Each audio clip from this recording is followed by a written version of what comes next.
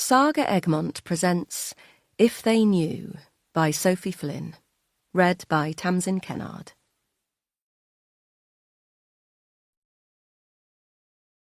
Chapter 1. Now, Hannah.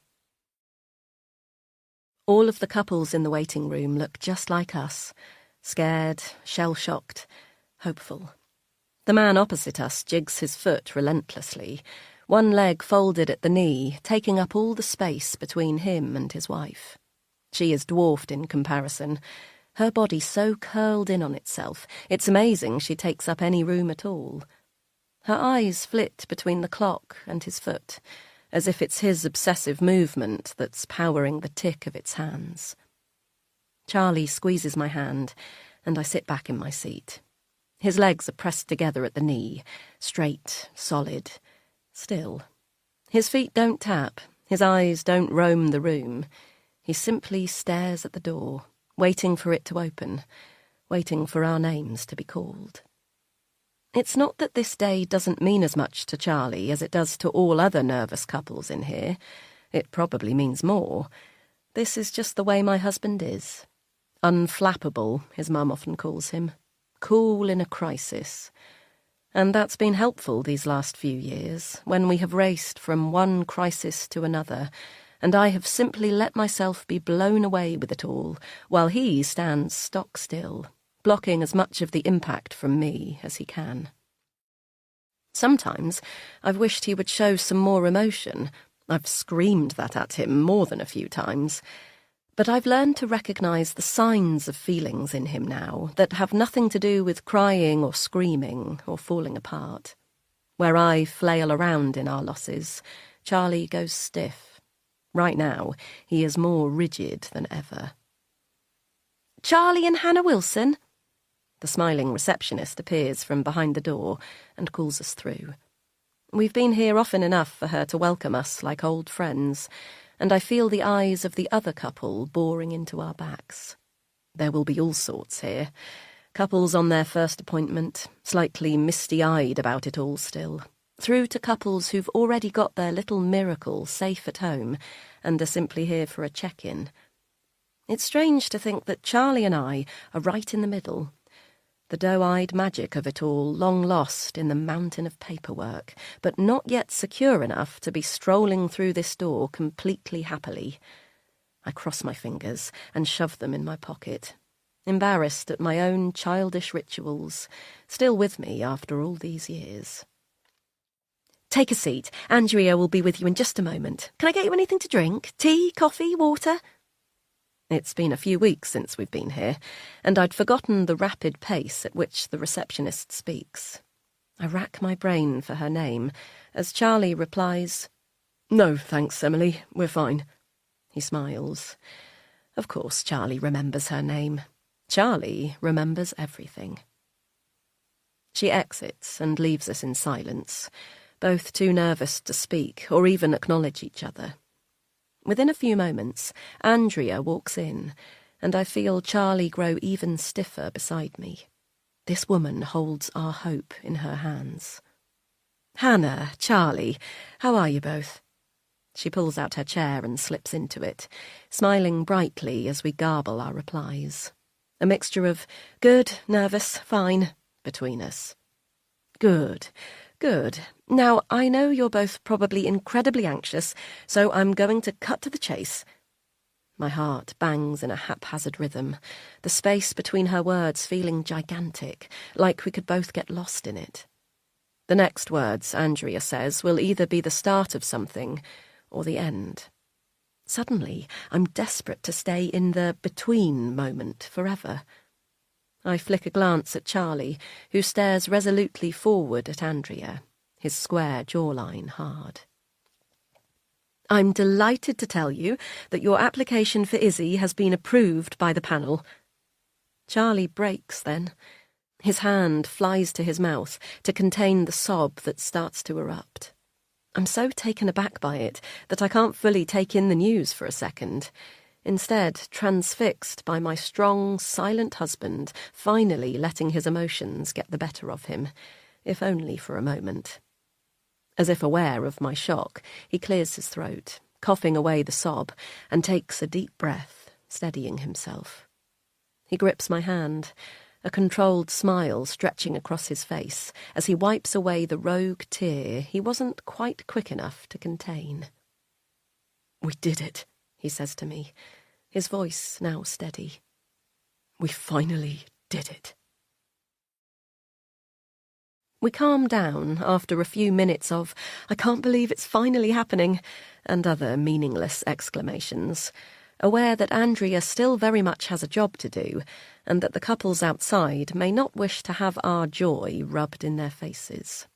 It's a tough line to tread, wanting to share success stories with hopeful parents without overstepping and parading it around. I have spent many nights enviously scrolling through strangers' Facebook profiles after they've shared their happy news on the adoption group. "We've finally been approved! Meet our new daughter!"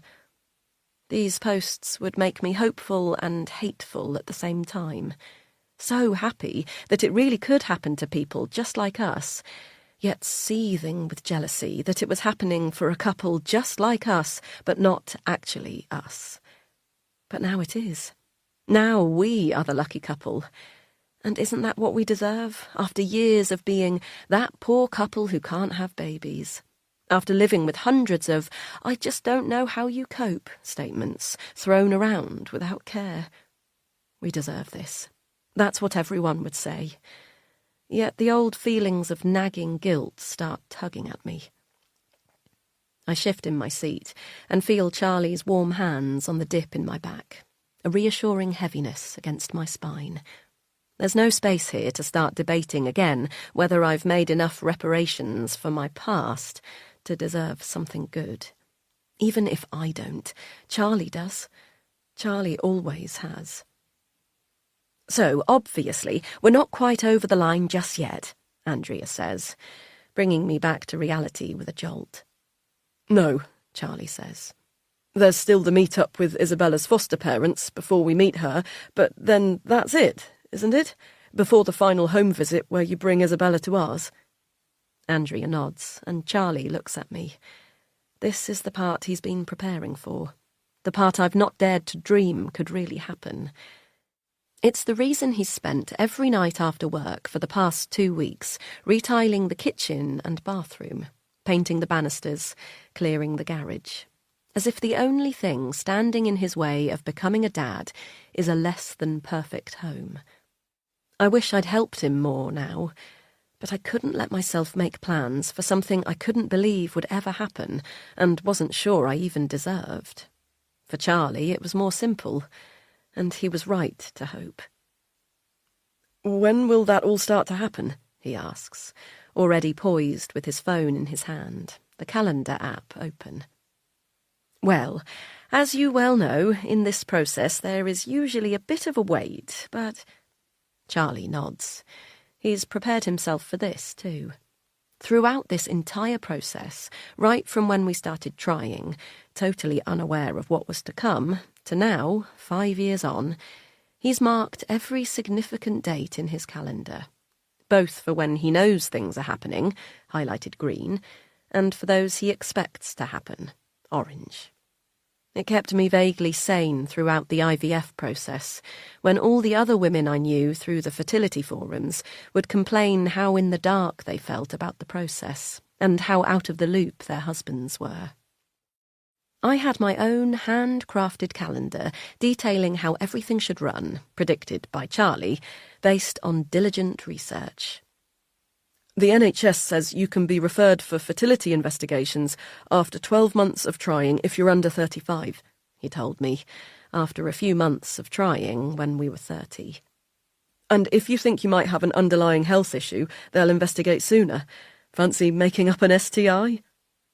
It's funny thinking about how it started, when fertility still felt like a given, something that would come to us if we just tried hard enough, wanted it bad enough. "The stars have aligned for you two this time, as we can arrange the meeting with the foster parents this Wednesday, followed by a meeting with Izzy the next day." Andrea takes a breath. "And then the final visit, where I'll come to the house with Izzy and do the handover, will be Monday 27th at...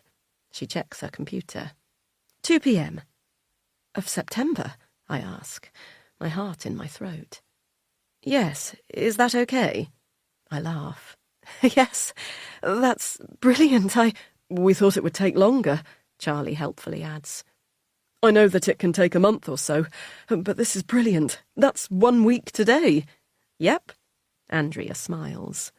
I managed to pull some strings for my favourite couple. Tears brim and then swiftly fall down my cheeks. Charlie puts his arm around me and squeezes my shoulder.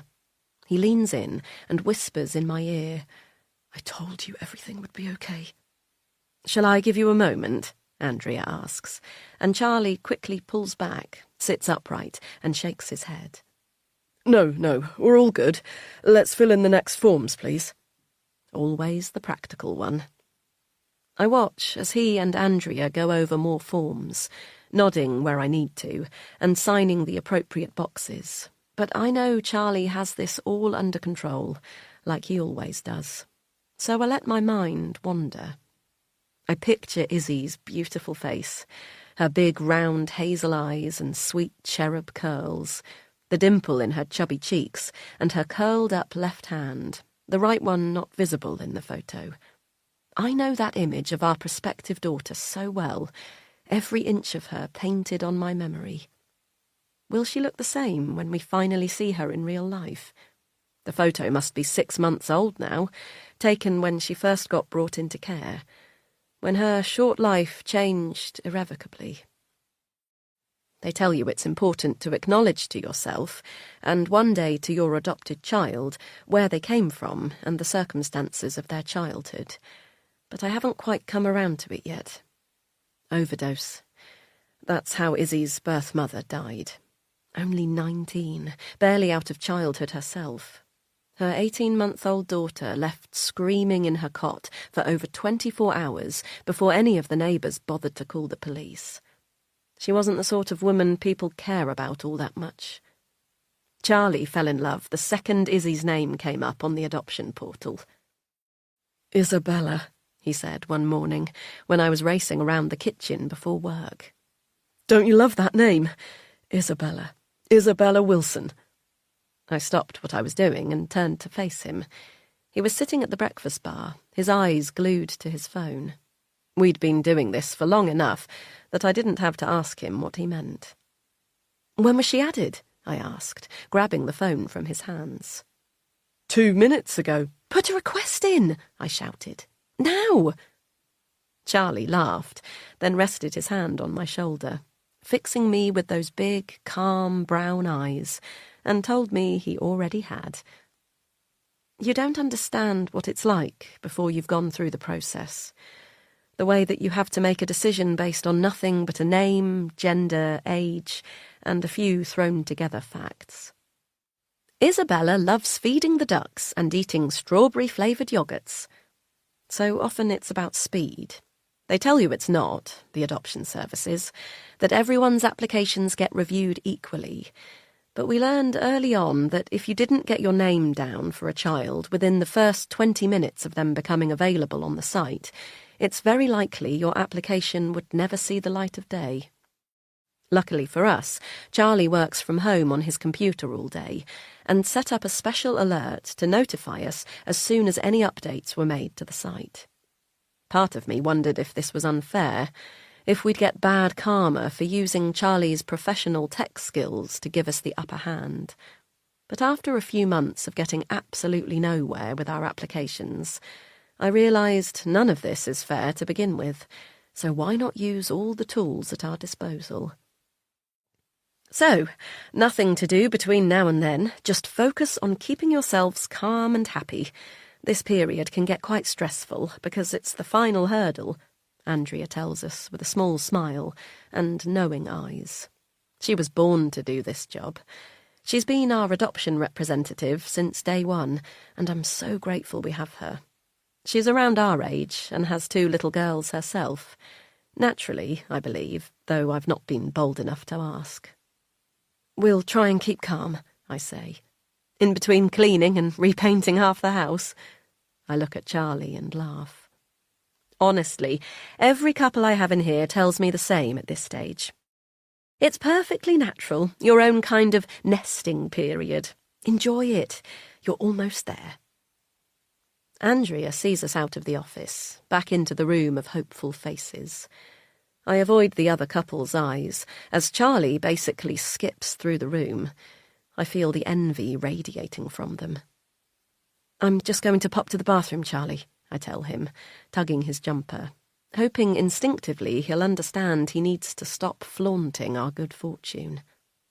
I'll go bring the car around, he tells me, grinning from ear to ear. Despite feeling like all eyes are on us, happiness trickles through me, and I return his goofy smile. Once he's skipped through the doors, I turn towards the bathroom down the corridor on the left. You pass another waiting room this way. It's bigger, and quite often full of children coming in with their adoptive parents for catch-ups with the resident psychologist. As I pass through the room, I notice the eyes of almost everyone are glued to the television on the wall. I stop and look up to see what they're watching. Breaking news from the BBC flashes on the screen, the red ticker tape scrolling too fast for me to make out at first. Terrorist attack, I think immediately. London, probably. But no, it's not a large-scale tragedy, not in the scheme of things. To most people, this is barely a tragedy at all. And yet I feel the ground shake beneath me as my eyes take it in. Infamous pop star Jessie Carter, 38, found dead at elite Oxfordshire Members Club. More information to come. Are you okay? Suddenly, a stranger is in front of me, her eyes wide. Do you need to sit down? I swallow, then breathe in, unaware I was holding my breath. The whole room is staring at me, and I feel sweat trickling down my back. My whole body is on fire. Jessie is dead. I run from the room, down the hallway to the bathroom, where I throw up every last morsel from my stomach.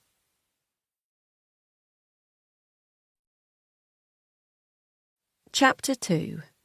1 week until Izzy comes home. Now, Hannah. Are you sure you're okay? Charlie asks me again as we pull onto the main road. I'm fine. I've said I'm fine. You're shaking, Han. He takes one hand off the steering wheel and rests it on my knee. Talk to me. How can I possibly begin to explain this to him? Jessie's face blurs as I try to remember him as he once was, and not the infamous pop star he'll now be forever known as. But no, I don't want to think of him. I can't bear to have him occupy any space where Charlie is. It feels like a whole other betrayal. I know it's a lot to take in. Believe me, I'm nervous too, Charlie carries on. But this is what we wanted. It's what we've dreamed of for years. I promise you, everything will be okay. He squeezes my knee, then puts his hands back on the steering wheel, taking up his 10 and 2 position once again. I let a tear drip down my cheek as guilt washes over me. I shouldn't be thinking about anything right now, except for Izzy. This moment should be one of the happiest in our lives. It's the equivalent of seeing 2 pink lines on the pregnancy test, knowing that you've taken the first big step towards becoming a real family, and praying to God that the luck doesn't run out before someone official can make it real. I'm sorry, I say through the tears. It's just, I want her so much, Charlie. I almost can't bear it. I know, darling, I know. I close my eyes and rest my forehead against the window for the rest of the drive home, telling myself that Jessie's death has nothing to do with me. I don't have a right to grieve or feel anything at all. But I do. Deep down, if I let myself admit it, I feel more than just grief. I feel relief. Because surely, now he's gone, there's one less person alive who knows the truth about me. If I keep telling myself these things over and over, perhaps I'll start to believe it. Charlie reluctantly drops me back at the office before heading home. I assured him I was perfectly fine to go back to work, that I'd much rather have something to focus on and keep me busy than spend the afternoon worrying at home. He didn't look at all happy about this, but relented in the end. We have quite different outlooks on work, Charlie and I. For him, it's something he has to endure to get the things he wants. A nice home, no worries about bills, holidays with me. For me, work is much more than that. My job gives me a purpose. It always has. As soon as I walk through the doors to the office, Kate appears with a coffee in hand. "How did it go?"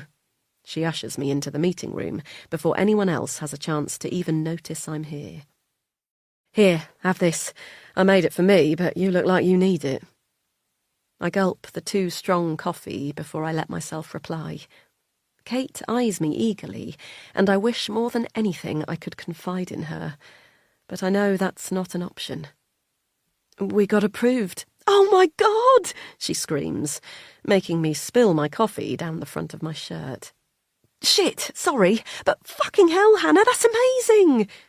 She pulls me in for a tight hug, and I smell the scent of her sickly sweet perfume. Such a contrast with the harsh exterior she presents to the world. "I bet you can't believe it," she says, pushing me back so she can look at me again. "Not really, no." "Have you told Diane?" she asks, referring to Charlie's mum. "Charlie will tell her today," I say, though I didn't check this with Charlie. "God, she's going to be so excited. And what about your parents?" I sigh. "I haven't yet. I will."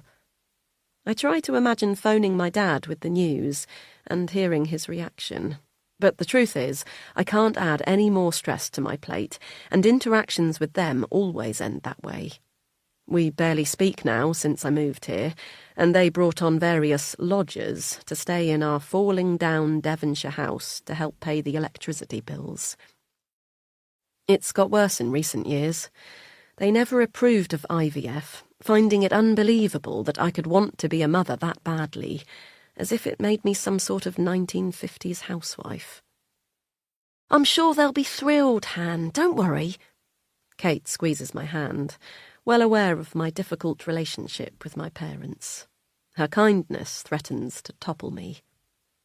"Oh, Han, don't cry. What's wrong? Was there something else? What's happened?" I wipe my face with the back of my hand as Kate rummages in my handbag for a tissue. "Nothing. It's just hard to believe, you know? We've wanted this for so long and it feels so close now, but still like anyone could come and take it away from us." The last bit is said through such a sob that I wonder if Kate can even make out the words.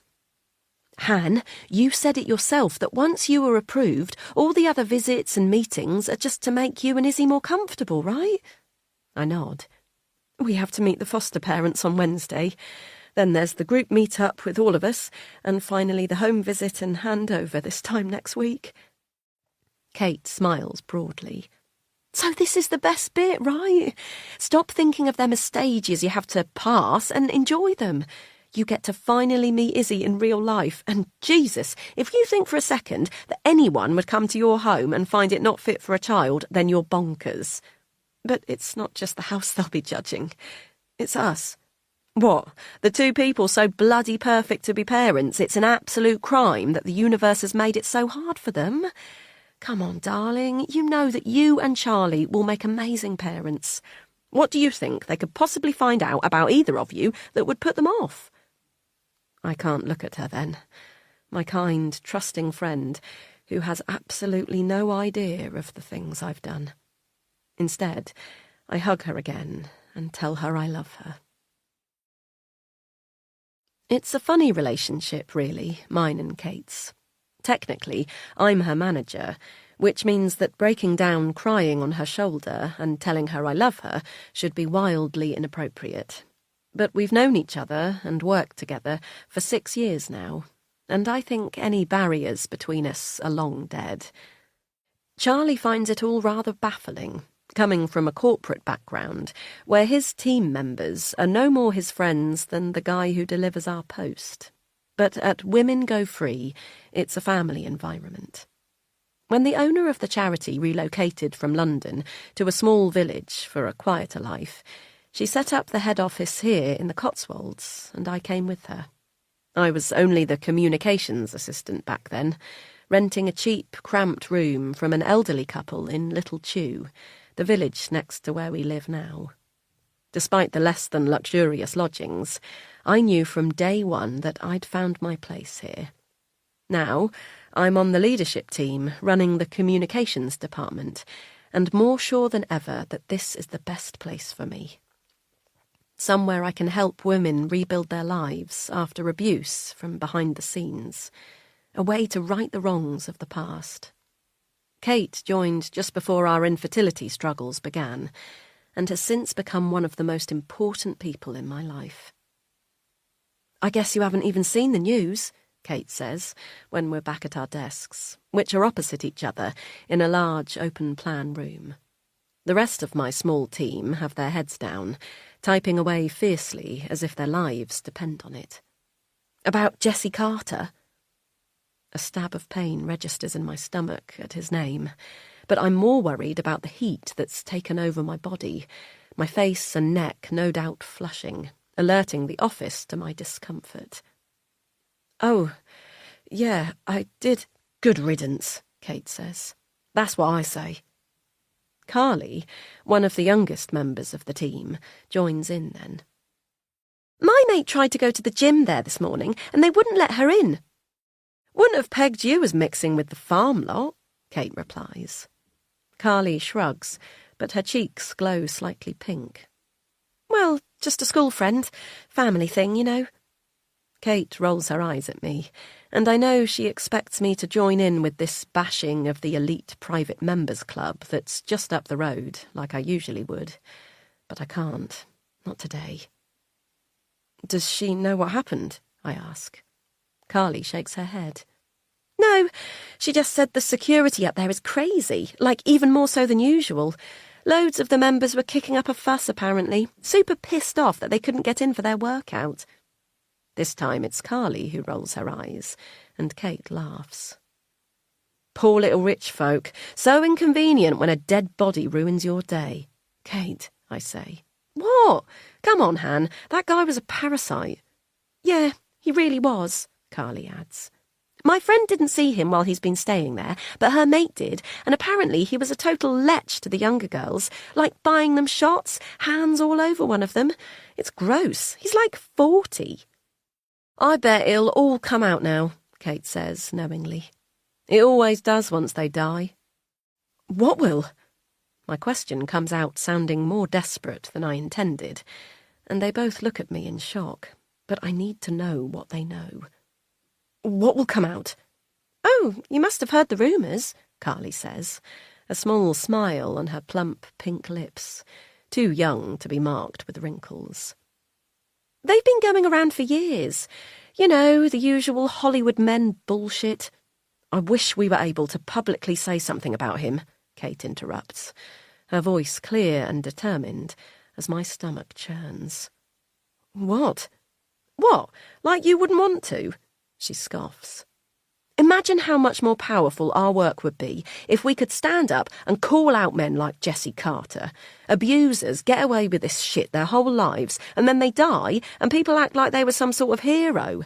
But he wasn't. Everyone knows he wasn't. The only reason he's got away with it for so long is because people have been scared." "He's never been charged with anything," I cut in. Carly shakes her head.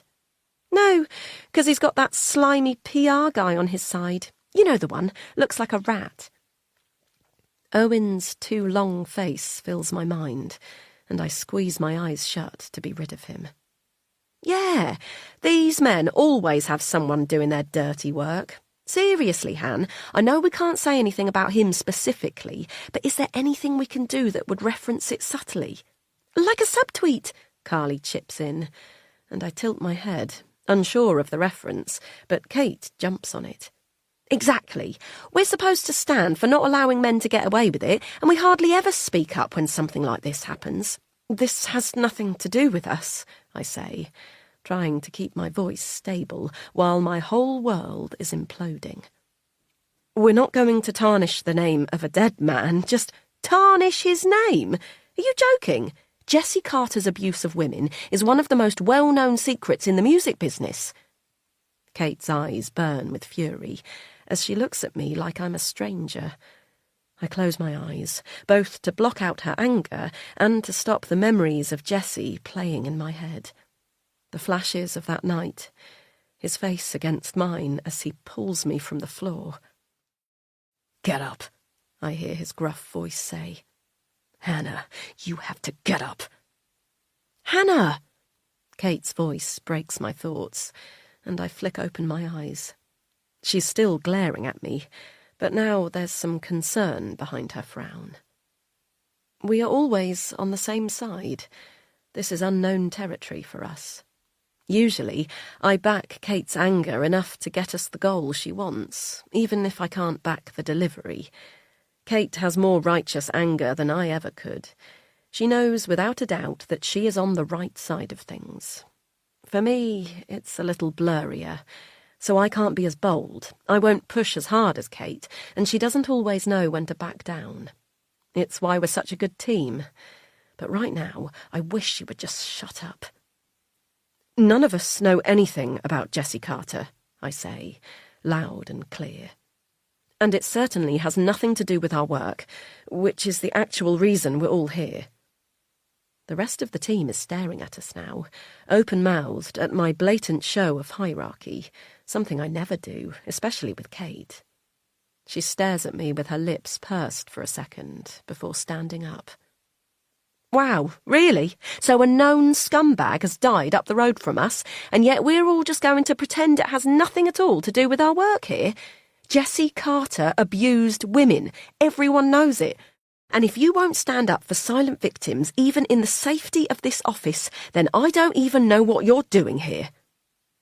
With that, she turns and walks out of the office, leaving me alone to face the disappointed looks from every woman on my team, my eyes swimming with tears, my mind full of Jessie's face, the face I promised myself I'd let go.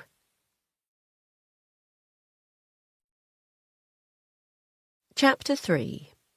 Then, New York.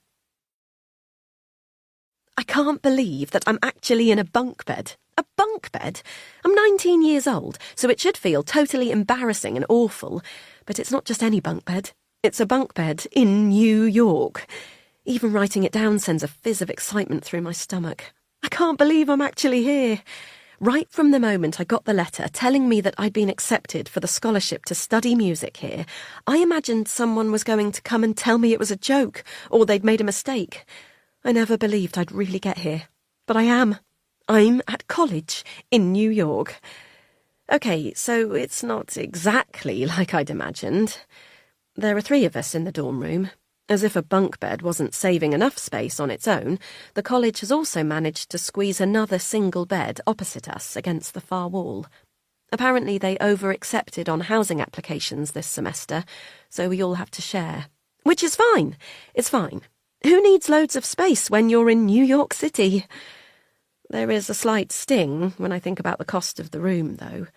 When I asked my roommates about whether us sharing one room between 3 instead of 2 meant we would get a reduction in our room rent, they looked at me like I'd spoken another language. Maybe. You'd have to ask at student services, Ari said, twiddling her long curls around her fingers. Maybe I will, I said, unsure of myself. I added with a laugh. I mean, we paid $12,000 between the 3 of us for this room for the semester. That's mental. They both just looked at me and shrugged, and I realised then that the reason they weren't concerned by our situation was that they literally had no idea what it cost. Their rent money certainly wasn't coming from their own bank accounts. As soon as I brought it up, I regretted it. Moaning about the room made me sound like a total brat. But I suppose it's easy not to care about being ripped off when it isn't your money. Ari and Zia won't get that, obviously. But I'm not going to let this one tiny thing ruin my mood.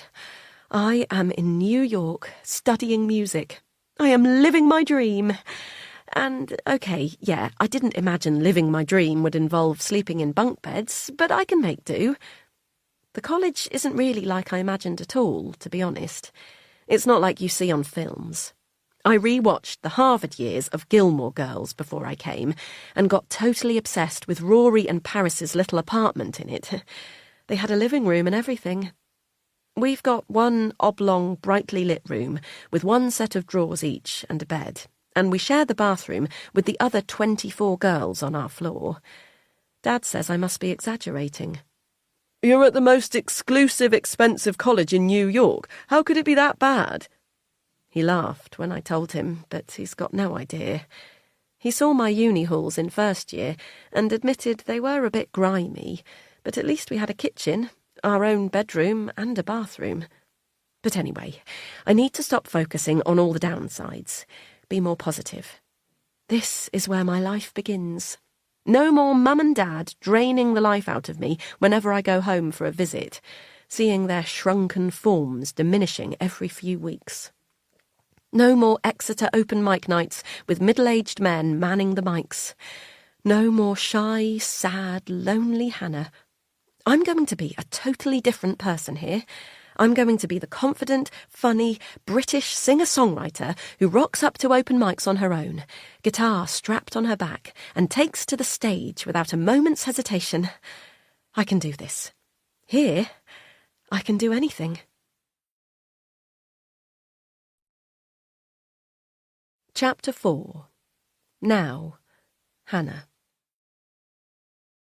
I already know it's Kate from the way she knocks on the door.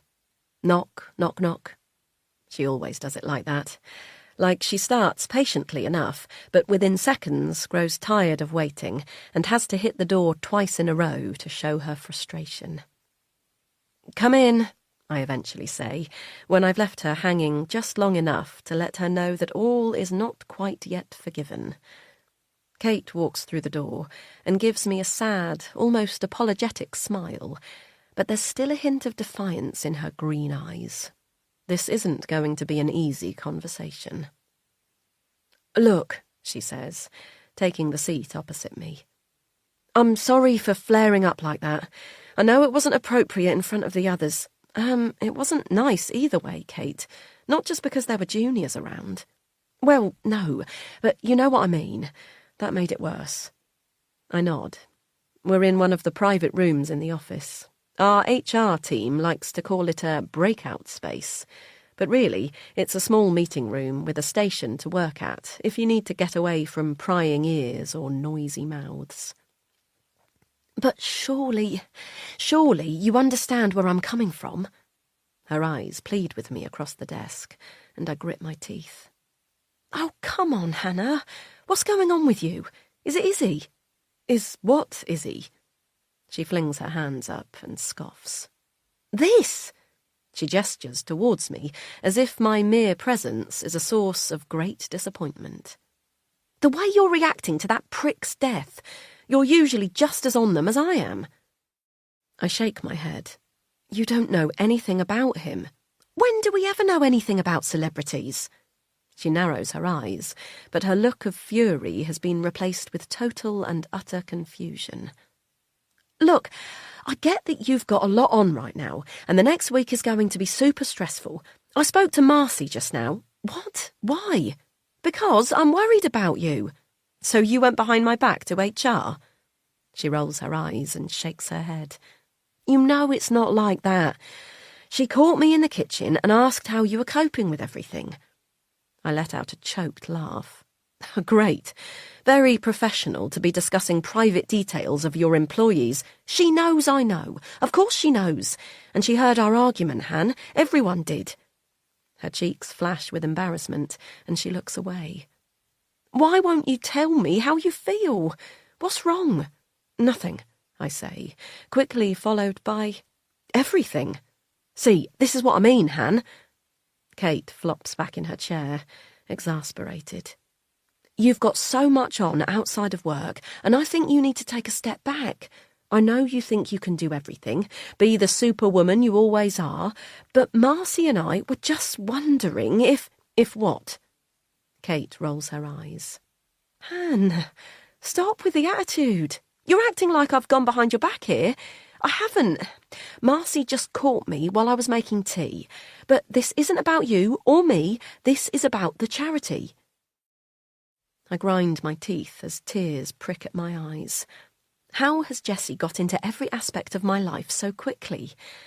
I've kept him hidden for 15 years, and yet here he is now, ruining everything, even from beyond the grave. I need to call Charlie, I say, getting up from the table. Kate reaches into her bag and shoves a file into my hand. Fine, but please, can you at least read these? What are they? It's about Jesse Carter. Stories from women that someone online has been collecting. Han, so many people are already speaking up about his death to make sure he doesn't go down in history as a glorious rock star. It's unlikely that this won't become a media story soon. We should be prepared. I stalk out of the room, the papers gripped in my sweaty hand. Kate doesn't follow as I make my way out of the office onto the lane outside. It's a bright, brisk September day, the sort that Charlie loves, and I wish I'd brought my jacket.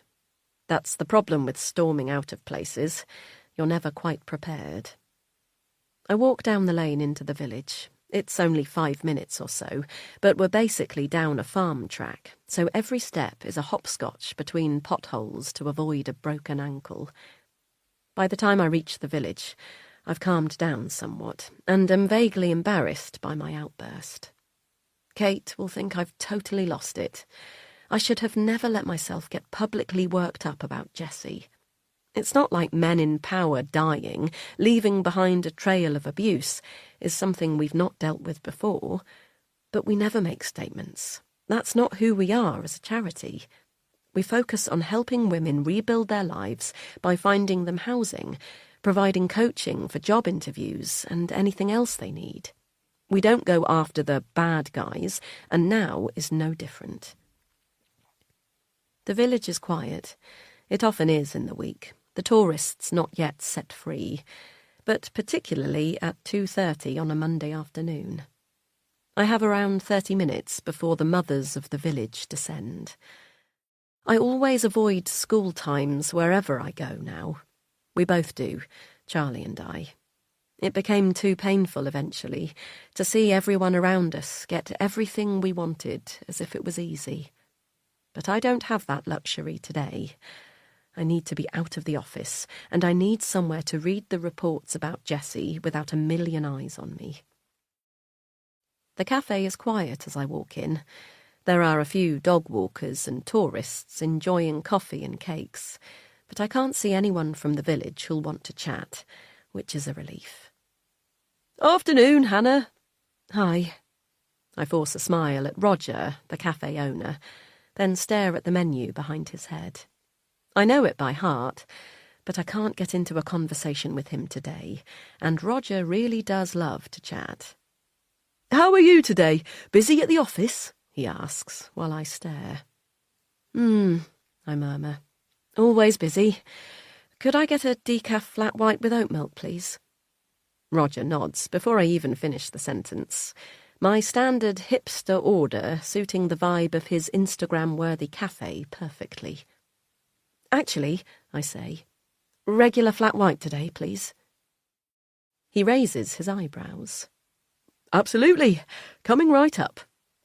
I thank him and walk to the table in the corner, where I can see out to the street, but you can't see in. After a moment, he brings over the coffee, and I look at it in wonder. Caffeine. Proper milk. I gave up both years and years ago after reading about the negative impacts on both for fertility.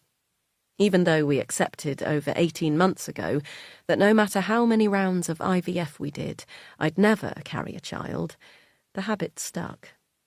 Deep down, perhaps I hadn't quite given up on the hope of my body sorting itself out. That's the problem, when after years of tests and investigations, you're left only with the non-diagnosis of unexplained infertility. Letting go of the hope that the mystery of your body might one day magically fix itself is hard, near impossible. But today, I don't need to hold on to that last glimmer of hope anymore. Today, Izzy is all the hope I need. I take a mouthful of the coffee and instantly feel the buzz of caffeine swimming in my veins. I smile and close my eyes. Soon I won't need to avoid this place at 3 p.m. either. Soon, perhaps I can be just like the other mothers who sit here proudly, knowing without a shred of doubt that they belong. But first, I have to deal with Jessie. Half an hour later, I feel like I might throw up again. Whether it's the effect of caffeine and whole milk after years of abstaining, or because of everything I've read, who knows. But I can feel the sticky veil of sweat across my top lip and the familiar thud of panic in my chest.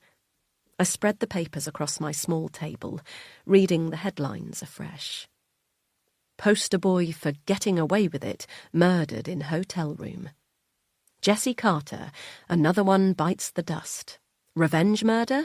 We can only hope. I've known men like Jessie Carter, and I'm glad he's dead. Murdered? The word sticks in my throat. That's not what the news said earlier. That's not what I thought. Oh my God. This is worse than I could have ever imagined. I assumed there would be reports of an overdose, a party gone too far, possibly a horrible accident. But murder? This changes everything. I flit my eyes across the headlines again, desperate to see something that tells me I've read it wrong, that the world isn't shouting out for everyone to hear that Jessie's death is something cold and calculated. Kate has obviously been scouring the depths of the internet for these reports. It's not the coverage the rest of the world will be reading today. Instead, she's looked in places that most people never think to. Opinion pieces in female-run journals, press releases from some of the more controversial women's aid centres, and, of course, Twitter. I open BBC News on my phone, which provides momentary relief.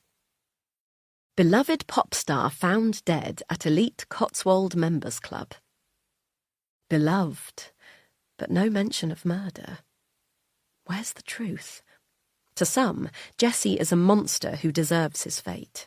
But to many, today's news will be a tragedy. I know enough about reporting restrictions to know that reputable organisations won't call it murder until the police release that. But small journals and blogs will have no problem hedging their bets based on rumours alone. And the thing I've learned about rumours is that they usually turn out to be true.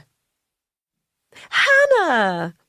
I hear my name being called in a happy sing-song voice across the cafe and inwardly groan. It's Olivia, the wife of one of Charlie's friends from the village. It's not that I don't like Olivia. It's just that... How exciting! We never see you in here during the week, do we, Pops?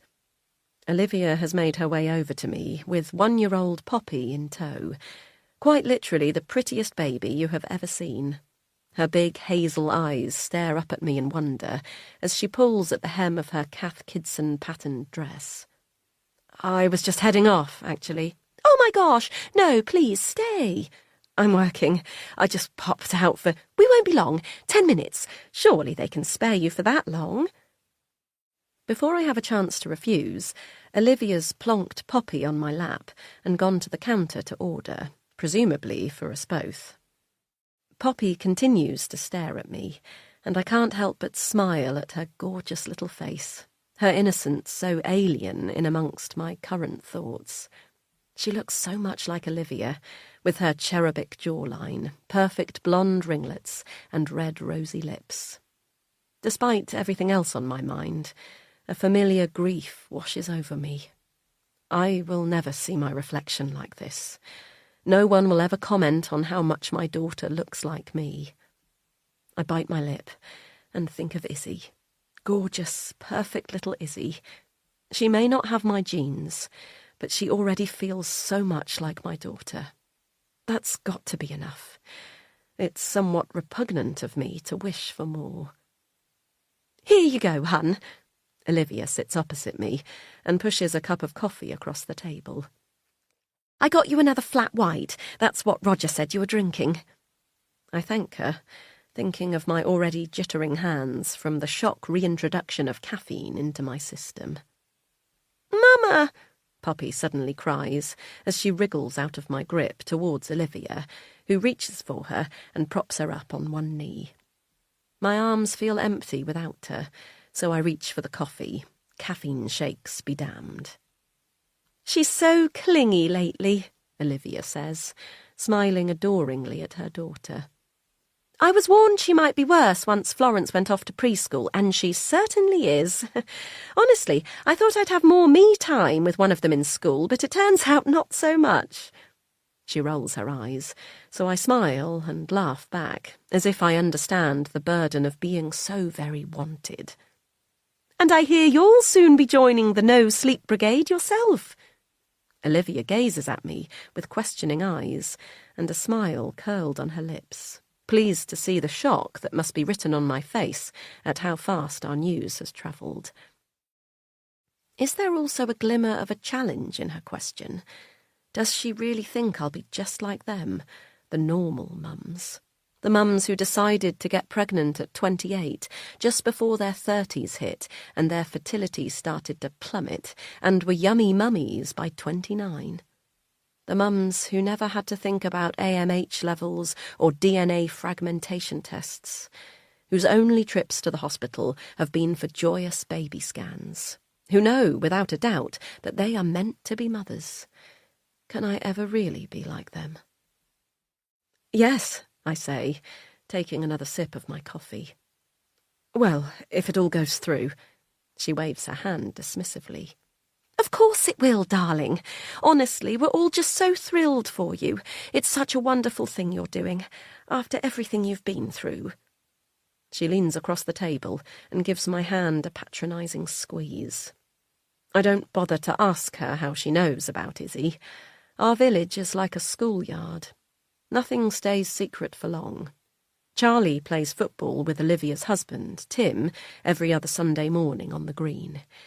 He must have mentioned that we were in the final approval process to the team yesterday. Perhaps he was nervous about today and wanted someone other than me to talk to about it. It's very like Olivia to assume that this morning's meeting went well. Everything in her life does. But I can't be annoyed anymore at things like this. I realised years ago that infertility puts you into this strange category of people where your most private moments become ripe for public consumption. When your body won't do what it's supposed to, everyone feels like they're entitled to give you their opinion. Just relax. It always happens when you least expect it. You just need a break. My friend, sister, auntie, cousin did IVF for 5 years, and as soon as they stopped, got pregnant with twins. You need to go organic and vegan. Dairy is responsible for so many health problems. You wouldn't believe it. Of course, none of their tips worked. Nothing worked. We went from being told, "You're young, don't worry, you have ages," to "You're still the right side of 35," to finally, given your age and lack of response so far, it might be time to start looking at other options. So now, instead, we endure the stories of adoption. Stories of families bringing home perfect babies, only to discover years later they'd suffered abuse and were so traumatised by it they wrecked the family home. Stories of biological mothers turning up years later, clean and sober and ready to take back their children. Stories of failing to bond, of never fitting in with the biological siblings no matter what the parents did. We've heard it all. I don't know why people tell us these stories. I'm quite certain half of them are not even true. But it seems like people feel the need to do a public service announcement when they hear we are trying to adopt. As if they don't relay these urban myths of when it all went wrong, then we might befall the same fate. As if we have walked into this whole thing completely blind. As if we haven't had to endure more paperwork than you'd ever think possible. Information videos, instructional classes, informal interviews, formal interviews. There is nothing we have not done and do not know to prepare for adoption. And yet... "You'll have to bring her to the toddler music class in the village," Olivia says, in her sing-song voice. "She'll love it." I murmur some sort of agreement, too terrified of things going wrong to be able to make such flippant plans. But Olivia doesn't know that. Olivia has no idea what it's like to feel such a tentative hold on your future. In 1 week, we could be parents of a toddler, or we could fail the final processes and be nothing. Just the two of us. Only time will tell. "I really have to get back to work," I say, eyeing the door where a crowd of mothers and school children have begun to gather. I gather up my things and shove the articles about Jessie into my bag, but I'm too slow, and Olivia catches sight of one of them. "Oh, God! I read about that this morning. They're saying he was murdered now, you know. Can you believe it? Just up the road." Her eyes go wide, and she shakes her head in mock horror, but it's glee that shines in her eyes. "You would never think it could happen there. It's so safe. Their security really is excellent. We were there on Saturday morning for a coffee and... Well, I shouldn't say, but, you know, now he's dead, it's hardly like the privacy rules have to be followed." My heart thuds in my chest as I wait for Olivia to continue her gossip. She bites on her lower lip and looks around the now full cafe before leaning in, conspiratorially, to talk in a hushed whisper. "He looked terrible." "Who?"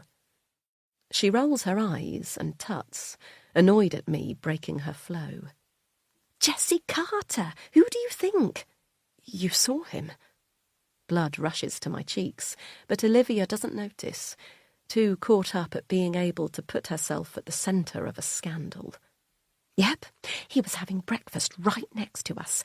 I said to Tim at the time, he isn't half as good-looking in person. He looked like he'd not slept in weeks, so much older than you see on his Instagram. But I suppose that's filters for you."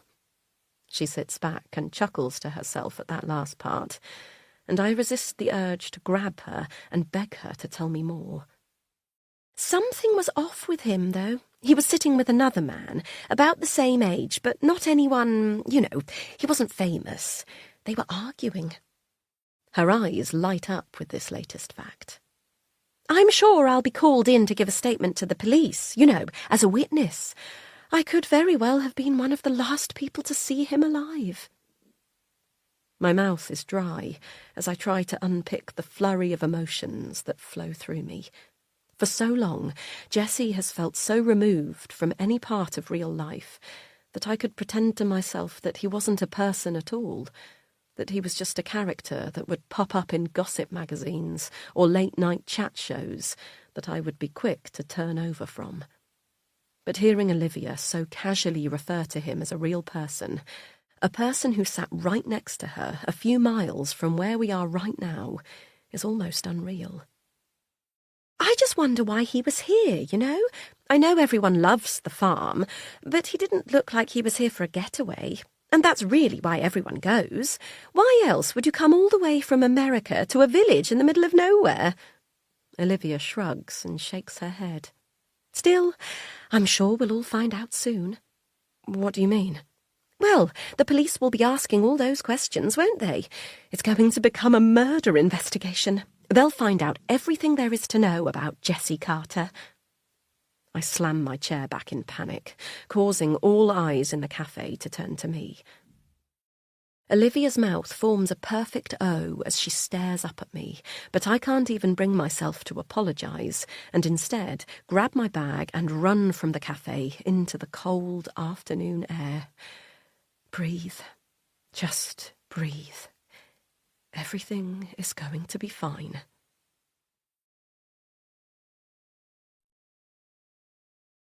Chapter 5. Then, New York.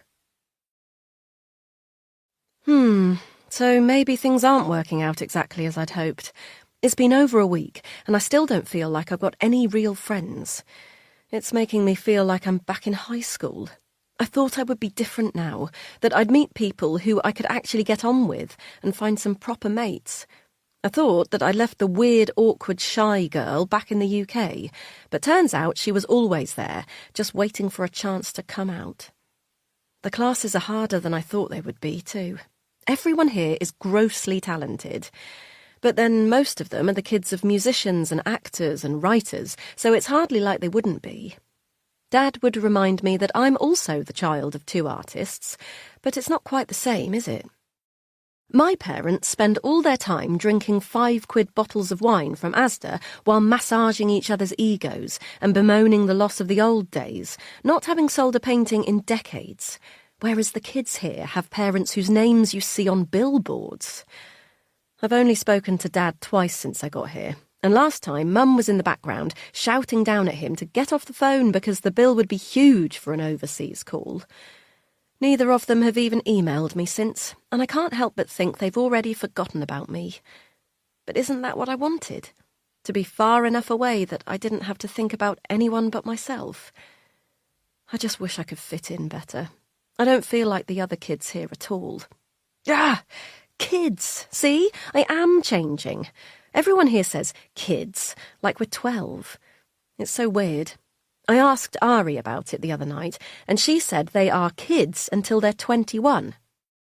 21? I laughed. You stopped being a kid years before that. But she just shrugged like I was being dramatic. Back at home, I know we're still young, but at least we have some sense of being adults. Here, they don't have to do anything. The college provides all our meals in the dining hall, so there's no arguing about the washing up or making the weekly shopping trip to fill the fridge with a combo of hangover treats and enough pasta and tomato sauce to keep us alive. We don't even use money on campus. We have these college cards which we have to top up online, and everything is paid for with that. It's so weird, but I guess a lot of the kids here have their parents topping them up from home. I haven't bothered giving Mum and Dad the details of mine. It's not like they'd remember to do it, even if they did have some spare cash. Back at home, I'm the exceptional one. I know I sound like a total egomaniac, but it's true. I'm not surrounded by friends or boyfriends or anything like that, but I am thought of as the talented one. I always have been.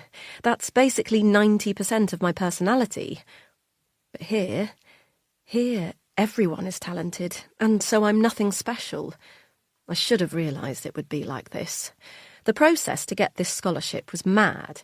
Hours of Skype interviews and 3 separate audition tapes before they'd even consider me. Everyone else here will have done that too. Everyone here is the very best of their class. The difference is, they already come from elite New York and LA classes, and I am the best of Exeter. I think the other big difference between here and home, though, is that I'm so bloody lonely. The problem with being an exchange student is that they stick you in halls, or as they call them here, dorms, as if you're brand new to uni life. But I'm too old to be properly friends with the 18-year-old first years they've roomed me with, and I'm not cool enough to be friends with the fourth years who look at me like I'm a fresher. I'm just stuck in the middle, appealing to no one, just like the old days. But at least I have my music, even if it no longer makes me exceptional. I've been practicing loads since I got here. The upside of not really having any mates is that I've got hours and hours to rehearse. I've looked up some open mics in the city too, but not had the nerve to venture out to any just yet.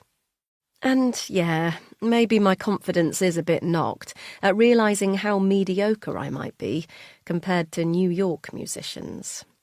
But to be honest, I've barely been into the city at all. Campus is big enough to wander around and give myself the illusion that I'm living in New York without worrying about anything like being mugged or catcalled or getting lost. You know, the real bits of New York. I did go for a wander the other night. A few girls from my class said they were going for a coffee after class, and I managed to get myself sort of invited. And by that, I mean I was standing so near to them when they were arranging it that to not invite me would have been insanely rude, so they did. One of the girls in the group, Sadie, actually lives in New York. Her parents have an apartment a few blocks from campus. Astor Place, it's called. So she took us to a coffee shop she knows. She lives on campus too, despite being so near home. Isn't that mad? Imagine having an apartment that close to campus and still paying the insane college rental rates. I guess a lot of the kids here have more money than sense. Even though none of them really spoke to me much, and I felt very much like a hanger-on, I loved that night. We walked through the busy streets as the dusk settled, and I felt like I was in a movie. Men in business suits stormed the pavements, phones pressed to their ears, barking instructions. Women in yoga gear power-walked in pairs, their hair brushed off their faces in tight bands, their mouths moving 100 miles an hour as they talked. An older woman rode past us on a scooter. A scooter! I had one like it when I was a kid, and laughter bubbled up through my throat as she rode by, winking at me. I love this place. I'm not sure it loves me yet, but one day I think it might. Before we got to the coffee shop, Sadie stopped at this big cube statue in the middle of the street and told me to push it. I thought she was joking, trying to make me look stupid. Show that I wasn't a New Yorker like her, so I laughed it off. But then she rolled her eyes and walked up to the statue, calling me over again. I leant my weight against it, copying her, and felt the cold, flat surface against my back. It didn't move an inch, and I stood back up, feeling stupid. But she kept pushing, and then, like magic, the statue moved. All the other girls laughed and cheered, and a few tourists stopped to watch her. She told us there's a point at which, if you put your weight behind it, it moves. Tourists love trying it, but they never make it move. I hope, in a few weeks, I won't feel like a tourist anymore. I want to feel at home here. I want to be someone else. I want the city to swallow me whole.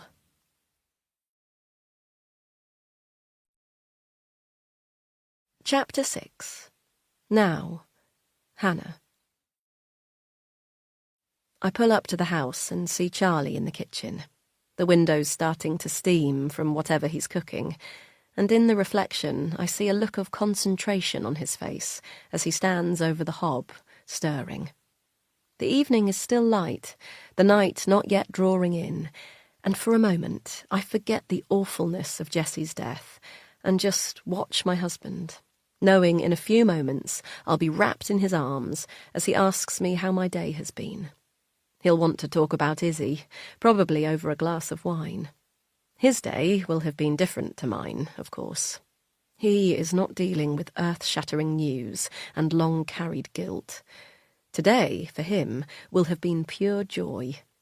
Perhaps he told his colleagues the news about Izzy as soon as he got back online, sending those silly gifs they all seem to communicate with instead of actual words.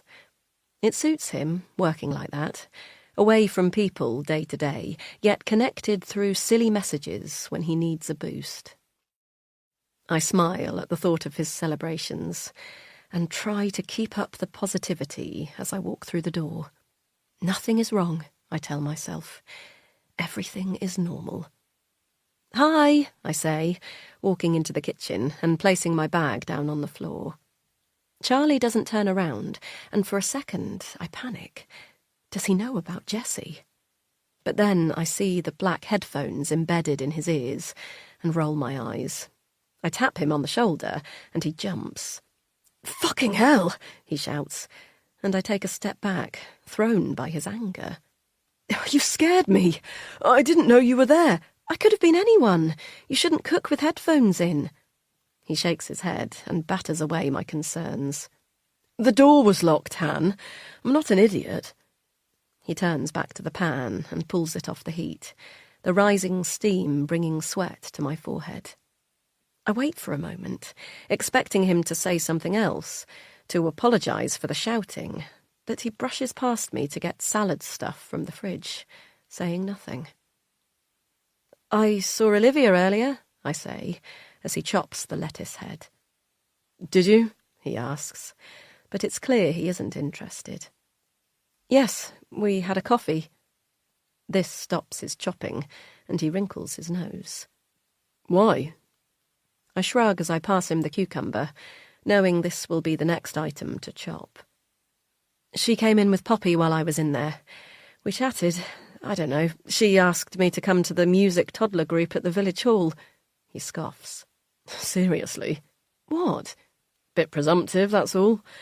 But then that's Olivia all over." I bite my lip. Despite having had the same initial reaction to Olivia's invite myself earlier, I hoped that mention of this would bring Charlie out of whatever has put him in this funk. "I think she was just trying to be nice, to make me feel like a mum." His eyes soften then, and he nods slowly before putting down his chopping knife and bringing me towards him. He buries his face in my hair as I'm pulled into his warm chest. I breathe in his familiar smell mixed with the scent of buttered onions from the risotto on the hob and close my eyes. "Go sit down," Charlie says, letting go of me. "This will be ready in about 10 minutes. I'll bring it through." He kisses me on top of my head, and I do as I'm told. We're trying to get out of the habit of eating on our laps in front of the TV. It's one of the many things that we started doing as a form of comfort over the last few years that we've never really been able to shake. Setting the table and sitting at a hard surface began to feel, like a lot of things in our lives, pointless and faintly ridiculous. Why drag your body from the warm sofa when it's just the two of you? Why bother with set meal times at all? We could do anything. No one would know or care. I would say this to Charlie sometimes. Isn't it crazy that we just keep getting up and going to work and making dinner and washing up like nothing is wrong, like we're totally normal? He'd sigh and tell me that we were totally normal and things wouldn't be like this forever, but I never really believed him. Life didn't stop when we realised we'd never create it, but it became duller, heavier somehow. But tonight, I set the table. I pull the placemats out of the cabinet, lay knives and forks beside them, and place coasters at a 45-degree angle. This is what a family does. We need to get back into good habits for Izzy. I have to believe that Izzy really is coming home soon. Otherwise, what then? A swell of panic skitters across my skin as I imagine a future without her, without anyone. The relentless, endless days that will come for us. But I breathe through it and come back to the room. I place the salt and pepper in the middle of the table as Charlie walks through the door. "Oh, wow, are we eating in here?" He looks at the table as if I've laid out multiple knives and forks and folded napkins fit for fine dining. "Yes," I say. "We need to stop eating on the sofa. It's not good." "No," he says, still eyeing the table suspiciously. "It's not. I'll bring stuff in." He brings the hot plates and places them on the mats, then leaves and returns again with the bowl of salad and takes a seat opposite me. "Look okay?" he asks, nodding at the steaming risotto. I glance down at my plate and my stomach rumbles in anticipation. "Looks lovely, thank you. Shall I put some music on?" "I'll do it." He runs into the kitchen and back to bring in his speaker. We never use the dining room, and it feels cold and uninviting with just the two of us sitting here tonight. I try to imagine Izzy in here, a high chair at the end of the table, her giggles filling the empty room. Suddenly, the silence feels overwhelming, and I bark at Charlie to just put anything on. "Sorry," I say, as he sits back down, music now playing through the speaker. "You should be. I've just clicked the first playlist that came up," he smirks. "Which was?" "Pop hits." He laughs, and I smile back. We don't speak for a few minutes as we eat. Charlie's made one of my favourites, goat's cheese and beetroot risotto. Beetroot is a hangover from my IVF days. I read somewhere that beetroot was good for fertility, and it became one of the staples in our fridge, along with spinach, cashew nuts, maca powder, Brazil nuts, pomegranate juice, and even bee pollen at one point. I lived on maca and bee pollen smoothies for a month during our third cycle, in one of my most desperate measures, as if the cure to my infertility was to be found in ground-up powders whizzed together with oat milk in a NutriBullet. But tonight's risotto is not a fertility recipe. I've no doubt Charlie cooked the rice with wine, another formerly banned substance, and lashings of butter. The goat's cheese has been drizzled with honey and placed under the hot grill before being dolloped on top of the gooey rice. The dish's decadence undercut by a crisp lettuce and cucumber salad with sliced apple. "Do you think Izzy will eat beetroot?" I ask, slicing the bright pink vegetable on my plate. Charlie tilts his head, thinking. He never answers a question straight away, even if it's as simple as whether he'd like a glass of water. Everything is considered. "Probably not, no, but that's okay. I'll make her something else." He smiles and looks back down at his plate. "Are you okay?" He looks up and smiles brightly, but worry is creasing his brow. "Yeah, I'm fine. It's just a lot, isn't it? The hope." I swallow and nod. "We're so close now," he adds. "It almost feels too good to be true, like something will come up and take her away from us." He looks down, and I'm gripped by a stabbing of guilt so painful that it makes me tilt forward to catch my breath. Hey! Charlie's up and around the table, suddenly at my side. "I'm sorry, Han. I didn't mean that. Don't worry, we're going to be fine." He rubs my back, and I close my eyes, unable to look at him in the eye. We're silent for a moment as he rubs my back, and I try to collect myself. Then I hear him. Jessie's gravelly voice coming through the speakers. Before I know what I'm doing, I jump up and switch off the speaker. Charlie opens his mouth and closes it again. "I hate that song," he says. "Me too." He walks back to his side of the table and gathers up the plates, scraping what's left of my risotto onto his plate and piling the leftover salad on top. "Did you hear he died?" Charlie says, and I do everything in my power to stop my body from tensing. "Who?" I ask. "Jessie Carter, the pop star. It was on the news today. He died up the road, at the farm." I tuck my hair behind my ear and mumble that I had heard. Kate was talking about it at work. Then take out my phone and begin to scroll Instagram, not seeing a single post. Charlie walks past me to take out the plates, but stops to kiss me on the head. "Everything is going to be all right, Han. I promise."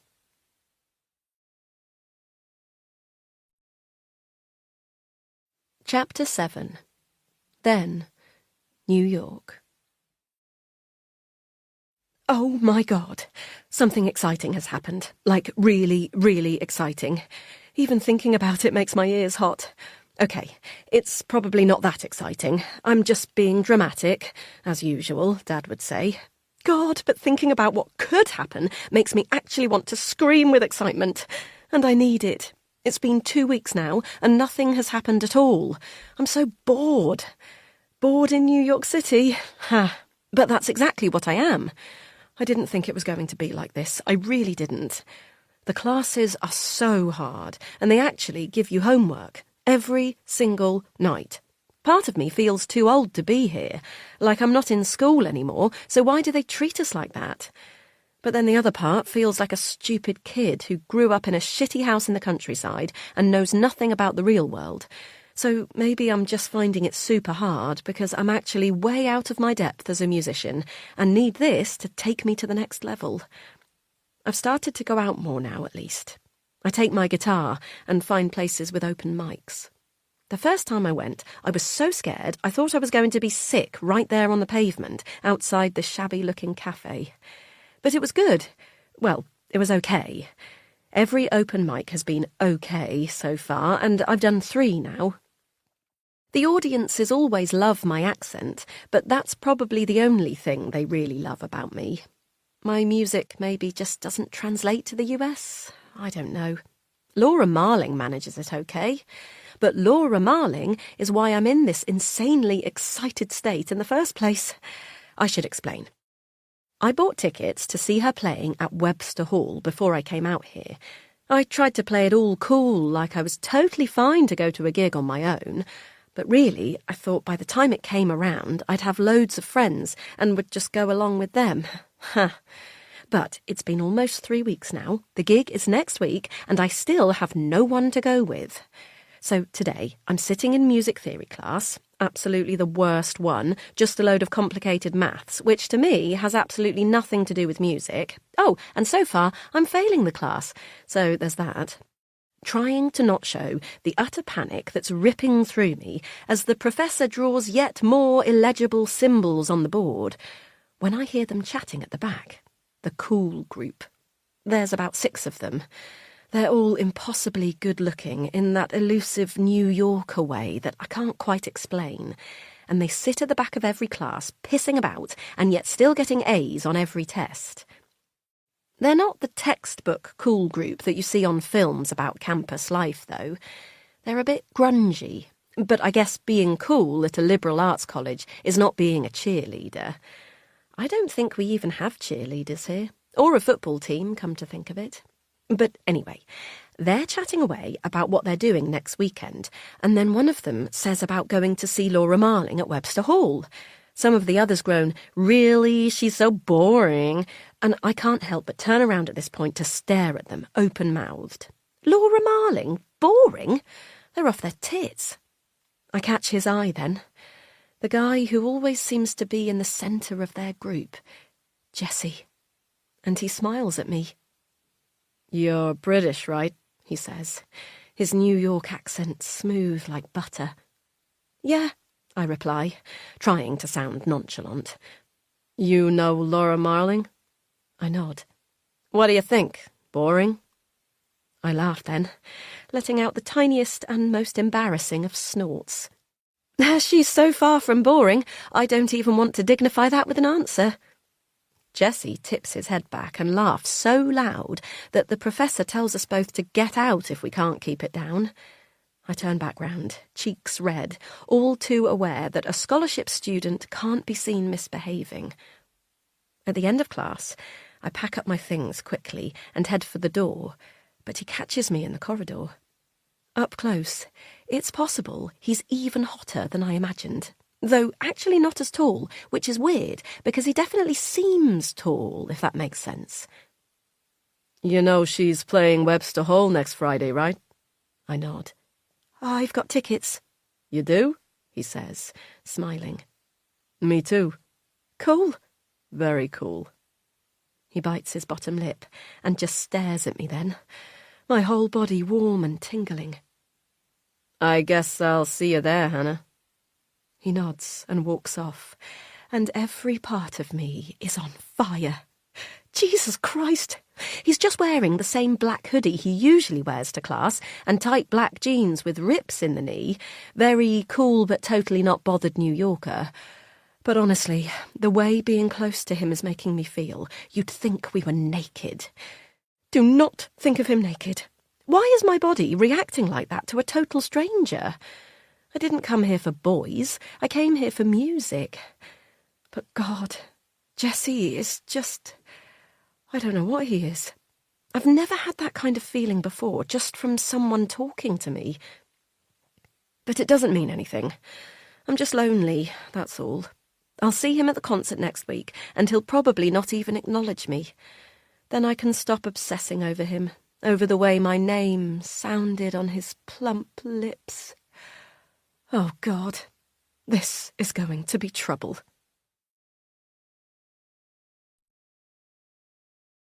Chapter 8.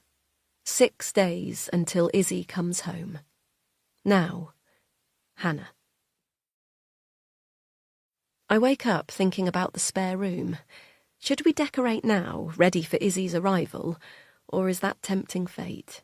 If we don't do anything, though, surely that won't show Izzy that we're ready for her when they bring her for the home inspection and handover.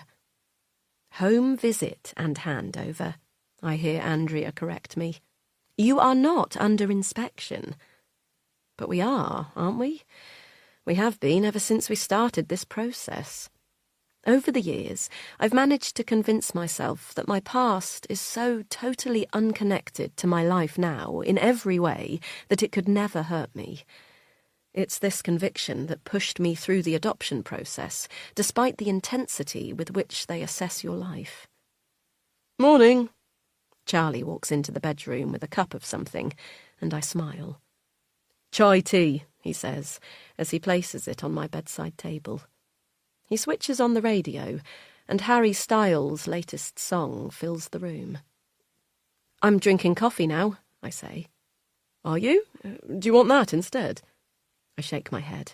No, I was just saying. There's no reason not to, right? He shrugs and says he supposes not, then goes back downstairs. He starts work a lot earlier than me. He prefers early mornings, whereas I prefer sleep. And if I'm honest, I'm finding it harder and harder to remain interested in work lately. It's not that I don't care, of course I do, but my thoughts have become so consumed with Izzy that nothing else seems to fit. I remember being like this with our first round of IVF. So sure it was going to work, I let everything else in my life slip. And then, when we got that first negative, it was like the world would fall apart. But it didn't. Because if there's one thing I've learned over the last few years, it's that you just keep going, no matter what happens. We just keep going. Harry Styles fades out, and the 7:30 news bulletin replaces it. I need to get up. I should be dressed by now. Police continue investigations into the murder of pop star Jesse Carter after his body was found at The Farm, a private members' club in the Cotswolds. Police have today confirmed that Carter was stabbed. I jump from the bed and switch off the radio. Stabbed? Jesse was stabbed. The image makes my skin feel too tight, like my body is clamouring to be released. I'm heading into town this morning, Charlie says, popping his head around the door. I didn't notice before that he was dressed in outdoor clothes, as we call them, the only thing defining them from our indoor clothes being their lack of elastic waistbands and oversized nature. What for? I reply, smoothing down my hair in an effort to look less erratic. Charlie waves his hand and tells me he has to meet a new hire to his team, then gives me a kiss on my sweaty forehead and leaves. Charlie hardly ever works outside of the house, and I wonder why he didn't mention this to me before. But perhaps he did. I've hardly been attentive lately. I pull off my pyjamas and shove them on top of the overspilling laundry basket. I need to get a hold of the house stuff. We can't fix the whole house this weekend. We need to be prepared before that. One thing at a time, I tell myself. First, pee, brush your teeth, shower. I walk into the bathroom, chanting it like a mantra. Pee, brush teeth, shower. On the toilet, I see I'm bleeding. I sit and stare at the pink stains on the tissue for a moment, waiting for the grief that has, for years, accompanied this sight. But nothing comes.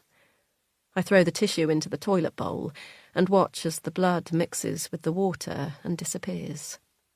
I've done this so many times, watching my failure flush down the toilet along with the waste. Like that's what I deserve. Each period, each month, marking another round of loss. Another 2 weeks of wasted hope that, despite all the pain before it, let us believe for a moment that perhaps this would be our month. This would be the time I got to run out of the bathroom, piss-soaked stick in my hand, and scream at my husband, "I'm pregnant." How many times have I sat here in tears over a blood-stained tissue? too many to count. You stop counting, eventually. You have to. But you always know. Your life becomes a before and after. Before you realise you are not one of the lucky people whose bodies play fairly, and after. But today, I don't feel grief. I'll never run out of the bathroom like someone on a film. That's not how I'll become a mother. And that's okay. I tell myself Izzy is my daughter. Beautiful, small, scared little Izzy, who right now will be waking up in her foster home, in a bed countless children have slept in before, waiting for us to bring her home. All of the hope and waiting and wishing and the grief and the pain will be worth it for Izzy. She is what we have always been waiting for. Each month of crushing grief was our gestation period, our wait until the world could bring us to her. Brushing my teeth, I start to cry. A pathetic sight looks back from the mirror at me, tears mixed in with toothpaste.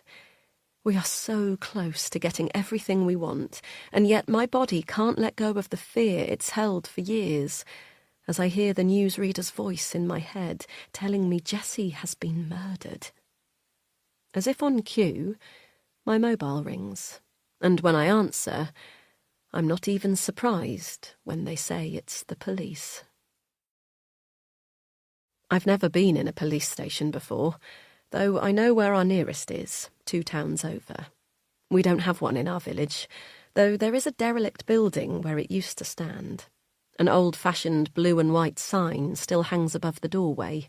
The word police, now just an O and a C amongst the peeling wood. There have been various plans from the council to buy it and turn it into something else over the years, but nothing has happened, and so the empty, sad building remains, haunting the otherwise perfect village. This building is not like that. It's brand new, purpose-built. You can't imagine anything else ever happening in the brightly lit corridors and magnolia-painted walls. This is not a place of joy. Of course, it's quiet this morning. Though the station will likely serve as the central point for many of the nearby towns, we're still so far from a city that I don't imagine it sees much action. How must the police have reacted to the news of Jessie's death? I can't help but picture the scene from Hot Fuzz, where their daily call-out involves a menacing swan. What were the officers doing in the moment before they realised they were now going to have to investigate an actual murder? The word sends prickles over my skin, and I lace my fingers in front of me on the cheap MDF desk. This is not a film. This is real. I am really here for an interview about Jessie Carter's murder. Thanks so much for coming in, Mrs. Wilson. It's Hannah, please. The young officer smiles and nods. He can't be more than 30, perhaps even less, and I find this reassuring. If they really thought this involved me at all, they would send someone more senior, surely. They're probably interviewing everyone from the village. Well, as I said on the phone, we're very grateful for you coming in today. As if on cue, another officer walks in. At the moment he says we. As he sits opposite us, my stomach drops. This is the man I pictured when my phone rang this morning. Older, thick, square shoulders, eyebrows so dark they look like they've been painted on. This is the sort of man who investigates a murder. My body radiates heat from beneath my carefully chosen grey jumper. A jumper that should say, I am not usually in police stations. I do not belong here. I am not a criminal. But right now feels like it's screaming, Please, sir, don't arrest me. Morning, the new officer says, pulling out the seat opposite me. I'm D.C. Harvey. And I'm P.C. Dales. Had you not got to introductions yet? D.C. Harvey says, and I detect an Irish lilt to his words. P.C. Dales opens his mouth to continue, but D.C. Harvey tuts his tongue against the roof of his mouth, quietening him as they both turn to me. Do you know why we've asked you to come in today, Mrs. Wilson? It's Hannah. Do you know why you're here today, Hannah? He raises his eyebrows at me and sits back in his chair. My jaw clenches. Your colleague said on the phone. He said it was about the murder at the farm. DC Harvey nods solemnly. Right you are, Hannah. And the victim, Jesse Carter, did you know him? Both their eyes are on me now, boring into my body, making my heart beat faster. Did I know Jesse Carter? I knew a boy called Jesse once, halfway between a boy and a man. He wasn't yet Jesse Carter. He was just Jesse. A long time ago, I settle on. I don't know him now. I stumble over the words, worrying about the tense. I don't know him now? I didn't know him now? How do you refer to your relationship with a dead man? My throat is dry, and I reach for the plastic cup of water PC Dales gave me on the way in. DC Harvey watches me with interest, waiting for me to finish my sip before carrying on. He sits forward in his seat, bringing his face closer to mine at the table, and I instinctively move back. He smiles, and his whole face softens. Hannah, you aren't in any trouble here, okay? Don't you be worrying. We've just got to establish the facts, you know? He says it so softly, like we're just chatting in the pub, no mind. But the unspoken question here, the one I can't bear to ask, is, how do they even know about me? All these years, I've fooled myself into believing my history with Jesse was so buried that no one would ever connect us. But I was wrong. Less than 24 hours after the news of his death broke, here I am, in the police station, being questioned over his murder. When Charlie and I started the process of trying for a child, I mean really trying, not the fun bit where it's just the two of you lying in bed having sex, then dreaming about babies. I mean the bit that most couples never have to see, the bit that involves NHS funding and doctors and tests and approval. They send you out forms. They need to get approval from your local commissioning group to fund the treatment. They're enormous, these forms. The nurse had warned us, don't be alarmed by the amount of paperwork on its way. It's mostly the same questions over and over. But we were alarmed when the fat pack finally landed on the doorstep. That's when we stopped believing that what we'd been doing in our bedroom would ever result in a family, and accepted that our lives would be different now, clinical. The forms ask if you're fit to be a parent. They ask about history of abuse, mental illness, physical illness. They ask if you've ever been arrested for a crime. I hovered over that one for so long. It was as if they knew from day one that there was something wrong with me. But when I circled no firmly with thick black pen, I wasn't lying. I have never been arrested for a crime. What they should have asked is if I'd ever committed one. Mrs. Wilson? PC Dales interrupts my thoughts. Sorry, what was the question?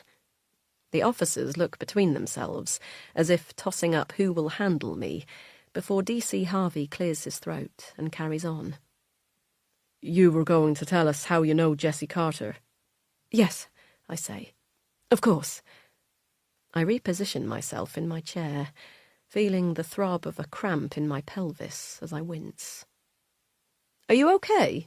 PC Dales asks. Period pains, I mumble, and to his credit, he just nods without a hint of embarrassment.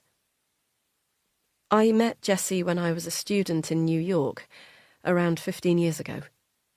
PC Dales writes this down, as DC Harvey says, New York?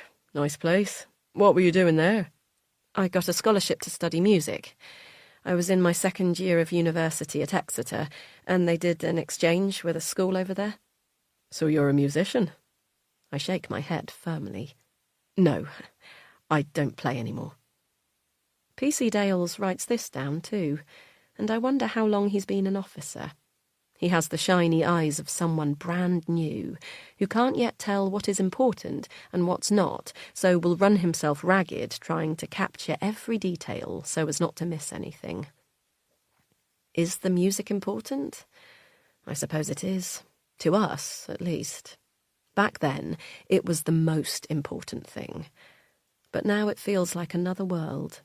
I would barely recognise the girl who turned up in New York with a guitar on her back, traipsing from bar to bar for open mics, so sure that at any moment someone would hear her songs and change her life. Of course, that did happen. Jessie did change everything, but not in the way I wanted. Not in a way that anyone would ever want. We talk a little more about New York. PC Dales gets the details of my school and firms up the years I was there, and I tell them I met Jessie through my music class. "You were friends?" DC Harvey asks. I scrunch up my nose, heart pounding as I battle with how truthful to be. How much truth can I get away with? "Not really," I say. "We chatted a bit, the way you do with everyone when you're young." It just slips out before I even really know I'm going to do it. The lie is out there now, and there's nothing I can do to take it back. PC Dales looks expectantly at DC Harvey, who eyes me across the table. "Can you explain then, Hannah, why Jessie might have been contacting you about being in the UK? "Jessie didn't contact me. I haven't heard from him since I left New York. We've not spoken. Why do you think—" I stop myself, hearing the panic in my words as they spill out in a rush. "So you've not spoken to Jessie at all since you left New York 15 years ago?"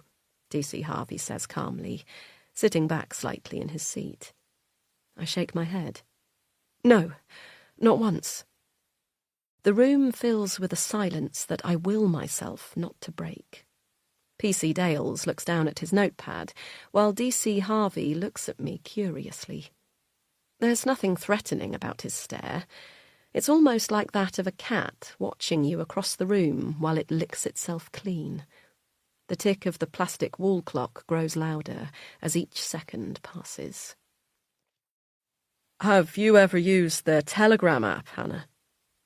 It's such a random question that I don't answer immediately, racking my brain as to what that app even does. Then I remember. "No, I've not. I've heard of it." "What have you heard?" "It's like WhatsApp, isn't it? But it's supposed to be more secure." DC Harvey nods slowly. "That's right. Makes it very tricky for anyone to get any message history. Jessie Carter used it." His eyes bore into me, but I've nothing to say to that, so I just nod back, like this means nothing to me. "But you don't use it?" "No," I repeat. "You can check my phone. I've never used it." DC Harvey smiles and tells me that won't be necessary. I let out a barely perceptible sigh of relief until he says, "We haven't been able to find Jessie's phone, but we found an email he sent that we're interested in." PC Dales stops taking notes and looks between me and the other officer, as if waiting for one of us to slip and break the silence. "It was sent to you," DC Harvey eventually states. "To me?" The officers both nod. "Did you speak to Jessie Carter about his stay in the UK at all?" "No, I've told you. I haven't spoken to Jessie in over 15 years.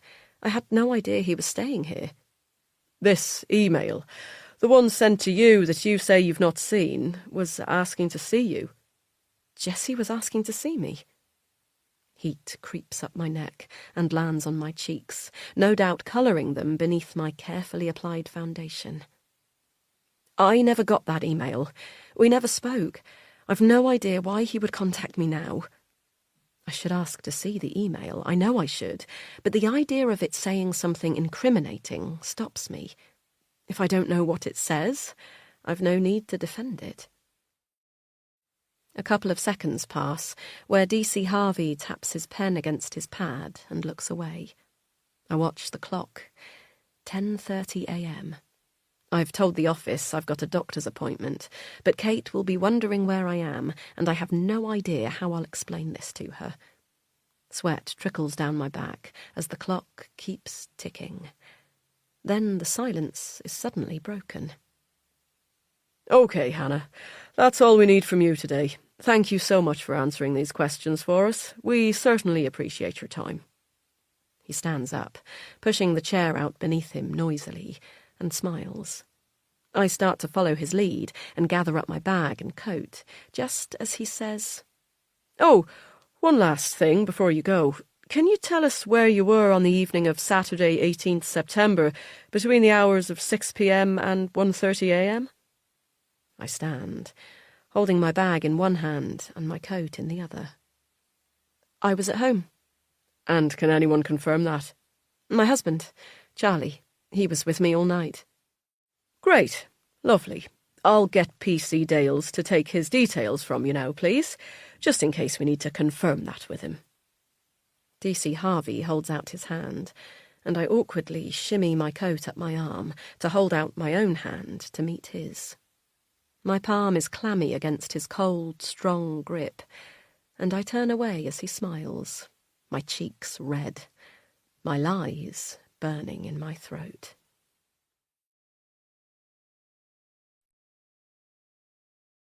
Chapter 9. Then, New York. I actually feel sick. Not like run to the bathroom or you'll throw up in your mouth type sick, but like gut-twisting, tummy-swirling, is this really my life type sick? And it won't go away. So, Friday night came around, and I was all ready to go see Laura Marling on my own. Honestly, part of me didn't even care at that point that I hadn't made any friends to go with, because I just kept thinking, I'm in New York City, and I'm going to see my favourite musician in the entire world. But when I got there, I felt so embarrassingly alone, I actually started to turn to leave, bashing straight into his chest. Whoa, where are you going? Jessie was there. A smile spread across his ridiculously handsome face as he eyed me.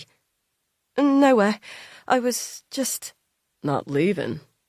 I shrugged, as if turning away from Laura Marling was no big deal. Come on, he said, his American accent cajoling. Surely you can't have a better plan for this evening. I laughed because I didn't, and he knew it.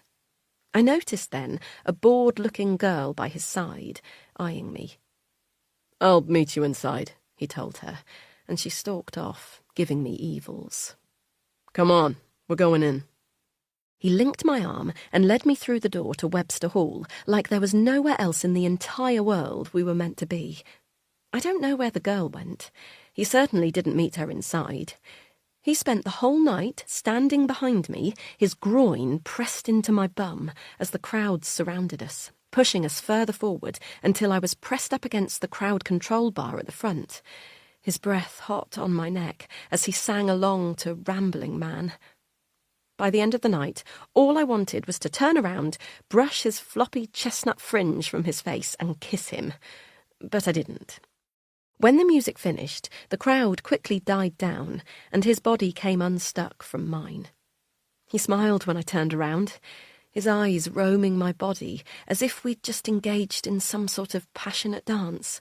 I suppose, in a way, we had. See you later, he said, turning to leave before I'd even caught my breath.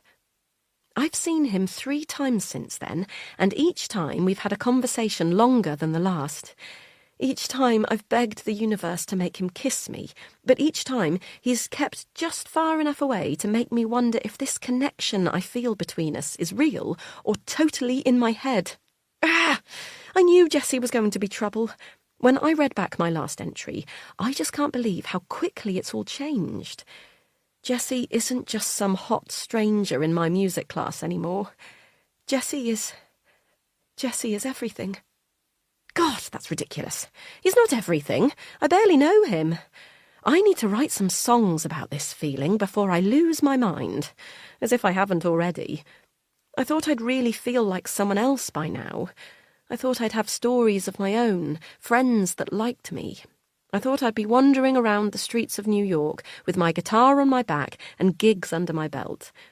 But all I have is this new obsession with Jessie. Does he even notice me like that? Sometimes I think he must. Why else would he have abandoned his beautiful, bored-looking date and spent the whole gig pressed up against me? But I just don't know. I'm not the type of girl boys like him fall in love with. Despite being here, I'm still the same on-the-edge weirdo I've always felt like. I don't know if I'll ever escape being the weird kid that lived in the big house on the hill in my local village. Too posh for the estate kids, and too obviously cash poor for the rich ones. I've never fit anywhere.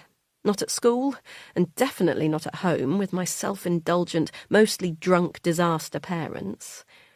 But then I found music. I got this scholarship. I'm living in New York City. Surely that means I'm different now. Special enough for Jessie to notice me. Sometimes I have to remind myself why I came in the first place. The first few weeks I'd slope into the dining hall each night, feeling like I was in an actual scene from a teen film, anxiously looking around the hall for a place to sit that wasn't too near anyone but not too far either, to make it less obvious that I was completely alone. Occasionally, people would talk to me, mostly to get me to say words in my adorable accent. But my novelty value would soon wear off and I'd be alone again. Those nights, I'd stick my headphones in and listen to my favourite songs on loop, imagining myself on stage, plucking my guitar under the spotlight, and looking back on these days with nostalgia, where it all began. Music. That's what I'm here for. There's nowhere better in the whole world to make it than New York, right? And the thing is, as much as I tell myself I'm not here to have some film-worthy fling, I can't even separate Jessie from the music and say he's going to be a distraction, because more than anything, Jessie can help me get where I want to be in ways that no one else ever could. He's told me he plays gigs all around the city and knows everyone in the industry. He's even offered to help me book some gigs, real paying gigs, not the crappy open mics I've been playing at. Imagine my name on a gig poster in New York City. Oh, and in case that wasn't enough, his dad's only Anthony Bloody Carter, actual pop-producing legend. Imagine the doors that could open. Plus, Jessie is totally gorgeous and funny, and maybe he likes me. Maybe he could really, really like me.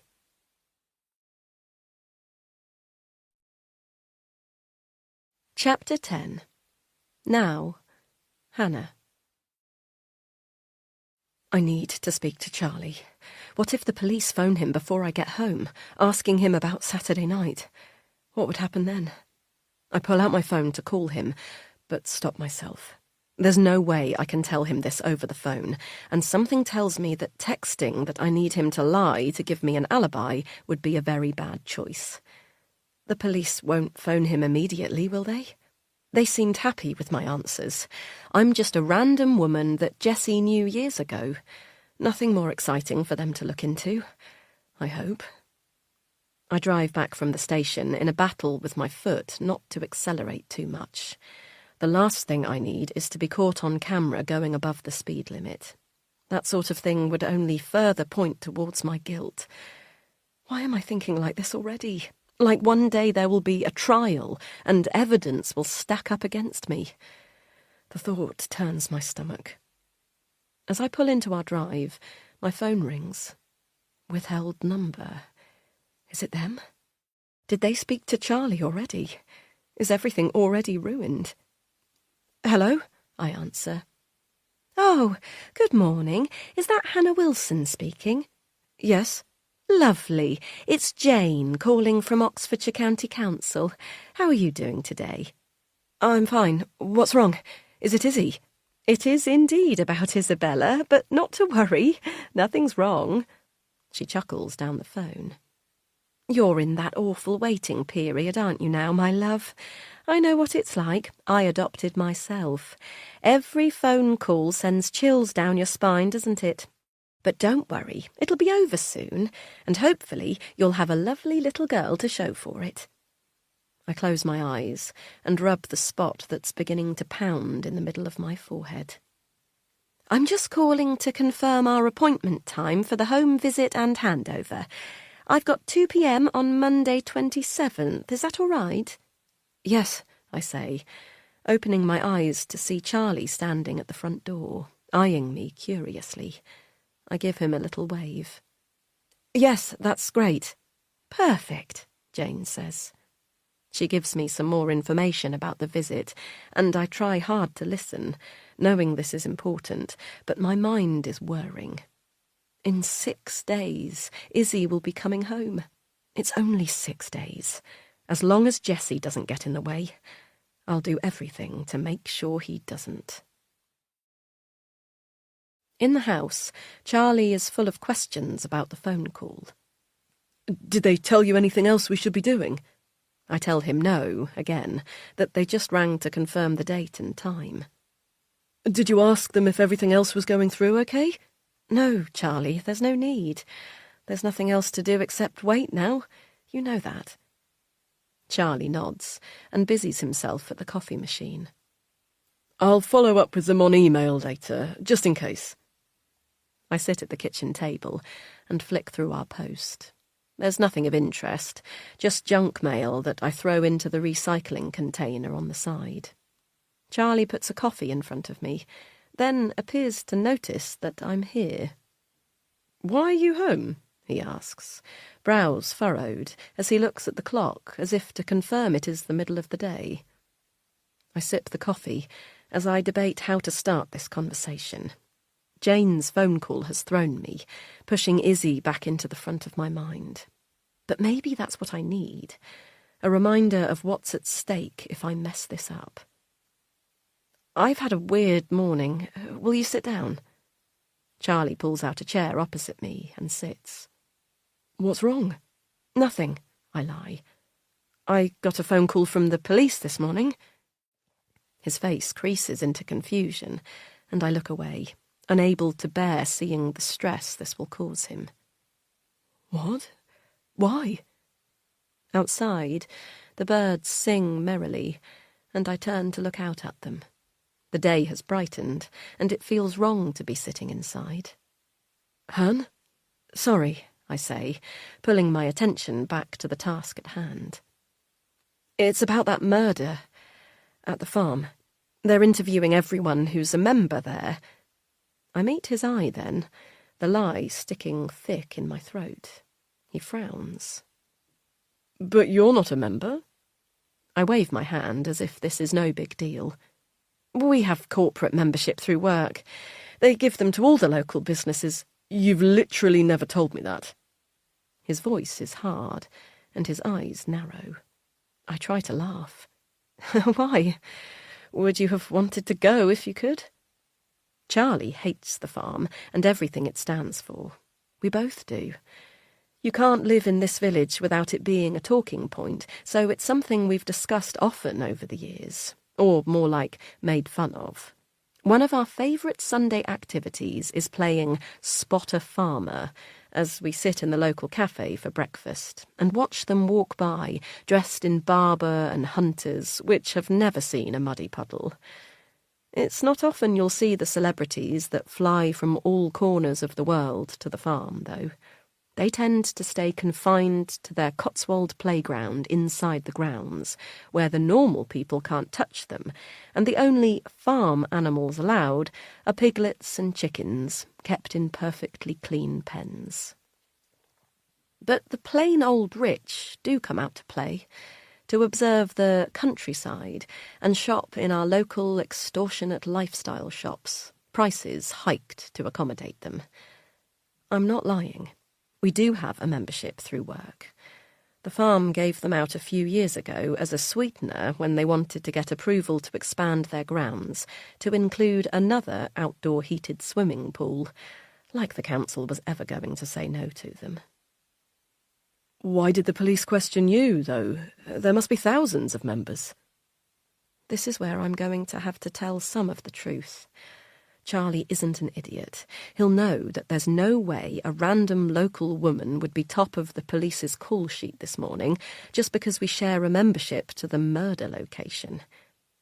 I grip my coffee cup and look up at Charlie. His face is so tense, but I resist the urge to go to him and stroke away the harsh lines. This is going to hurt, and there needs to be some distance between us to get the words out. I knew Jessie Carter a long time ago. I expect Charlie to look shocked, to say, "What?" the second the words are out of my mouth, but he doesn't say anything. He just opens his mouth slightly and stares at me, then out of the window, before quietly asking, "How?" He was in my music class at school in New York. Charlie looks down, and I know then that I've truly hurt him, and yet this is not even a revelation. But we're honest with each other. We know everything about each other. That's what Charlie thinks. It's what we've always promised each other. No secrets, no lies, not even stupid ones. The silly lies that couples tell that feel meaningless, like, "But I did leave work on time, I promise. I just got stuck in traffic." Or, "I didn't see that the bins needed taking out, or I'd have done it." We promised to never become that sort of couple. But here we are. "Oh," Charlie eventually says, then gets up from the table and walks to the sink. He looks out of the window onto the garden, and I watch him as the room hums with various noises of the house. So familiar, yet this feels like unknown territory for us. "It's fine," I tell him. "They just wanted to ask if I'd been in touch with him recently." "And have you?" Charlie spins around, and I'm shocked to see anger flaring in his eyes. "What? No, of course I haven't. Don't you think I'd have mentioned that to you?" He comes and sits back at the table and rubs his forehead. "I don't know, Anne. I'd have thought you'd have mentioned before that you were once friends with a pop star." "Not friends," I cut in. "We were in the same class, that's all." My cheeks burn under the lie, but I hold my husband's gaze, desperate for him to believe me. "I never thought to mention it. I'm sorry. It's not like we spend a lot of time talking about Jessie Carter." When I say his name like this, I almost believe myself. Jessie Carter is a world-famous pop star, someone everyone knows and loves or loathes. He's the guy you see on perfume ads or adorning the front pages of gossip magazines, falling out of bars with 20-year-olds. I don't know that Jessie Carter. That man is a mystery to me. I knew Jessie before all of that. "What did the police say?" Charlie asks. "Just that, really. I confirmed that I've not heard from Jessie Carter since leaving New York, and that was all they wanted. It seems like they've really no idea what happened at the farm." "Right," Charlie says. His gaze is unfocused now, and I wonder what he's thinking. "Do you think they'll tell the council?" My jaw twitches. "No." I shake my head firmly. "I don't think so. Why would they?" "Well, being involved in a murder investigation is somewhat of a red flag in adoption, I imagine." "I'm not involved. They asked me some questions and that was it." "Did they say they'd follow things up?" I shake my head, then stop. "Well, only with you." "What?" Charlie says. "Why with me?" I can't look at him for this next bit. Charlie hates things like this. He hates confrontation. It's not his way. "They asked me where I was on the night of the murder." "Jesus Christ, Hannah. It's fine. It's fine. They'll ask everyone that." "What, you know that, do you?" Charlie scoffs. I ignore that remark because he's right. I've no idea what happens in a murder investigation. But if I start to let questions like that burrow in my head, then they'll never get out. "It was Saturday night," I say. "I told them I was at home, which I was, as you know, but they asked." "What? What did they ask?" "They asked if anyone could confirm that, and And I said you. I said you could. I look up, and Charlie stares at me from across the table, his eyes furrowed in anger or confusion, I can't tell which, because it's not a look I've seen from my calm, stable husband before. Right, he says eventually. I'm sorry. I'm sorry to ask you to lie, but I could hardly say I was here alone after we'd had a massive argument, could I? Charlie shakes his head and looks away, probably not wanting to remember how Saturday night ended for us. We don't argue often, really hardly at all now.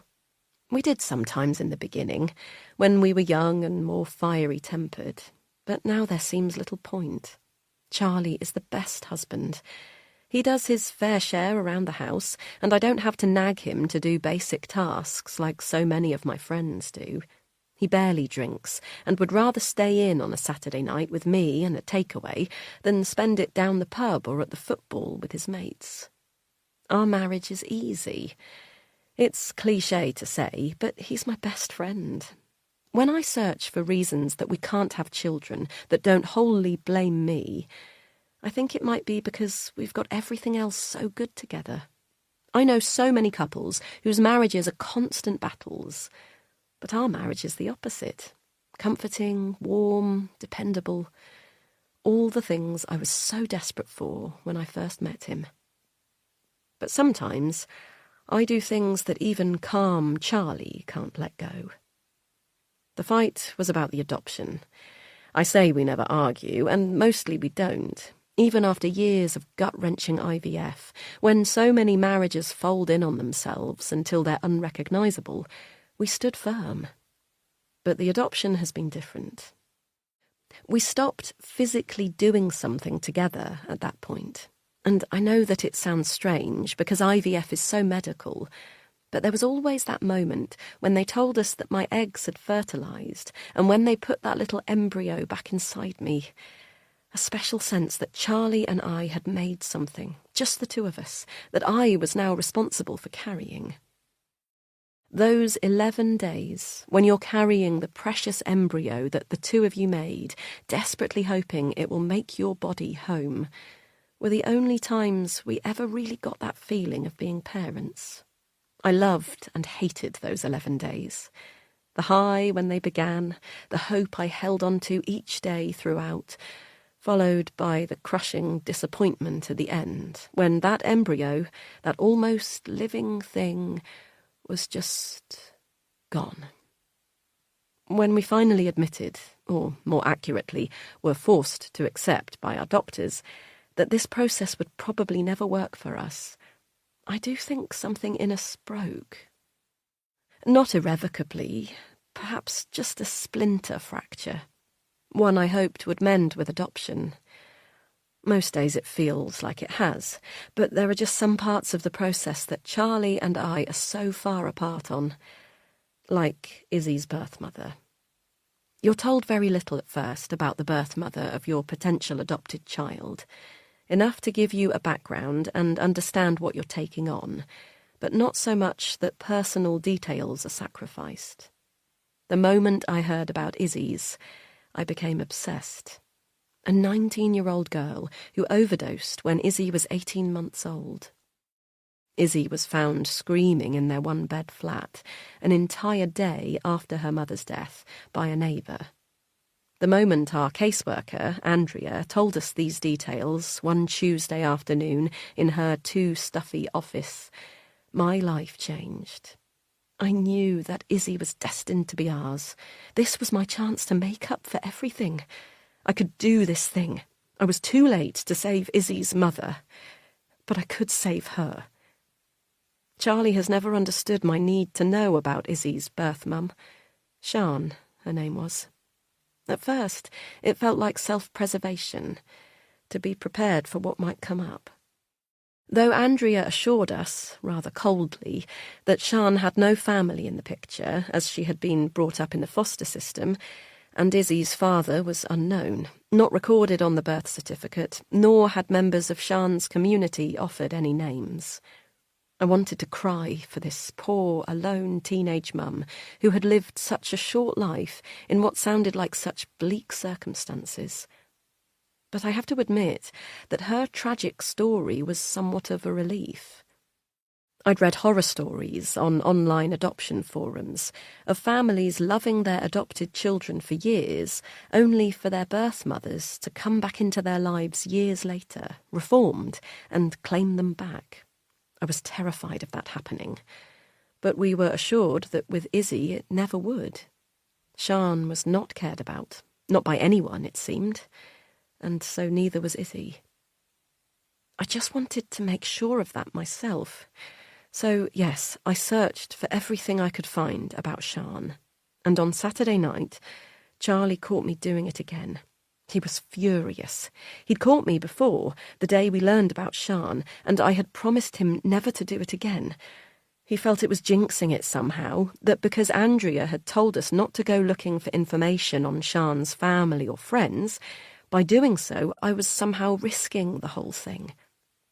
I reasoned with myself that there was no way anyone would ever know about my research, but that wasn't enough for Charlie. And on Saturday night, after finding me hunched over my laptop, scrolling years back to photos of Sian at her school leavers prom, he went ballistic and stormed out. Charlie never storms out. We're not that sort of couple. "Please, Charlie," I say now, reaching to touch his hand.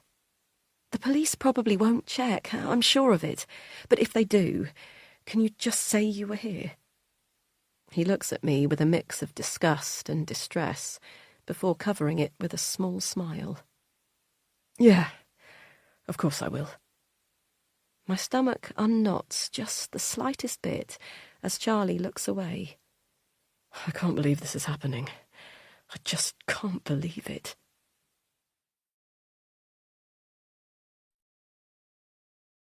Chapter 11.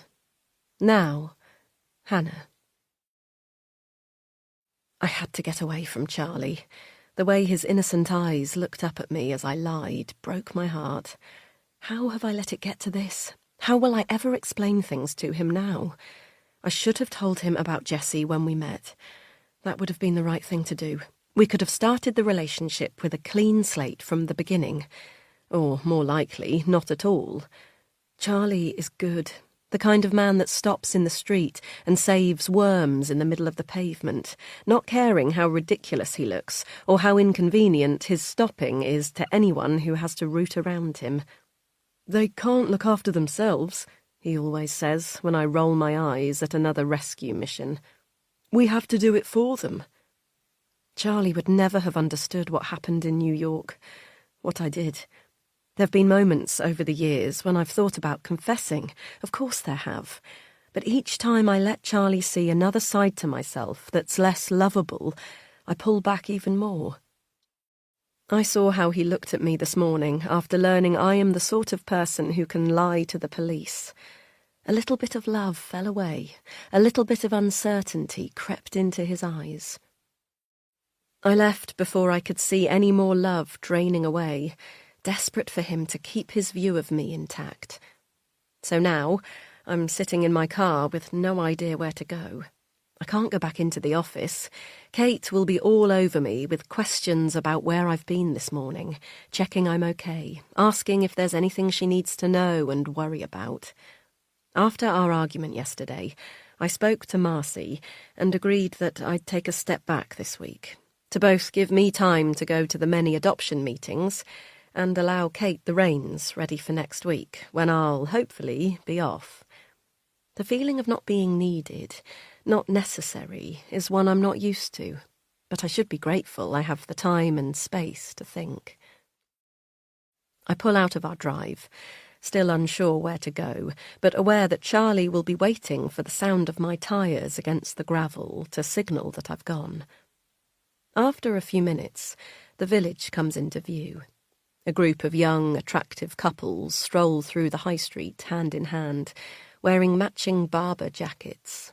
One of the women has a Holland Cooper hat on, with a pheasant feather sticking out. I grimace. Those hats are vile, and yet Londoners seem to adore them. as if they don't represent the old boys they claim to be so against on Twitter, out hunting on a Sunday morning, dragging back their dead birds in triumph. They'll be staying at the farm, these couples. They always are. We have a few Airbnbs now in the village, much to the annoyance of the locals, but they're generally used by families who come with Labradors, buggies, and well-worn wellies. Not the London set. They never stay anywhere else. What is it like at the farm right now? Are the police still there, searching for evidence? It's been a few days since Jessie's body was found, and I'm sure the management will have been eager to get them off the premises. It's hardly the height of luxury to see the police sniffing around. I pull my car into the one remaining spot outside the coffee shop and decide to wait it out a few hours here before returning home to Charlie. I just need some peace and quiet to think. Han? A tap at my window, followed by my name, jolts me from my seat. Shit. I wind the window down. Hi, Kate. She smiles in the midday sun, but then her brow creases. What are you doing here? If I tell her the truth, she'll want to come inside with me, and I can't bear the idea of talking all afternoon, not even with Kate. Picking up a prescription, I lie, pointing to the chemist across the road. Oh, she says. I'll come with you. Then you can give me a lift back to the office. Of course Kate wants to come in with me. We're those sorts of friends. She knows every inch of my medical history, and I know hers. The year before last, I held her hand through a heartbreaking abortion, and she's held me up in the office toilets after my period has turned up yet again. We're on two different tracks completely, and I do wonder if that's why our friendship has become stronger when so many of my other friends have disappeared over the years. Kate doesn't want a baby. Not now, not ever. When she fell pregnant after a short-lived fling, part of me hated her, in the way I've on some level hated every pregnant woman I've known in the last few years. The injustice of it, the unfairness killed me.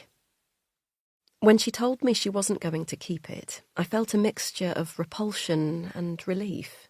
But we talked openly, in a way that I can't with anyone else in my life except Charlie, and I became her biggest supporter. We even had one wild conversation about her giving the baby to me, but it quickly fizzled out in the light of day, when my sanity overcame my desperation, and we agreed it was madness.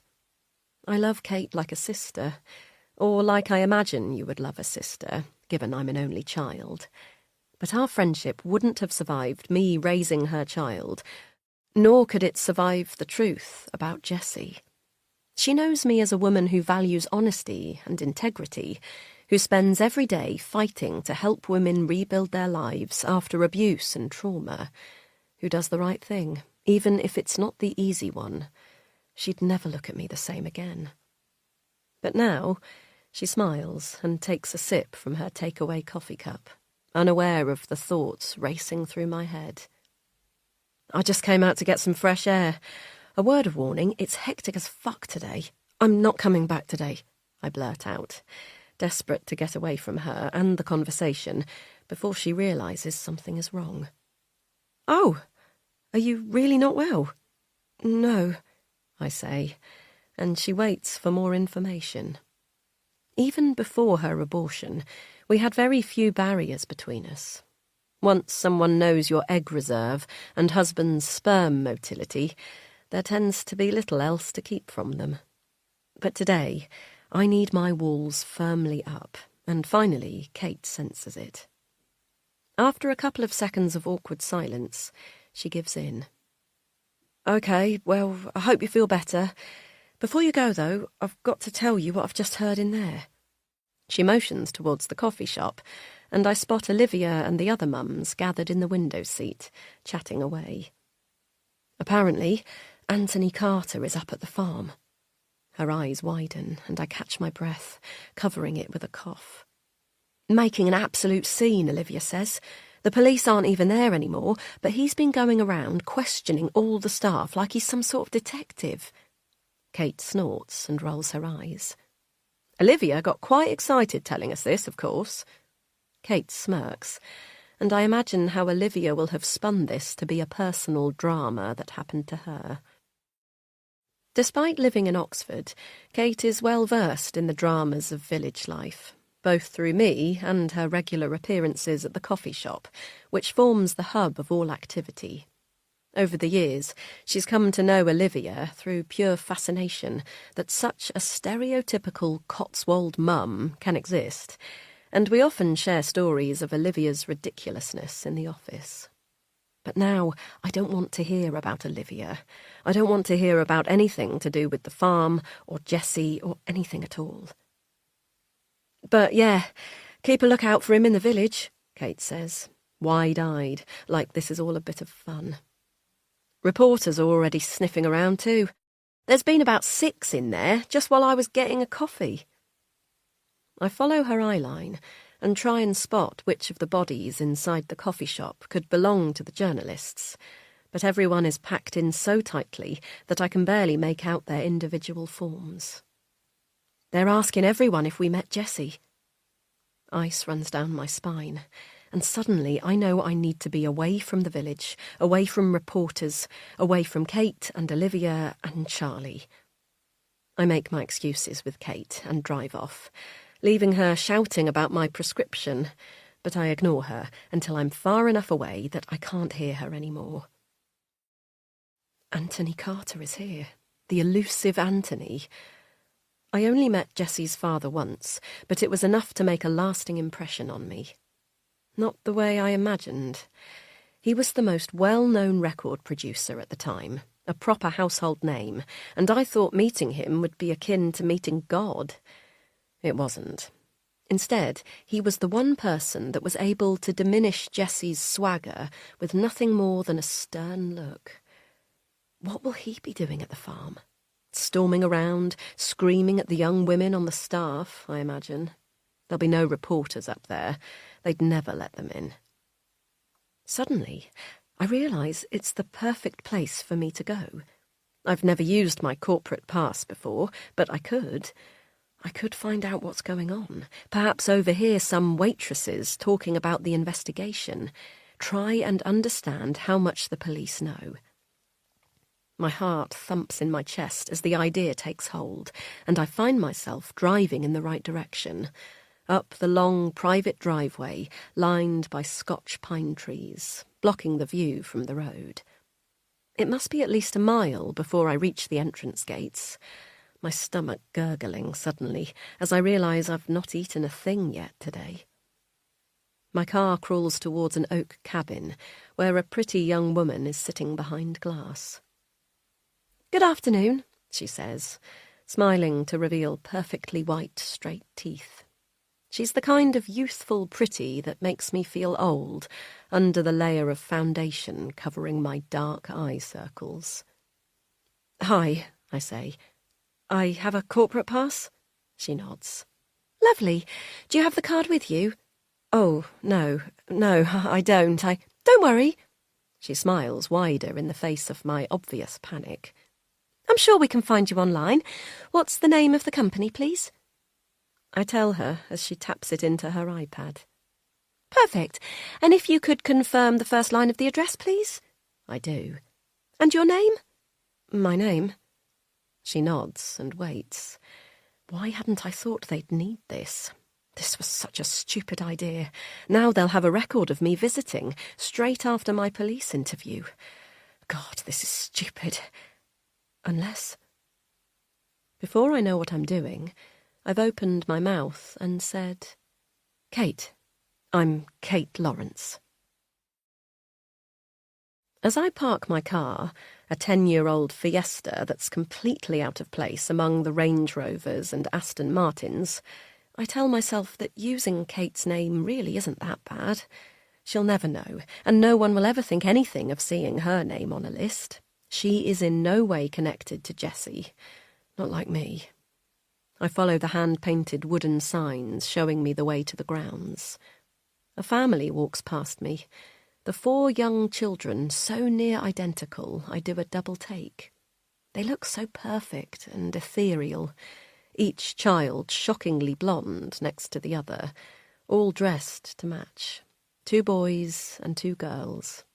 They giggle and chatter amongst themselves, totally oblivious to the rest of the world, as their parents glide behind them, holding hands and take away coffees. What must it be like to be them? 4 children. There was a time when that was our dream. Then, when the IVF began, we pared it down. Perhaps 4 would be too many. Then, after a year or so, we decided we'd be happy with 2, as long as they had siblings. 2 years in, we realised that the life we'd seen for ourselves, a house full of giggling, happy children, was not ever going to be. 1 child, we told ourselves. That's all we need. It's got to the point where I believe that, too. 1 child is enough. It's not what we dreamed, but then what in life is? Izzy is enough. The thought of her sends a volt of excitement through me, swiftly followed by dread. We are so close to getting everything we want, but I know all of it could be taken away if Jessie's murder continues to impede on my life. I have to work out what's going on so that I can make sure I'm well away from it. As I reach the main grounds, I stop for a moment and take it all in. So, this is how the other half live. There's a large lake where a flock of fat, fuzzy ducklings, not quite yet full-grown, swim happily around, and a wooden open cabin where pastel mint-green bikes are stored. No locks. You don't need to stop people here from stealing, I assume. Take a bike and enjoy the grounds, another hand-painted sign urges. A huge glass building with a flat top, covered in a living flower wall, stands in front of me, the light gleaming off the glass, making me feel somehow unclean. I look around and marvel that anything bad can ever have happened here, let alone a murder, before walking through the door. Good afternoon. I'm greeted by a shockingly handsome dark-haired man in a crisp white shirt. Will you be needing a table in our restaurant, bar, or coffee shop today? Oh, yes, please. Lovely. And which would you like to sit in? Bar? Restaurant? Just a coffee, please. No problem at all. Have you been with us before? I shake my head. Do you have your membership card? I reach into my jacket pocket for the shiny new black card that the young woman in the cabin produced for me earlier and hand it to the man. He scans it, then smiles. Follow me, Kate. Guilt gnaws at me again, as I imagine Kate finding out what I've done, taking her name like this. But I concentrate on following the man through the building, my eyes widening at every corner.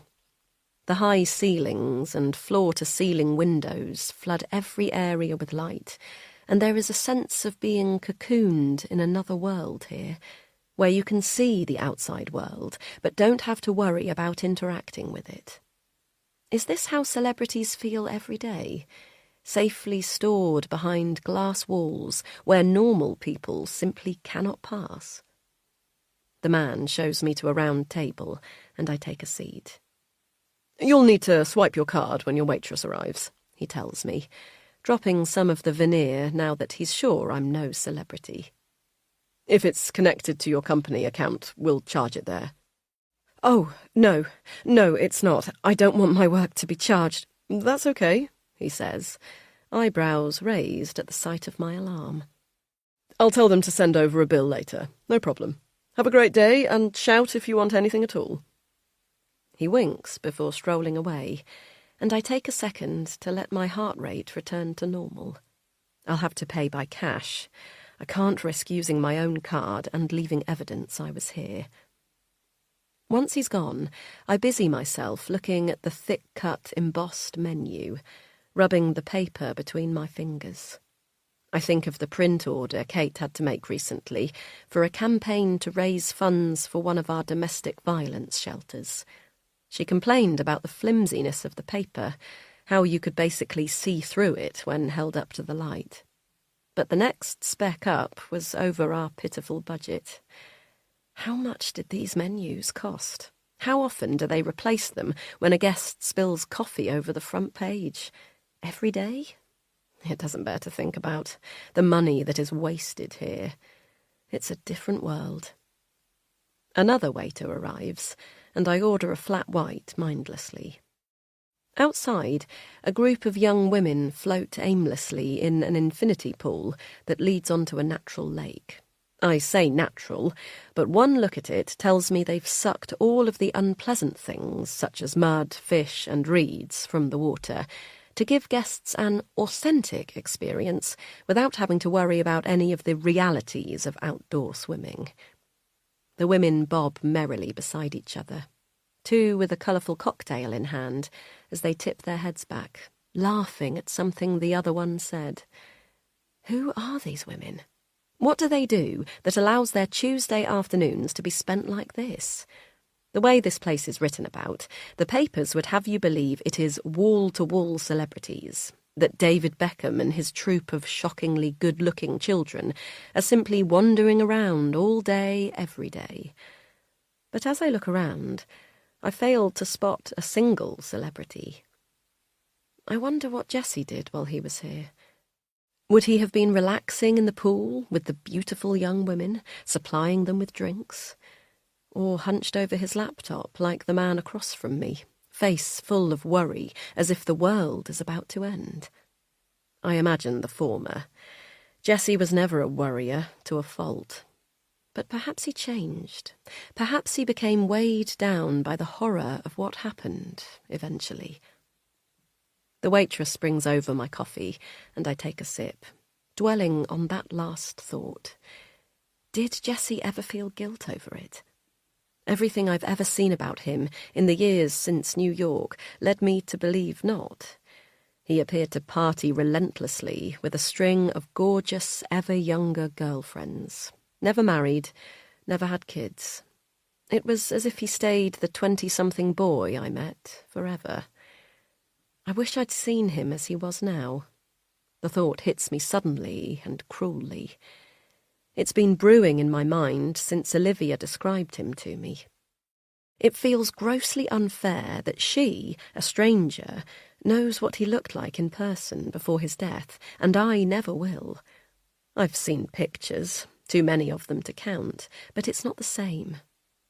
I want to know if his left eyebrow still had the tiny patch of missing hair in the middle, where he knocked his forehead against a table when he was a toddler, or if his chestnut hair still flopped to one side when he laughed. I want to know if he still chewed gum relentlessly, leaving a scent of peppermint wherever he went. I don't know why these things matter to me. I thought they no longer did. I thought any connection between Jesse and me had long been severed irreparably. Yet he emailed me, apparently. Why would Jesse do that? And why would I not have received it if he did? The way the police questioned me this morning, it was like they knew something I didn't. You see it on TV, when the detective questions the suspect. They're never asking things they want to know about.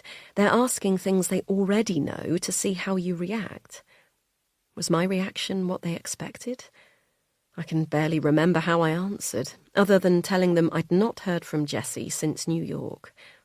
But the more I think about it, the more I'm sure that the younger detective frowned at that, as if he knew I was lying. Or at least, he thought I was. I open my phone and scan Jesse's socials. Nothing has been put up since before his death, not even a post by his management team to confirm his passing. I open one of the rare photos of him taken in day-to-day life rather than on stage. He's wearing a plain black hoodie with the hood up, looking into the camera with a smile that suggests someone caught him mid-laugh. Olivia was talking crap. He was still handsome, older, more tired, less perfectly untouched than he once was. But that smile, the dark eyes and floppy hair, you can't deny it. It's so sad, isn't it? A waitress appears by my side to remove my empty coffee cup and nods at the screen. I still can't believe it. Her cheeks shine pink, as if she knows she shouldn't be discussing this with a guest, but there's something in her eyes that tells me she can't stop herself. Yes, it really is. Did you meet him while he was here? She nods, and her eyes grow wide. He came in here every day, always ordered the same thing, a baby chino. She giggles, and I can't help but smile at the idea of this middle-aged pop star ordering hot, frothy milk each day. That's not what you'd expect, I laugh back. No, she says. It really wasn't. Anyway, I shouldn't be talking about this. She smiles tightly and flicks a glance over her shoulder to check no one has already caught her. I sense I'm about to lose her if I can't find a way to keep her talking. It's okay, I blurt. I'm an old friend. Her eyes widen. Oh, gosh, really? That's awful. I'm so sorry. I smile. Thank you. It's been a shock, I say. I just wanted to try and work out what happened, you know? The police won't tell us anything. All I really want to know is if he was okay, before, you know? The girl bites her lip, and I see then just how young she is. Barely out of school, I'd guess. She takes another glance around us, and when she sees no one of note nearby, lowers her voice. He did seem quite bothered by something, if I'm honest, she confides. What do you mean? She frowns. He was always on his phone in here, not talking, but sending messages. He'd mumble under his breath a lot, so much that other guests would ask to be moved if we sat them nearby. Do you know what was bothering him? I ask. She shakes her head. No, but I got the impression he was trying to get hold of someone and they weren't getting back to him. I heard him once when I brought over his drink. He said, Florence? The good-looking man from before appears behind us, with a tone that suggests he knows exactly what Florence has been discussing, and he is not happy. Can I grab you for a second? Florence's cheeks turn bright red as she finishes taking my coffee cup before turning around to leave. The man nods at me, then turns sharply on his heels, and the two of them click away across the coffee shop, leaving me alone. I try to ignore the rising sense of panic that flows through me as I imagine Jesse sitting here just a few days before me, angrily mumbling into his phone, trying to get hold of someone. What if that someone was me? What if he came here to find me, to finally confront what we did all those years ago? I open my phone again and search diligently through all my social media accounts. There are no messages from Jesse, nothing at all. But then, there couldn't be, could there? My privacy settings are completely locked down. Even if he'd wanted to contact me, he'd have hit a dead end on social media. Charlie and I both locked our accounts when the adoption process began, too scared that some drunken post from our 20s would somehow derail everything. Is that why Jesse emailed instead? I slam the phone back on the table. If he emailed, I would have got it. The police must be lying. And yet that makes no sense, because everyone knows the police don't lie. The police are the good guys. Only people like me lie.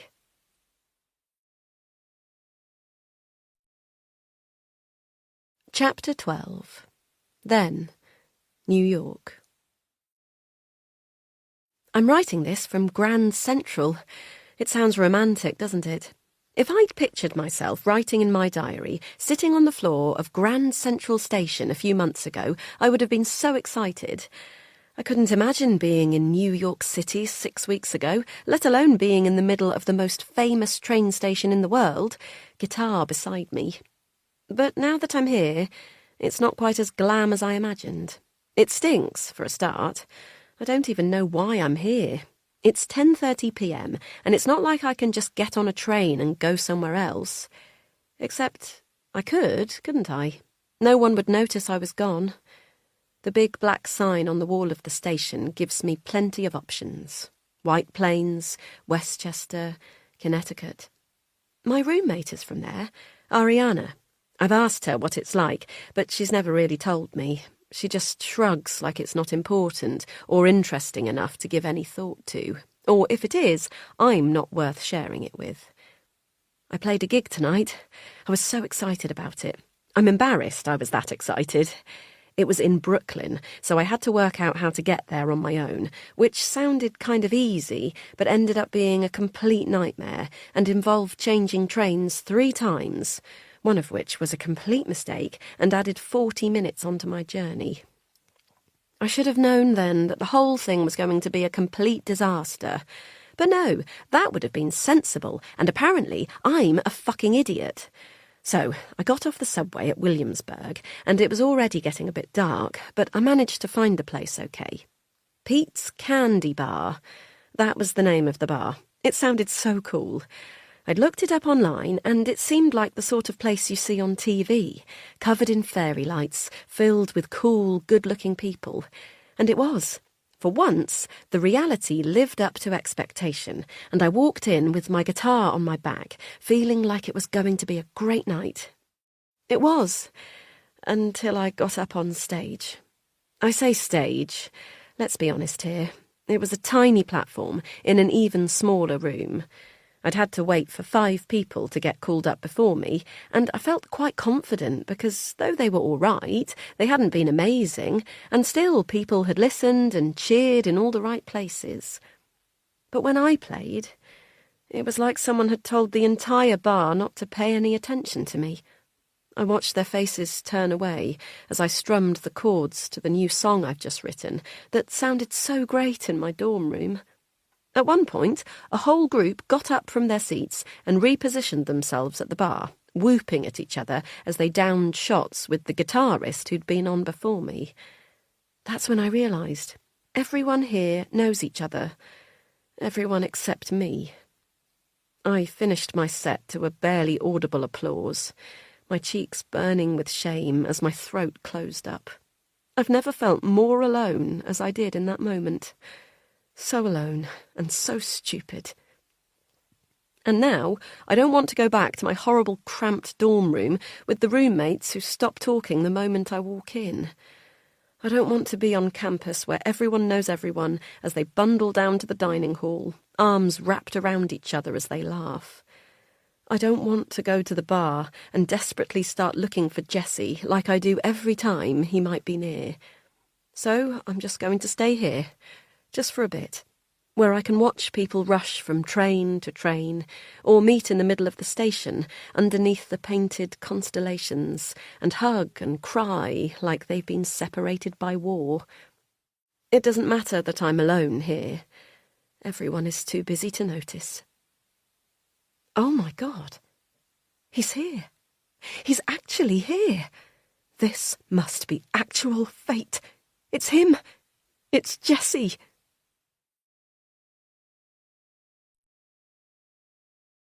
Chapter 13. Now, Hannah. I just needed some fresh air and a sense of perspective. I've come to walk around the grounds now. Sitting inside was making me feel like I couldn't breathe. Outside, the air is fresh and somehow devoid of the usual countryside smells. Though the farm is very much in the middle of farmland, they appear to have scrubbed the air of the putrid, earthy odour that lingers everywhere else this time of year, as the farmers come to the end of muck-spreading season. I suppose the people who come here only want some of the countryside experience.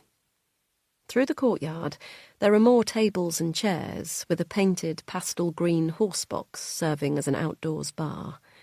There are more people out here than indoors, and I scan the faces around me, recognising in the middle of a group of young men a TV presenter from Channel 4, I think. The group are all dressed alike, in large black puffer coats, despite the warm autumn day, black jeans and bright white trainers. They're engrossed in their phones and don't look up as I walk past. Further from the bar area, everything becomes quieter. I follow the Cotswold gold stone paths and end up the other side of a large lake, the water glistening, as if it too has been cleaned of anything less than perfect. There are buildings across the field. They look like individual lodges, and I assume this is where the guests stay. Which one was Jessie in? I hold my hand up to my face to block the glare of the midday sun and study them, looking for the telltale police tape like I'm in a movie, but find no evidence of any sort of crime here. I don't imagine the management were keen to keep any trace of tragedy around. My mind flicks back to the look on the officer's face when they asked me about Jessie contacting me. They also asked me about that app, the one which hides your communication. Telegraph? No, Telegram. I get out my phone and check that I've never installed it. I remember Charlie did once, after a friend told him about it at a party, though I'm pretty sure, like most fads, he never actually used it widely, just with that one friend. No, there's nothing on my phone. I come back to the same question. Why did the police say Jessie emailed me if he didn't? He must have. I just never received it. Does that mean the person the waitress mentioned that Jessie was so anxious to hear from could have actually been me? I try and work it through logically. I already know he wouldn't have been able to message me through social media. How else would you try and find someone? He could have Googled me, I suppose. I get out my phone as I walk and type in Hannah James, my maiden name that Jessie knew. The first few results are useless, but then my LinkedIn profile pops up. Again, it's mostly closed down, but you can see my small professional headshot and my name, Hannah Wilson, nee James, along with details of where I work. Next, I type Hannah Wilson and Women Go Free, and sure enough, there's my email on the bottom of a press release, for anyone to see and use. Except what you wouldn't know is that emails from outside our server, or not in our contacts list, get rerouted to ICT. They don't come straight to us. It's something they had to put in place a few years ago, when we became a target of men's rights groups. The Daily Mail featured us in a story where a prominent footballer was accused of domestic violence against his latest girlfriend, and they believed she had been set up in a safe house by us. She eventually told the press that her allegations against him were false, and was vilified everywhere since. I've no doubt whatsoever that she was telling the truth, and was too terrified to keep to her story in the face of the relentless pressure from the media and the football fans. We did try and reach out to her to offer help, but she never stayed with us. Either way, we were flooded with hateful emails and threats, words like I've never seen before. I thought I understood the level of hatred some men have for women, but I'd only scratched the surface of it until then. Our ICT manager put in a system to protect us from having to read the torrent of abuse after that, and so now any emails that aren't pre-approved by us land straight into another inbox, which we affectionately refer to as the bad place. The approach is perhaps slightly overzealous, but it saves us from starting our days reading about all the ways men will rape us. If we want to retrieve an email from the bad place, it's simple enough. We just need to phone ICT and ask them to find it. I tap my fingers against my phone, debating whether Jessie's email could really be lost in the bad place, and if it is, whether I really want to know. If I read it, I can hardly deny its existence from the police any longer. "Ducks! Ducks!" a small voice shouts to my side, and I drop my phone in surprise. "Oh gosh, sorry." A young woman appears and picks it up for me. "I'm so sorry. Darling, say sorry to this nice lady. You made her drop her phone." The little girl runs out from behind the bench and smiles at me, before pointing to the water and shouting, "Ducks!" again. The young woman, who I assume is her mother, rolls her eyes. Sorry, she tells me again. She hasn't quite mastered volume control. She roots around in her pockets, then brings out a white, scrunched-up paper bag with the farm logo on it and hands it to the little girl. Don't worry, she's gorgeous. How old? Just turned 3, the woman replies. Do you mind? She takes a seat on the bench next to me, and I shake my head as her floral perfume wafts my way. She looks too young to have a 3-year-old, and jealousy fizzes in my stomach. She must have started early, like I should have. We both watch as the little girl reaches into the bag and pulls out pellets of duck food before chucking them into the lake. A fat brown duck swims our way, followed by 5 or 6 chubby ducklings, almost on their way to being full grown. The girl squeals in delight. Do you have any? The woman turns to ask me, and for the first time in my life, I don't squirm at the question, but find myself smiling. Yes, well, I say, we're about to adopt. Her eyes light up, and she tells me congratulations. She's just turned 2. Her name's Isabella. That's a gorgeous name. Congratulations. If you're in need of a nanny, do let me know. She reaches into her bag for her purse and hands me a card. I flip it over to read.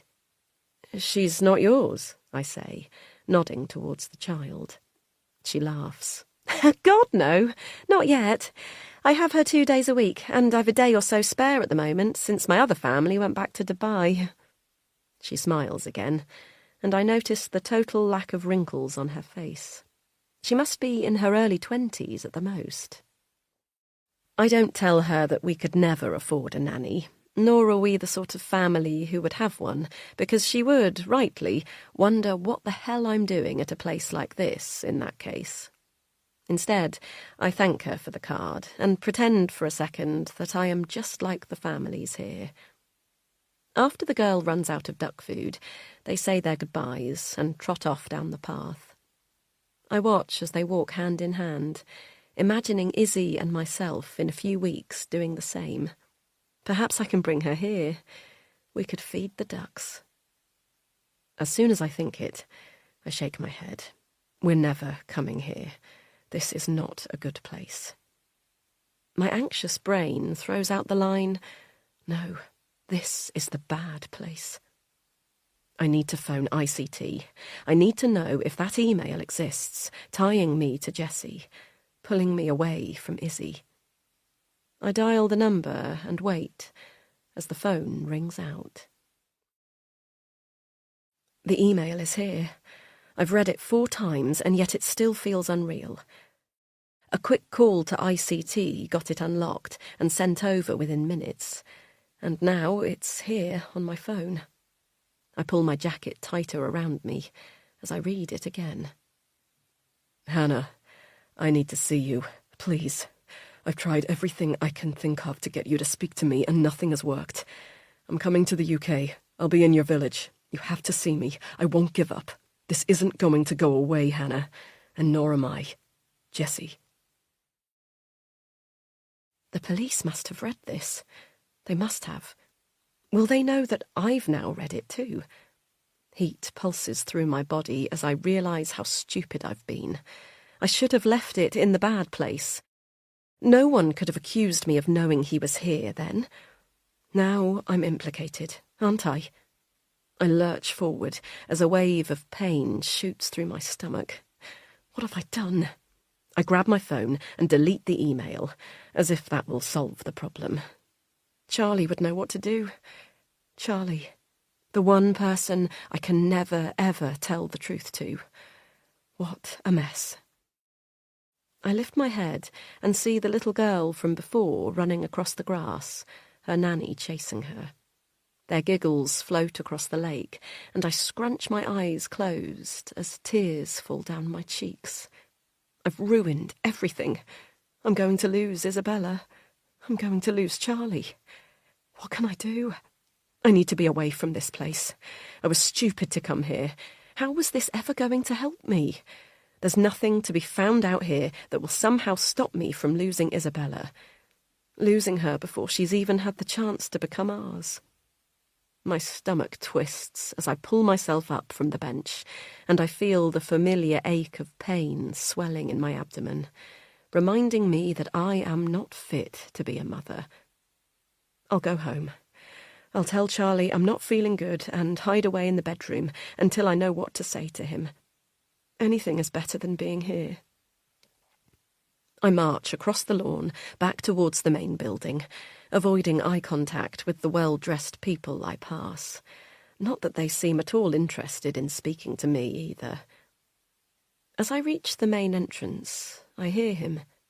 Jessie's dad has an unmistakable voice. It cuts through the chatter of the groups drinking coffee in the courtyard, drowns out the relaxing background music, crushes everything. "If you don't know, why don't you find me someone who fucking does?" He screams at the young waitress who served me before. Tears pool in her eyes as she tells him she will, then runs in the other direction, mortified. I don't dare step closer as I watch him, though I'm quite sure he wouldn't recognise me. We only met once when I was in New York. Me, a frightened teenager crying in her underwear, him red-faced with fury and lust. We'd had a party in their apartment. It was absolute chaos when his dad arrived unexpectedly the next morning. Half-naked bodies spilling from every sofa, sticky bottles lining every side, and the telltale smattering of snowy powder dusting the glass coffee table in the centre of the room. But still, his fury was something I'd not expected. I knew Jessie's dad. Everyone did. He was, and remains, one of the most famous music producers in the world. He was known back then for throwing the hugest Hollywood parties, filled with women young enough to be called girls. Celebrities were always being spotted coming or going from their various houses across the US, often looking worse for wear as the paparazzi snapped them, then splayed their pictures across the tabloids. I was never a big celebrity follower, but he was the kind of famous that you couldn't really avoid. You seemed to know his stories by osmosis, simply by existing in the same world as he did. So I guess I thought he wouldn't care about the party that day. How could he, when Jessie had been brought up surrounded by the chaos of his lifestyle? But he terrified me. I thought he might kill Jessie. He grabbed him by the scruff of the neck and hauled him off the sofa where we slept, slamming his body into the wall as he screamed at him. Jessie, in turn, screamed at me to get out, but I was barely dressed and panicked, rooted to the spot. I wish I'd left. I wouldn't have had to watch it or feel the physical pain of seeing the person I loved hurt so badly. I turn away from his dad now, scared at the feelings he's provoking, and dip my head to walk out the front door so he won't notice me. I managed to make it all the way without looking back, but as I push the door open to freedom, I can't resist one last look. It's then that I see him. A man worse than Jessie's dad. A man I hoped to never see again. Owen. He watches me from across the entrance hallway, his mouth twisted in a smile, eyes boring into me like they always did. Rat-faced. That's what Carly called him earlier, and it's true. I imagine him scuttling across the hall to reach me as I run out of the door, body on fire, but not before he lifts his hand and waves, just like old friends do.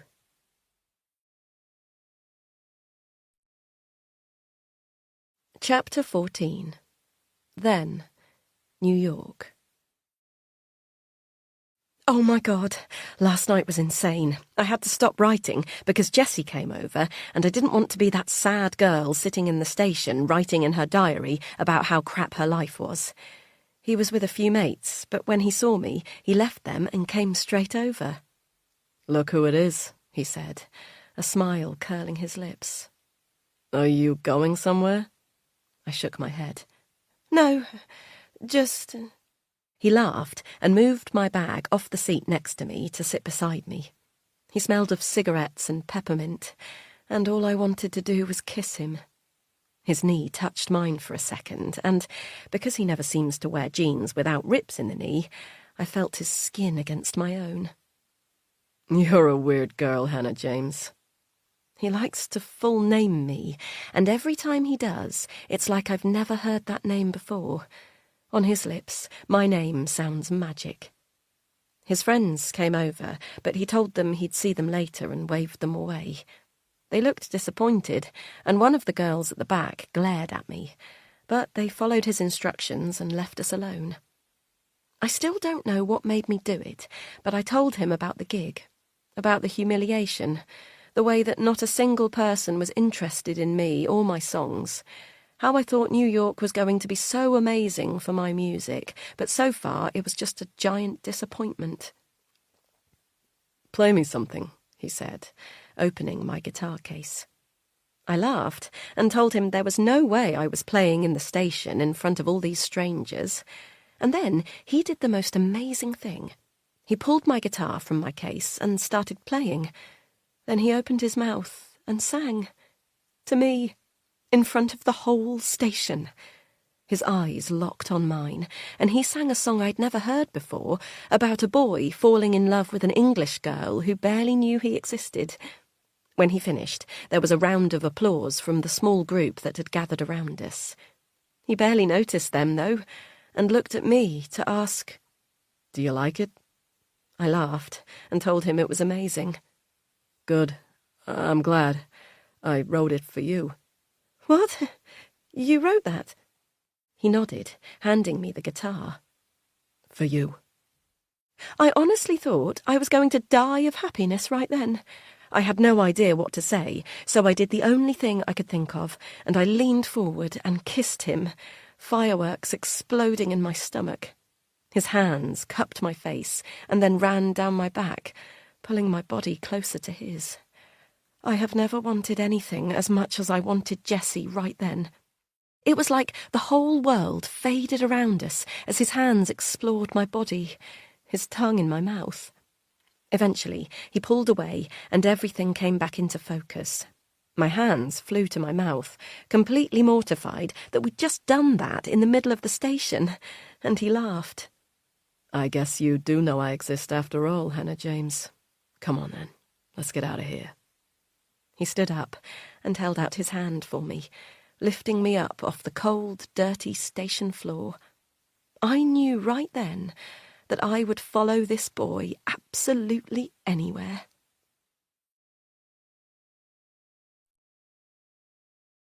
Chapter 15. Now, Charlie.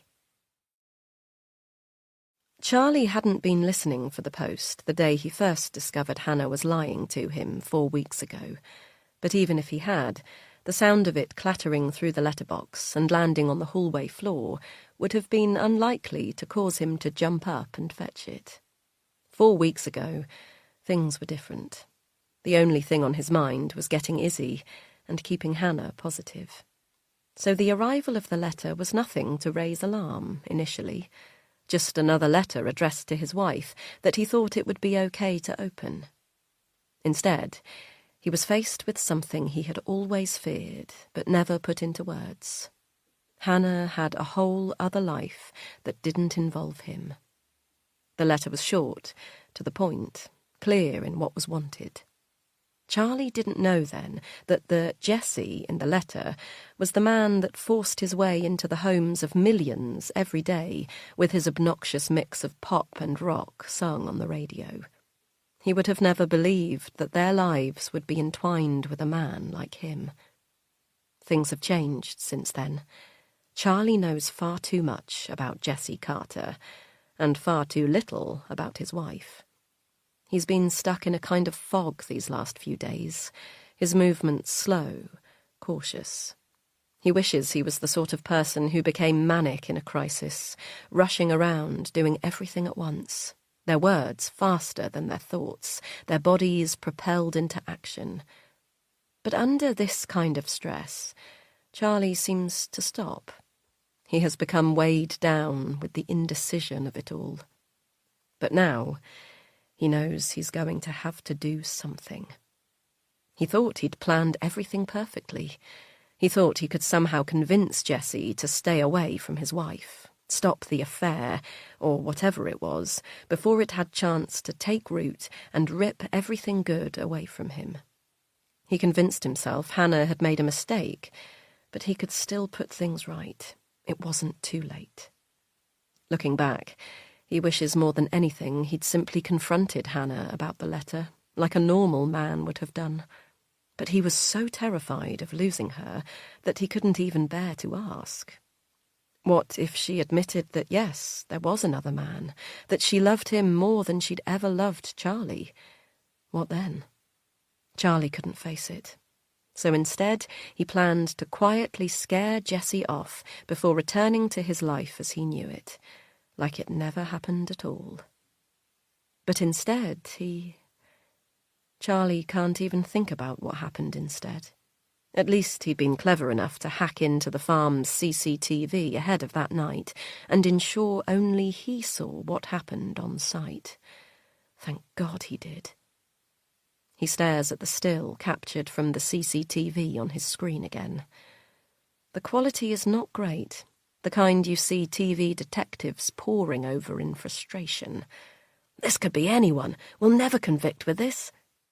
And in some ways, he thinks this could be anyone.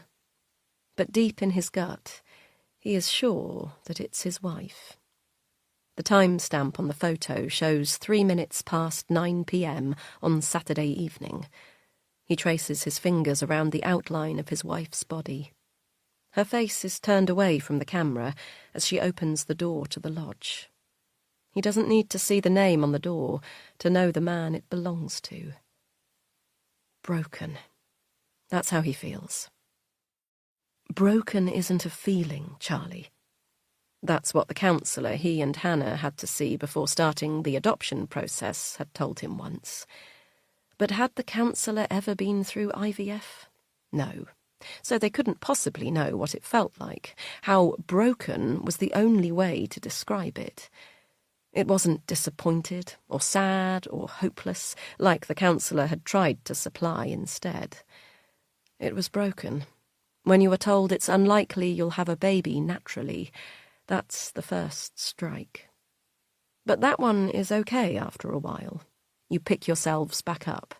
You cuddle your wife as she cries over the blood in her underwear every single month. You talk about the future. You go to the doctor's offices, sit in the never-ending traffic through town as you rush to your 9 a.m. appointment alongside all the angry commuters, and you sit patiently in the waiting room with no windows, with the other desperate couples. But still, you feel okay. You feel like this will work.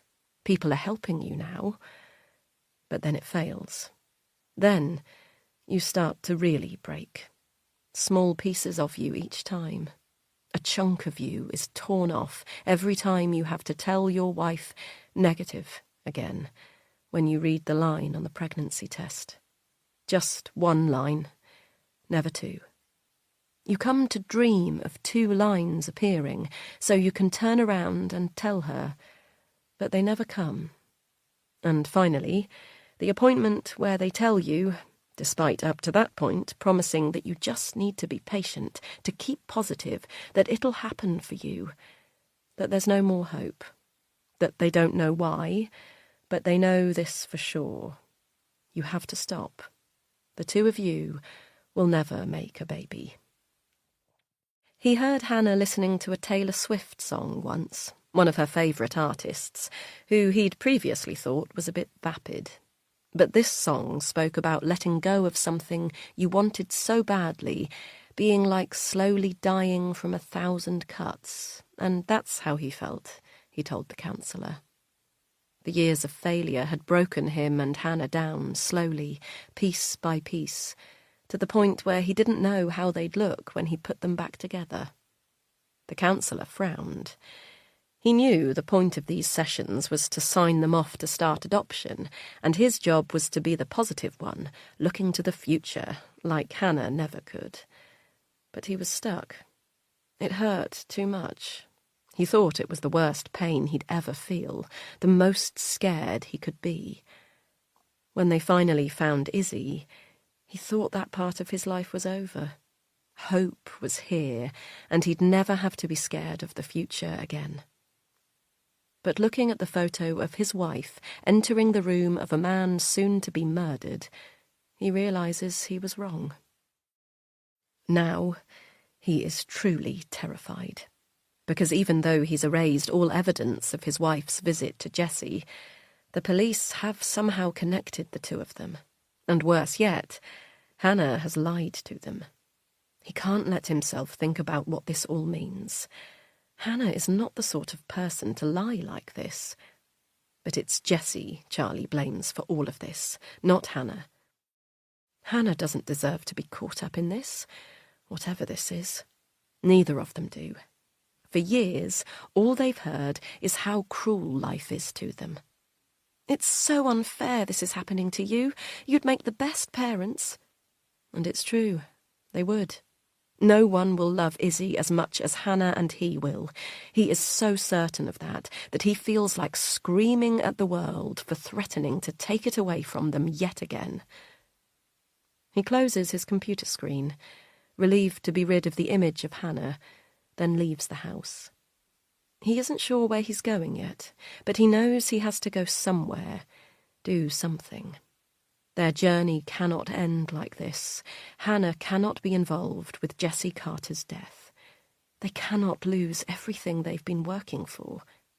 Izzy is waiting for them. They are waiting for Izzy. Nothing can tear her away from them. He won't let it. Because he knows for sure this time, they simply would not survive it.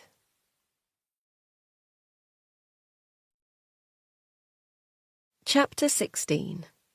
Now, Hannah.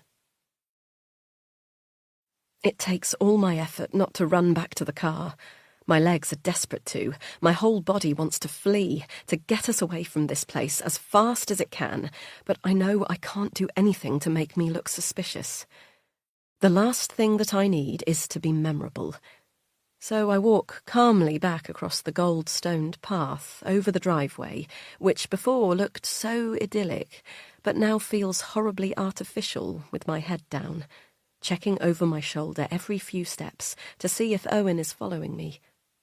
As I finally reach my car, I let out a sigh of relief and slam the door closed behind me. I should have known he would be here. He was always lurking in the shadows, even back then, before Jessie was really anybody. PR people are supposed to stay in the background, and yet Owen has manoeuvred himself to be front and centre of Jessie's career, cultivating almost as much of a personality for the camera as Jessie himself. I've seen the two of them in various articles and TV shows over the years. Though I try my best to avoid stories about Jessie, it's basically impossible. We were at Friends for New Year's Eve, the year before last, when Jessie appeared on their huge TV in the middle of the living room, sitting on the couch of a talk show, laughing at whatever was being said. You'd think I'd have become immune to seeing him after so long, and so much unwilling exposure, but I never have. Every time his face appears, my heart physically hurts. I've long given up trying to tell if the pain is heartbreak or horror at the memories he brings. It's lucky that night that I was the only one sober. We were midway through what would end up being our last IVF cycle, holding on to the very last bit of hope that it might be the time my body decided to play ball. As if a glass of Prosecco to toast the new year was going to be the thing that ruined our chances. Everyone was too drunk to notice how I fled the room while he was on, hiding in the kitchen until the interview was over. Often, Owen is with him. He's changed a lot since I knew him. It's amazing what money and fame can do to a person's face. He's still ratty-looking, but you'd never know by looking at him what a truly ugly soul lives underneath the tanned skin and toned chest. He's worked hard on transforming himself. Shit, he's followed me. I spot him across the car park long before he can work out which is my car, and I turn on the engine and yank the car into gear, driving it the wrong way around the car park in the hope of avoiding his gaze.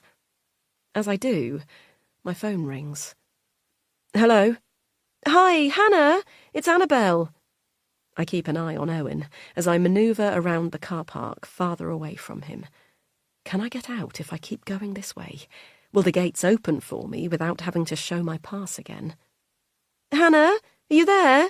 Yes, sorry. Is everything okay? Well, sort of. It's Tuesday and Charlie's not here. I've really got to leave. I sigh in frustration. As much at the annoying way Charlie's mum's carer goes up at the end of every sentence as the fact that Charlie is, for some reason, not there. I'm sure he'll be there soon, I reply, approaching the gate and praying it opens. He's already 30 minutes late and I can't get hold of him. Can you come instead, please? I really need to go. I've got plans. I speed through the gate, watching Owen get smaller in my windscreen mirror. Has he turned to face me? Does he know this is my car? Hannah? Hello?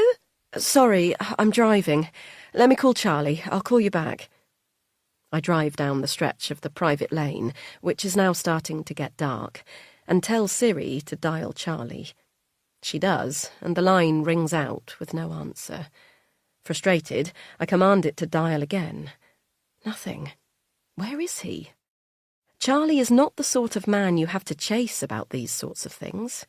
He's the dependable one. He knows that Tuesday is Annabelle's evening off. Where is he? My phone rings again, but it's not Charlie. I can't get hold of him, I tell an increasingly annoyed Annabelle. I'll come now. I won't be long. I indicate the opposite direction to our house and head towards Charlie's mum's, which is the other end of the village to ours. On the way, I try him again, but now his phone is off. My mind starts whirring with possibilities of horrible things that would explain his silence. A car crash is first to mind, but Charlie works from home and basically only drives to the local Tesco and back at most, so it seems unlikely. Could he have fallen down the stairs? Again, unlikely, as he's a fit guy in his 30s, not an ageing, frail man. Then where is he? I pull up to his mum's house, and Annabelle rushes out with her coat on. Evidently, she's been waiting by the door for me to arrive. She's got a face like thunder as she comes down the path, but rearranges it quickly as she meets my eye. Sorry about this, I say, knowing the worst thing you can do is piss off the person who looks after your mother-in-law. I really don't know where he is. Don't worry, she says, moving past me.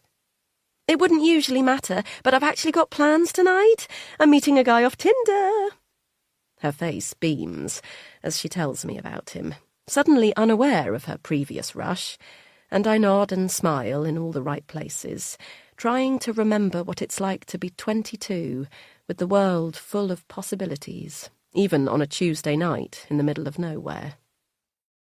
Eventually, she waves goodbye, after warning me Diane is quite upset that Charlie isn't here. Again, I look at my phone and feel a pang of worry. I let myself into the cottage and instantly feel sweat forming on my top lip. Diane keeps the house at such a temperature, I dread to think what her energy bills are like. But Charlie always tells me not to worry. He'd always rather his mum were warm, even if it means us picking up some of the bill.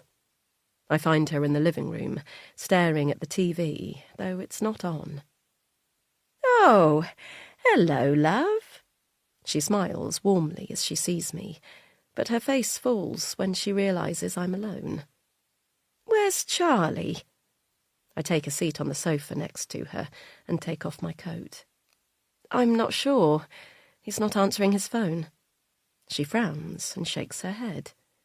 But Charlie always comes on a Tuesday. Where is he? He's probably just got caught up at work or something, I say, though I don't believe it. Nothing comes before Diane for Charlie, especially not work. Can I get you anything? Cup of tea? Yes, please, love. Diane moves to get up, but I tell her to stay where she is, and I go into the kitchen to boil the kettle, tutting as I notice the crumbs left on the side. As well as Annabel, Charlie hired a cleaner to come in once a week to keep the cottage from getting too much for his mum to handle. They're booked in for a Tuesday morning, so either they've done a crappy job this week, or the mess has been made after they left.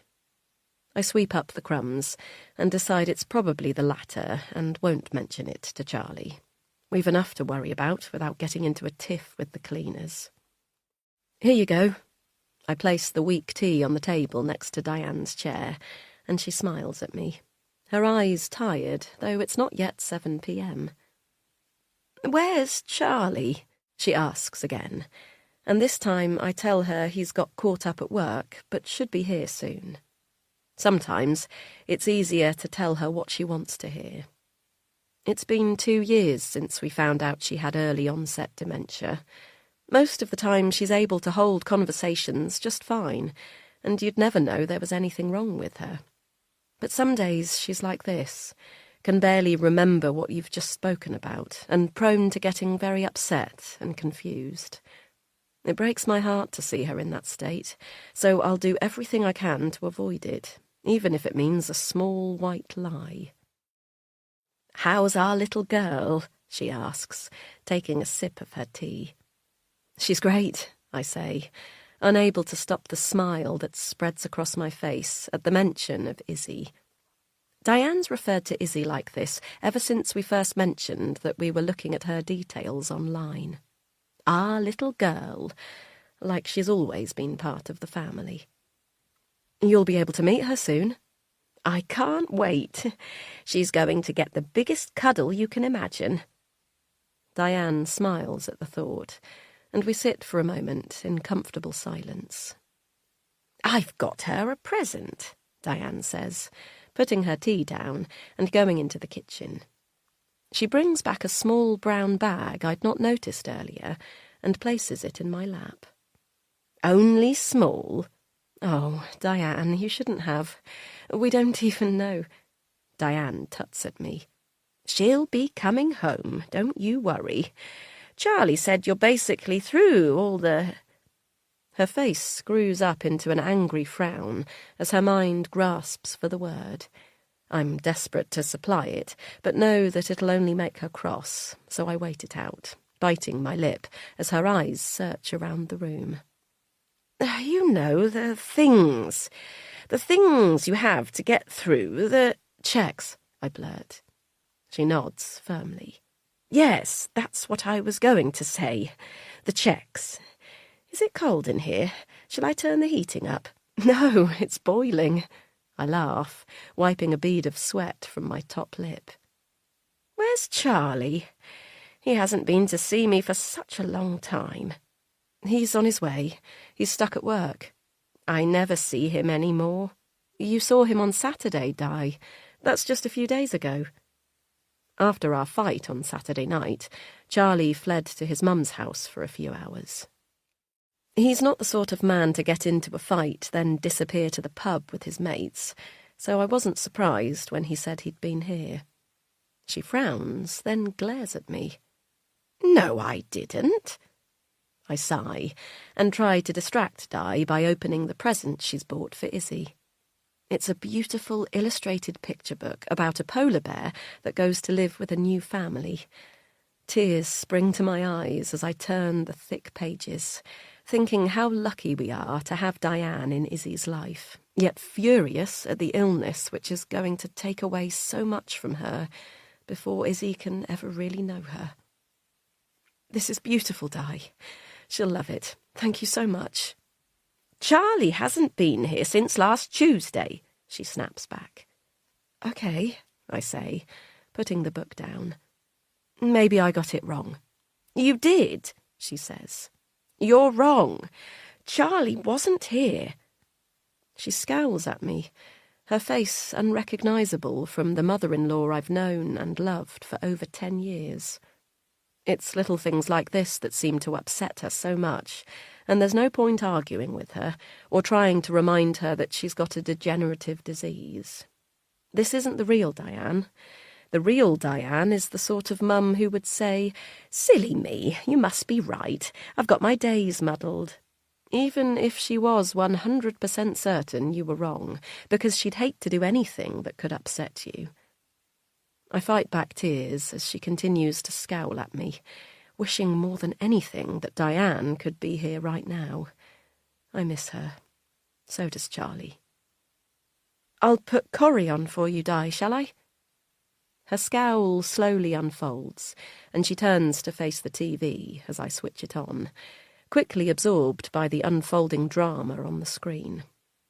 Despite only watching it when we're here, Charlie and I have come to know the storylines almost as well as Di, and I pull my knees up on the sofa and cuddle them to me as I watch, desperate for something to give my mind a moment's peace. "There's been a murder, did you know?" Di says to me, her eyes still fixed on the screen. "No," I say. "I must have missed that one. Who is it? Not Roy?" She tuts. "Roy left at Christmas, but I don't mean on here. There's been a murder up the road." She turns to me then and points out of the window. "Annabelle was telling me all about it. Been all over the news. Haven't you seen? Some pop star, apparently." "No, I haven't seen it." The lie sits heavily in my throat, and I'm glad for the first time ever that Diane is not wholly herself to spot the signs of my deceit. But how can I talk to her about this? How can I hold a conversation about the death of a man that once meant everything to me, as if he's nothing more than an idol to be gossiped about? As if by dying, he hasn't potentially ruined everything I've built for myself since. "I'm so sorry," Charlie bursts through the door, shocking us both so much that Diane lets out a little shriek. "Jesus, Charlie," I say, hand on heart. "What are you doing? You scared the crap out of us." He barrels into the small living room, minding his head on the beams, and goes straight to his mum, planting a soft kiss on her cheek. "My phone died," he says, by way of explanation. "I'm sorry I wasn't here." Diane shrugs as she beams at her son. "That's okay, love. Hannah and I have been watching Corrie." She turns back to the television, satisfied that Charlie is here and everything is right with the world. He slumps back into the sofa, as if exhausted. "Where have you been?"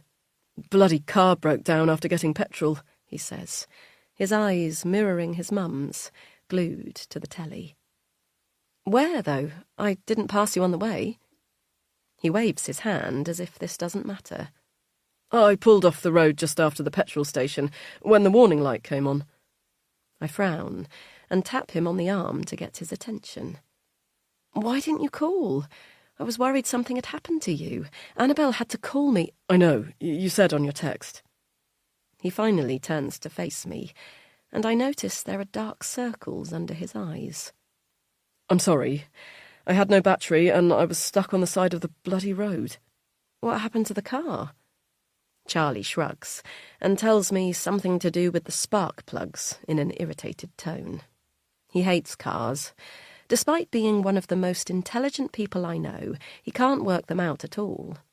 When his dad was alive, he'd sort everything for us, and despite dragging Charlie out into the cold on Sunday mornings to teach him how the engine works, how to change a tyre and all of that, Charlie could never get the hang of it.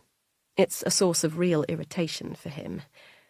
I can tell he feels like it's the sort of thing a man should be able to master, and whenever we have car problems, it sends him into a rage that we have to call the AA for the most minor issues. "I had to borrow someone's phone to call them," he tells me now. "Luckily they were nearby and could come straight out. It's all fixed now." "Will it be expensive?" I ask. "The last thing we need is a massive bill right now." He shakes his head and turns back to the TV. "No, just the call-out charge. I've paid it already, don't worry." His hand finds mine, and we sit for the rest of the episode in silence, watching the dramatic lives of the street's residents play out on screen. When Diane gets up to go to the bathroom, I raise the issue of her forgetting his visit on Saturday night. "I'm sure it's nothing," I say, when Charlie starts to scratch the back of his head anxiously. "Don't worry about it. The doctor said short-term memory loss was normal. Still, it might be worth mentioning next time you see them." "She's fine, Hannah. You don't need to make a big deal out of this." Charlie snaps with such venom that I don't know what to say. Charlie never snaps, not at me, at least. And pathetically, I feel tears coming to my eyes. "Shit. I'm sorry, Han. I'm being a dick." He pulls me in for a hug, but his body is tense against mine. "Oh, that little bugger," Diane says, walking back into the room, breaking us apart. She points at the TV where a teenager is on screen arguing with his mum. "He's a lying little toe rag, that one. Can't believe a word he says." Charlie smiles at me, but the air in the room has changed. We watch the rest of the show in silence, and all I can think about is what Diane would say if she knew the truth about me and what I've done. She'd never believe a word I said again, nor would Charlie.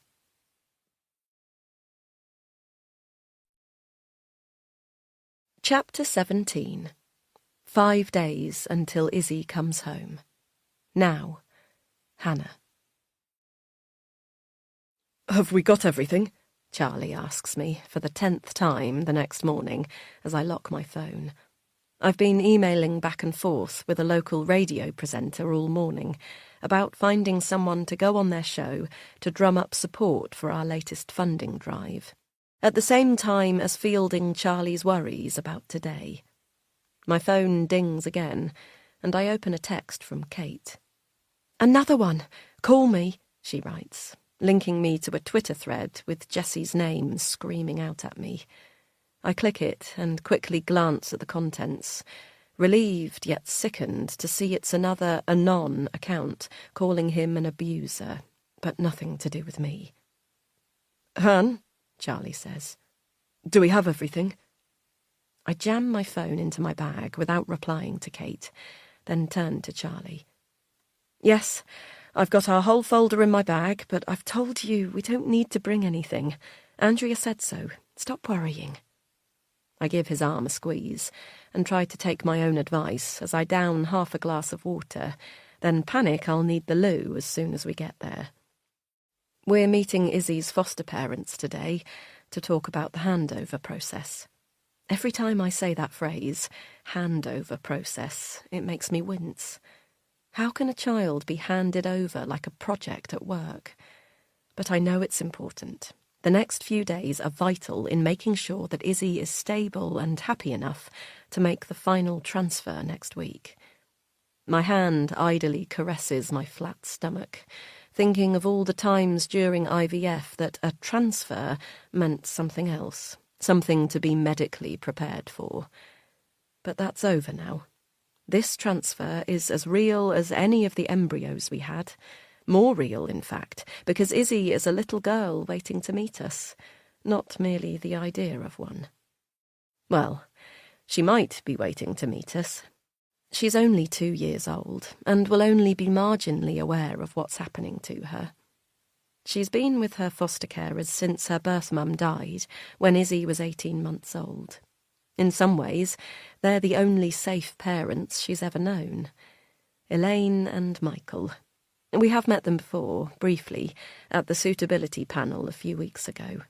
That's where Andrea, our caseworker, presented us as a match for Izzy to a panel of 10 or so people in child protection services to make a case for us as her adopters. Elaine and Michael weren't on the panel, but they came to show their support, which meant a lot. They're the ones who've loved and cared for Izzy like parents from the day she was found. So to have their support is huge, though I must admit, under their watchful eyes, I couldn't help but feel like Charlie and I could never match up. My phone pings again, and I scan my work emails quickly, aware that I've been stretching even Kate's goodwill this week with my lack of presence at the office. There are a few marked urgent that I flick my eyes across and deem not to be urgent at all. But there are two that grip me. The first is a series of tweets forwarded from Kate from a well-known feminist campaigner. I scan them, my eyes too frantic to take everything in, but the gist is that they are collecting stories from women who say they've been abused by Jessie Carter. Kate has forwarded it with just one line. "I told you, the truth always comes out. Let's talk." I close the email, unable to force myself to look at what this could mean, and open the next one that's caught my eye. It's from ICT. I open it and read the short message telling me they've found a few more emails from the address I asked about yesterday, and did I want to see them? My stomach churns. I'm going to have to tell the police. There's no way I can pretend that I don't know about the emails. I email back saying to forward the messages and switch my phone off. "Come on, Han. We'll be late." Charlie tugs at my sleeve like an impatient child, and I glance at the kitchen clock. We've left an hour and a half for a 30-minute journey, so there's no way we'll be late, but I understand Charlie's nervousness. In a process like this, you don't want a single thing to make you look anything less than perfect. I grab my bag and finally leave the house, decisively walking to the car and slamming the door behind me. Charlie sits in the driver's seat for a second, and then gets back out of the car to double-check the front door is locked, something he always does when he's anxious, then gets back in. "Okay," he asks, his cheeks red from running in and out of the house. "Yep, let's go." I give his hand a squeeze as he pushes the car into gear and bite my lip, waiting to hear for a sign that the car is playing up again. But we pull away smoothly, and I let out a little sigh of relief. I did say we should take mine, but he refused. I know why. He thinks my car would make us look unsuitable. It is a bit of an old banger, a slightly rusting Fiesta that I got second-hand 5 years ago and have never replaced, whereas Charlie has the sensible grown-up car. He got it on finance when we started IVF, so sure that he'd soon need a big car with 5 doors and a massive boot to cart around our family. I could never even hate the car for its emptiness, because I loved Charlie so much for his relentless hope in the face of all the crap. After this, I'll call the police. I'll tell them about the emails. Perhaps they'll believe that I knew nothing about Jessie's visit, that we are not at all connected. I can't risk the alternative, that they think I'm lying to them, and they tell the council I'm absolutely not a safe person to give Izzy to. Even the idea of it brings my forehead out in a hot sweat. "You okay?" Charlie says. I nod, dabbing my hairline with the back of my hand. "Just nervous," I say. We pull up outside the address we've been given, but I tell Charlie to drive around the block a few times before we park the car. As he does, I study the estate. It's a 1980s or so new-build development, made for small families. We're on the outskirts of Banbury, the farther side from us, but it still feels too close. Andrea advised that the foster parents will not have contact with Izzy for the first few months after we bring her home, to help her understand that the new transition is permanent and that we aren't simply minding her for a holiday. But what if we run into them during that time?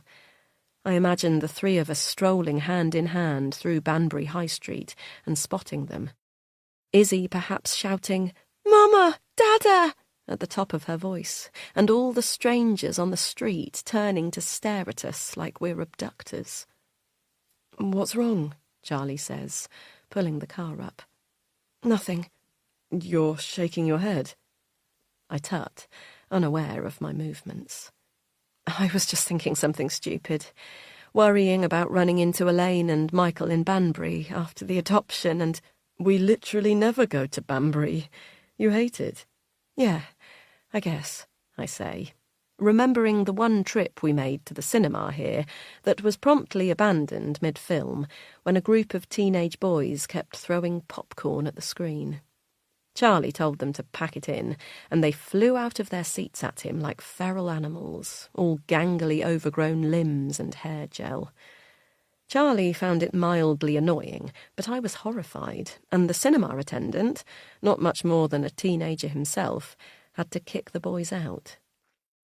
I spent the rest of the film worrying they'd be waiting for us outside when it finished, so much so that I begged Charlie to leave early to avoid them. He thought I was bonkers, kept telling me they were just kids, nothing to be scared of, but gave in eventually when I couldn't settle to the film. We've not been to Banbury since, and so he's right. The chances of us bumping into Elaine and Michael here are slim. "Ready?" Charlie asks. We both look at the house. It's a red brick end of terrace with a small front garden and a paved path to the front door. There are ornaments in the garden.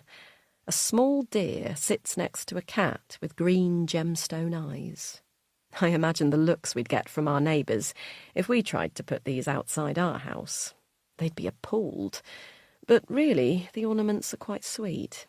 I imagine Izzy squealing with delight at the cat, and bite my lip at the thought of her not seeing it again. Charlie leads me by the hand up the path and knocks on the door confidently. We wait on the step like schoolkids, watching through the flower-patterned glass of the front door. 2 figures appear, blurred by the pattern, and I take in a deep breath. This is going to be okay. Don't think of the emails. Don't think of Jessie. Don't think of the police. "Morning," Michael says, opening the door with a smile. Come in, come in." We step into the small hallway and do an awkward shuffle as Michael steps back to guide us through to the living room. The smell of gravy and roast chicken permeates the house, and I sneak a look into the kitchen as we pass, expecting to see a full roast on the sides, but the small square kitchen is empty. "Hello," a voice sings from the living room, and I follow Charlie in. Elaine is sitting on the couch, dressed in a beige top and loose black trousers.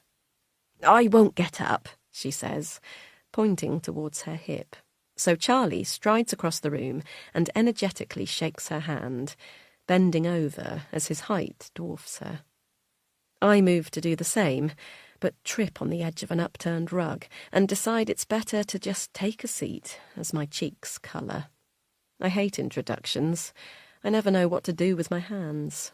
Charlie is a natural handshaker, but for me it feels businesslike and strange. He comes to sit next to me and places his hand on my knee, giving it a little squeeze, as if to tell me to calm down. Everything is all right.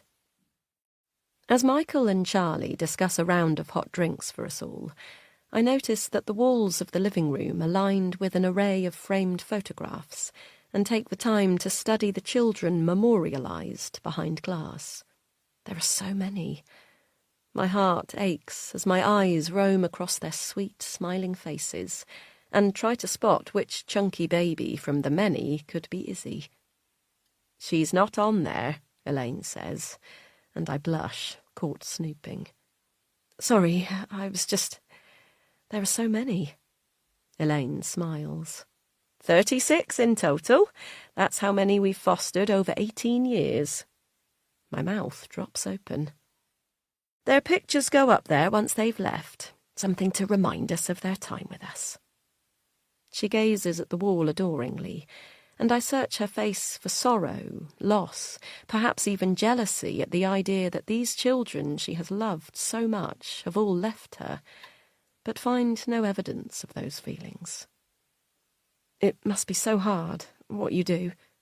She shakes her head, looking back to me. "Best thing in the world. Getting those children, babies sometimes, and giving them whatever they need to start their lives over. Who wouldn't want to do that?" Michael and Charlie return with the drinks, and I'm glad for the interruption, so that I don't have to tell Elaine I could never do what she does. How selfless she seems to me. What must she think of women like me, who've put their body through hell for years trying to conceive, before they even consider helping a child that is not naturally theirs? "Bella will be up there soon," Elaine adds. "Don't you worry." She smiles at me as she sips her tea, and I try not to wince at the name. Bella? She's Isabella, or Izzy. That's how we've always referred to her, with no idea that we were wrong. I feel heat sweeping my cheeks at our mistake. What else will we get wrong when this poor child has to leave the only loving home she's ever known and be placed with us, total strangers? "We've been calling her Izzy," Charlie says. "But Bella is lovely." Elaine waves her hand. "Izzy's nice, too. She'll be happy either way, love. Don't you worry." She smiles at me, and tears prick my eyes at her kindness. "So, how are you both feeling?" she asks, and Charlie looks at me to respond, but the words are stuck in my mouth. I'm feeling like we're closer than ever to getting our family, and yet I cannot imagine it happening. I'm feeling like any minute now the police are going to storm the door and demand I tell them everything I know about Jessie. I'm feeling that I've let down my husband in the worst possible way, and he's going to suffer the most for the terrible decisions I made before I even met him. "We're okay," Charlie says, squeezing my hand. "We're so close to the end now, aren't we?" "It's just the beginning," Elaine says. Not unkindly, but with a word of warning. "The day she comes to live with you, your whole lives are going to change." Charlie nods enthusiastically. "Oh, I know. Believe me, we know. We're doing everything we can to make the house ready for her. I've started painting her bedroom. I wanted to ask, actually, do you think she'd prefer a blue or yellow fairy castle on the walls?" Elaine frowns and shakes her head. "You don't need to worry about any of that, love. All Izzy needs is a loving home with the both of you. She'd be happy sleeping in a plain white room if it meant there were two parents who loved her coming in to wake her up every day." Michael nods firmly at the end of Elaine's speech, as if to mark the point, then sips his tea noisily. "Of course," Charlie says, his cheeks blushing. My heart aches for him. He just wants to do the right thing at every step, but I already know we'll never be able to do that as parents. "Blue," Michael says eventually. "She likes blue." Charlie smiles, his shoulders dropping slightly as he repeats, "Blue," as if to confirm. "Could we see her room here?" I ask, desperate to be up and doing something. I think it might help us make the transition for her, if we know what she's been used to. Upstairs, the four of us stand shoulder to shoulder in Izzy's bedroom. Despite Elaine's protestations that we don't need to do anything special, this is a lovely room. It's small, with barely enough room for her little toddler bed, a pine chest of drawers and a play table, but filled with cuddly toys that spill from the IKEA toy basket in the corner, and it has a cosy feel that doesn't come from Instagram-worthy design, but something else that I can't put my finger on. "When we have the bigger ones, we swap that out for a single bed," Michael says, pointing to Izzy's bed. "Bit tight sometimes, but we make do." I imagine all the children who've claimed this room as home, and hope, wherever they are, they're happy and loved. The room we've planned for Izzy at home is much bigger than this. She'll be able to spread out on the floor once she's older and colour in or play games with friends, hidden upstairs. But already, I see the vision we had of her room is based on Bowden catalogues and Instagram. This is a real-life little girl's room, with chips on the furniture and crayon marks on the wall. It's lived in. Elaine is right. The colour we paint a castle on the wall isn't what will make Izzy's room feel like hers. The only thing that will make it feel like that is Izzy herself. Elaine picks up a grey stuffed bear from the bed. Its ears are worn down like it's been nuzzled. She'll bring this with her. Claire Bear, she calls her. Elaine gazes at the scruffy toy adoringly. I have to look away as tears fill her eyes. She can't sleep without her. Elaine sniffs, and Michael rubs her back, then takes Claire Bear from her hands and places her back on the little bed. Has Andrea talked to you about the book yet? He says, getting back to business. Yes, Charlie says. Yes, we've started it. Good, good. That's the next step, you know, giving Bella... Izzy, Elaine corrects him. Giving Izzy the book. Charlie nods and smiles at me, pleased that the process is playing out exactly as it's supposed to. The book is something we read about online many times over the wait to find our match. Before your child can come and live with you, adopters are asked to put together a scrapbook of sorts, with pictures of you and your family and the child's new room, to help them become acquainted with you before you meet. We dreamed of making one for our own child one day, and it doesn't feel quite real that we're at this stage, even now. The book lies open in our living room, nothing yet stuck down. It's been harder than we had thought. How do you choose which photos of your life to include? Every picture you have starts to look wrong. You're smiling too much so that it looks fake. You're looking off camera as if aloof. You're holding a glass of wine as if totally irresponsible. We should do the book tomorrow when we meet, Elaine says. Give Izzy the chance to look at it over the weekend. Charlie looks at me, momentarily horrified, like a child who's about to be found out for not doing his homework. Yes, I say, saving him. That would be great. We have started it, but can't choose the perfect pictures, Elaine offers with a smile. I blush at our obvious quest for perfection. Yeah, I say. We just keep finding problems with every photo. All the couples say that. I promise you, Izzy isn't going to be searching your faces for anything but love, and I can see you're both absolutely full of it. So don't you worry, my sweet. Don't you worry. She rubs my arm and gives it a squeeze, and once again I find myself biting my lip to avoid tears falling. An hour or so later, we're back at the car. That was good, Charlie says, opening the car door. Wasn't it? I nod and slide into my seat. Really good. They're so lovely, aren't they? Charlie starts the engine, and we pull away from their street, Elaine and Michael waving us off from the doorstep. They are. We're very lucky. We've both read some horror stories about foster parents during the handover on various adoption forums. Experiences range from fosterers who don't care a jot for the children in their care, who break the adoptive parents' hearts in their haste to hand over the child in a never-ending revolving door, to ones that hold on too tight and make the process so utterly heartbreaking for the child that the adoptive parents are seen as abductors. What if we can't be as good as them? I ask. Charlie sighs. We won't be the same for Izzy, but we'll be good parents, Han. You know we will. We're going to love her so much, and they've said, haven't they, that that's the most important part. I look out of the window and murmur agreement. But they're good, aren't they? Really good.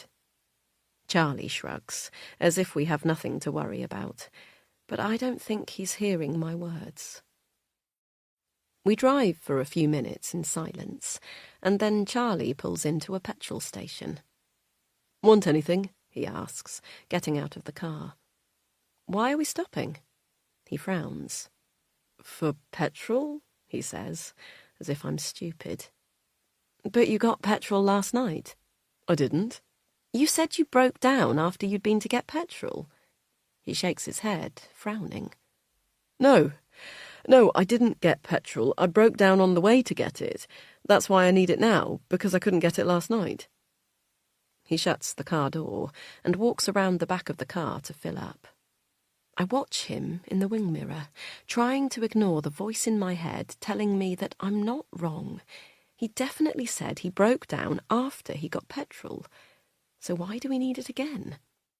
If he needed it so badly last night that he went before going to his mum's, in the opposite direction, how did we manage the journey to Elaine and Michael's without filling up? Charlie walks past the car door to the station to go and pay, and I watch him in the queue. He doesn't look at me once, though I'm sure he knows I'm watching. He keeps his eyes trained on the floor, not even noticing when the queue moves. I know one thing for certain. My husband is lying, but I have no idea why.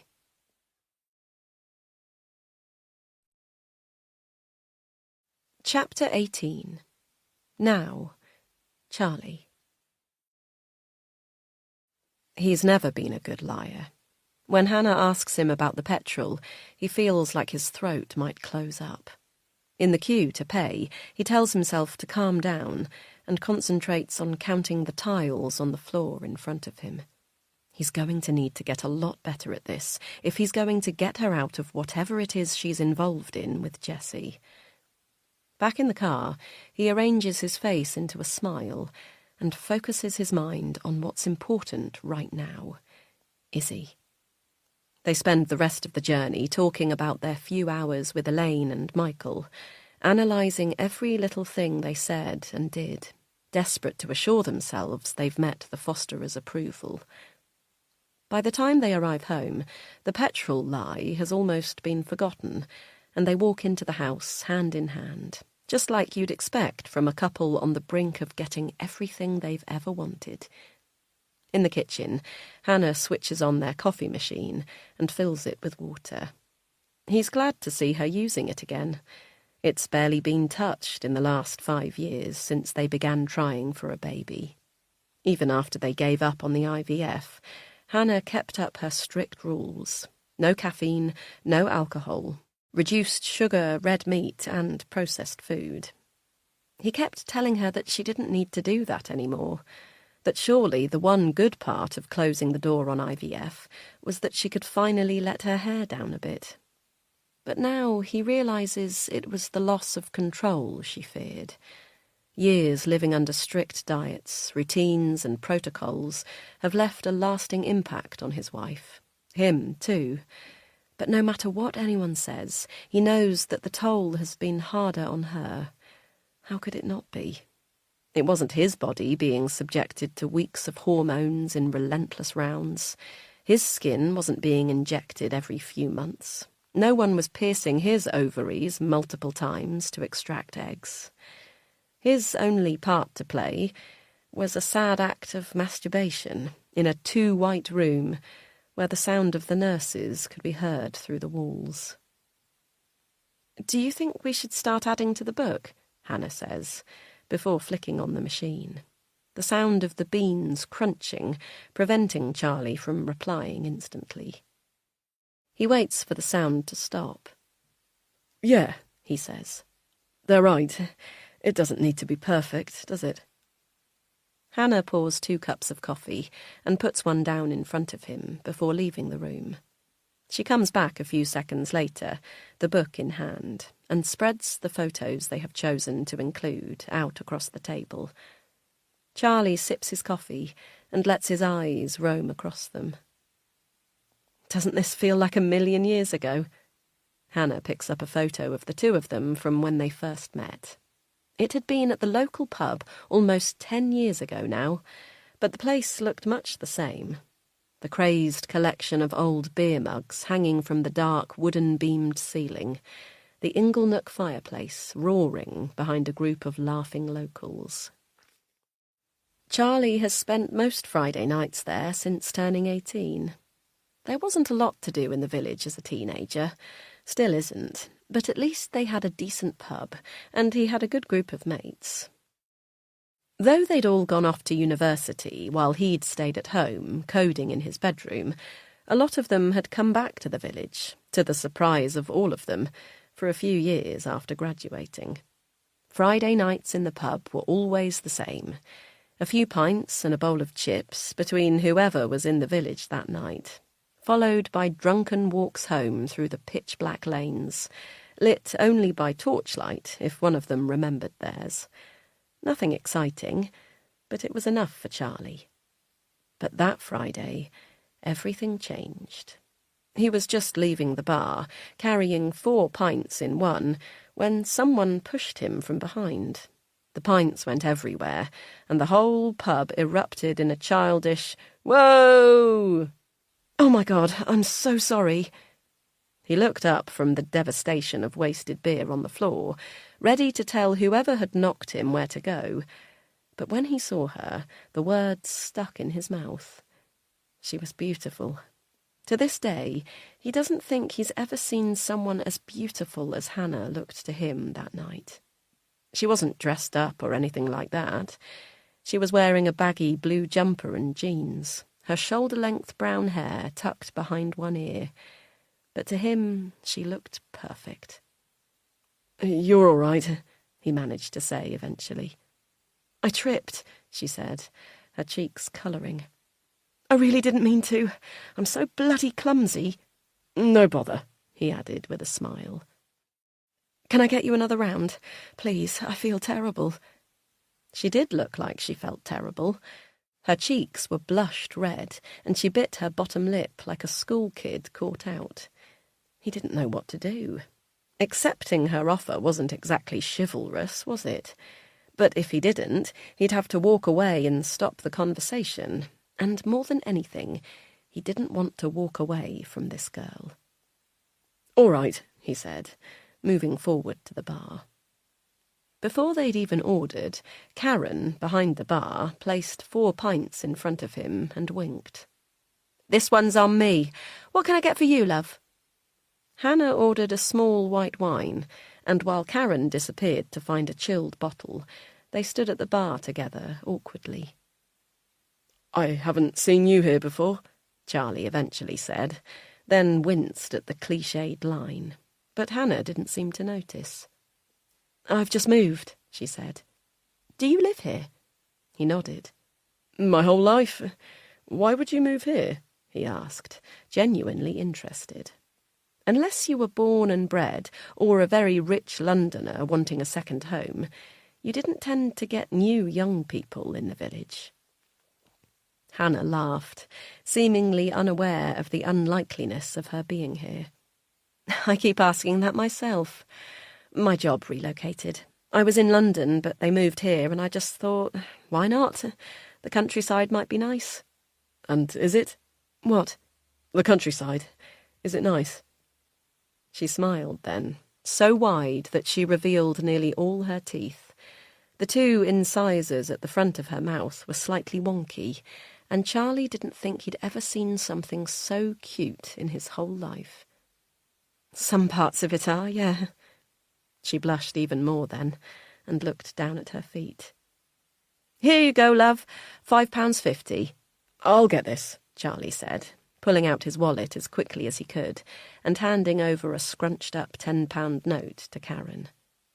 "Oh, but I was supposed to be getting your drinks."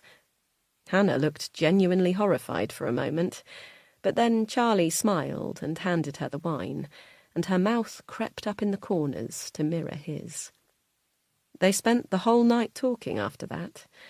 Charlie learned that Hannah had taken a job at the Women's Refuge charity that had recently opened an office in the village. He'd not heard of it, but it sounded like a very grown-up and worthy thing to do, and he told her how he'd skipped going to uni and instead taught himself everything there was to know about computers and had just been hired as a junior security analyst for a London tech company, and he got to do it from his bedroom. After that first night, they saw each other every Friday in the pub for weeks, before Charlie finally got up the courage to ask her out properly. They've spent every Friday night together ever since, and Charlie still can't quite believe that a guy like him has ended up with someone like Hannah. We should definitely put that one in, he says now, taking the picture from her. But we're in the pub. Does it look too... No, he stops her. Remember, we don't have to be perfect, Han. We just have to show Izzy how much we're going to love her. Hannah bites her lip and looks down, nodding. Decisively, she grabs the Pritt stick and glues the photo down onto the first page of the book. They stare down at it together, and Charlie marvels at the innocence in their faces. Just 10 years ago, but another lifetime. Were they perfect back then? Charlie's always thought that their lives only started to go wrong when the fertility stuff happened. But looking at this photo now, he wonders if Hannah was already carrying the darkest of secrets from the very first day they met. Is that why she settled for him? He looks across at his wife, her tear-filled eyes glued to their photo, and a churning begins in his stomach. Come here, he says, pulling her into him. Her body is tense against his at first, but after a few seconds she begins to melt into him, and he kisses the top of her head. It's going to be okay, Han. I promise. She sniffs and pulls away as her phone beeps. Cursing under her breath, she tells him Kate has texted from the office and asked what time she'll be in. You think she could give you a bit of a break for one day, Charlie says. Hannah sighs. She knows today is important, and she wouldn't text if she didn't really need me. Something must have happened. She types out a reply on her phone, tears gone as she swiftly switches into work mode. Charlie has always admired Hannah's work ethic, though he can't say he fully understands it. He's been lucky that he's been able to find work doing something he actually finds interesting, but he'd always rather be at home with Hannah than upstairs breaking systems to work out how to secure them. But Hannah loves her job. She always has. Even when they first met, and she was essentially a glorified assistant, she never complained about being contacted on weekends or having to stay late. And it's not for the money. He feels guilty sometimes that he earns so much more than her, given that what he does is fairly inconsequential in the grand scheme of things, whereas she does something that really matters, but she never seems angry about it. I'll go in now, and then we can finish this when I get home, she tells him, already half out of the door. He gets up and gives her a kiss before she leaves.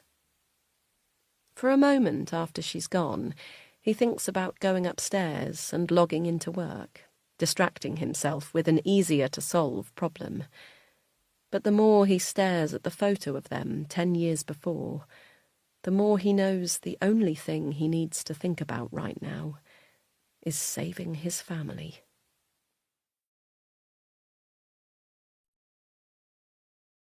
Chapter 19. Then, New York.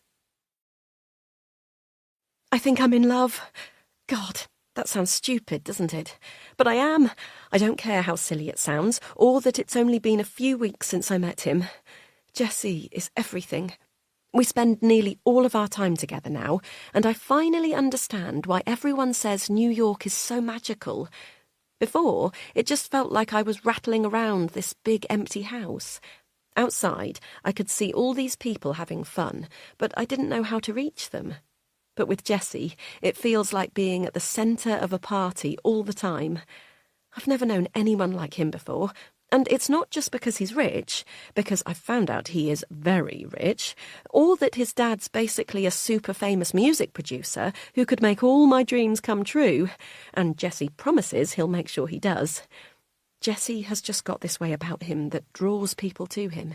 We can be literally anywhere, walking to class, in the middle of the city, in some cheap diner in the middle of the night, and people just stare at him like they're transfixed. I get it. I used to do that too. I guess I probably still do, but now it's like he looks back at me like that too. When we first started hanging out, I felt so plain and nothingy compared to him. How could I not? My clothes were old and dull, my hair a plain mousy brown. Everything about me screamed normal. But now I've started to see myself as he does, as someone interesting, funny, unique, maybe even special. Buying new clothes has helped, but it's more than that. With him, I stand up straighter. I don't hide my face behind my hair. He makes me feel more like a whole person. We've even started to have little couples routines. On Sunday mornings, we walk for what feels like miles through the city down to Tompkins Square Park to get bagels. Jessie says they're the best bagels in the city, and it's not like I've tried many, but I believe him. The lines outside are always huge, full of proper New Yorkers waiting for their breakfasts, and when I'm stood there with him, side by side, I feel like I belong, like we belong. The walk back to school always passes by in a blur, but I try and take in as much of the city as I can while we walk, each step feeling more like a movie. Sunday mornings are definitely my favourite, though every day with Jessie is pretty special. He has a way of making the most normal moments feel magical, and I can't quite believe my luck that this is happening to me. Everything would literally be perfect, except for just one thing that is ruining it at the moment. Owen. I can't stand Owen. He's Jessie's best mate, but he gives me the creeps. He's always there, hanging out in the background, dying for Jessie to pick him. He doesn't even go to our school. He and Jessie have been friends since they were kids, apparently, though I can't imagine a world where the Carters hung out with Owen's parents. Even now, Owen doesn't have his own place. He crashes on the sofa in Jessie's dorm room. It must piss off his roommates. Imagine some ratty-faced guy sleeping in your dorm every night. But no one says anything to him because no one wants to piss off Jessie. I know Owen doesn't like me. He can't stand that I've come and taken Jessie's attention away from him. But, that's normal, right? I'm Jessie's girlfriend. Ha! I don't think I've even written that here yet, but yep, I am. We're official. He asked me to be his actual girlfriend. I thought New Yorkers were all about the dating scene, and we'd carry on like that for months, but thank God Jessie wanted more. We were in Union Square when he asked.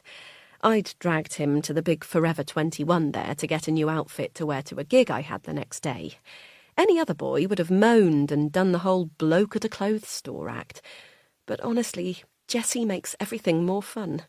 We raced up and down the escalator. The shop has 4 floors, and then played hide-and-seek until one of the girls working there came and threatened to chuck us out. I found a cute pleated skirt and a little black off-the-shoulder jumper and a few other things to try, and took them to the changing room, telling him to wait outside so I could show him before I bought anything. But as I was half changed, he appeared in my dressing room door, grinning from ear to ear. "You can't be in here," I squealed. But he pressed one hand gently over my mouth and the other to his lips, telling me to shush. He pushed me back against the changing room wall, and oh my God, it was hot, ridiculously. He pushed my knickers to one side, and we actually did it right there in the changing room, like something out of a film. How can he do that? All the boys I've been with before are so clumsy about sex. OK, so there's only been 3, but still, it's enough of a sample to know that Jessie is really something special. Afterwards, he grabbed all the clothes I was going to try and marched us to the tills. "I can't get them all, Jessie," I said, when we reached the front of the queue, and he piled everything I'd picked up onto the counter. I was thinking of the £275 I had in my account to get me through until the end of term, 6 weeks away. "You're not getting anything, Hannah James," he said, with a smile, as he handed over his card. The girl serving us couldn't help but smile, and I blushed. thinking of what he'd just done to me in the changing rooms. All the clothes were bagged up, and we basically skipped out of the shop. "You didn't have to do that," I told him, as we walked out into the evening. Union Square was starting to settle down now the commuter rush was over, and people were walking around in the dusk, chatting, all wrapped up in coats with coffees in hand. "I know," he said, "but I wanted to." We stopped to sit on a bench, and he pulled my face towards his warm breath leaving clouds between us. "I want to do everything for you, Han." He kissed me again, then pulled away suddenly and looked at me seriously. "I want you to be my girlfriend." The sound of the city hummed around us as I tried to understand what he'd just said. "What? Why?" He laughed and stroked my face with his cold hands. "Because I like you. I like you a lot. Haven't I made that clear?" He tilted his head and raised his eyebrows, and I blushed again, thinking of the changing rooms. "Yeah, but, you could have anyone you wanted, so—" "I don't want anyone. I just want you." Looking at him then, with the lights from Union Square behind us, his big brown eyes never leaving mine as people passed us by in a rush, I can honestly say I would have done anything for him. How is this my life? Things like this don't happen to me. Boys like me sometimes, sure.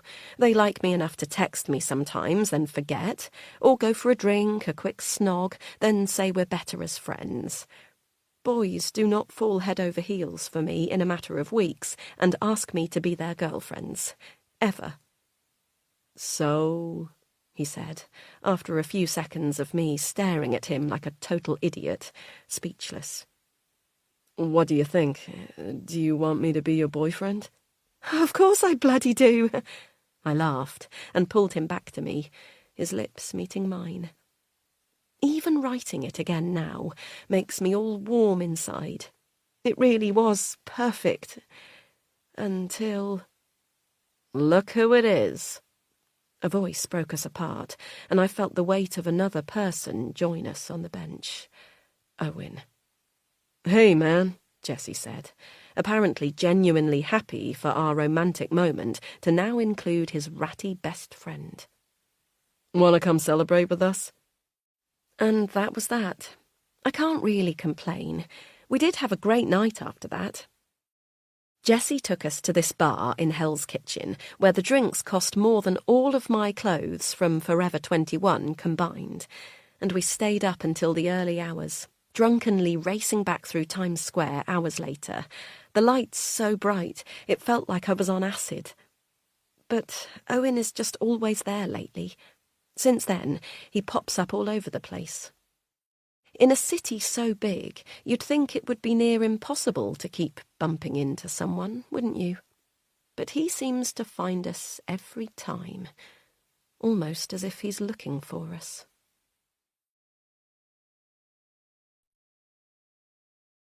Chapter 20. Now, Hannah. I wasn't lying to Charlie. Kate did ask me to come into the office, and I had every intention of going.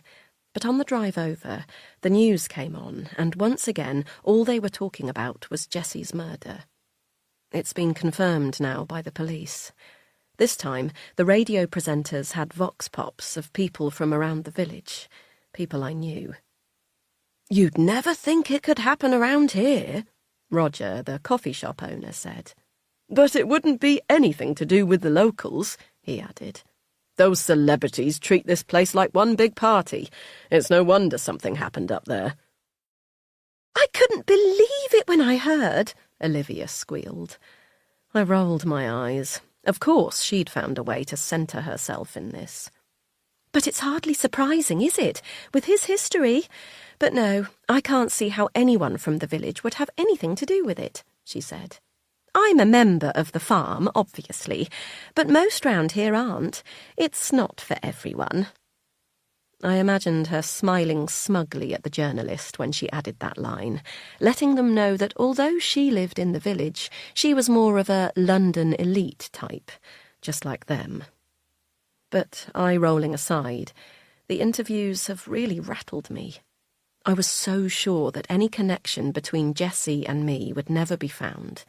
But if people are already asking about the locals, how long will it be before someone discovers that I was once at the same college in New York as him? That I've been interviewed by the police? I need to get ahead of this. I need to understand what this even is before it has chance to ruin everything, and I can't help denying that I'm involved. Seeing Izzy's foster parents today made everything so much more real. In a few days, that little girl is going to come and live with us. We're going to be responsible for her every moment of the day. She needs to know she can depend on us, no matter what happens. And right now, I'm having trouble even getting myself through the day. I've got to sort this out before she comes home. Everything is supposed to be perfect for her. How can I let her start another life in chaos? That's what I tell myself as I pull into the farm car park for the second day in a row, that this is all for her. "Hello again, Miss Lawrence." The girl from yesterday welcomes me as I show my pass to get through the gate.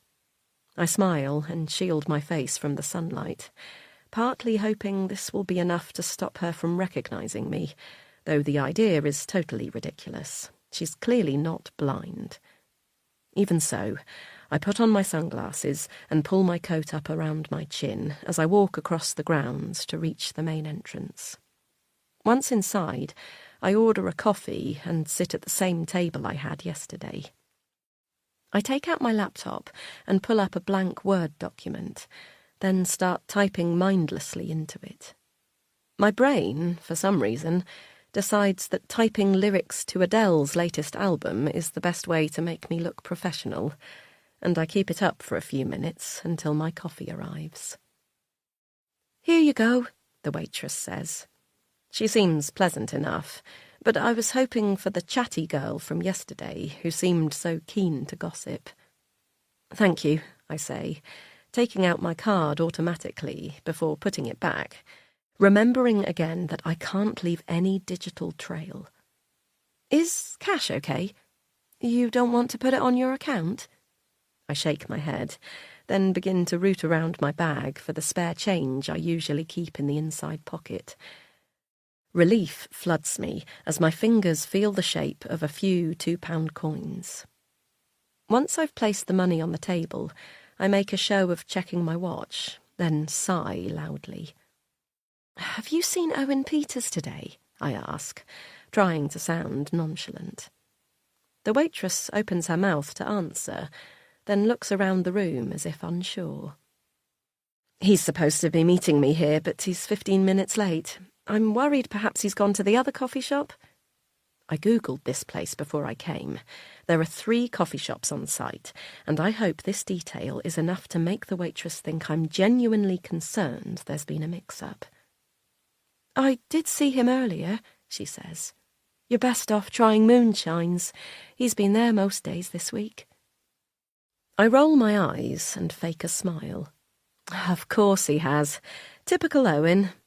The girl laughs, and I slam my laptop shut. "Shall I make that into takeaway for you?" she asks, nodding at my untouched cup of coffee. "Oh, if you could, that would be wonderful, thank you." She nods and takes it away. Is this what it's like to be rich? People bending over backwards to accommodate you? I imagine going into Nero and deciding to abandon my coffee halfway through. I doubt the staff would even notice, let alone offer to go through the faff of transferring the hot liquid from a mug to a takeaway cup, purely for my convenience. Moments later, she's back with the coffee in a brown recyclable cup with the farm's logo printed on the front. I thank her and head out towards the sunshine. Moonshines is exactly what it sounds like. An exclusive bar set up to look like a 1930s speakeasy, only in the middle of a field and serving cocktails costing £25 each, instead of bathtub gin. It takes me about 5 minutes from the coffee shop to reach the tall black doors of the bar, by which time I've drunk my coffee and can feel the caffeine buzzing in my veins. I push open the door and blink rapidly as my eyes adjust to the dark interior. Once they do, I'm greeted by another young, impossibly beautiful waitress dressed in a black waistcoat and crisp white shirt. Her auburn curls spill over her shoulders, and even I can't help staring at her. "Good afternoon," she tells me, in a softly spoken lilt. "Hi," I say. "I was looking for Owen. He was supposed to meet me at the coffee shop, but they said he's likely to be here." The girl nods, and her face tenses just a tiny bit at the sound of his name. I wonder what it's like to be surrounded by men like Owen when you're so young and beautiful. Not altogether pleasant, I imagine. "No problem. I'll take you through." She moves across the bar, and I panic. I can't waltz up to him with her in tow. God knows how he is going to react to seeing me. "I just need the bathroom, actually," I blurt, like a schoolchild asking permission. She stops and turns. "Oh, of course. Just through there." She points to our left, and I nod my thanks, hoping she'll go back to the front area. She does, and I breathe a sigh of relief. Once her back is turned, I head into the bar. It's busy, despite it being a midweek afternoon. But then I suppose the people that come here hardly have to worry about the 9 to 5 in the way everyone else does. Despite the amount of bodies in the room, it's quiet. Most are glued to their phones. I spot a few faces I'm sure I recognise, perhaps from the TV, or perhaps they just have those sort of sculpted Instagram faces that make all young women blend into one nowadays. Nerves make my legs wobble as I make my way across the room, scanning every table I pass, but not spotting Owen. I bite the inside of my cheek to stop myself from having a full meltdown as I approach the other side of the bar and sigh heavily. He's not here. "Look who it is." His voice makes my heart leap into my throat as I turn to face him. Owen. He looks me up and down and licks his lips, not appraisingly, more like a wolf would. Despite what photos have shown me over the years, he's still much the same. His body is more sculpted. He no longer stoops, but carries himself like an athlete, and I imagine he spends much of his life in the gym. His skin shows no sign of the acne scars it used to carry, and as he smiles, I see that his sharp little rat teeth have been replaced with a Hollywood smile. But the essence of him is the same. I can't explain it. "Owen," I say, nodding. "I thought I'd see you again." He smiles again and puts out his hand to guide me to a booth in the corner where he must have been watching me from. Inside, it's intimate. Black padded seats in a curved semicircle with a low-hanging amber light. As Owen slides in beside me, I smell his pungent aftershave and wince. "Drink?" he asks, pressing a button I hadn't noticed on the table. Before I have the chance to answer, the young girl from the front arrives. "Same again for me," Owen says, barely looking up at her. "And for yourself?" she asks me. I stumble, suddenly self-conscious. I can't drink alcohol. I need to keep my mind totally clear to have this conversation. But ordering a lemonade makes me feel about 12 in Owen's company. "Diet Coke, please." The waitress nods and disappears. I turn back to Owen and his cat-like smile. He's sitting back in the booth, his eyes roaming over me like his prey. "So," he says. "Jessie is dead," I blurt. He nods. "That he is." I click my tongue against my teeth. "You don't look very upset by that." Owen frowns and sits forward, bringing his face closer to mine. Jessie was my best friend. I'm truly sorry for the loss. It's a tragedy, don't you think? The waitress appears again, and thankfully this causes Owen to sit back. I take the opportunity to move further away from him. When we're alone again, I ask, "What are you doing here?" Owen smiles. "I'm having a drink with an old friend. What are you doing here?" "I don't mean today. I mean, why were you both here at all?" Owen shrugs and sips his whiskey. I wonder how many he's had today. "England is a beautiful place." Annoyance colours my cheeks, and I tap the table with my fingers. "Come on, Owen. Did you know I lived here? Did Jessie know?" He laughs then, a low, guttural sound that repulses me. "It's not all about you, Hannah. You're drunk." He glares at me and knocks back what's left of his whiskey. "My best friend died this weekend. He was murdered. I think I'm allowed to be." He slams the glass on the table and huffs, and for a moment I think he's going to cry. He's right, though. Of course he's going to be a state. I may not have ever liked Owen, but he has been in Jessie's life for over 30 years. He's probably completely devastated by his death. "Do the police have any idea what happened?" I ask, softer now. He shakes his head and sniffs loudly. "Not yet. I don't know, to be honest. They haven't told me very much. They keep turning up here and asking more questions. That's why I drink." Owen nods over to the bar and holds his glass up to the waitress, ordering another one. "What do you mean?" "I don't know what else I can tell them," he says, slurring slightly. "So I keep drinking, and that way, when they come, it doesn't bother me as much to answer." Owen suddenly seems very drunk, very fast. I wonder how many he's had before I arrived. "Jessie was trying to get in touch with me," I say, and wait for Owen to react. "I know." "Did he tell you?" "He didn't have to tell me," Owen says, as the waitress appears with another drink. He looks at me across the table as she sets it down and says, "I know everything Jessie does. I always have, haven't I? How else would I save him from his mistakes?" A chill runs down my spine as I fight the unwanted memories away. Owen has always been too close to Jessie, breathing down his neck even before he was paid to do so. He positioned himself as Jessie's saviour that night, and it seems like he held it over him for the rest of his life. "If you know so much, Owen, why can't you tell me anything about his murder?" He sneers and pushes his whiskey glass around the table. "Why are you so interested in playing Little Miss Detective, hey?" "I'm not interested.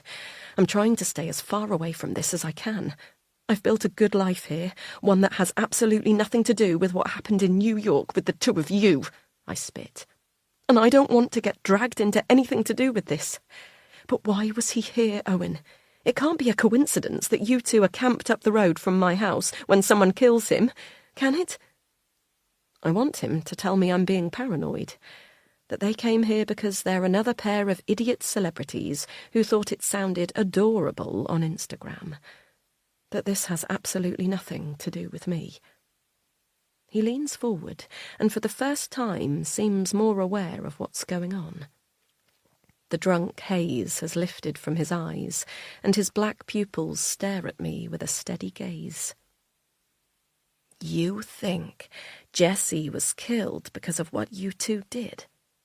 I suck in air too quickly and cough. "I don't know. It just seems—" "Because if you do, maybe I should tell them that, give them a lead." He nods behind me, and I lean out of the booth to look. Shit. 2 police officers are talking to the waitress at the front of the bar. "Told you," he says, smiling. "They come here every day." He downs the rest of his glass. Tears spring to my eyes at my own stupidity. Why did I come here? How am I ever going to explain it to the police? I'm not supposed to be anything to do with Jessie, never mind sitting having a cosy drink with Owen. Don't worry, Owen says, breaking the ringing in my ears. Go through that door. He nods to the other side of our booth, at a door I'd not noticed before. Brings you out by the lodges. Just turn left when you get out. They'll never know you were here. He smiles at me, and I think of the mouth of a snake as his tongue licks his front teeth. But I don't have time to question Owen's motives. In a few seconds, the officers will turn around and see us both. I have to get out before then. Grabbing my bag, I slip out through the door silently, as if I were never here at all. I walk across the lawn instead of the path, cutting the time to the car park in half. My heart is still thudding in my chest, but I try to steady it, and by the time I reach the car, the adrenaline has started to wear off. Owen didn't seem to think this had anything to do with me. The location of Jessie's murder, nothing more than a coincidence. And surely he's right. Celebrities come here all the time. Why couldn't Jessie just be one of them? A horrible thought crosses my mind, that perhaps what happened in New York when we were young isn't even that big of a deal for Owen and Jessie. Perhaps that wasn't the only time. But no, I can't let myself think like that, because if I do, it means I knew and did nothing to stop it happening to someone else. As I drive out of the gates, I decide this will be the last time I come here. This whole crazy thing is over. It's nothing to do with me. But then my phone lights up with an unknown number. I ask Siri to read the text aloud, and am horrified by the words her robotic voice announces. Hannah, if you don't tell anyone what happened that night, nor will I. But if you do, I promise you'll end up worse than me. Oh.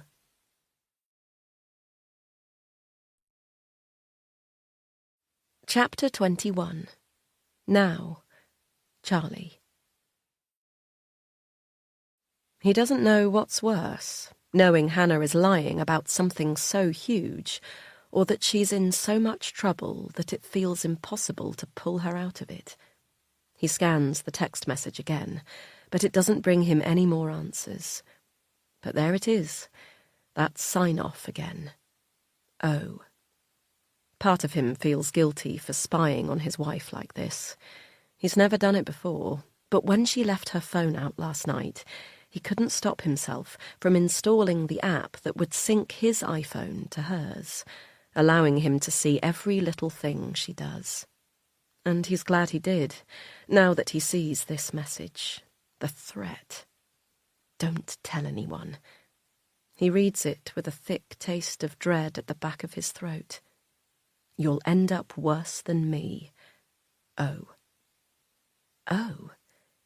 He tries to think of anyone they know with this initial who would sign off a message in that way. There's Oscar, one of the blokes in the village Charlie plays football with on a Sunday occasionally. But he's a semi-retired London banker who moved here a few years ago for the quiet life. Charlie can't imagine a world in which Hannah is caught up in anything with him. Olivia? Charlie frowns. Hannah can't stand her, but he's pretty sure she's no criminal mastermind who'd plague his wife with threatening texts. He types the number into his own phone to check it against his contacts. Nothing. A wave of relief floods through him at this. He couldn't bear for Hannah to have gone to someone else instead of him. This at least shows him that whatever has happened, whatever she's caught up in, it doesn't involve anyone they know. Moving to his laptop, he opens up an untraceable browser window and types in Jessie Carter plus O, hoping for the best. The search bar suggests Jessie Carter and Owen Peters. He accepts the suggested search, and his page is soon filled with news items about Jessie's death, with quotes from his long-term manager and best friend, Owen Peters.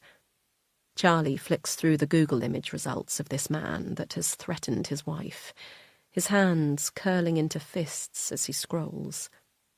Owen looks around Charlie's age, a few years older than Hannah, and searching Owen Peters' age soon tells Charlie that he is.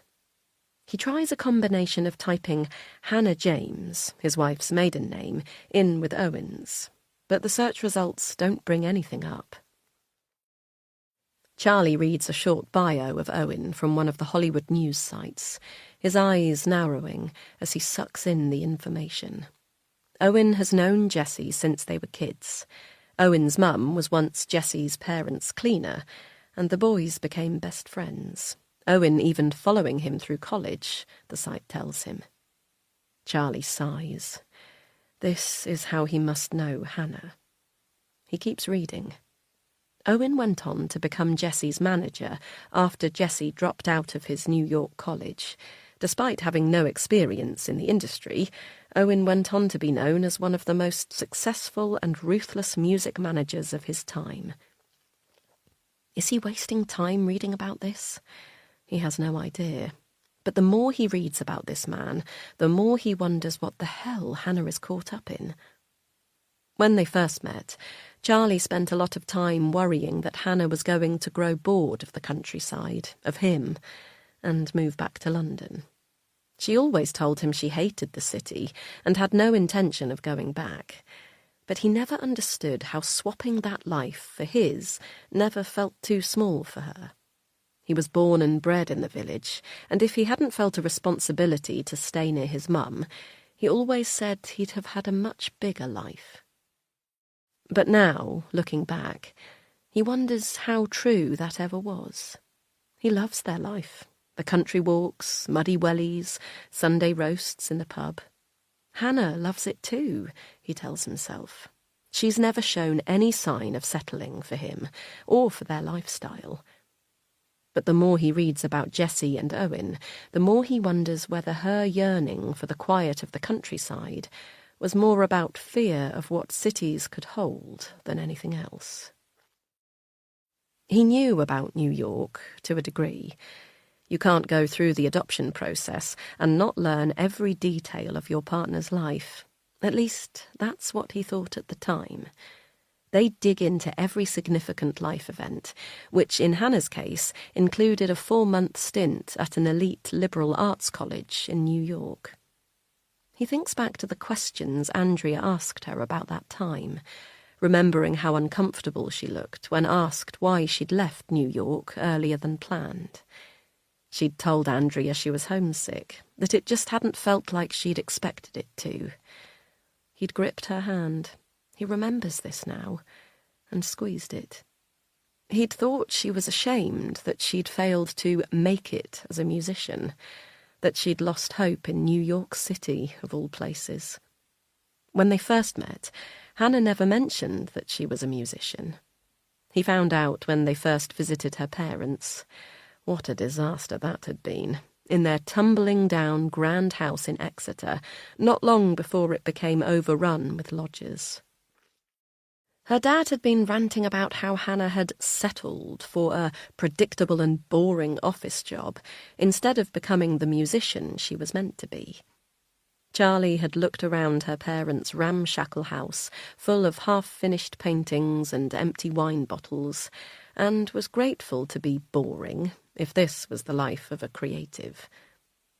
But it did make him sad that Hannah would never sing for him, that she wouldn't share that side of herself. Of course, he'd heard her voice plenty of times, not that she knew it. Over the years, he'd realised she would sing when she thought no one could hear her, and so began to put his headphones on when he cooked. Then, with nothing playing in his ears, he'd listen to the melodies of his wife's beautiful voice in the next room. What else has Hannah kept from him? His thoughts are interrupted as his phone lights up with a text message from Michael. "Izzy has made you and Hannah this, from Michael." Charlie stares at the attached picture. It's a scribble of red pen that, if he squints hard enough, could look like 3 people holding hands. Tears well in his eyes as he thinks of this little girl full of hope for her new life, too young to understand how any of it is happening. He can't let anything get in the way of that. He pulls up the map from Hannah's phone tracker again and looks at her last known location. The farm. His stomach rolls. How did she even get in there during the day? It's the last place on earth he and Hannah would ever go before all of this. The snobby members' club up the road from their house is a source of constant amusement to them both. They spend Sundays celeb spotting from the pub window, though Charlie is pretty useless, given the only actors he knows are the ones that appear in Marvel movies. He needs to talk to Owen, but he can't go to the farm. He has no way of getting in. Last time, he had had Jessie's help on that front, though, of course, Jessie didn't know that, and used the digital guest pass he'd been sent. As he'd already hacked into the security cameras, he was sure no one would ever know he was there. Charlie can't risk going back to the farm, but he feels an overwhelming need to see Owen in person. If he'd been more proactive with Jessie, perhaps the man would never have ended up dead. Charlie had toyed with the idea of meeting Jessie in person for weeks before he finally did it. He'd told himself it was a stupid idea at first, convinced himself he wasn't the sort of man who could do something like that. But then, eventually, the closer they got to bringing Izzy home, the surer he became that he needed to put a stop to things once and for all. Now, he thinks if he hadn't dithered for those weeks, had trusted his gut the first time he had the idea, none of this would be happening. Before he has time to consider it any further and risk making the same mistake with Owen, he opens an app on his phone that allows him to show a fake number instead of his own, then texts the man. I know what happened to Jessie. Meet me at the entrance to Witchford Woods at 4:30 p.m. Come alone. Don't tell anyone. He presses send, feeling vaguely ridiculous. Reading it back, he worries that Owen won't show. Charlie wonders if he would, if he were in Owen's shoes. It sounds like a con, or like he'll get jumped. He shouldn't have picked the woods. What an idiot. But as he opens up Michael's message to reply to Izzy's picture, Owen's number appears. I'll be there. Oh. Charlie arrives at the woods at 4:15, wearing all black and feeling like some sort of cartoon villain. He is comfortable behind the screen of a computer. His work has led to him helping with many police investigations in the past, tracing phones of missing people, providing intel on suspects' hard drives, but never in real life. None of this feels quite real now that he's here, waiting for the man he suspects knows about a murder his wife has... His wife has what? Committed? Charlie bristles. Hannah could never do something like that. Never. It must have been self-defense, if anything. But Owen won't care about that. No one will. Not when Charlie's hacked into the CCTV and Hannah's lied to the police. Those are very much the actions of the guilty. He takes a seat on the bench nearest the entrance to the woods. A few dog walkers pass him, muttering, "Afternoon," as they go. He checks his watch. Almost time. The woods are busier than he expected. He and Hannah come here often on Sunday afternoons, before they go to the pub for a roast, sometimes with friends from the village, but more often than not, just the two of them. They have talked about getting a dog. People have often remarked how strange it is for them to do so much walking and not have one.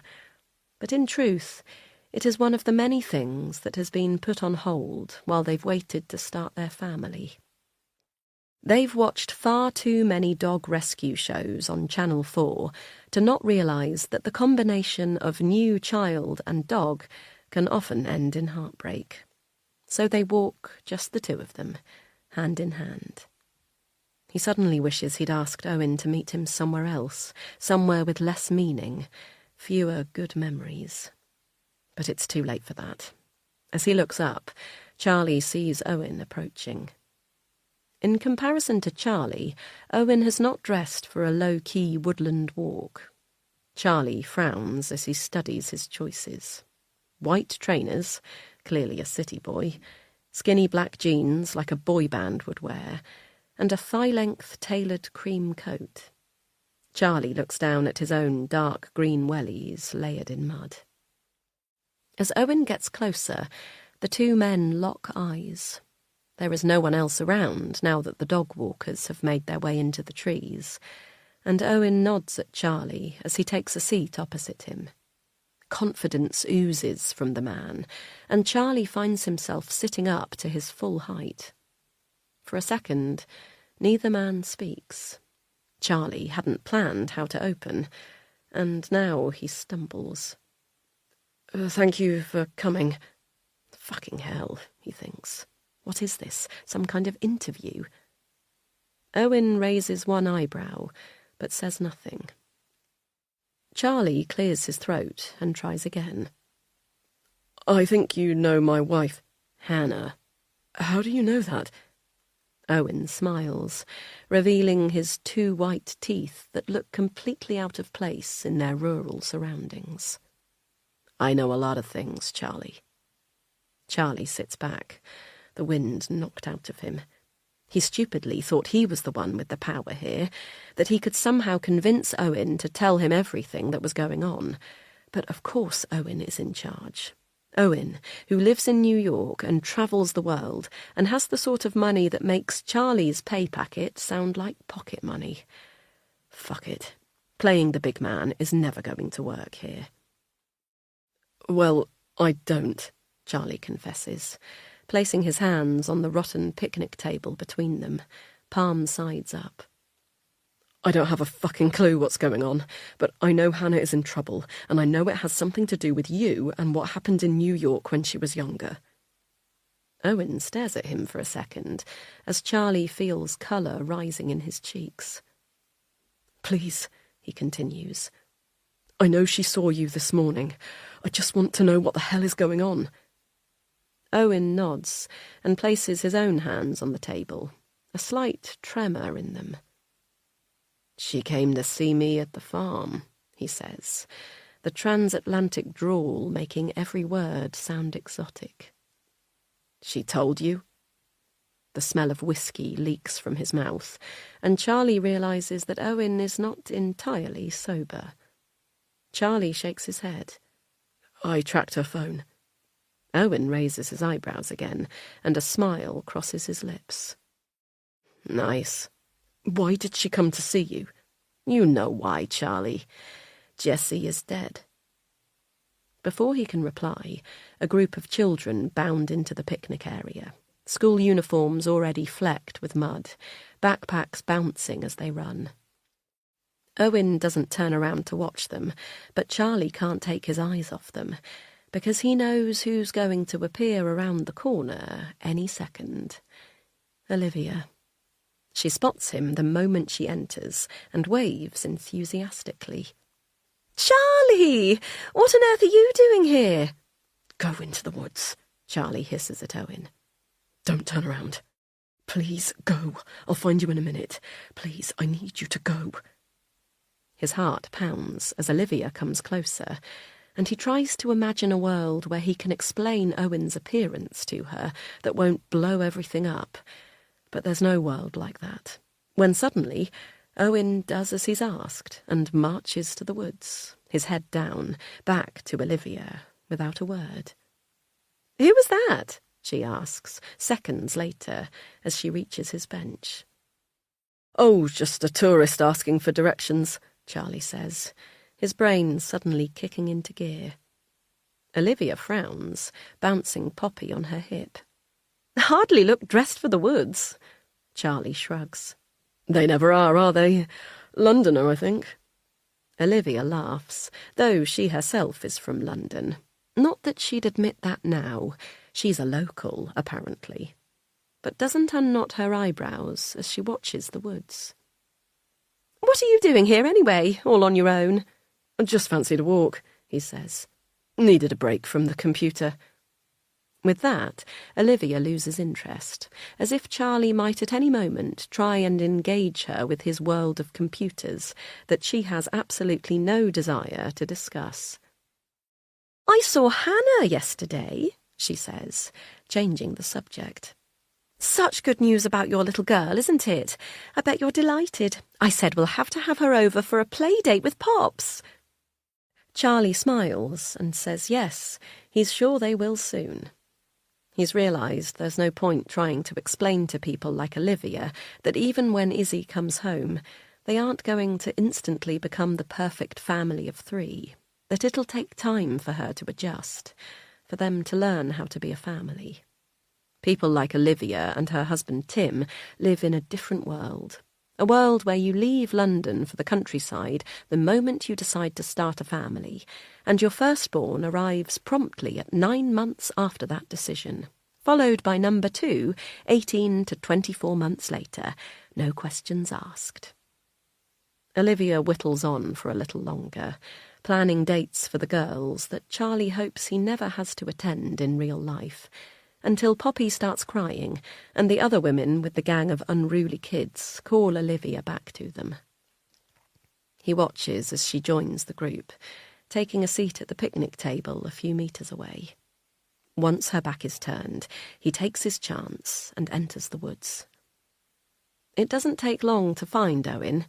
He's not ventured in very far. Charlie almost laughs when he spots him. Despite everything, the sight of an immaculately dressed city boy like Owen, desperately trying to avoid the mud, always brings a smile to Charlie's face. As he reaches Owen, the 2 men walk side by side through the woods. He feels a power shift. Out here, Charlie isn't the local boy who's never left home, never lived in a city or learned much about the world. Out here, Charlie is confident, unafraid. "Who was that?" Owen eventually asks. "Just one of the village mums," Charlie answers, walking through the middle of a big muddy patch that Owen tiptoes around. "I didn't want her to see you. She'd probably recognise you. She's that sort." Owen doesn't say anything. He looks around and, realising they're alone, slows his pace, then trips over a branch and rebalances himself unsteadily. "Are you drunk?" Charlie asks, anger flickering at the idea that Owen has spent the afternoon drinking with his wife. Owen shrugs. "I've had a few. Your wife and I shared a drink." "Leave Hannah out of this," Charlie snaps. "She doesn't have to be involved. I need you to leave her alone. I've got the text you sent her. It sounds like you have as much to lose as she does." "I'm not sure I do." Charlie stops and turns to face Owen, anger ripping through him. "Look, mate, I don't think you understand. There's nothing in this whole world that will stop me from protecting Hannah. I won't let you or anyone else take her away from me. Whatever she's done, Jessie must have deserved it." Owen raises his eyebrows as if amused. "You think Hannah killed Jessie?" "Cut the bullshit, Owen. I know you know she was there that night." "Hannah was at the farm." Owen furrows his brows, looking suddenly sober, and Charlie panics. This looks like genuinely new information to the man. "How do you know?" Charlie is unable to speak for a moment. Can he backtrack? It's too late, he realises. Owen knows something, even if it wasn't this. "CCTV, he mumbles, all sense of power long gone. "They don't have CCTV of that night." Charlie shakes his head. "No, but I do. Show me." Charlie scoffs. "Why the fuck would I do that?" "Because," Owen says, a snake-like look in his eyes. "I'm probably the only person who wants to keep the reason behind Jessie's death a secret as much as you do." Charlie searches the man's eyes, his heart racing in his chest. Can he believe him? There's something not right about Owen, that much is obvious. But Charlie doesn't register him as a threat. They have a mutual interest, for whatever reason. And if Charlie's honest with himself, he literally has no other game plan right now. He opens his phone and flicks to the still of Hannah from the CCTV. Owen takes it and studies the screen as if he's looking at it for the first time, a smile forming on his lips. "You think this is Hannah?" "It is. I know it is. I'd recognise her anywhere." He says it like a point of pride, but his hands shake. Owen shakes his head, a trickle of laughter leaving his lips. "Charlie, this isn't Hannah. This is Heidi."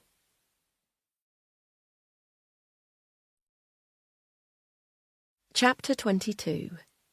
Then, New York. Owen has met someone. I know I should be pleased, because it means there are 4 of us now, not that awkward triangle we were before.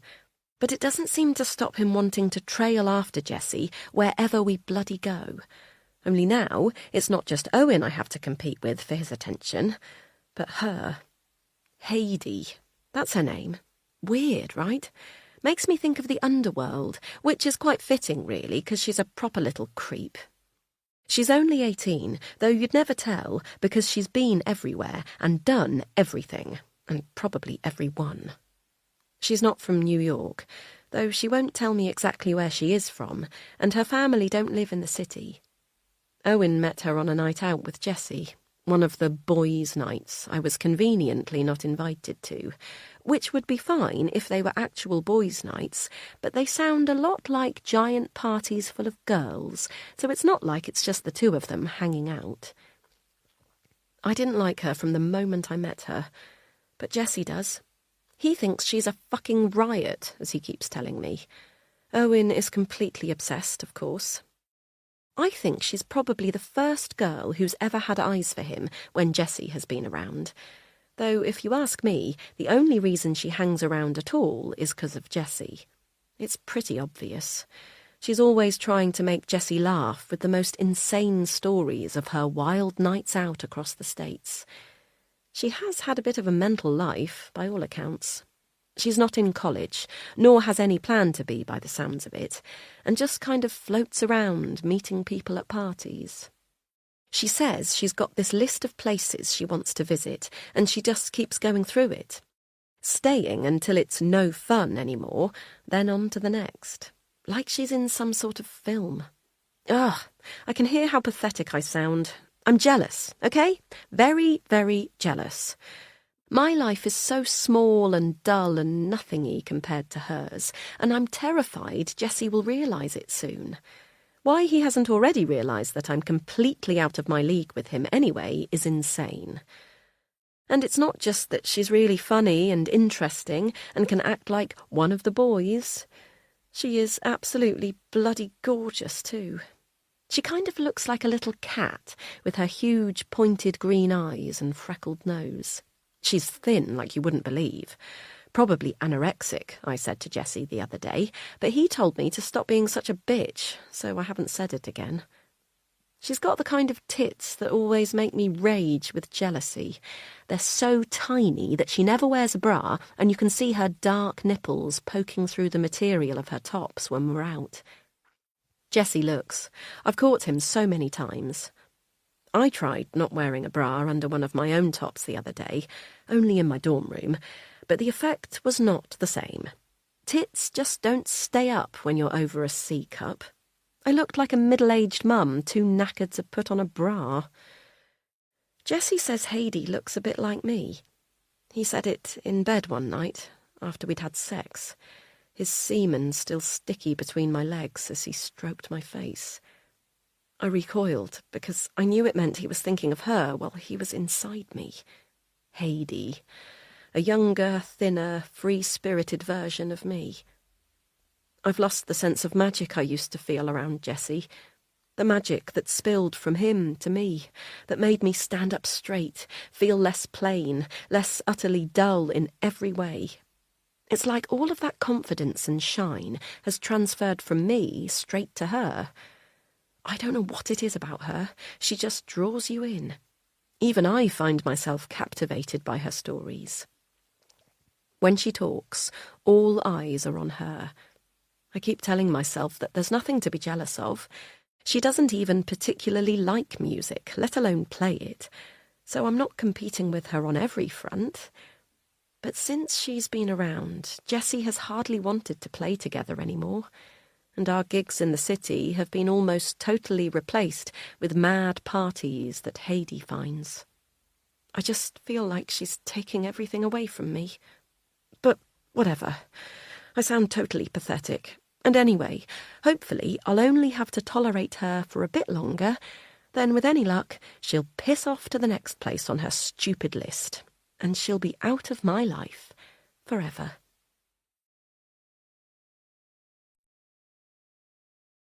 Chapter 23. Now, Charlie. Who the fuck is Heidi? Owen stops and turns to Charlie, but says nothing. What's going on? Charlie snaps. Who is that? Who's Heidi? Owen sighs and rubs his forehead. Has anyone else seen this footage? Is there more? No, and yes, but she's not in it. That's the only clear shot of Hannah. Of Heidi, Owen corrects him. Jesus Christ. I don't understand. Who is Heidi? Tell me what the fuck is going on now. Charlie jabs Owen in the chest in a move that surprises them both. The evening is drawing in, and Charlie pulls his coat around him, suddenly freezing. A squirrel runs up a tree beside Owen, making him jump like a little kid as the animal's feet skitter across the bark. Hannah loves watching the squirrels.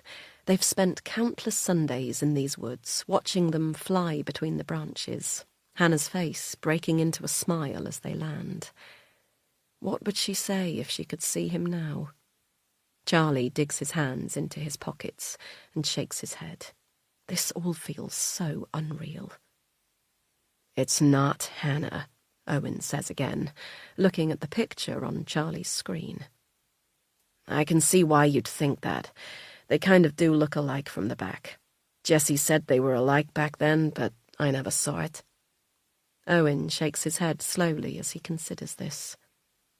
This woman, he says, his tongue sliding across his upper teeth as he pauses. This is who killed Jessie. The relief in Charlie's chest threatens to floor him. It's not Hannah. Hannah didn't kill Jessie. He lets out an enormous sigh, his warm breath colouring the air in a poof of smoke. Of course it's not Hannah. How could he ever have thought that of her? He wants to run home, leave the darkening wood and this strange man behind, drag Hannah into his arms and never let her go. She isn't guilty. She didn't do this.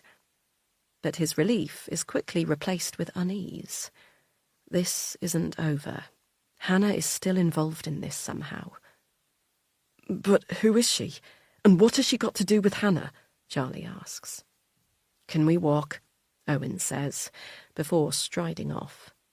Charlie matches his step, then overtakes, leading Owen through the lesser-known track where they're unlikely to pass other walkers. Heidi's someone from a long time ago, Owen says, when they're deeper into the woods. We met her in New York. We? Owen nods. Hannah, Jessie, and me. They reach a turn in the path, and Owen looks to Charlie for guidance. He nods right, and they keep going. I honestly thought we'd never see her again, but then she got back in contact. Owen stops walking suddenly and turns to him. Why do you have the CCTV? Charlie's neck prickles with unease. What can he say?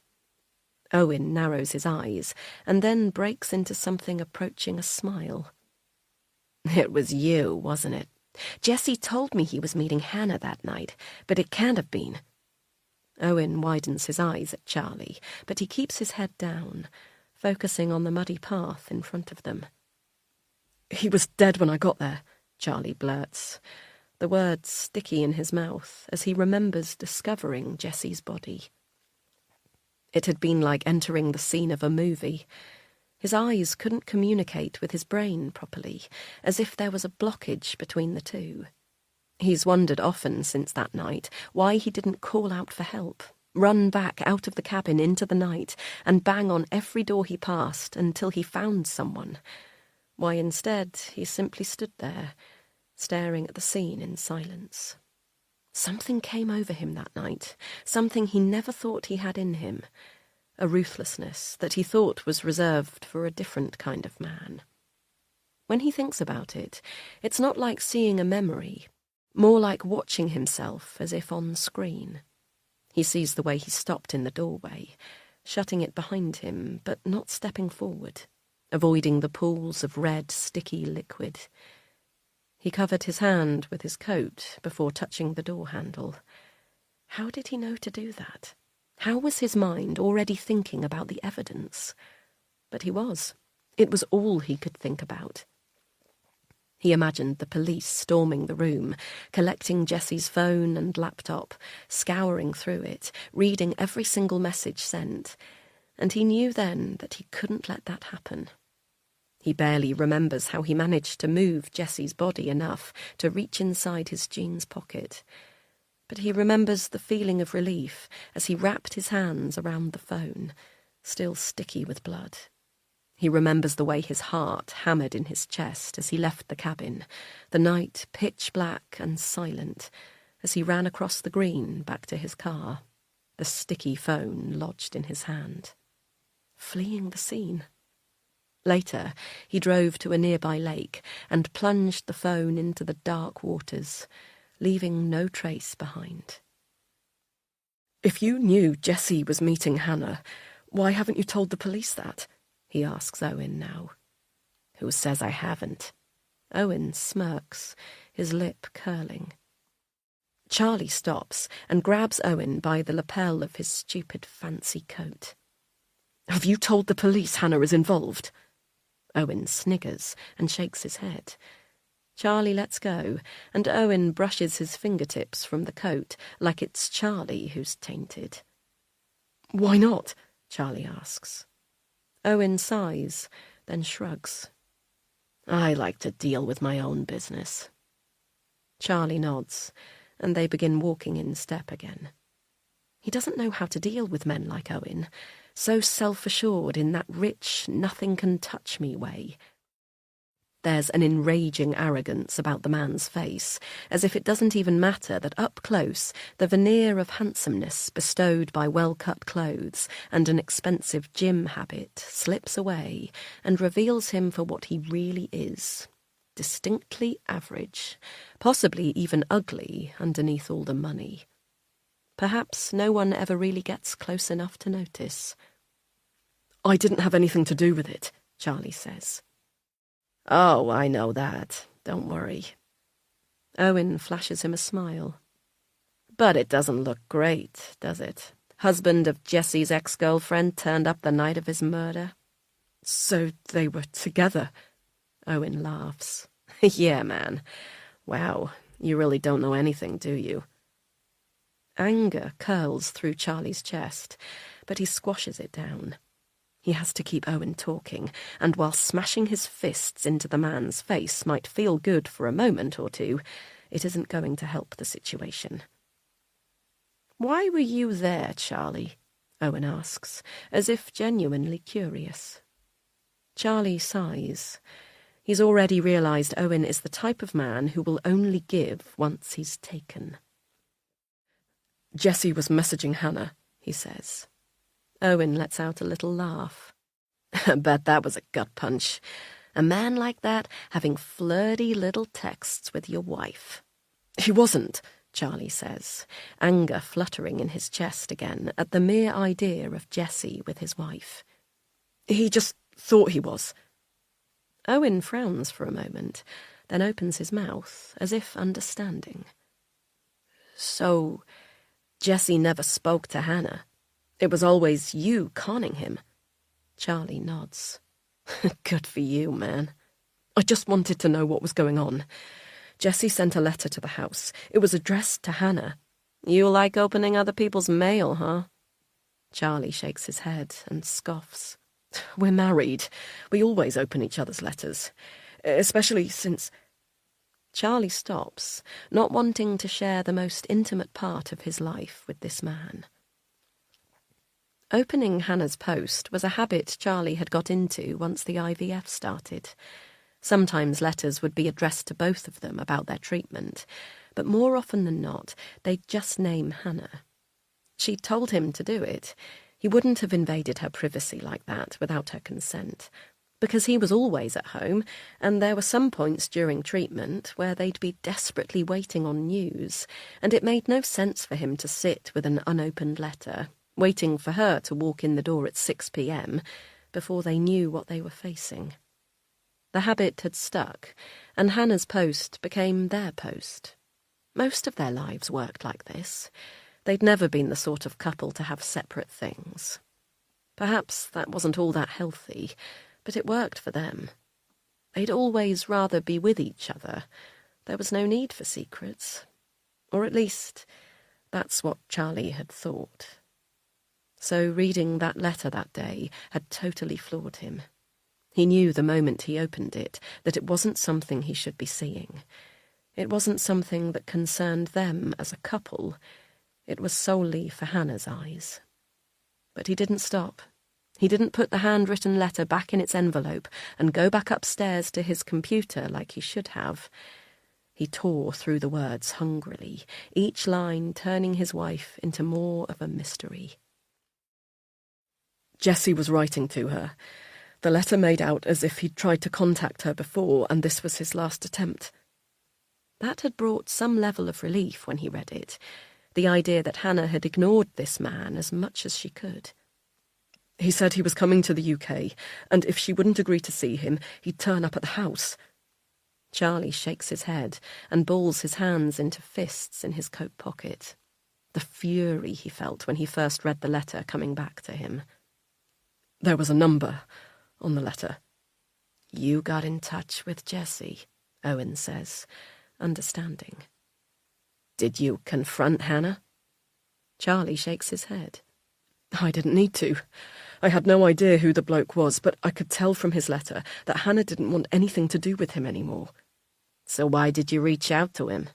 Why didn't you just ignore him too? I wanted to, but what would have happened then? I couldn't have him show up at the house. He was threatening my wife. I thought if I played along, pretended to be Hannah and arranged to meet, I could turn up myself and scare him off. So you had no idea who he was? Charlie shakes his head again. This whole time? Wow. Owen laughs. Until you saw his body, I guess. No, not even then. It was too hard to see. The first time I realised that it was that Jessie Carter was the Monday after when the news reported the death. Owen whistles, the sound high-pitched and shrill amongst the silence of the woods. Jesus. They walk in silence for a few minutes. Charlie keeps his head down. A weight has been lifted from his chest now that he's no longer the sole person who knows his story. But he knows the relief won't last.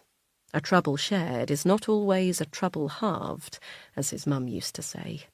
A reminder to keep your secrets to yourself. Without realising, they've made their way back to the entrance of the woods. The picnic benches are now deserted as the dusk settles, and Charlie realises he's running out of time and has so far got no information from Owen at all. Where is she now? He asks. Heidi, where is she? Honestly, man, the less you know, the better. But her being back is nothing good. Not for any of us. A chill runs down his spine. You think she's dangerous? Owen scoffs. Are you serious? You saw what she did to Jessie, right? What does she want? Owen clicks his car keys, briefly lighting up the car park area, his face a flash of orange in the dark. Revenge. She wants revenge.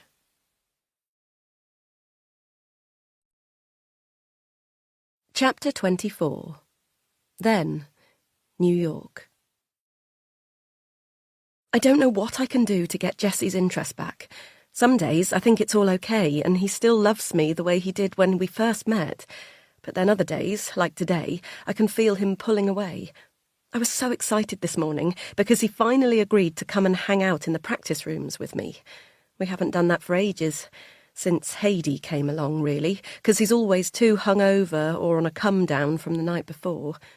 But today we went together, guitars strapped on our backs, and as we walked across the lawn to the music block, he took my hand, and the sun came out, and I honestly thought everything was going to be perfect. It kind of was, too. That's the worst part. We had such a good day. The practice rooms here are way better than the ones at uni in Exeter. They're actually soundproof, for a start, and every single one has a working piano that's properly tuned. It made me kind of miss home in a funny way, walking into a perfectly white room where you just know everything is as it should be. There's something a bit unnerving about New York in that way sometimes, as if there's no room for imperfection. But maybe that's the point. People who come here, people like me, know they're riddled with imperfections, but they've dared to dream that they can make something better of themselves here. That's what New York is all about.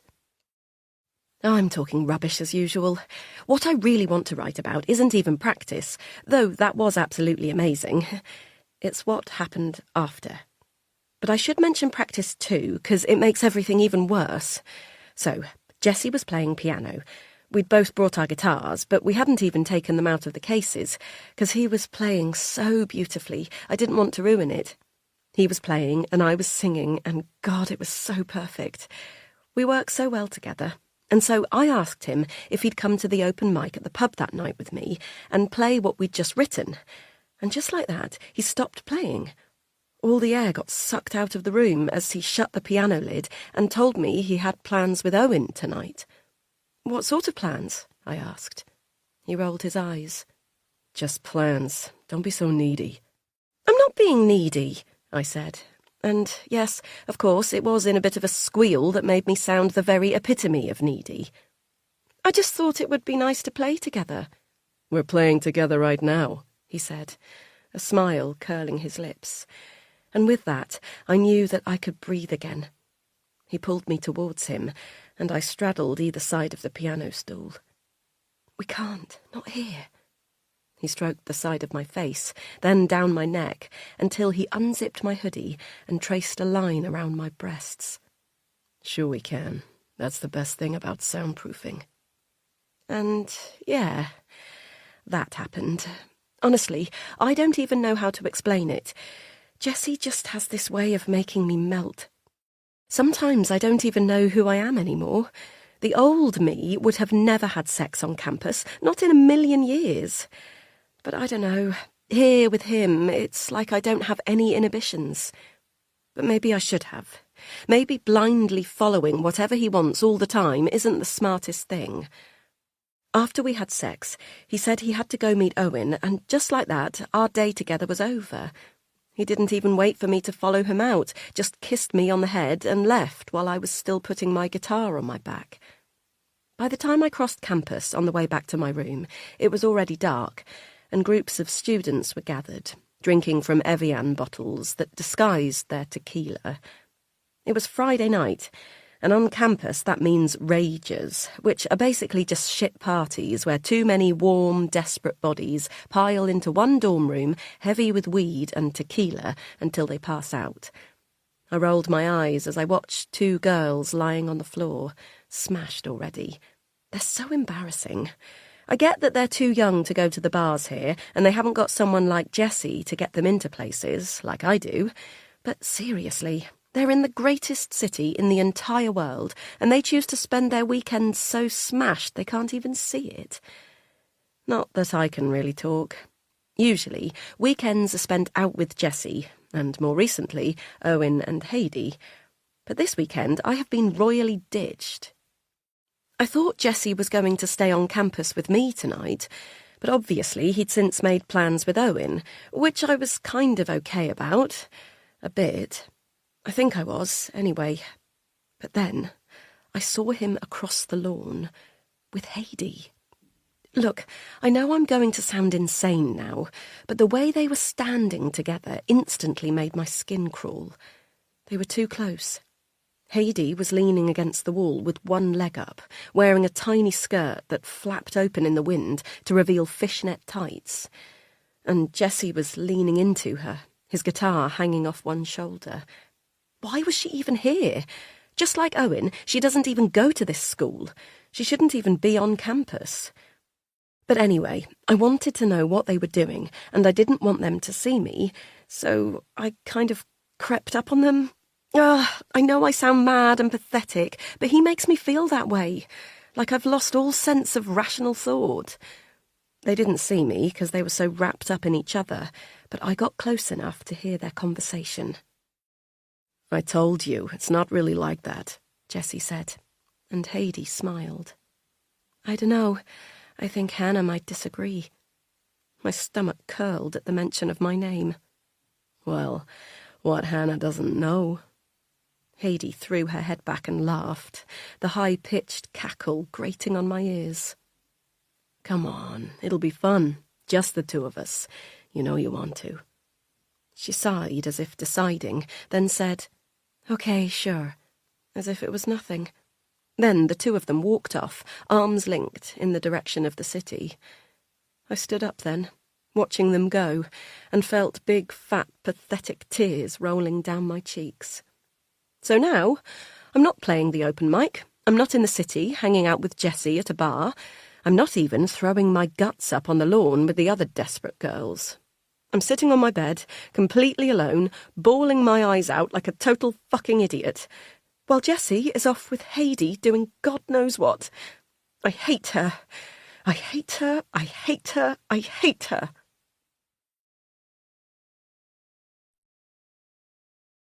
Chapter 25. 4 days until Izzy comes home. Now, Hannah. The day we finally get to meet Izzy has actually arrived. With all the insanity over Jessie, it's come around so much quicker than I expected. Should I be glad that something has taken my mind off the heart-wrenching wait to meet Izzy and instead made time fly? But no, there's no way I can paint Jessie's murder as anything except what it is. Absolutely horrific. But either way, today is finally here, the day we meet Izzy. This day should be totally joyful. My mind should be wholly focused on Izzy. But it can't be, because there's something I have to do first. I have to phone the police. I have to tell them about Jessie's other emails to me. I'm so anxious about everything I've barely slept, a fact that makes itself blindingly obvious when I step out of the shower and look into the mirror. My eyes are heavy, lidded and small. Piggy eyes, my mum used to call them. It's not how I want to meet Izzy. I want to be the best possible version of myself. So I pull open the basin unit drawers and look at my many lotions and potions, as Charlie would say. I'm not a massive one for makeup or expensive products, but have somehow, over the years, accumulated a drawer full of such things, usually gifts from Kate, or, before she was too poorly, Charlie's mum, after seeing some recommendation in the Sunday Times and thinking of me. I pull out a tube of eye cream, promising to vanish dark circles, bags and puffiness, and dot it around my eyes, followed by a spritz of rose water hydrating facial spray. Then inspect the results in the mirror. I can't say I look any different, but I leave the bathroom knowing I've done my best. And that's what this phone call is about too. I've done nothing wrong. Not recently, anyway. Nothing they can pin on me, and so surely it's better to tell the truth. Half of the truth, at least. I've gone over it in my head all night, and concealing the truth feels too risky. Jessie must have deleted the earlier emails he sent me from his outbox before he died. That's why the police didn't mention them when they found his last. But what if they ask to look at my inbox? I can't just delete the ones I've received. Our systems don't work like that. Every email is stored in some cloud somewhere by ICT. It's better to come clean now rather than be caught off guard later. Checking Charlie is still on the front drive, messing with the car, making sure it has oil and water, probably, as he does before any journey he's anxious about, no matter how far. I pull out my phone and dial the number the officers gave me the other day. PC Dales, he answers, with a curt voice on the first ring. Oh, hello, it's Hannah. Hannah Wilson? There's a second of silence, during which I hope he is racking his brains to place me. We spoke earlier in the week about Jessie Carter. Oh, yes, Hannah. What can I do for you today? Relief floods me. He didn't recognise my name. That must be a good thing. It's about the emails, the ones you asked me about Jessie sending the other day. Yes? I said I hadn't received them, and that was true, I garble. Our work IT system catches any unknown addresses before they reach us to stop us... to stop us getting abuse. Right. So the emails didn't come to me. But after we spoke, I thought maybe they'd got stuck with IT, so I checked and they had. There were a few emails from Jessie to me, but I hadn't read them. Not until I asked IT. OK, Hannah. We'll need to verify that with your IT team. Of course, I say. Then give him the name and number of the best contact. And you still don't have any idea why Jessie would be contacting you so persistently? I watch Charlie from the bedroom window as he carefully pours water into the engine, and my heart breaks a little bit all over again. How can he be down there making sure everything is perfectly safe and as it should be for today, while I'm up here lying to the police? No, I'm sorry. I wish I did. It really doesn't make any sense to me either. PC Dales thanks me for the information and says he'll need a copy of the emails from our ICT department. I sit back on the bed and let my body sag with relief. That went well. He sounded like he believed me, and why wouldn't he? There's no evidence of Jessie and I having anything to do with each other for 15 years, and the emails prove that. Jessie was smart enough to not say anything incriminating in them either. Nothing I can't explain away, should the police keep digging. Though the relief feels tenuous, I force myself to believe that this could all really be over and not involve me anymore. I need to concentrate on Izzy. Owen will eventually slink off back to the US, and the police will see this is nothing to do with me. Charlie never has to know what happened between Jessie and me. No one ever has to know. Downstairs, Charlie has come inside, the car now presumably ready to go. Have you showered?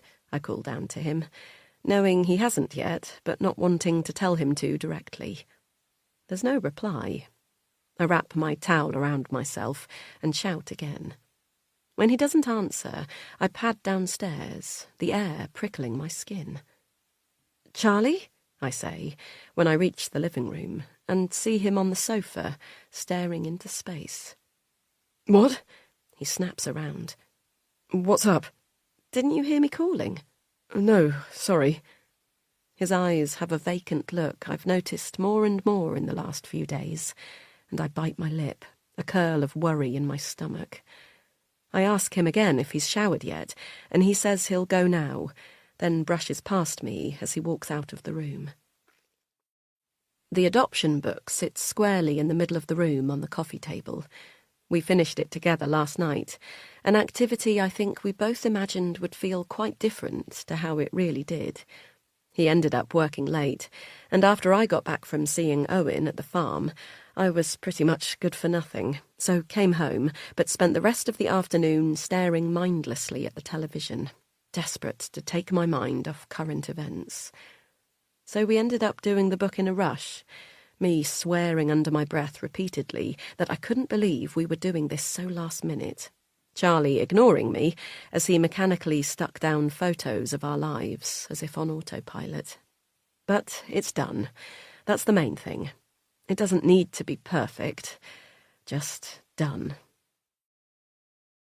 An hour later, we're ready to go. Charlie is wearing my favourite shirt, a light blue Jules one I bought him last Christmas, black jeans and smart brown Chelsea boots. By all standards, he looks exactly like the type of man you'd expect a little girl to be spending the afternoon with in the park. He looks like a young dad. Butterflies tickle my stomach at the thought.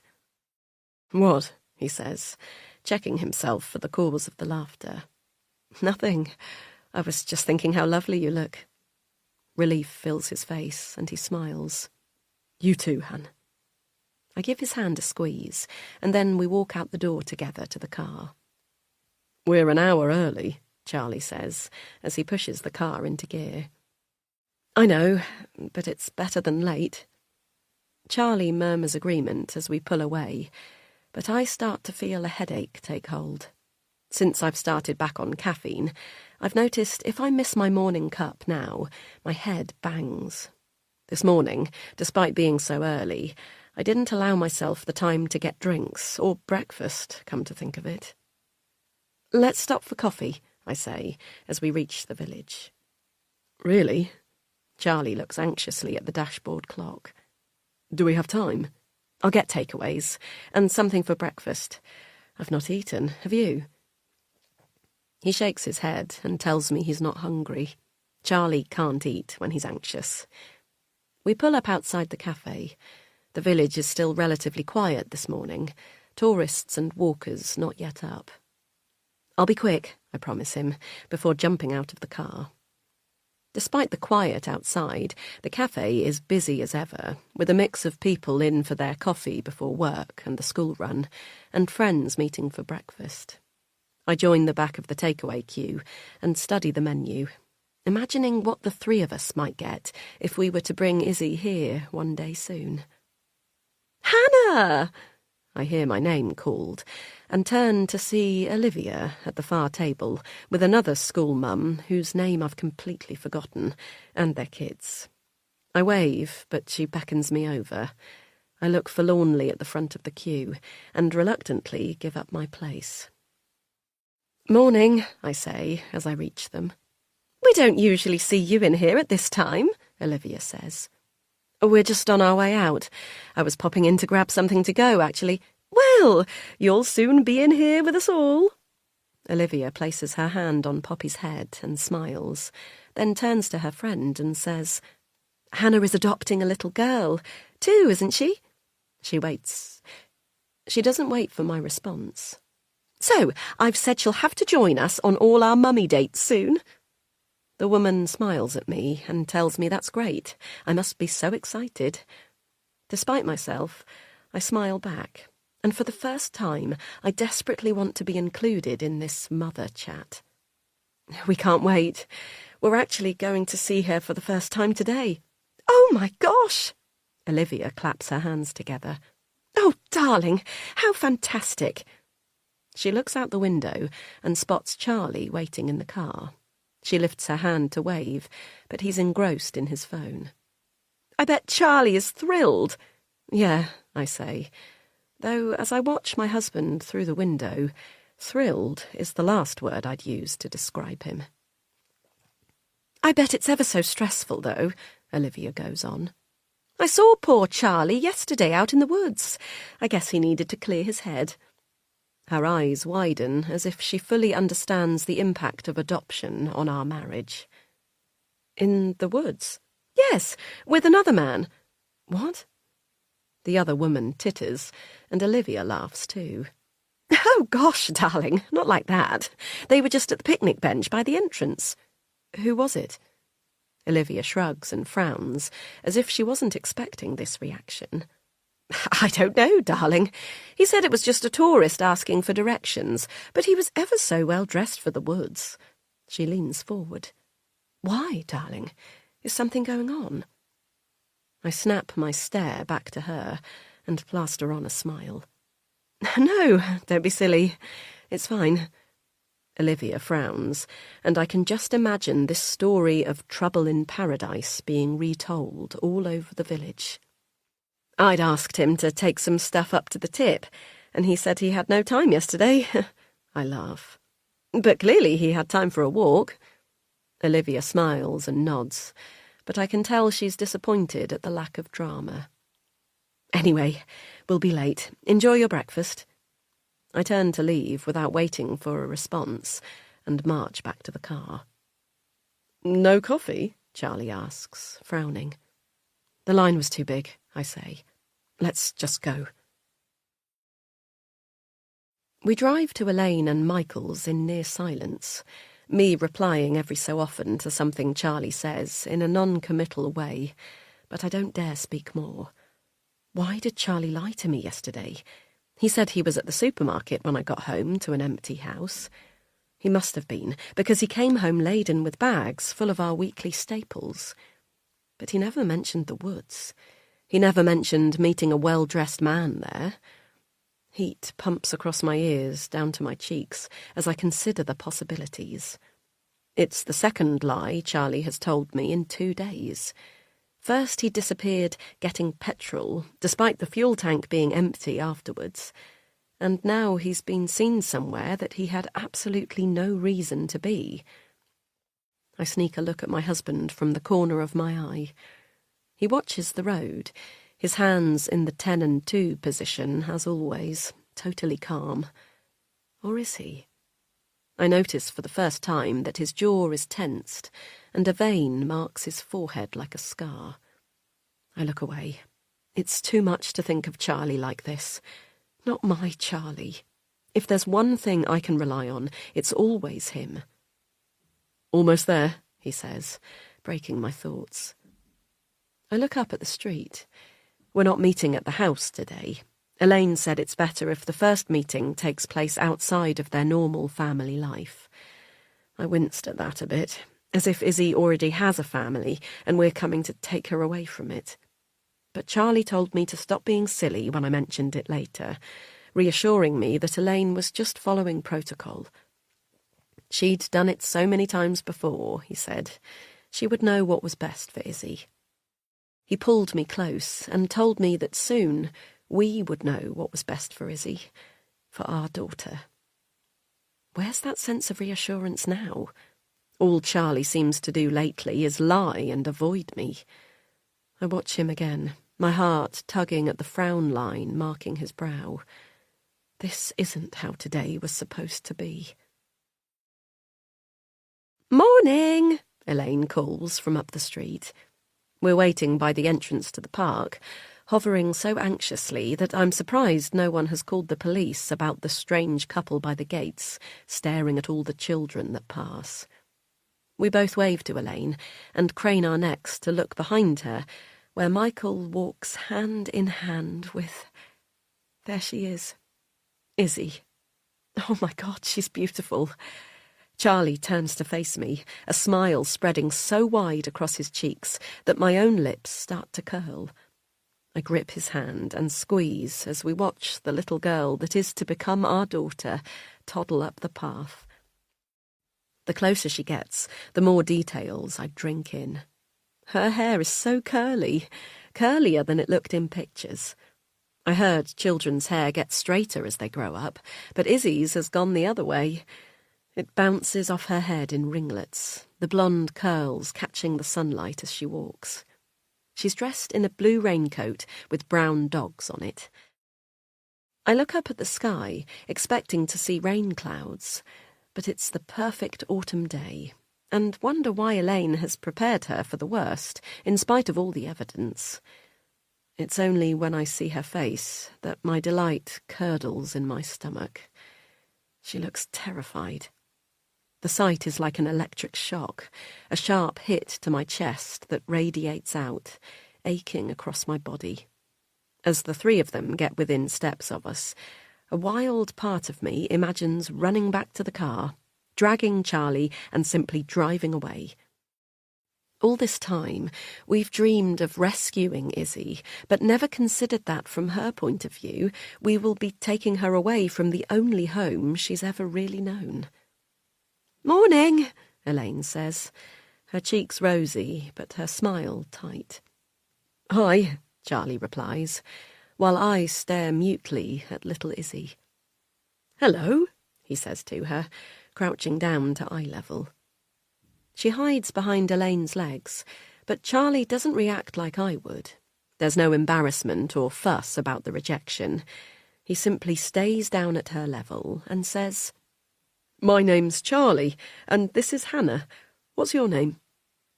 The air stills around us as we wait for a reply, and just at the moment I'm about to pull Charlie up to break the hope in the air, Izzy's face peers out around Elaine's legs. "Isabella," she says, almost in a whisper. I bite down hard on my lip to stop my eyes from clouding. I need to keep it together. The point of today is to ease Izzy into us. If I show myself to be an emotional wreck, it's not going to be good for anyone. "Hi, Isabella," Charlie says. "It's very nice to meet you." He play bows from his sitting position, and Izzy giggles, sliding herself out further from behind Elaine's legs. He looks up at me, his face so hopeful and joy-filled that it hurts to look at it. This is what my husband deserves. This. When I don't move or speak, he stands up and whispers in my ear to ask Izzy about the ducks, like we'd practiced. "Would you like to see the ducks?" I say, my voice cracking in the wrong places, and I instantly want to swallow the words. Izzy stares up at me, unsure, and for a moment I think she's going to say no, but then Elaine steps in. "You love the ducks, don't you, darling?" Izzy slowly nods, staring at me. "Well, I think Hannah might have brought some duck food with her, so shall we go and feed them together, eh?" I feel around in my coat pocket for the promised food, relieved to find it there. Elaine and Michael don't give Izzy too long to decide. They take a hand each and stride off into the park. Charlie and I follow like children. It doesn't take long to reach the duck pond, thank God. I found it awkward enough just standing next to Izzy, not knowing what to do, but walking alongside her is even worse. What do you say to a 2-year-old you plan to take home in a few days? I wish I was better prepared for this. All the years I've spent desperately wishing to be a mum haven't taught me a thing about how to actually be one. Elaine and Michael take a seat on the old wooden bench, and Izzy hops up with them. There's no room for me and Charlie. "No, sweet pea, you go feed the ducks," Elaine says, plonking Izzy back on the floor. Her big hazel eyes gaze up at Elaine as if she might cry, and the tearing across my chest starts again. "Hey, did you know that ducks actually have 2 stomachs?" Charlie says, in his best children's TV presenter voice, kneeling beside Izzy. "Isn't that cool?" Izzy's eyes trail from Elaine to him, and the 3 of us seem to collectively hold our breath as we wait for her reaction. "I bet we can fill both of those stomachs this morning. What do you think?" Izzy flicks a glance back to Elaine, then to Charlie, as if weighing her options. Then she takes Charlie's outstretched hand, and her gorgeous little face lights up with a smile. "There's a good girl," Elaine says, sighing as she sits back on the bench. She gives me a small, tight nod, encouraging me to follow Charlie and Izzy. At the water, we both crouch down as the ducks flock to us. Izzy laughs in delight, and the sound fills me up in places I didn't even know were empty. I watch the ease with which Charlie cajoles her into opening her fists to take the duck feed. He is such a natural father, it seems criminal that nature has taken this gift from him for so long. I watch them from behind for a while, afraid that by getting involved I might break the spell, until Izzy turns around to face me. She holds her hand out to me and opens it, spilling the duck food on the floor. Her eyes fill with tears at her mistake. Hey, no tears from you," I say. "Let's pick this up and feed those duckies, okay?" I scrabble around, picking up the duck food, removing bits of gravel from between the pellets. "Here you go." I hand her the food, and she smiles, tears long gone. "You," she says, jamming her hand into mine as she once again opens her fist. This time I'm ready and catch the fallen duck food. You, she says again, pointing at the ducks. I take her little hand in mine and walk towards the pond. I glance up to see Charlie staring at us with so much love and hope that I start to think this really might work out. The three of us get into a rhythm after that. Charlie hands Izzy food, Izzy hands it to me, and I chuck it in the water for the ducks. Each time they flock around us, quacking like mad, and Izzy's face lights up as she claps in delight and shouts, "More! More!" at Charlie, who happily obeys. I've no idea how long we've been at it by the time the food runs out.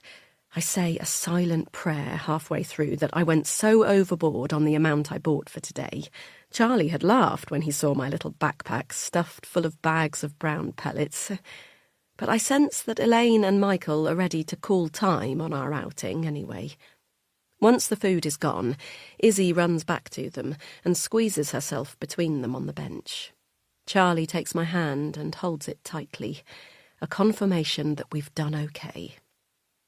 As we walk back through the park, Michael paces in front of us with Izzy on his shoulders, while Elaine hangs back with us. "How was that?" she asks. Charlie looks at me before replying. I smile. "Good," he says. She's just lovely, isn't she?" He gazes adoringly at her back as she points at the swans to the side of the park. "That she is," Elaine says. "You did really well." "Do you think so?" I ask. "I wasn't sure if you were brilliant with her. She'll leave today thinking that you're both fun and kind, and that's what today was all about. We're introducing her slowly to the idea that you can be trusted." "Will you give her the book tonight?" I ask hopefully. Elaine nods. "We'll do it before tea. She's a bit too young to know what's going on, mind. The book is lovely for them older kids, but with the little uns, I never know."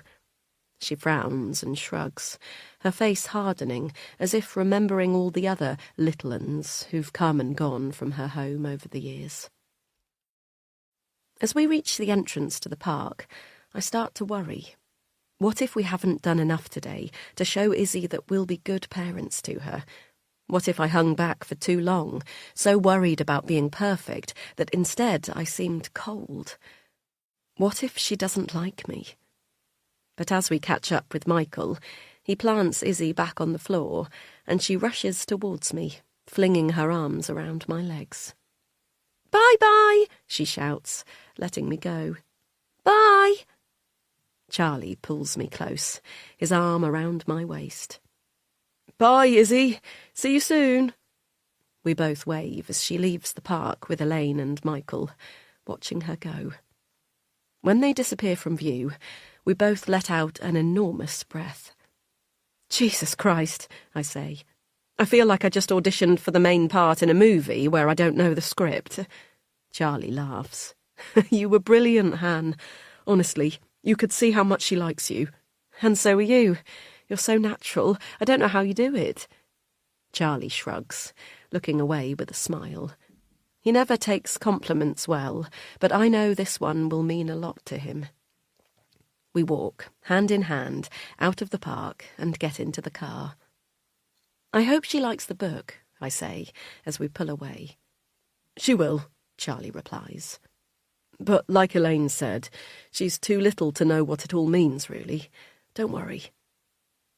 I look out of the window, worry slowly filling every part of me.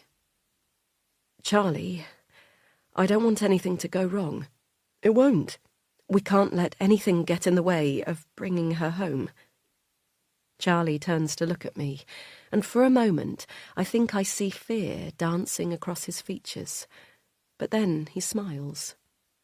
"Nothing is going to stop us from becoming a family, Han. I promise you, I won't let anything stop this."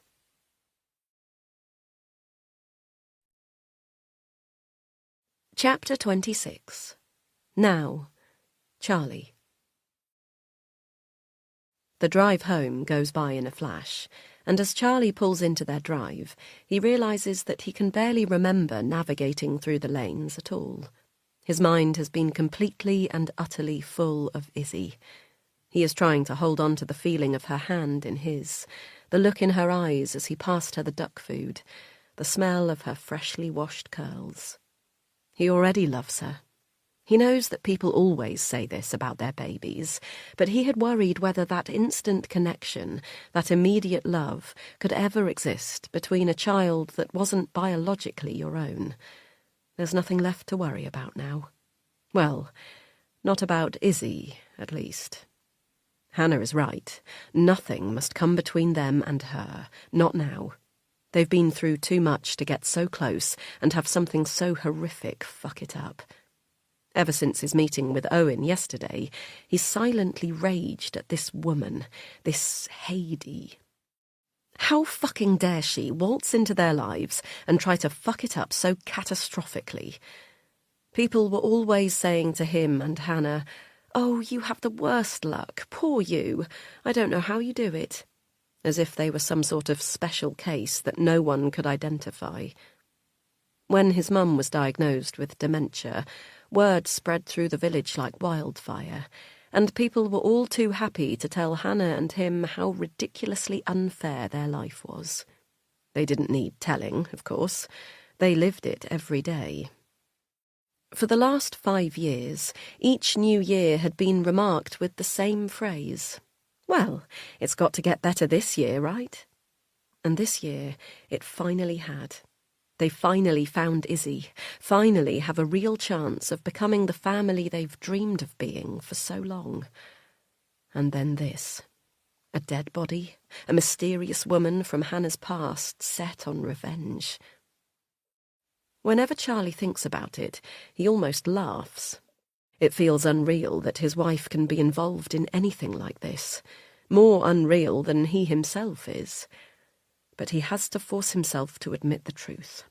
They are involved in this, and it isn't going to go away on its own. Not since Hannah lied to the police. "I'm going to head into the office for a few hours," Hannah says, as they walk into the house.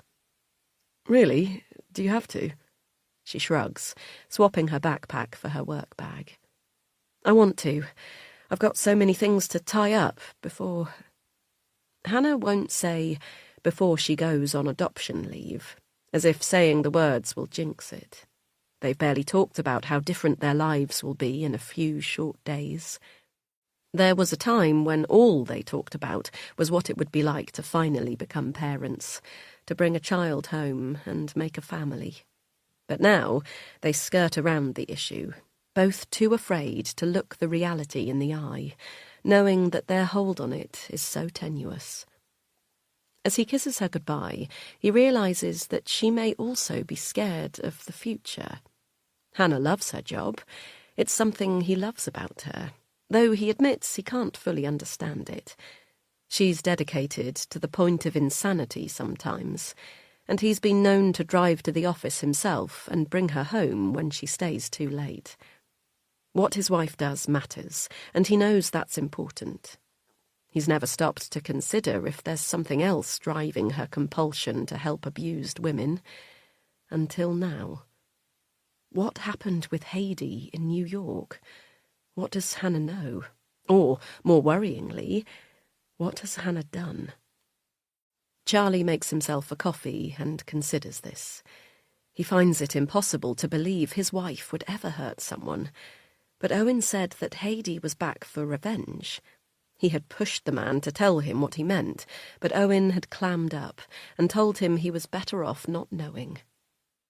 "The less you know, the safer you'll be," were Owen's exact words, and Charlie scoffed at the time, telling Owen this wasn't some sort of fucking film and to cut the bullshit. But the man wouldn't listen. He got in his car and drove away without another word, leaving Charlie with half a story and a whole lot of worry. When he got home after the meet, there was little time to dissect Owen's warning. Hannah was waiting for him, flapping about the fact they still hadn't finished the book. They spent the evening sticking pictures down, almost wordlessly, both lost in their individual worries. What can he do about Heidi? Owen's warning that she's dangerous rings in his ears, but how can he do nothing? In 4 days, Izzy will be living here with them. How can he let that happen with this woman on the loose? When he thinks of her out there, seeking revenge against Hannah, as Owen warned him, a violence erupts through his body that he didn't know he was capable of. He's always been horrified by men who hurt women. When Hannah would come home drenched in stories of their violence, he would shake his head in disgust, hold her as she'd cry some nights, wishing the world was a better place. Yet here he is, wishing violence against a woman. But this woman isn't an innocent victim. She murdered a man. He saw the violence with his own eyes. Jesse's body was laying on the floor, his own blood pooling around him. Charlie didn't know for certain how Jesse had been killed. He didn't stay long enough to inspect the body, but he's heard on the news since that he was stabbed. What sort of woman is capable of that? Jesse was not a small guy. Surely he would have fought her off. Charlie sighs as he reaches the end of his coffee. He feels helpless, lost in a world of too many questions. He's not the sort of man to charge into a situation. If he were, he'd simply go to Owen's lodge, bash on the door until he came out, then beat him for answers. Charlie would no more do that than he would ask Hannah straight up what's going on.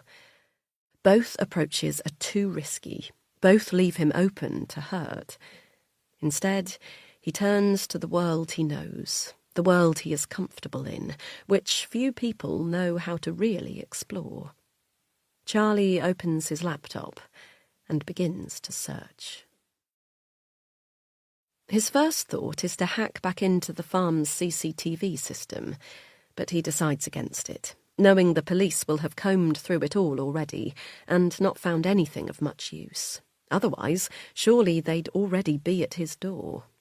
Plus, though the police are not often the most tech-competent, he has to assume they'd have something set up to notice cyber attacks on the farm system at the moment, and the last thing he needs is to be traced for that. He is lucky he covered his digital tracks the night of the murder, though he's sure they've been searching hard for the cause of the missing CCTV. But he can't risk it again. Owen. That will be his target. Something is off about the man. Charlie is sure of it. When they met yesterday, he felt an instant dislike for him. He couldn't put his finger on why. Perhaps it was the air of wealth and privilege that radiated from him like a cloud of gas. Charlie knows that, on paper, he is the epitome of privilege himself. A white man raised in the Cotswolds. But he went to state school. His mum and dad worked their whole lives. His dad as a farmer and his mum as a nurse, and yet often struggled to pay the bills. Their village wasn't always a place where the rich and famous live. When his parents grew up here, it was just like any other rural village, where you knew every single one of your neighbours and were in and out of each other's houses every day. A lot has changed since then, and Charlie knows that, as much as he hates to admit it, when his mum passes away and they inherit her house, his and Hannah's lives will be changed. It's not that he likes to think about that, but the adoption process really dug into their finances, and it made both of them consider their future in a way they hadn't before. You don't have to be rich to adopt, he remembers reading on the adoption website back in the early days. You don't have to be, he'd thought, but surely it helps. He was worrying about it one day at his mum's, before her dementia really set in, when she started rustling through her post, then slapped down a letter from a local estate on the table. The bold black font boasted they had clients willing to pay upwards of £800,000 for a property like hers, if she'd consider selling. Well, at least when I go, you won't have anything to worry about on that front. You'll be a very rich man, his mum said with a grin. But no matter how rich he gets, he'll never be like Owen. That kind of wealth just drips off you, the kind that shows you've never had to worry about money a day in your life. that you can expect places like the farm to exist, to cater for your every whim. And the good thing about people like that, Charlie thinks, is that they're often too out of touch with reality to understand just how vulnerable they are. He sends Owen a text from a fake number. He goes with something simple, something that Owen will click without thinking, he hopes. Your bar bill has not been paid. Please update your room details here to continue use at the farm. He inserts the phishing link, hidden behind a vanity URL, and presses send. He waits, panicking for a moment that Owen will have people to deal with this sort of thing, and that he'll just forward it across to an assistant. But within 10 minutes, Owen clicks the link. Bingo. With the malware now safely installed on Owen's phone, Charlie is in, and he can see everything. An hour or so later, Charlie paces his kitchen. He found Hades' number quickly once he was in Owen's device, and though he stayed on the man's phone for a short while, there wasn't much of interest there. A ridiculous number of photos and videos of nights out, beautiful women and older men sitting around pools, clubs, and on planes. It's a different life. Dodgy browsing history, too, which he'd expected. The kind of porn that he always hears about men like that watching on crime shows. Young girls, choking, multiple partners. But he tries to tell himself that's none of his business. It's not what he is looking to find. Owen has done lots of online searches for Heidi, too. He's also sent her a lot of messages, ranging from the low-key, "we need to talk," to wildly threatening, "if you don't reply, I will send someone over and kill you, Heidi. Don't make me." Again, Charlie tries to reason that Owen is not the bad one here, that he is trying to protect himself from meeting the same fate as Jessie. To hack into Hades' phone, Charlie has to be cleverer. He doesn't think she'll fall for an unpaid bill scam like Owen, so instead he texts her from Owen's number with a link that, if clicked, will grant Charlie access to everything on her phone. "Stop ignoring me, or I'll show the police this." He then deletes the message from view so that Owen can't see it, and blocks Hades' number so that if she tries to reply, Owen will never know. It takes her longer than Owen, over an hour, before the link is clicked. Charlie jumps up from his desk and screams, "Yes!" when he gets access to her phone, as if this is all some big game that he's winning. Once he's in, he starts searching through everything he can find, but the device is clearly not used that much. There are no photos of friends and family, nothing to show that she is, in fact, a proper person at all. He wonders if this is her real phone, or simply one that she used for contacting Jessie and Owen. Charlie has only spoken to Jessie on the Telegram app, and he suspects this is also how Heidi and Jessie communicated. He can't hack into that, so he can't see any chat history. In her iCloud, there are only the messages he's already read from Owen, all of which are unanswered. But it's her browsing history that's sending flickers of fear through his body, confirming Owen's warning that she's seeking revenge against Hannah. "Women's refuge centres near me," she searched a few hours ago. Then she found Women Go Free. She's been on their website just this morning. She is looking for Hannah. No, not looking. She's found her. She knows exactly where she is. Hannah is not hard to find. She is not some protected celebrity flying from city to city every week, surrounded by bodyguards and an entourage. His wife is a normal person, and normal people are easy to get close to. Hades' recent web history shows she knows the exact address of Hannah's work. Has she been there? Has she already contacted Hannah? Is she there now? He pulls out his phone and rings her. "Hi, you okay?" Relief floods his body when he hears his wife's voice.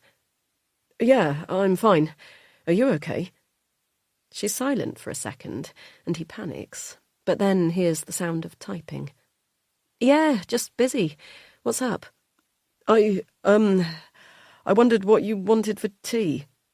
He shuts his eyes and sighs. He sounds like an idiot. I don't know, anything. Can I call you later? I'm in the middle. Yeah, bye. Love you. You too. He hangs up, feeling a mix of relief and anxiety. Part of him feels stupid for imagining that Heidi had already got to Hannah. But then he goes back into her account and reminds himself that this is not a joke. There really is a woman out there who has murdered Jessie and is now clearly looking for his wife. He thinks of his earlier plan to find out where Heidi is and leak it anonymously to the police. But how can he do that?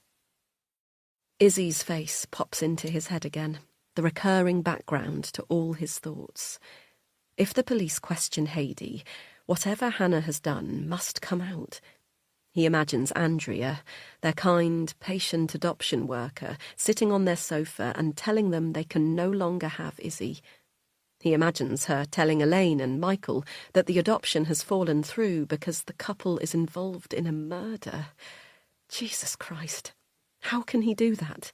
How can he tear apart Izzy's life again? How can he and Hannah ever recover? No, he isn't going to the police. For whatever reason, it seems like they have no idea that Heidi exists, let alone that she killed Jessie. The only person he can turn to is the person who's as desperate to get rid of this woman as he is. Owen.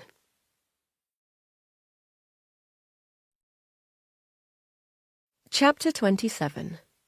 Then, New York. I don't usually write in this until the evening, but today has been so good already, even though it's only midday, and I won't be able to write tonight, so I want to get this down now. I read back my last entry before starting, and I am so embarrassing. I actually can't believe that it's me writing these things sometimes when I read them back. I never used to be like this. I've had boyfriends before, but they've never turned me into this. I used to listen to the girls at uni at home crying their eyes out over boys, following them around campus like lost puppies, and think they were so pathetic, I wanted to shake them. This one girl, Serena, who was in my music class in the first term, actually dropped out of uni and moved back home just because her boyfriend back there couldn't stand her being away. I thought she was the most pathetic person I'd ever met. But now, if Jessie asked me to stay in New York, to never go home and instead be with him here forever, I know I'd do it in a second. Sometimes I think about the fact I'm going to have to leave at the end of the academic year, and this horrible panic rips right through me. I can't imagine ever going home properly again. I'm supposed to fly back for Christmas in 2 weeks, but I think I'm just going to stay here. Jessie says New York is amazing over the holidays because everyone else leaves the city and it's only the true New Yorkers who stay. If I don't go home, maybe the two of us will spend Christmas together. We could spend our days wandering through the empty streets, surrounded by the extravagant Christmas lights that deck the entire city. Why would I go back to my parents' falling-down house with no central heating, the walls stinking of days-old booze and gone-off meat? They probably won't even remember it's Christmas. But anyway, I don't have to think about that right now. It's not Christmas yet, and today we have more important things to talk about. So, yesterday I was obviously being over-dramatic when I saw Jessie with Heidi. I'm not even sure I heard what I thought I heard him say to her. I was standing a little bit back, and they could have been talking about anything. But I wasn't thinking that when I went down for breakfast this morning. I was waiting in line, standing behind this group of girls who I think do theatre because they're always dressed in black, but with the most look-at-me hair, coloured to match the rainbow. And they were so loud this morning, it was actually hurting my head, so I stuck my headphones in and tried to drown them out with the Beatles. They were mid-chorus when I felt his arms curling around me from behind. "Morning, gorgeous," he growled in my ear, plucking one earphone out. I wanted to be annoyed at him, but honestly, my whole body just melted into his. He twirled me around to face him and put the earphone in his ear. Help, my favourite Beatles song, blaring out just to us. God, this is going to sound so cheesy, like something out of High School Musical, but he started singing along with the chorus in his ridiculously sexy, gravelly voice and pulling me into him, singing at me like we were on stage. The whole dining room were watching us, some of the music students in the corner actually clapping along, and all I could think when he was singing was, "I love you, I love you, I love you." Eventually, the song stopped. Everyone in the dining hall clapped and whooped, and Jessie took a bow, then embraced me, tilting me backwards for a Hollywood kiss. I was laughing so much that tears were running down my face. The old me would have wanted to shrivel up with embarrassment at a scene like this. But with Jessie, I don't know. He just makes everything seem so natural. Like, of course he's going to serenade me in front of half the school. Of course all our classmates will applaud him instead of booing. Everybody loves Jessie, and that means, in turn, people also love me. Or at least, they notice me. I'm not really used to being noticed. Not unless I'm up on stage with my guitar, singing. Even then it's brief. A fleeting recognition that I'm someone worth watching. Then the moment I step off the stage, the magic is gone. I've genuinely done gigs before where I've stood at the bar after, listening to people talk about how good the girl with the guitar was, with no idea that the girl they're talking about is right beside them. It makes no sense to me. How can I be interesting one moment and invisible the next? I guess it's a bit like that with Jessie, though. When we're together, people say hi to me. They're so interested in where I'm from, why I came to New York, what it's like in England. But then, when he's gone, I just fade into the background again. Perhaps I'm just not all that shiny on my own. But anyway, this isn't the point. The point is that I was wrong about Jessie yesterday. Whatever he was saying to Heidi, it can't have been about me. After the impromptu dining hall performance, we got bagels thick with cream cheese and coffees to take away and walked across the quad together, hand in hand. "I missed you last night," he said. "Did you?" "Course. How did the gig go?" I shrugged, too embarrassed to admit I'd missed it, too busy crying in my room. "It was okay. It's not as fun playing without you."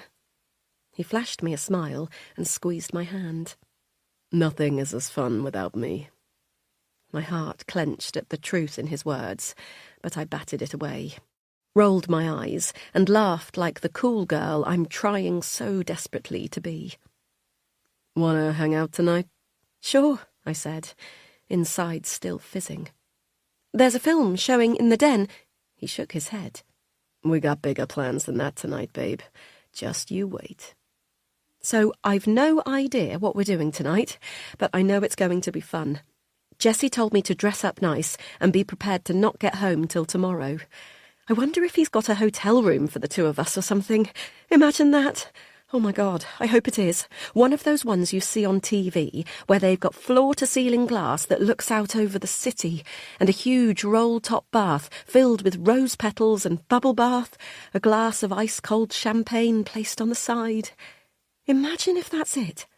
Anyway, I need to stop writing and pack a bag.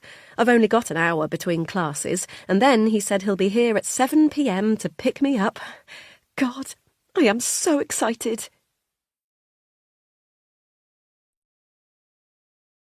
Chapter 28. Now, Hannah. "How did it go?" Kate asks, the moment I'm through the door. She nods towards the tiny kitchen at the back of the office, so we can chat in semi-privacy. "It went really well," I say, as we reach the kitchen. Kate flicks on the kettle and starts to make us both a coffee. "Is that all I get?" I laugh, a nervous flutter in my stomach as I think about sharing something still so new and raw. "No, it was great. We fed the ducks. Charlie was brilliant with her. I knew he would be, but to see them together... Honestly, it just felt..." Kate places her hand on my arm. "I bet. I'm so glad, Han. Just think, not long until she's yours for good. Did you talk to her about it? I shake my head. She's too little to understand. We gave her foster parents the book, you know, the one I was telling you about, with pictures of Charlie and me. That's so cute. She'll love her room. She'll love living with you. Kate pours the boiling water into our cups, then tops them up with milk. I hope so, I say, as we walk out of the kitchen into the main office. How's this morning been? Kate sits at her desk and rolls her eyes as I open my laptop. Honestly, chaotic as fuck. I try not to wince at her casual swearing, glancing at our assistant, Carly. She's very young, and I do worry that we're a bad influence on her. What's happened? I ask, scrolling through the ridiculous amount of emails that have taken residence in my inbox since last night. Oh, you'll be gutted you missed this, Carly says, overhearing our chat. Her eyes are wide, and there's a little smile on her face, giving me the feeling I used to get at school when I'd walk into a classroom moments after the joke was made. Hardly, Carly, Kate says, suddenly professional. It's not something to be excited about. Carly huffs and turns back to her laptop. A woman came in to report an assault. Here? She came in here? Kate nods. I know. I told her this is only the head office, but she wouldn't listen. But you'll never guess who she was ranting about. Who? Kate sits back, her eyes now wide. Jesse Carter. His name sends jolts of pain all through my body. What? I manage. I know. She was so upset she basically spat his name out. The coffee I've just drunk starts to repeat on me, and I have to swallow hard to force it down. What did she want? Why did she come here? I've no idea, Kate says, shrugging. I tried to get her into one of the private rooms to talk about it more, offered to call the police for her, or one of the actual DV teams, but she wouldn't come in. She just kept saying things like, if this is the PR team, why aren't you saying something about men like Jesse fucking Carter? You know what he's done. I wouldn't be here if it wasn't for him. Carly can't resist any longer, and her chair spins around to face us. She was pretty nuts, though, wasn't she? Like, it wasn't a normal woman. Carly, you can't say that. Haven't you learned anything from being here? There's no normal victim of abuse. Carly bites her lip and frowns, then looks at me as if I might understand. No, I know. I'm not judging her. I'm just telling Hannah for context. The whole thing was just weird. She seemed manic, like she really felt Jesse Carter was to blame for men being abusive. I don't know, it was weird. Did you call the police? I ask. Kate nods. But we didn't really have much to tell them. It's not like we got her name or anything. I take small, shallow breaths, telling myself that this cannot be what I think it is. It can't be. What did she look like? Kate frowns, as if trying to remember. She was quite small, dark hair, kind of pretty, but looked a bit... She flicks a glance at Carly. OK, yes, she did look a bit unhinged. Oh, and she was American. I take in a sharp gasp, which I try to cover with a cough. It backfires, and I end up choking, the panic welling in my chest as I struggle to catch my breath. Kate bashes her fists against my back as tears stream down my face, the air rasping in my throat, desperate to fill my lungs. Heidi. That woman sounds just like Heidi. But it can't be, because Heidi's dead. A few hours later, the office has calmed down, and everyone is getting on with their work as usual. I've had to sit through an hour-long meeting with the CEO about how to deal with the latest police figures on domestic violence and abuse, showing a sharp increase in areas where lower-income households are prevalent. They want me to communicate the strategy for our approach to this, but my mind couldn't focus at all. After, the CEO sent me a message on Slack reminding me that I should have brought Kate into the meeting, as she would be taking my place in a few days. I bit my lip as I read it. Everyone around me is so sure that Izzy will be coming home on Monday, that I will be a mother. Everyone except me.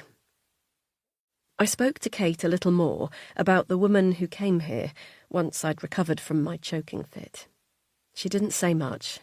By the sounds of it, after ranting about Jessie, she ran out of the office without them being able to get any more information from her. This has never happened before. Our office is too rural for someone to accidentally wander in, and all our centres, where we have actual trained support staff to deal with victims, are clearly signposted on our website. You can probably find the address on Google, but I'm sure it's clear that this location is an office function made up of PR, marketing and admin. Women do not come here for support. Yet this woman did. Was it because of me? It feels far-fetched, yet the only plausible explanation for her visit. Did she, whoever she is, think I would be here? It doesn't make sense, because there are only 2 people left alive who know what happened to Heidi. Me and Owen. And I know Owen would never send a woman in to scare me like that. There would be no benefit to him in doing so. And Owen has always put self-preservation above all else. Yet there is no one else who could have done it. Surely? And while I don't know why he would want to send someone in to scare me, I don't doubt that he would be capable of it, if it somehow met his ends. I assume he knows where I work. He's the only other person alive who knows what happened to Heidi, and he's currently just a few minutes up the road. He's also the only person I can imagine paying a random woman to come and do this. But the question still remains. Why would he? Perhaps he wanted to scare me, remind me of how much I stand to lose if I ever breathe a word about what we did in New York. But something doesn't sit right. Owen isn't a stupid man. He'll have seen how different my life is now. He'll know there's absolutely no reason for me to ever start talking.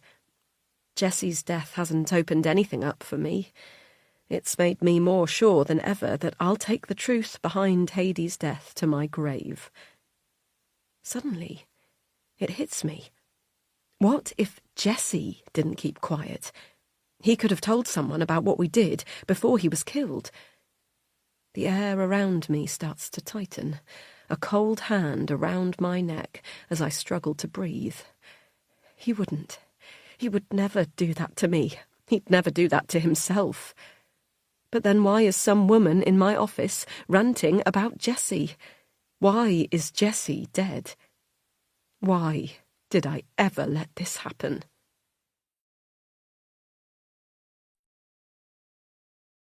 Chapter 29.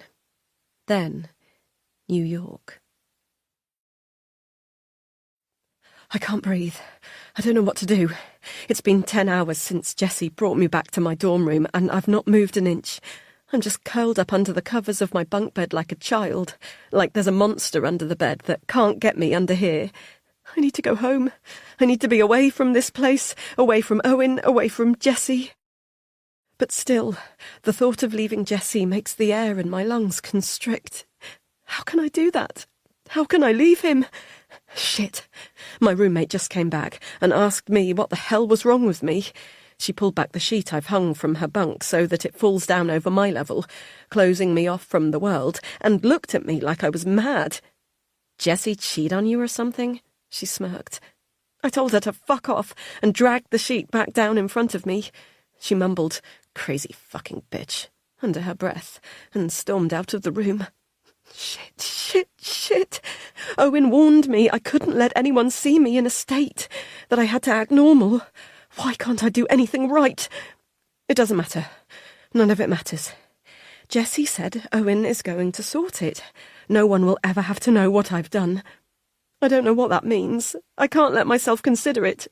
Jessie will make it go away. I know that he will protect me. Owen will protect himself. That I can be as sure of as I am of anything. In 2 weeks, I'll be on the flight back home for Christmas. Only this time, I'll stay there. I can't ever be in New York now. I cry harder, aware that this self-pity is disgusting. How could I have done this? I don't even know who I am anymore.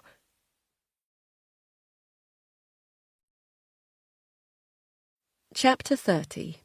3 days until Izzy comes home. Now, Charlie.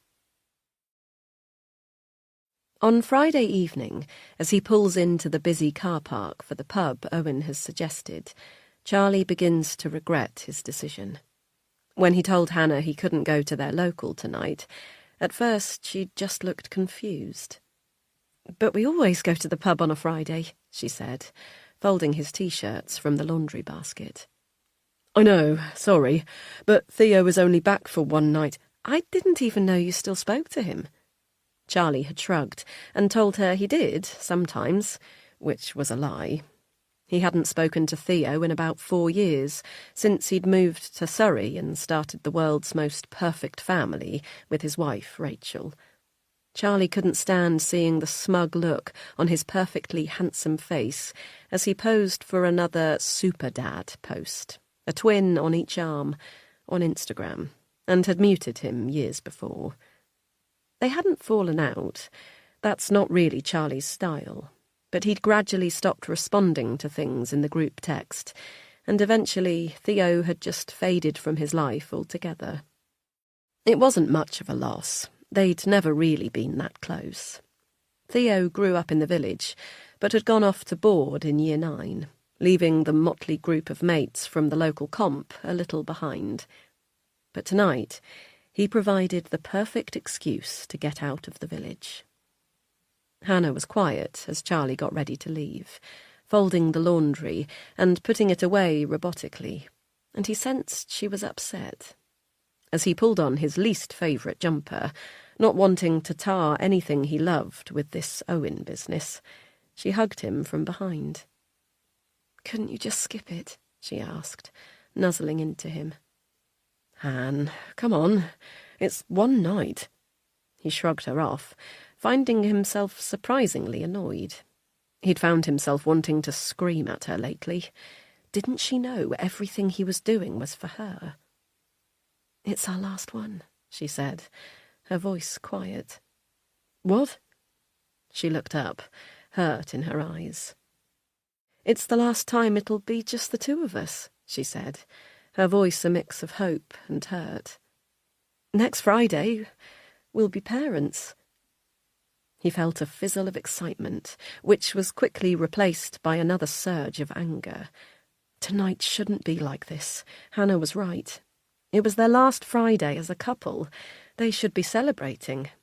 He imagined them walking into the village pub, hand in hand, ordering a bottle of New Zealand Sauvignon, Hannah's favourite, and 2 steaks. That's what tonight should be. A celebration of everything that is coming.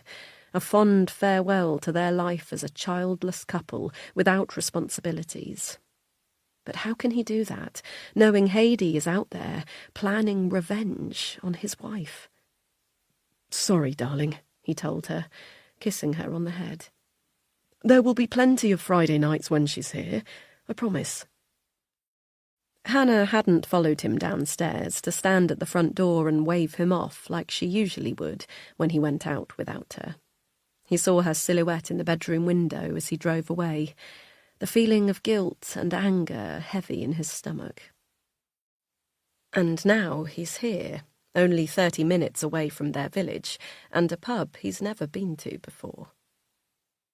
Owen suggested it, and Charlie is surprised to see it's not a posh gastropub, the sort the celebrities love around here, but instead a run-down place at the edge of a small town. It even has a kebab van in the car park, a proper drinker's place. He cannot imagine for a minute that Owen has been here before, and is glad that for once Charlie will be more at home than Owen. Though he reminds himself Owen is not the enemy here. They're in this together. Inside the pub, the atmosphere is rowdy. It's only just gone 7 p.m, but it appears many of the men have been here for hours already.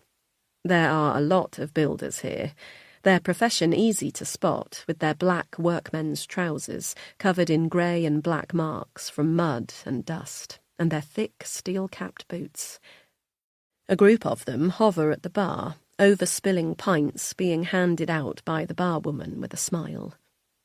Charlie scans the pub for Owen and eventually spots him in the corner by the fruit machine.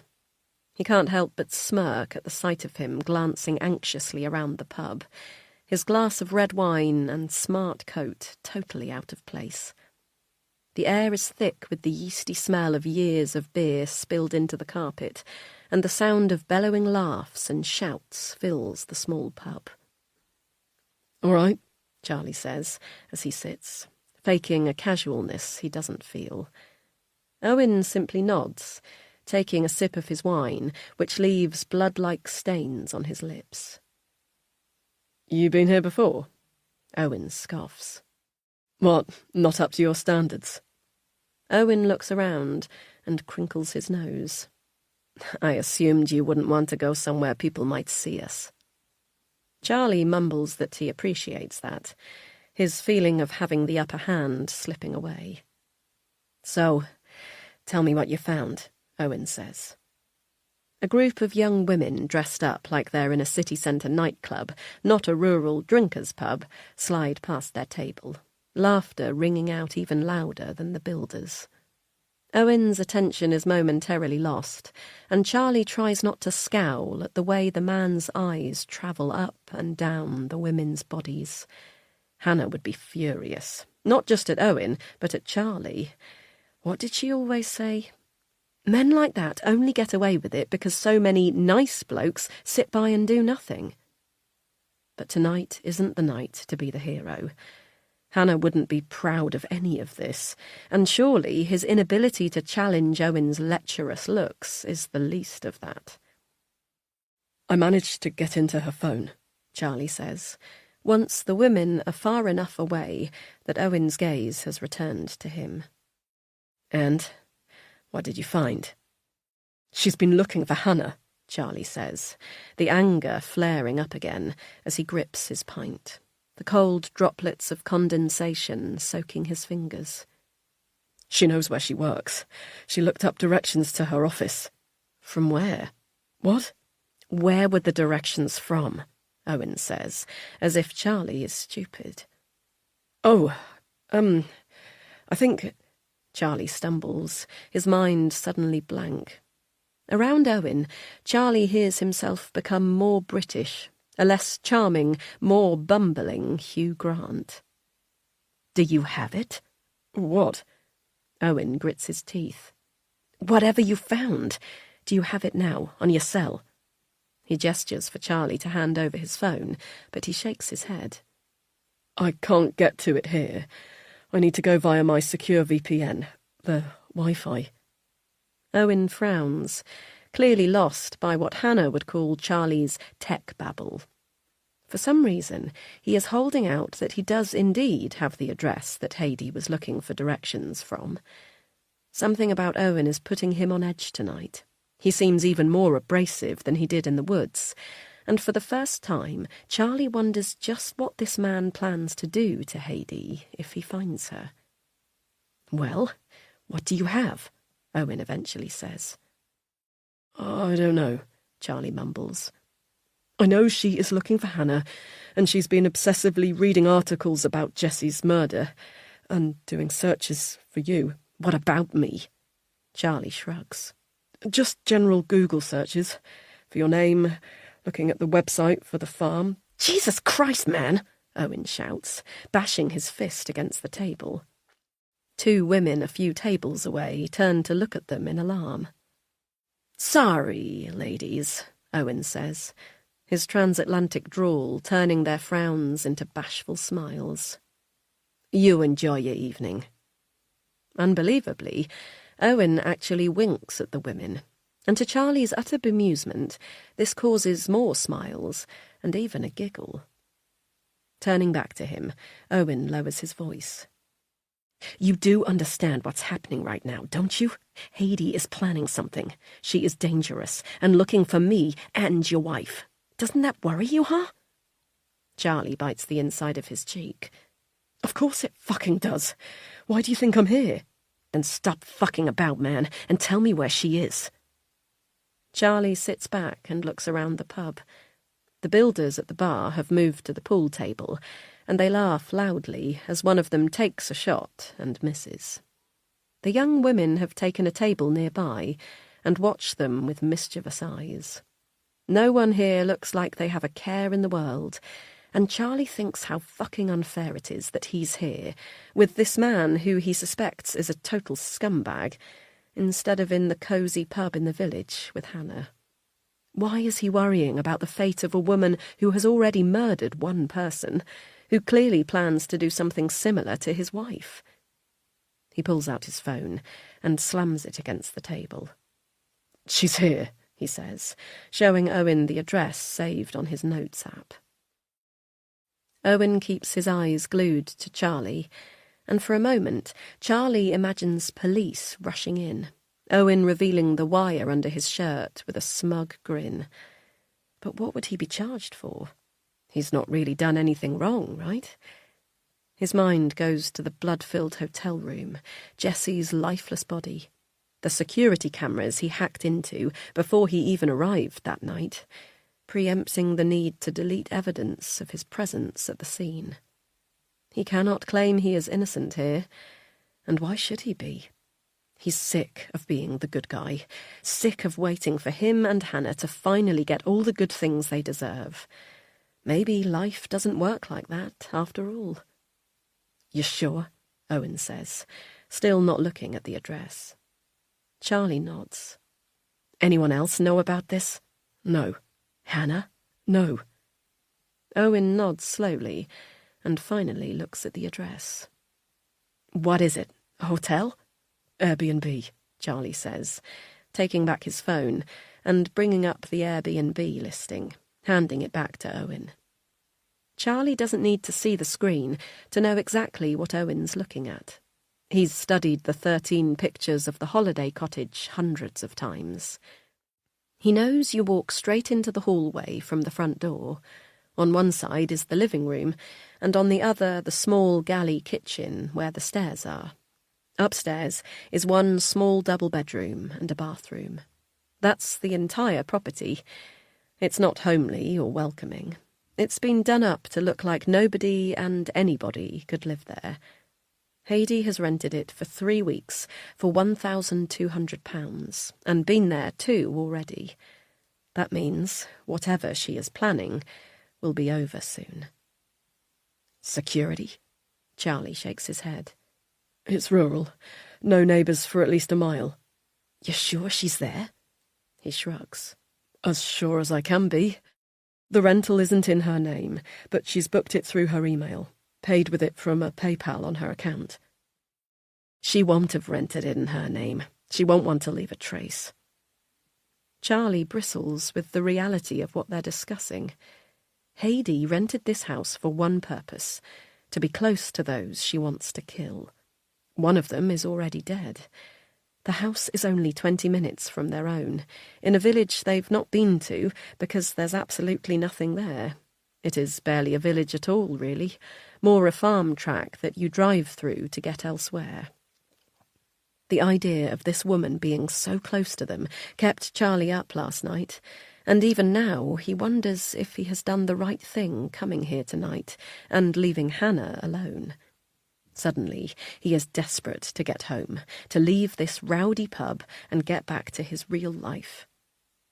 "I have the key code," Charlie tells Owen. Owen pulls a piece of paper from his pocket and a pen, sliding them over to Charlie. "Write it down. The address, the key code, anything else I'll need." Charlie starts writing, hesitating as he writes the code. "Need for what?" Owen cocks his head, one eyebrow raised. "You really want to know?" "Well, I just think, I don't know. What are you going to do?" Owen sighs and looks around him. Satisfied no one is listening, he leans into Charlie and speaks in a low tone. "Charlie, do not forget this woman is a murderer. She has already killed Jessie, and from what you've told me, Hannah is next on her list. You still have a choice in this. We can go to the police, tell them everything. But remember, I'll have to tell them things about Hannah that you're not going to want to hear. Things that will change your entire life. Charlie hesitates. Is he really the sort of man who will put a woman in danger, even if that woman is a murderer? Couldn't we report it anonymously? I can give them all the evidence I have about Haidee, and they won't need to connect. Owen laughs. Come on, man. You don't think the first thing Haidee will do when they arrest her is to tell them everything Hannah and Jessie did to her? You really want her talking to the police like that? Maybe you'd feel differently if I told you exactly what Hannah— No, Charlie snaps, his hand up to stop Owen's words. I don't need to know. He writes the key code on the paper, the pen digging in so hard he wonders if the numbers will be pressed into the cheap wooden table below forever. Yeah, Owen says. The less you know, the better. Trust me, man. By tomorrow afternoon, all of this will be history. You'll never have to worry about Haidee or Jessie or me ever again. I promise. Owen picks the piece of paper up and slips it into his pocket. And by Monday, you'll be the proud father of that little girl. Izzy, isn't it? Charlie recoils, horrified that Owen knows this about them, hating to hear Izzy's name on his lips. Owen smiles. How will I know it's done? Charlie asks, getting up and putting on his coat. You don't need to know. What? Of course I bloody do. Charlie, trust me. By tomorrow afternoon, this problem will be gone. You have my word. Owen nods at him, a small smile creeping on his lips, and Charlie curls his hands into fists. He's not an idiot. He knows Owen is not a trustworthy man. But on this, he does at least believe him. Owen has as much to lose here as Charlie. Without another word, Charlie turns and leaves. As he pulls away from the pub, the night sky growing darker the further he gets from the town, he allows Owen's warning to sink in. You don't think the first thing Haidee will do when they arrest her is to tell them everything Hannah and Jessie did to her? He wonders just how much Hannah has been keeping from him, and if he is really strong enough to pretend all of this never happened. Owen is going to get rid of Haidee, of that he's sure. But will that be enough, Charlie wonders?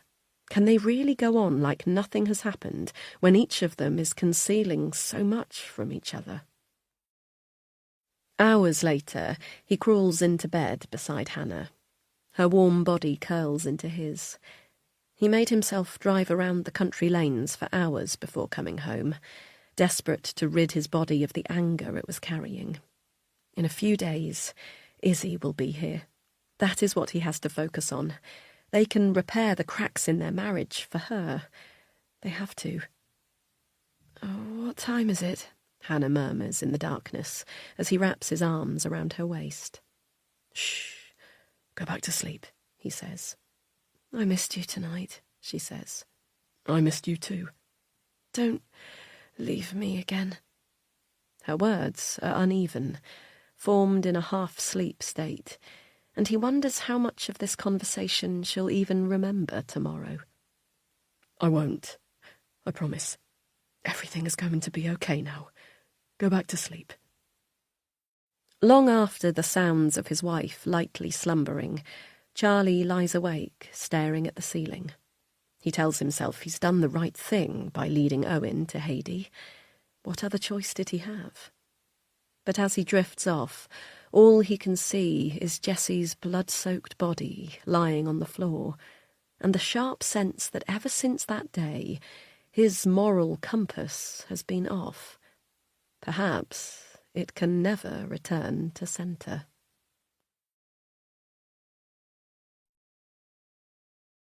Chapter 31. 2 days until Izzy comes home. Now, Hannah. Charlie is on edge, and it's starting to completely throw me off. I'm the one who should be a wreck, not him. I've checked my phone obsessively since yesterday, expecting a follow-up from the police or Owen, but there's nothing. The silence makes me uneasy, and Charlie's bizarre and distant demeanour isn't helping. On top of that, we're desperately trying to put together Izzy's room. We only have today and tomorrow until she's here, and still the bedroom is unpainted. The bed yet to be put up, and the only furniture in her room, a sad little wardrobe tucked into the corner. It's hardly a good look. It makes us seem totally unprepared, like we're telling her from day one that we can't be trusted. But we can. We can do this. We're good people. We'll be good parents. "Charlie, what are you doing down there?" I shout down the stairs, unable to keep the annoyance from my voice any longer. "I'll be up in a minute," he shouts back. "But what are you doing?" This time, he doesn't reply, and I huff loudly and stomp back to the bedroom. Despite our dreams of painting the walls with a fairy tale castle, like I'd seen on Instagram, we've settled for baby blue and pink paint instead, with 3 walls to be painted blue and 1 pink. I ordered the paint online last night while Charlie was out, and it arrived this morning, thank God. If we get the first coat on before lunch, we'll have time to do a second coat by dinner, and it'll be dry tomorrow so we can put the rest of the furniture in before Andrea arrives with Izzy on Monday. That's the timings in theory, anyway. But with Charlie disappearing every 5 minutes and looking harried when he is here, I can't see how we're ever going to get this done. I pad across the sheet-covered floor and lean down to place more frog tape around the skirting boards. This is the part of painting I hate, the finicky preparation, trying to get the lines straight as your hands shake. Charlie has been useless. Every time he's been in the room, he's been glued to his phone or walking around aimlessly with his eyebrows knotted so tightly it's a wonder he hasn't caused permanent lines in his forehead. I listen again for sounds of him coming back upstairs, but there's nothing. What is he doing down there? I keep telling myself that he's worried about Izzy coming home. In a normal life, that would be enough of a worry for anyone to cause them to shut down. But that's not how Charlie and I react to stress. Over the years of IVF and adoption, we've been lucky, despite the obvious ill luck that brought us there in the first place, because we've stuck together. So many women I know through IVF forums, podcasts and books blame infertility for the breakdown of their marriages. And I was terrified when we first started our process that it would be the same for us. But it was the opposite. Our world became small, just the 2 of us against everything. No one else knew what we were going through, and as such, we closed ranks. We told each other everything. Every worry, every unkind thought, everything. Well, about that side of life, anyway. I told myself throughout that the one secret I was keeping from him was irrelevant to our relationship, consoling myself with the fact that it happened before we even met, in a different life. Since the day I met Charlie, I've never kept a single thing from him about my life from that day forward, and I honestly believe that he's never kept anything from me. Until now, when I have absolutely no idea what's going on with my husband. There's just no way he can have discovered the truth about me and Jessie, or what happened to Heidi. I'm sure he has thought a lot about my lie to the police when I asked him to be my alibi, and I've no doubt he's unhappy that I never mentioned that I once knew Jessie. But I don't think that's enough to cause his current state. Or maybe it is. Charlie doesn't keep things from me, but he is slow to voice his emotions. If he is upset purely about the alibi lie, he may not want to admit that to me yet, with everything focused on Izzy right now. I've got to stop obsessing over this. There are so many things to let myself look forward to, and yet I'm stuck in the past. Charlie always says I never let myself enjoy things, and he's right. How can I, when I know that someone is dead because of me? Everything I've done since that night has been about balancing the scales. I've spent so long believing I owe the world for my wrongs that part of me, even now, can't let myself accept that I deserve Izzy, that Izzy deserves us. As if sensing I need reassurance, Charlie appears in the doorway, 2 cups of tea in hand. Almost done? He asks, as he hands me one, inspecting the frog tape. Yeah, just the light switches to go. Charlie puts his tea on the windowsill and gets down on his hands and knees. What are you doing? He tuts. You haven't got this straight, he says, pulling off my tape and repositioning it. Don't come in and criticise after you've left me on my own most of the morning, I snap, aggrieved that instead of comfort, he's offering criticism. Charlie doesn't react, but instead pulls another piece of tape up and carefully sticks it back down. I watch him incredulously. What is going through his mind? It's just not straight, he says again. Well, if you want something done right, do it yourself. Isn't that what they always say? His hand stills for a second as he stops picking at the frog tape, but he doesn't reply to my jibe. It's like I'm not even here. The gnawing fear that he knows the truth scratches at my scalp.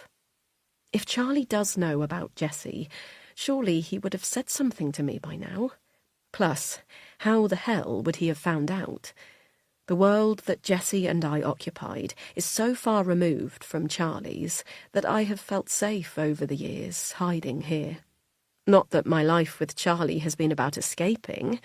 At first I thought it was, but it didn't take me long to fall so completely in love with him, I knew I'd never be able to leave. Or tell him the truth. Because in Charlie's world, bad things happen to bad people, good things to good. There's no room for grey, no room for mistakes. How could I ever tell him the truth? My biggest fear in all of this has been that he's right. We do get what we deserve. That's why we can't have children. That's why Jessie turned up dead, basically on our doorstep, the second the universe gave me something good. But all through this, Charlie has been the one who hasn't deserved it. There's no world in which that man deserves any of this. So where does that leave us? Charlie...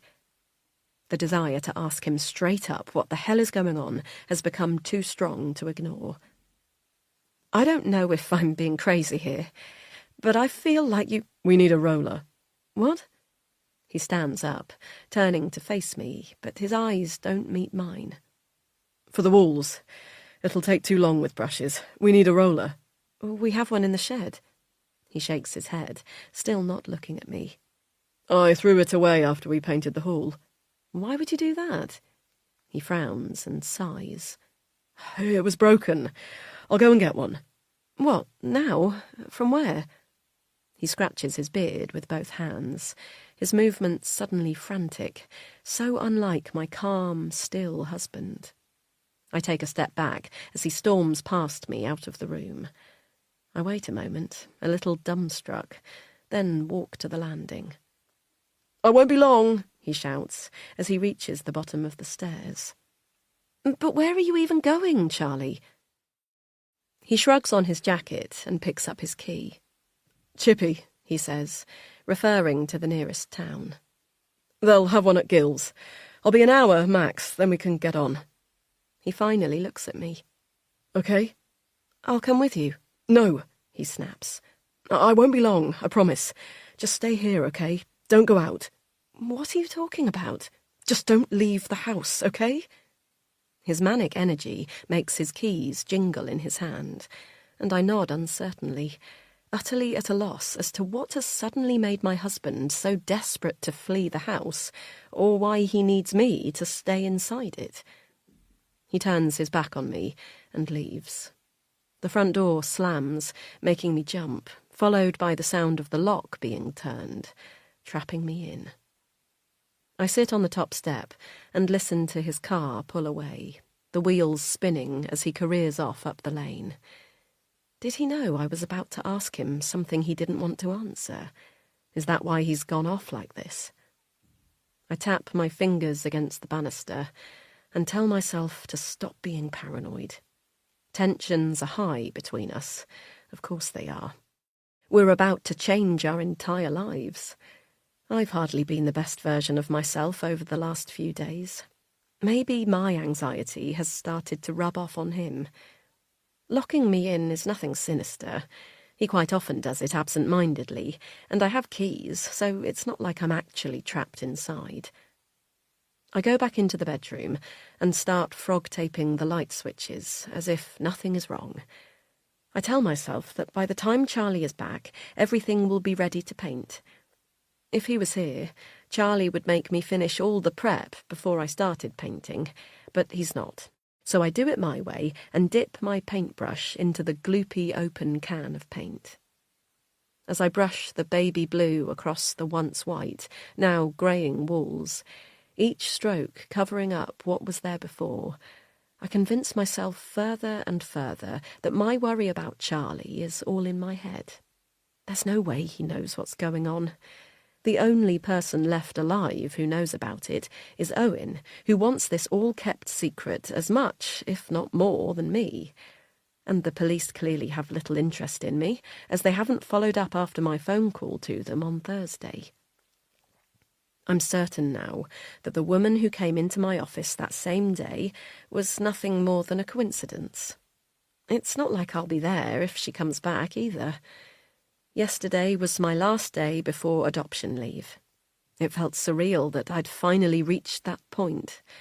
Sure, I wasn't heading out the door with a belly fit to burst, but I was leaving knowing that when I next came in, I'd be a mother. I am going to be a mother. Nothing bad is happening. Charlie doesn't know a thing. I finish my section of painting, then text him to see if he's got to Chippy yet. It's been 20 minutes, and the journey normally takes 10 on a good day. I get the instant reply saying his phone is on Do Not Disturb mode for driving. I sigh, decide to wait another 5 minutes and try again. The same message comes back.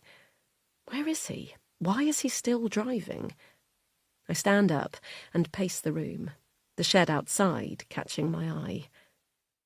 I don't know what makes me do it, but before I know it, I'm padding across the damp garden in a pair of Charlie's 2 big trainers I've chucked on, battling with the shed door, which has expanded in the rain and stuck.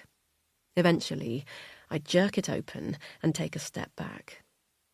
The roller, the one we've had for years that Charlie swore he threw out, stands at the back of the shed, where it's always been.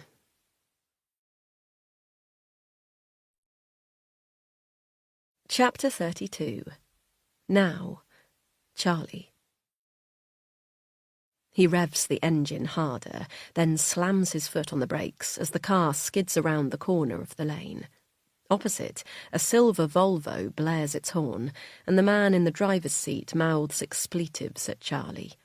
He raises his hand to apologise, but the Volvo driver shakes his head, mouths, "Fucking idiot," and drives off, leaving Charlie shaking in his seat. He needs to calm down. He needs to take a second and think this through. What does he think he's doing, speeding around the lanes like some sort of fucking boy racer? He could have got himself killed. He imagines Hannah getting the call from the police to say he's dead.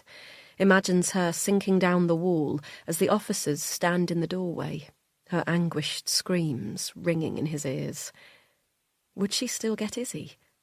He shakes his head to rid himself from going down this path. He's not dead. The police aren't going to visit Hannah with the death knock. Izzy won't need to find another home. Everything is fine. Or at least it will be if he can just get there now. He pushes the car back into gear, and when his breathing has returned to normal, follows the single-track lane further until Google Maps tells him he has reached his destination. He pulls the car up in a passing place and switches off his engine. He's here. Hannah was right. If you want something done right, you have to do it yourself. How had he ever trusted Owen to fix things? It's his family that needs protecting. He needs to sort this himself, the right way. Not by letting some thug like Owen take matters into his own hands. He tells himself this over and over as he walks up the small, overgrown path to Hades' Airbnb, a sense of dread building in his stomach with every step. He looks around for Owen's car and spots it partially hidden by overgrown bushes to the side of the cottage. Relief floods through him as he imagines Owen in the living room with Heidi, calmly telling her to leave him and Hannah alone. He realises quickly how ridiculous this scenario is. Heidi is a murderer, not some defenceless woman Owen can cajole. Charlie can't let himself forget the danger she poses. He approaches the front of the cottage. A cream-painted stable door is the only thing now separating him from what's next. Should he knock? What is the protocol for confronting a murderer? He suddenly feels foolish, out of his depth. He should have made a plan before he got here, or at least before he got out of the car. The drive over passed in a blur of anger and fear. Since he was with Owen yesterday, all he's been able to think about is what the man will do to Heidi. He's found himself terrified for the woman, though he knows this is illogical. She is the one who murdered Jessie. She is the one who is stalking his wife, threatening his whole life. But still, deep down, he doesn't trust Owen. He knows the sort of man he is. He's read all the gossip columns online about Jessie and him. The two lads of the celebrity world, sleeping with women so young it should be illegal, then casting them off. If these are the stories that make the papers, he can't bear to imagine what they do behind closed doors. Charlie may not be the most worldly wise, but he knows when someone is a good man, and Owen is not one. So why has he put his trust in him until now? Before he can question himself any further, he moves towards the door, his hand raised to knock, but a scream stops him in his tracks. "Please, Owen, stop!" The anguished cry screeches through the door and knocks Charlie off balance. He is forced into action as he bashes on the door. "Heidi, open the door! Hello?" He hears crying, loud wailing sobs, followed by cries of, "Help me! Please help me!" "I'm calling the police!" he shouts, fumbling for his phone. He types in the number fast, 999, then hovers over the call button. "Heidi!" he calls again. "Owen!" Now there is silence. His whole body turns hot as sweat drips from his brow. What has he done? What has he made happen? He puts the phone back in his pocket and bashes against the door with his fists again, before beginning to kick. "Let me in!" he screams. "Owen, I swear to God, if you don't let me in—" The door gives way. "Owen!" he shouts one more time before stepping into the cottage. There's an eerie silence as he creeps through the small, dark hallway. The house is cold, as though the heating has never been switched on, and the whole place has a feeling of being deeply unloved. Bloody Airbnb, he finds himself thinking, despite everything. Taking over the area without a care. He stops after a few steps and tries to bring himself into the present as the sensations of his body start coming back to him. He's sweating despite the cold, and his heart is racing in his chest, so heavy that it beats through his ears, making it impossible to listen out for Owen. He runs his hand against the bare hallway wall to settle himself. Left or right, he wonders. He pushes the door handle to his left and steels himself as it opens. It's empty. A small, newly installed kitchen without any character. He scans the room quickly before shutting the door. Right it is. His hand shakes as he grips the door handle. He looks back to the front door. He could just leave. No one would ever need to know he was here. But then he hears it. Small, feral cries behind the door. Owen? Without a second thought, he yanks open the door and rushes through. Oh, my God. Oh, Jesus Christ. Owen? The man is face down on the floor. At first, Charlie tells himself he's simply hurt, that the blood pooling around his head isn't that bad, and any moment Owen will sit up with a grin. But when he crouches down beside him and puts his hand to Owen's neck, he can't fool himself any more. Owen is dead. The room spins as Charlie backs away. This cannot be happening. He tries to focus on Owen's body as his vision sways, still half expecting him at any minute to stand up and tell him he's all right, just a scratch. But of course he doesn't. Owen lies in a pool of his own blood, deadly still. The metallic smell crawls up Charlie's nostrils. Again, Charlie tries to convince himself that he can simply walk away, get back in his car, drive home, and not have to face this. But then he hears it for a second time, the soft cries. He snaps his head up, his eyes finally released from the sight of Owen's body, and looks around the room. Just like the pictures online showed him, the room is sparsely furnished. A claret-worn sofa sits one side against the magnolia-painted walls in front of a thick black TV. The flagstone floor only enhances the room's harsh, unlived-in feeling. Then he sees her, curled up in the corner of the room, shaking violently as she cries. She's so small. That's his first thought. Childlike. She's covered in blood. That's his second. She's a murderer. The third. Stay there, he shouts at her huddled form. Don't fucking move! The words land between them almost comically as the woman looks up at him. Her large green eyes remind him of a deer's, the sort you see dart out in front of your car on the lanes, too late to stop. He holds her stare for a moment before it becomes unbearable. Help me! Please! Help me! Her voice is soft and shakes as she speaks, the American accent only intensifying the movie-like quality of the scene. Heidi? He asks. She opens her mouth, then closes it again, shrinking back on herself. Who are you? She asks. Charlie lets his gaze fall back to Owen's body, which lies between them. He looks at the blood pooled around his head and wonders how long it will take before the puddle reaches his own feet. He takes a step backwards in anticipation. Don't go, the woman shouts. Please! I'm not going anywhere. Not until the police come. No, she cries, suddenly releasing herself from her balled-up posture and standing, gripping the sideboard behind her. Please let me explain. She's crying, tears falling down her pale face. I know who you are, Charlie says. She cocks her head to the side, as if examining him, then tucks her brown hair behind her ear. Heidi, he says again. She lowers her eyes and nods. You killed Jessie. What? No, I didn't. She rushes towards him, but stops when she realises she'll have to step over Owen's body to reach him.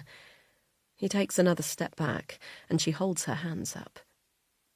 Is that what he told you? She points to Owen, but can't make herself look down at his body. You killed him, Charlie says, now nodding at Owen. Tears fill her eyes again as she shakes her head. No, she whimpers. Charlie erupts. He's dead, Heidi. Can't you see that? You can't get out of this. He's fucking dead. She sobs and reaches out to Charlie, finally making the decision to step over Owen. She grimaces as she does it, and Charlie scuttles backwards again, now pressed up against the wall of the room. He looks around for something to defend himself with, but the bland living room offers little in the way of weapons. Stay back, he shouts, his hands held up in front of him. Please, Heidi sobs, only inches away from him now. Please, you have to listen to me. Up close, he sees she is older than she appeared before. Mid-30s, he would guess. Possibly younger, but the lines around her eyes betray a harsh life. She's skinny, the kind of skinny that makes him touch his own ribs in horror. You shouldn't be able to see someone's bones from the outside. How can this woman have murdered both Jessie and Owen? He lowers his hands, feeling faintly ridiculous at the idea that he needs to defend himself from her. "He attacked me," she says, breaking his thoughts. "He was going to kill me. I had no choice." Charlie imagines what Owen might have come here to do, finally admitting the truth that deep down he always knew. The truth that had made him get in his car and come here today, despite wanting to be left out of this whole sordid mess. He knew Owen was never coming to reason with Heidi. There was only ever going to be one end to this. Did he know that when he first gave Owen her address? He can't let himself believe that he knowingly put Heidi in this position, but on some level he must have. He is complicit in this. He has blood on his hands. "You're lying," he snaps back. Heidi grabs at her stomach, as if his words have physically wounded her. "I know what you did to Jessie. Owen told me. I know he was coming here today to get you to stop, to get you to leave us alone." "Us? I don't even know who you are." "No, but you know Hannah, my wife, don't you?" Recognition flickers across her face. Then she frowns. "Jessie's Hannah?" He winces, wants to tell her no, she's not Jessie's fucking Hannah, she's his, but knows this will only confuse matters, and right now all he needs is to get his head straight. "But what? Why are you here? What?" Heidi shakes her head, confusion crawling all over her face. "You know why. You were coming after her." "Coming after Hannah?" "Yes, you killed Jessie, and now you want to kill Hannah?" She sounds out the name as if she's never heard it before. "You looked up her work address," he says. The woman stares at him blankly, her skinny frame shaking, dots of Owen's blood spattered across her bony face. She looks so frail and afraid. Part of him wants to pull her towards him, sit her down and tell her it's okay. Charlie shakes his head, unable to keep up with these mind games. "It doesn't even fucking matter now," he snaps, determined to get back in control. "I'm calling the police. Owen is dead." He takes out his phone and starts to unlock it, but she rushes forward and bats it from his hands. It lands with a thud on the hard floor. Please don't call the police." Her voice is small again, desperation leaking through her words. "They won't understand. They won't—" "What won't they understand? That you murdered 2 men?" "I didn't kill Jessie. Why do you keep saying that?" "Because you did, and now you've killed Owen to cover it up." She shakes her head. No. You've got it all wrong. It was Owen. Owen killed Jessie." She looks at him with such sincerity that it knocks the wind from him. "You're lying. Why would Owen—" "Because of me. Because of what happened in New York. Because—" She waves her hand in front of her, as if to conjure the words, tears spilling from her eyes again. "Jessie thought I was dead," she whispers. "Owen told him I was dead. When he realized I wasn't, he wanted to help me, but Owen—" She shakes her head. "Owen could never let it come out." "Let what come out?" "What he did," she cries. "How much do you know about New York?" Charlie shrugs, feeling completely out of his depth. "I know enough." "You mean you know what he told you?" she says, pointing angrily at Owen's body. "After what they did to me." She swallows, as if whatever happened is too painful to put into words. Does she mean Hannah and Jessie, or Jessie and Owen? Charlie can't bear to ask, seeing the pain that Heidi carries with her even now. Surely Hannah, his Hannah, can't have done this to her. "There was a party. Things got out of hand. I was unconscious. Jesse thought I was dead. He thought they'd killed me. Owen told him I was dead. She takes in a deep breath, and a glob of snot dangles from her nostril, leaving Charlie simultaneously revolted, yet more aware than ever of her vulnerability. That doesn't make any sense, he says. Why would Owen want Jessie to believe you were dead? Haidee sighs, as if she can't believe Charlie doesn't see it yet. For control. It was all about control. Owen became Jessie's manager after that, and the rest, as they say, is history. What better way to tie someone to you forever than making them believe they'd covered up a murder for you? Haidee shakes her head and wipes her nose with the back of her hand. Owen paid me to keep away, to stay dead. She stares at him, her glare firm and unwavering, as if willing him to believe her. So what happened? Why did you come back? He hears himself ask, but his words sound far away, as if they've been spoken by someone else entirely. Haidee smirks, the smile ghastly on her blood-spattered face. The money stopped. Owen didn't want to pay anymore. I've spent most of my adult life running away, never setting down any roots, living under a fake name, changing cities every few years to avoid ever being found, and what do I get for it? She shakes her head. I should have known he'd do this to me. When the money stopped, I contacted Jesse. I thought if he knew the truth, if he knew what Owen had done, he'd help me. She pauses. I'd read about him over the years. Of course I had. He was impossible to avoid. Despite his lifestyle, he seemed like a good man. He told USA Today that he went to church every Sunday. I thought maybe some of that was about repentance, that he felt bad for what they'd done to me all those years ago.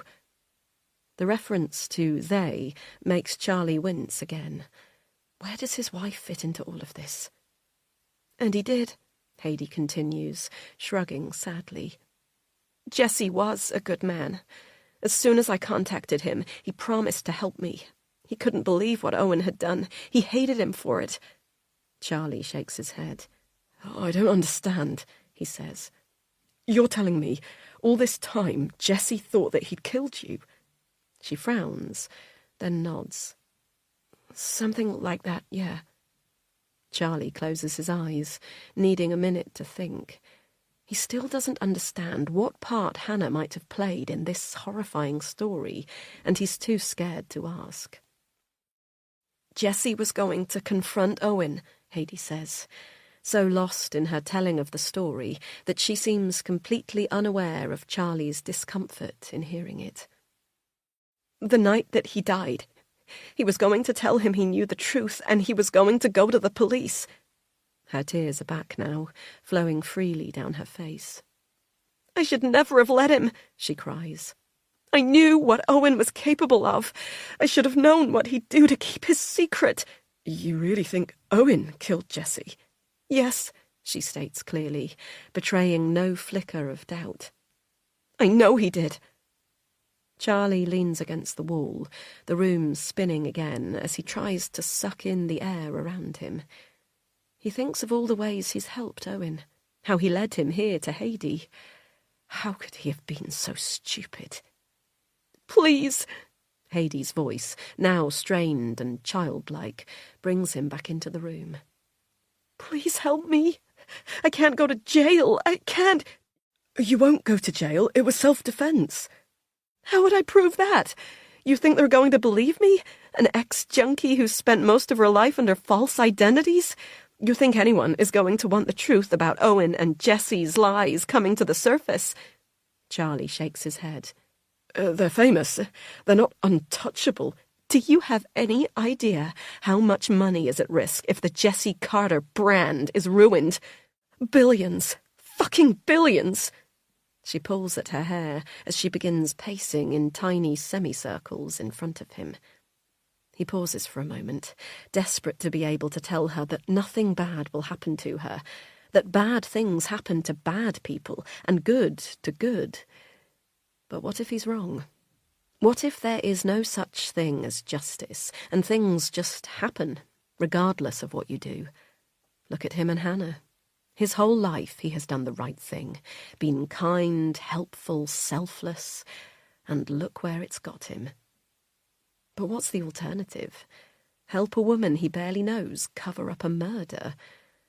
The idea is inconceivable.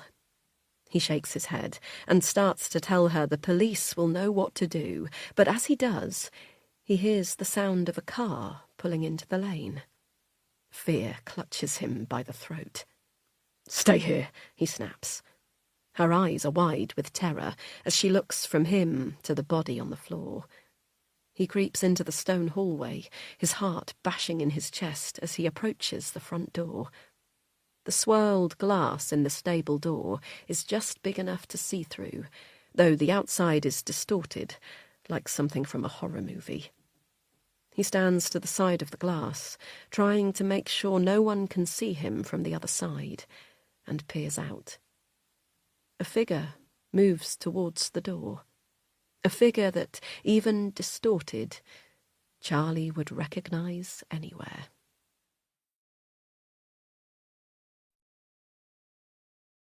Chapter 33. Now, Hannah. I walk up to the cottage, totally unsure of myself. Why would Charlie be here? But the location of his phone on Find My Friends is blinking at this very spot. I passed his car on the lane, leaving mine just behind his on the passing place. At first, I couldn't work out where he could have gone, but then I spotted the tree-lined lane and followed it to this door. Should I knock? What will I say? For a moment, I imagine that a woman will answer. "Is my husband here?" I'll ask, and her cheeks will colour. She'll be beautiful, of course, and young. He'll appear behind her in the hallway. "Hannah, I'm so sorry," he'll say, and my world will end. I bite my lip. The whole scenario feels so unlikely. Charlie would never hurt me, not like that. I'm being ridiculous. There must be a rational explanation. Perhaps he had to take a diversion on the way back from buying the roller we didn't need, and his car broke down. This might have been the only house he could find to get help.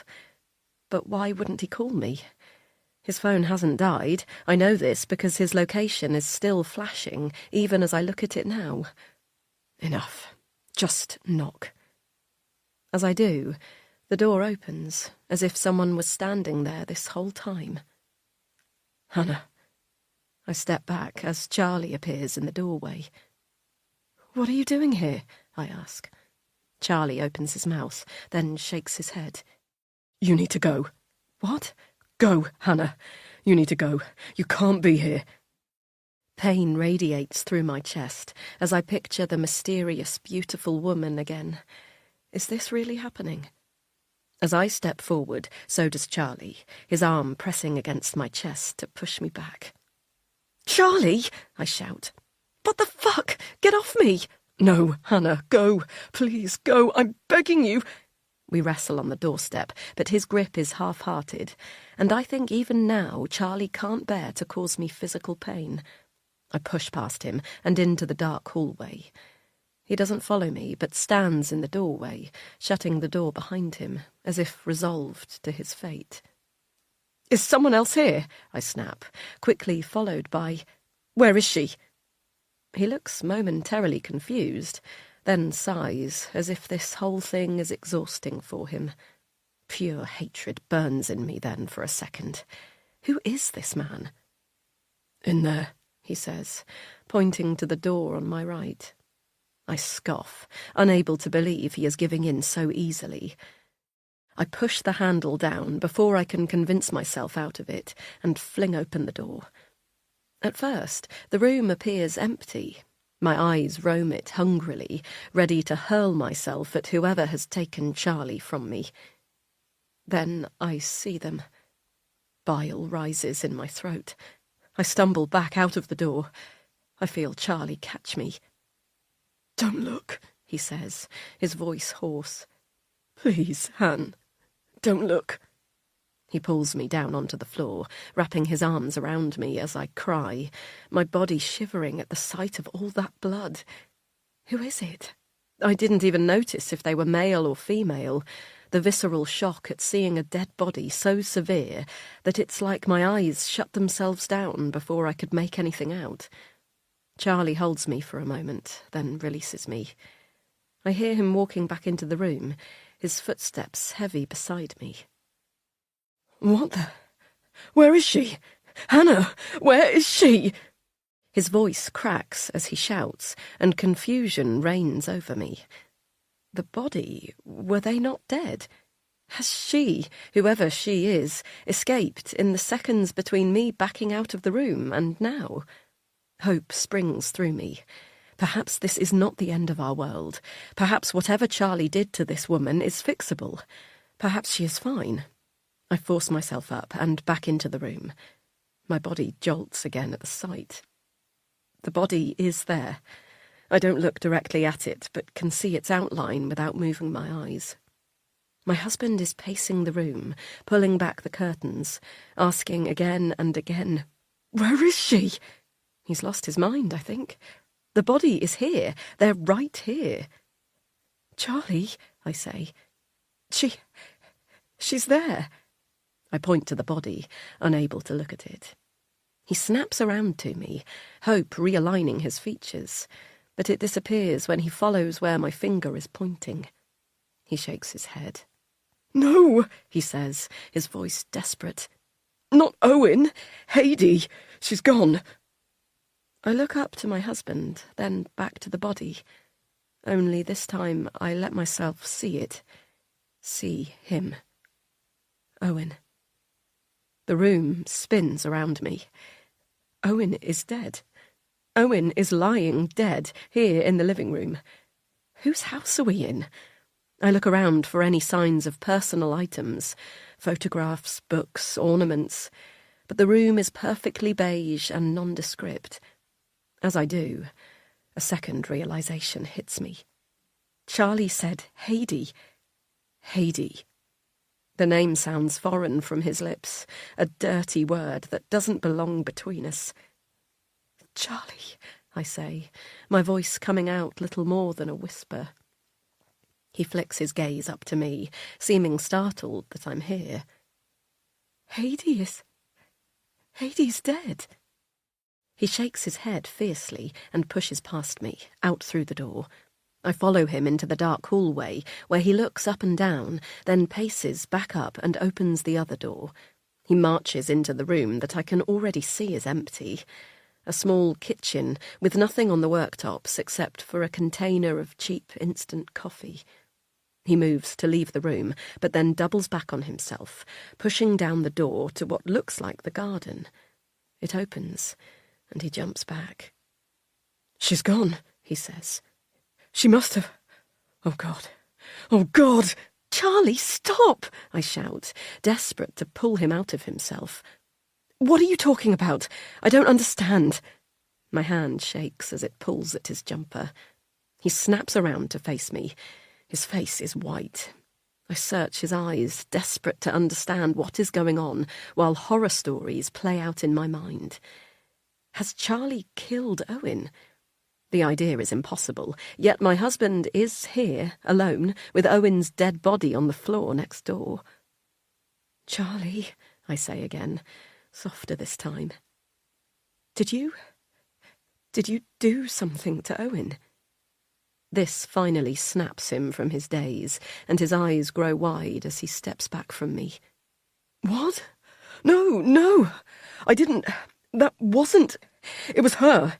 Heidi was here. She... "What are you talking about?" I cry. "Heidi is dead." He shakes his head and grips my hands by the wrists, bringing me so close to him I can smell the coffee on his breath from this morning.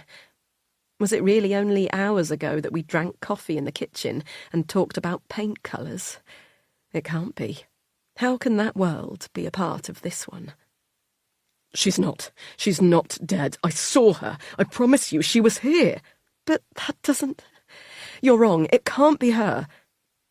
Memories of that night flood in as Charlie pulls me to sit at the pine kitchen table. Even hearing her name slip from Charlie's mouth so easily is bizarre. How can this be happening?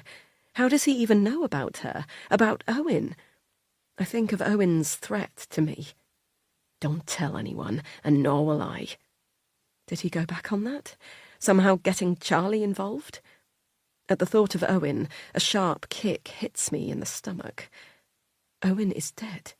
He's lying in the room next door.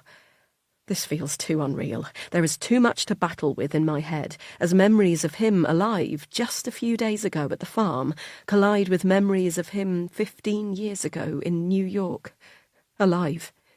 With Heidi. Suddenly, I need to know for sure that he's dead. I never checked him when I arrived. What if he's just injured? What if Charlie knocked him out and he's lying there, struggling, waiting for help? I dash from the kitchen, through the hall, back into the living room, and gasp as I enter once again to be confronted with the scene. I instantly know that my hope is misplaced. There is too much blood here for Owen to be alive, but still I have to check. I bend down beside him, far enough away to avoid the pooling blood, the metallic smell assaulting my nostrils, and lean across to rest my fingers on his neck. No pulse. My stomach tumbles beneath me. Of course there's no pulse. Behind me, I hear Charlie enter the room. "Hannah," he says, his voice urgent. "Hannah, look! Please, Han!" He urges me to stand up, to take my fingers from the dead man's neck, and I do. He's holding a note in his shaking hands. "What?" "Just read it," he says, handing it to me. "No one ever has to know any of us were ever here. Just get rid of him, please. I will sort the rest. H." I read it again, once, twice, 3 times, but it still makes no sense. H? What happened here? I ask Charlie for what feels like the millionth time. He shakes his head, tears coming to his eyes, and I want more than anything to hug him and take the pain away. But he has to go through it. He has to push through and tell me what the fuck is going on. "He was dead when I got here," he says. "I swear. Heidi, she said it was self-defense, that he attacked her." I shake my head and grip his arm. "Whoever was here, it can't have been Heidi. Heidi's dead. She's not," he says. So sure of himself, I feel the urge to slap him. "Owen told you she was, didn't he? He told Jessie that too, but what? This doesn't make any sense. Hannah, we don't have time for this now. I'll explain everything, but I promise you Heidi is very much alive, and Owen is very much dead." Our eyes fall back to his body, lying not 6 feet away from us. What are we going to do? It didn't take us long to convince each other that the police aren't an option. There is too much to explain, too much at stake. "We can't get rid of him," I say, the words falling from my mouth like some bad movie script. Everything has a film-like quality in this room. My words don't feel my own. Owen's body simply a horrifying dummy. I get the terrifying urge to laugh as Charlie walks around his corpse, looking for ideas. This does not feel real. "We could leave him here?" Charlie suggests. I shake my head. "I touched him. DNA. Didn't you?" As I wait for his response, my stomach tightens. Even now, I need to know that my husband is a good man, that his first instinct was to try and save a life, even while we discuss how to dispose of the body. He nods, and I let out a tight breath of air. For the first time since I arrived, Charlie stops pacing and stands at the window, drawing the curtains tight. The light from the open door through the hallway is the only thing keeping the room from being plunged into darkness. It is a relief, at first, to have Owen's body slightly clothed in darkness. I watch as Charlie breathes in and out, slowing each time. He transforms in front of my eyes from the manic man I didn't recognise into the calm, still husband I have always known. Eventually, he speaks.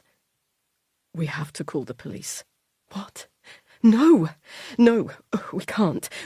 Hannah," he says, his voice still and hard against my own fluttering words. We don't have a choice. What else can we do? We can't get rid of his body.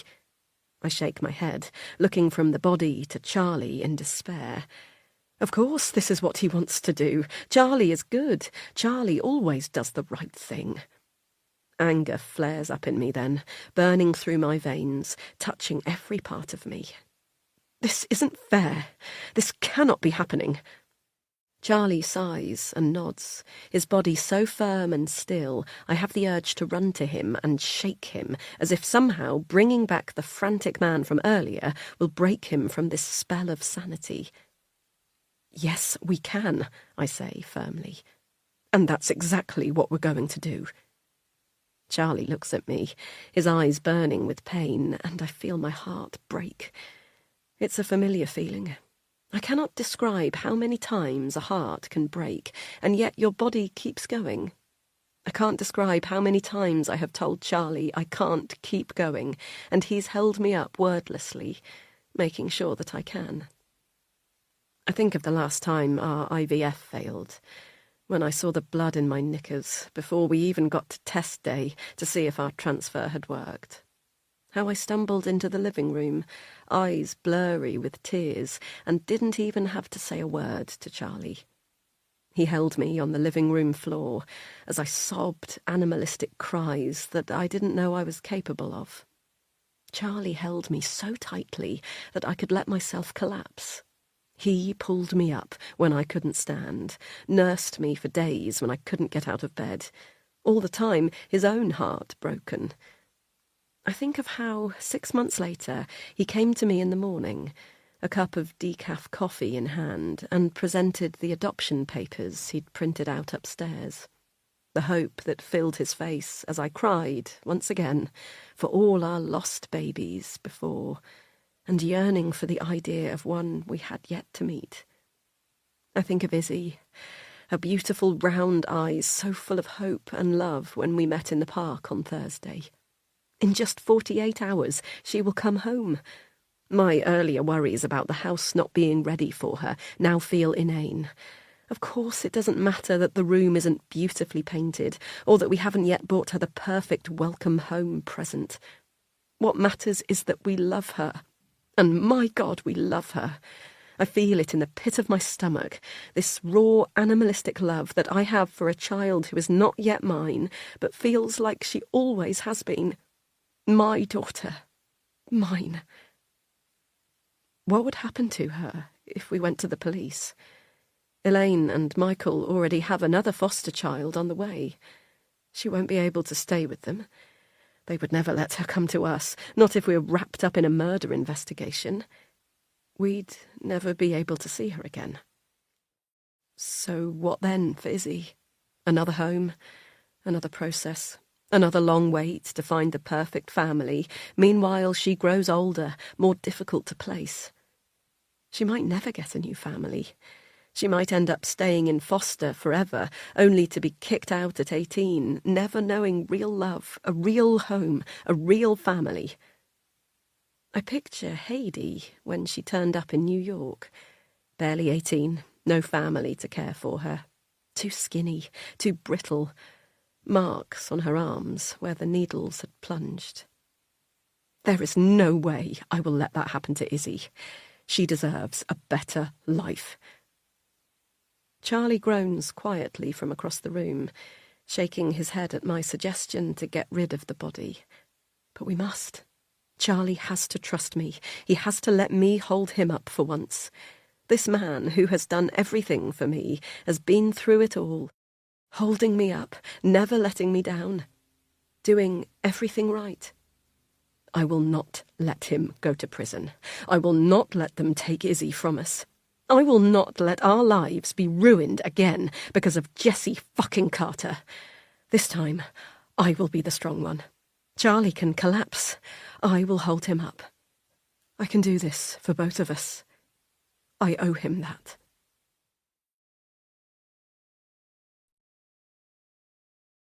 Chapter 34. Now, Hannah. I move across the room decisively, as if by doing so, the answer to how we get rid of the body will jump out at me.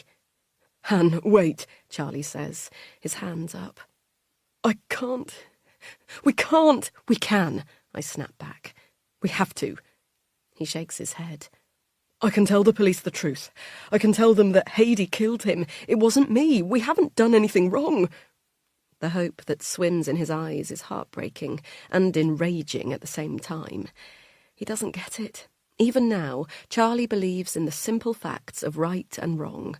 He doesn't understand how, even with the best intentions, people can be dragged into things that are wrong, believing them to be right, and how the police don't care about any of that. But I have, I say, my voice so small I wonder if he'll hear it at all. I have done something wrong. He sighs. The hope drains from his face, and he nods slowly, as if he knew this was coming. You can tell me, Han. Tell me how you're involved in this, please. I shake my head, but I'm resigned to my fate. I knew this day would come. You can't run forever. Isn't that what I told Jesse so many times over text message straight after it happened, before he blocked me, desperate to get him to come back to me? I grimace at the memory. The desperation and horror I felt at the time, as much to do with Jesse leaving me as what we'd done. I move closer to my husband, stepping over Owen's dead body, not letting myself look down at him or the blood congealing on the chipped flagstone floor. I met Jesse at uni in New York, I start, like I told you. Charlie nods, and it feels important to me that he knows my whole story wasn't a lie. But he wasn't just some classmate, like I said. He was... I pause, unable to describe what Jesse was to me. He was everything. Tears pool in my eyes, and I can't look at Charlie anymore, knowing his heart will be breaking into pieces so small we may never put them back together. You know what it was like for me at home. I had no real friends, my parents didn't pay any attention to me, and I was lonely, so lonely. I got to New York and I thought I would fit in straight away, make loads of friends, become a bloody pop star or something, and finally be the person I was meant to be. I shake my head at my own childish naivety. But it didn't feel like that when I got there. I felt the same stupid, awkward me, always on the edge of friendships, never quite fitting in anywhere. But then, one day, Jesse started talking to me. We were going to the same concert, Laura Marling. I flick a look up at Charlie, whose brow is furrowed. He may not even have heard of Laura Marling. Though she was once my favourite singer in the whole world, I've not listened to her since New York. There was a period when it felt like you couldn't turn on Radio 1 without hearing one of her songs. I had to switch off every time she came on. Her haunting voice took me back to New York in an instant. We started going out, I say, aware that Charlie doesn't need the intimate details of the relationship. Almost immediately after I met him, we became a couple. I was obsessed, I say, my cheeks colouring. He was nothing like anyone I'd met before, and he had all these music connections. He promised he'd help me record an EP and get it to all the big labels. I shake my head, embarrassed at my own naivety. How many young women have fallen for this line, got swept up in the proximity of fame? I sound so shallow, and I know Charlie won't understand how this was such a big factor in everything that came next, because Charlie has never known me as the girl whose whole life revolved around music. It was all I wanted, back then, to be a musician. I know. What? I've never spoken to you about... Come on, Han. You think I don't hear you singing when you think my headphones are in? You think I don't see the way you'd watch the singers in the pub on Friday night when we first met? You'd tear up sometimes, and I'd see the longing in your eyes. I always wondered why you'd never sing, why you stopped playing. I bite my lip, looking down at the blood-speckled floor. Of course Charlie knew. It had been a few years since New York when we met, but everything I'd lost was still bubbling at the surface. My desires squashed down by necessity. Not disinterest, like I told everyone, when overnight I refused to sing again and sold my guitars. Even now, my hands form the shapes when I hear certain songs, the long, soft pads of my fingers, desperate to feel the frets beneath them again. Well, anyway, I don't know. I guess I lost myself to Jesse. Looking back on it, it was never a healthy relationship.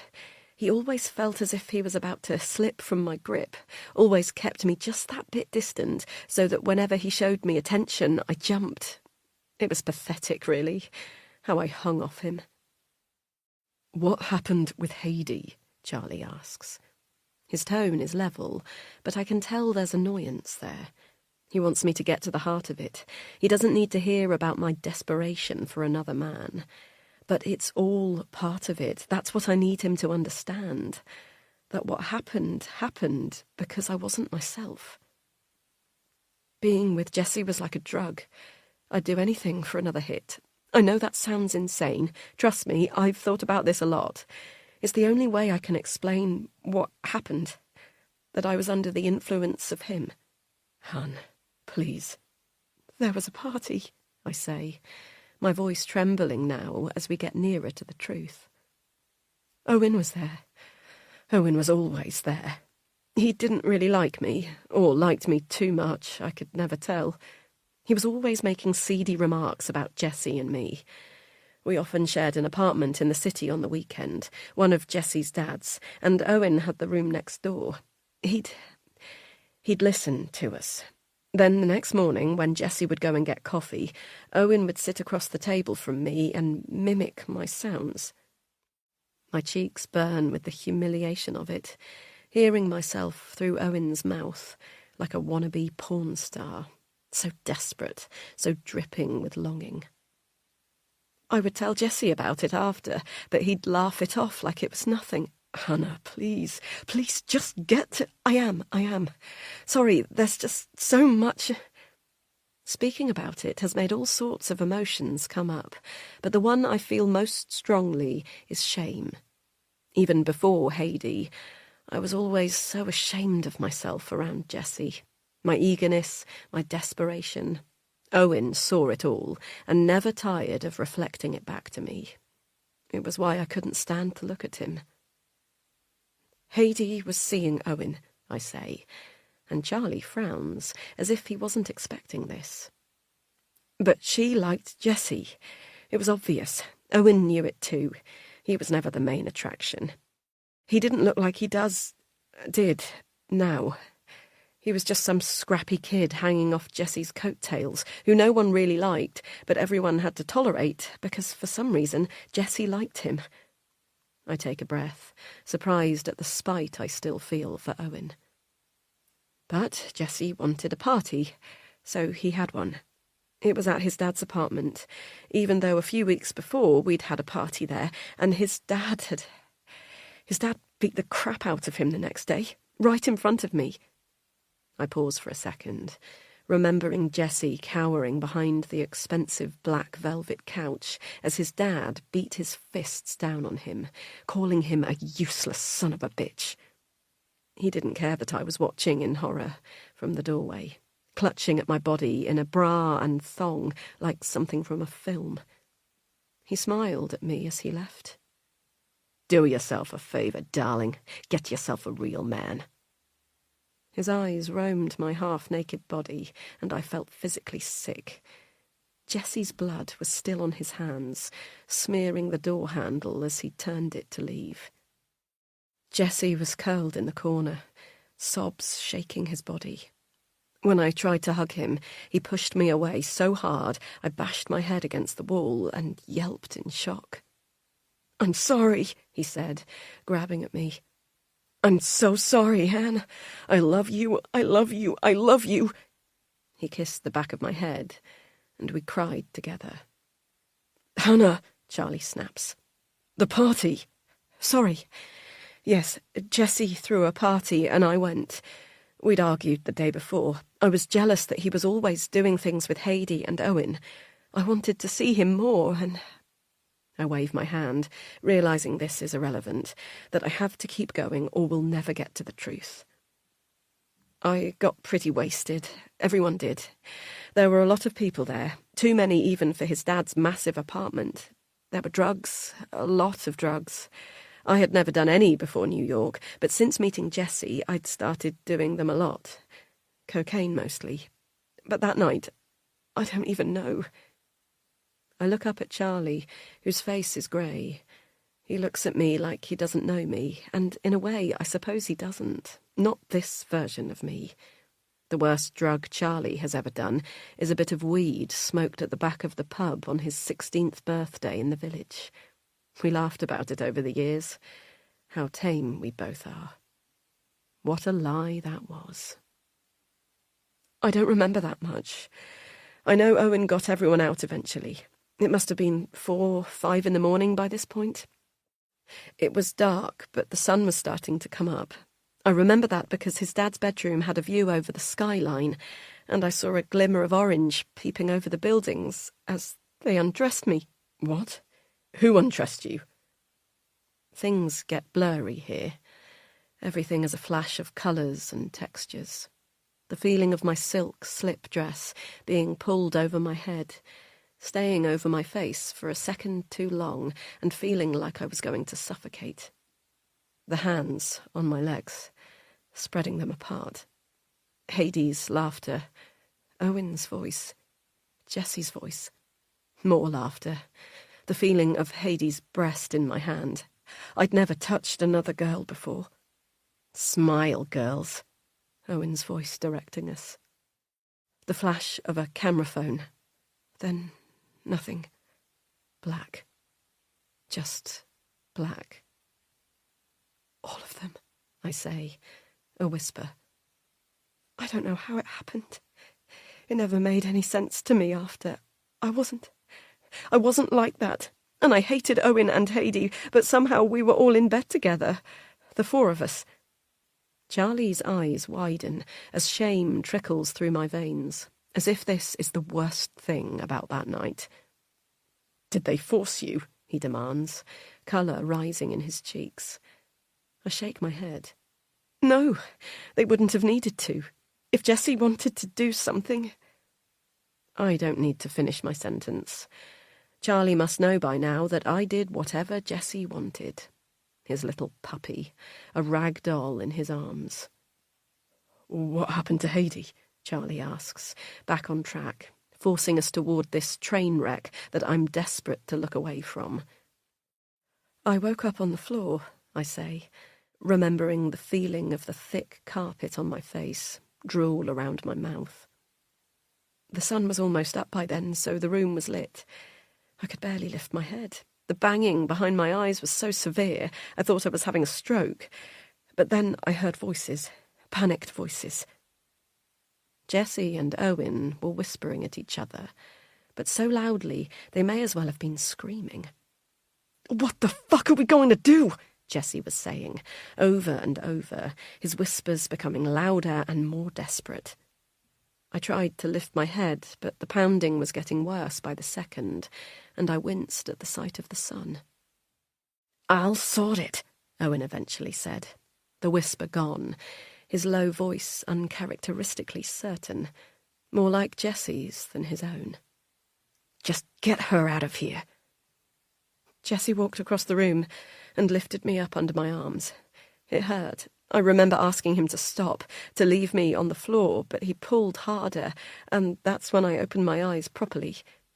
I saw Heidi face down on the bed, her naked body turned over, so small. She had a red handprint on her bum. I always remember that. It was so red, and I gasped at it, looking between Owen and Jessie, wondering whose hand had hurt her like that. What did you do? I screeched at them, breaking free from Jessie's grip as I walked over to the bed. I turned her over, but she was cold. I thought she was just sleeping, crying maybe. Her face turned away from them both at what they'd done to her. But then I saw the finger marks around her neck. The words spill up through me, and I think I'm going to be sick, remembering the mottled bruising on her thin white neck. I shouted again, "What did you do?" But this time Owen came at me, pushing me back on the bed so I was lying next to her. "We didn't do anything," he spat at me. "This was all you." Tears are pouring down my face now, as I recall the moment I realised what he meant. Me. I had done this to her. I held my hands up to the light. "He told me I had strangled her," I say, my words now barely a whisper. "He had it all on his phone. He said I didn't stop even when she asked me to. He said I killed her." Air whooshes out of me at this admission as I double over, letting the sobs take over my body. "I don't know why I did it. I hated her," I admit, the words finally released. "I wrote that in my diary over and over, but still, it never made sense that I could do something like that. I don't know what happened. I couldn't remember anything. I still can't remember anything. But it was the drugs. Whatever I'd taken had made me..." In a second, Charlie is by my side, holding me up, and for a moment the world resumes its natural order. I am the mess, and Charlie is my saviour. "You didn't kill her, Han. She didn't die." "What?" Charlie brushes the hair from my face and tips my chin to him. "Owen told you she was dead, but she wasn't." "But I felt her. She was cold. She was dead. She was..." "I don't know what you felt, Han, but I promise you, you never killed anyone. Haidee is very much alive. I saw her today, in this room. I promise you she was here." "But that doesn't make any sense." I wriggle out of his grip and try to order my thoughts.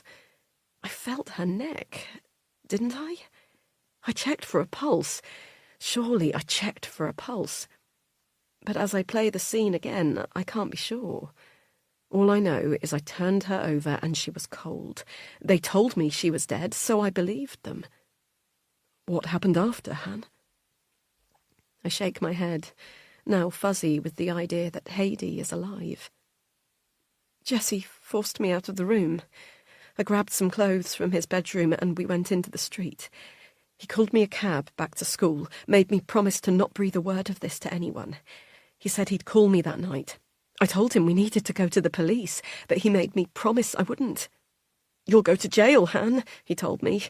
'I'll never see you again. Is that what you want? To spend the rest of your life stuck in some American prison, never even being allowed visitors?' I was terrified. I knew I should tell the truth, but he said he would sort everything, that no one ever needed to know, and he was going to keep me safe." Charlie reaches for me again, and I let him take my hand. "You must hate me." He shakes his head. "I could never hate you, Han. I love you, no matter what." He looks up at me sadly, tears threatening to fall, but then sniffs and nods, as if that's enough of that. "Did you come back to the UK? Did Jessie tell you what they did with her?" I shake my head. "I came back a week later. I already had a flight booked for Christmas. Jessie never spoke to me again. Owen turned up at my dorm room the next day and told me if I ever told anyone what happened, he'd make sure I got the electric chair. He had it on video, he said. Me choking a girl to death, smacked off my face. He said he'd show it to the judge and they'd make sure I got the death penalty." Sick laughter bubbles up in me at hearing these words, so out of tune with the rest of my life. "I don't even know if they even have capital punishment in New York." "They don't." "No. Well, I was scared enough to never say anything to anyone. I came back here, finished my degree, just about, and then got the job at Women Go Free, and met you. It didn't make up for what I'd done. Of course it didn't, but I wanted to make amends." Charlie finishes for me, as if my actions make sense. "And you never spoke to Jessie again?" The way he says it, with such hope, makes me want to crawl inside him and stay there forever. Never, I say. If Haidee wasn't dead, then he lied to me. He didn't know. What? Charlie puffs out his cheeks and scratches the back of his head. Haidee said that Owen paid her to stay dead and told Jessie she died that night. But why? To control Jessie. Charlie shrugs, as if this makes no sense to him either. So Haidee didn't... I didn't... No, Han. You didn't kill anyone. The words take a second to land, but when they do, they overpower me, and I fall to the floor. I am not a murderer. I am not guilty. Whatever I did that night, Haidee survived.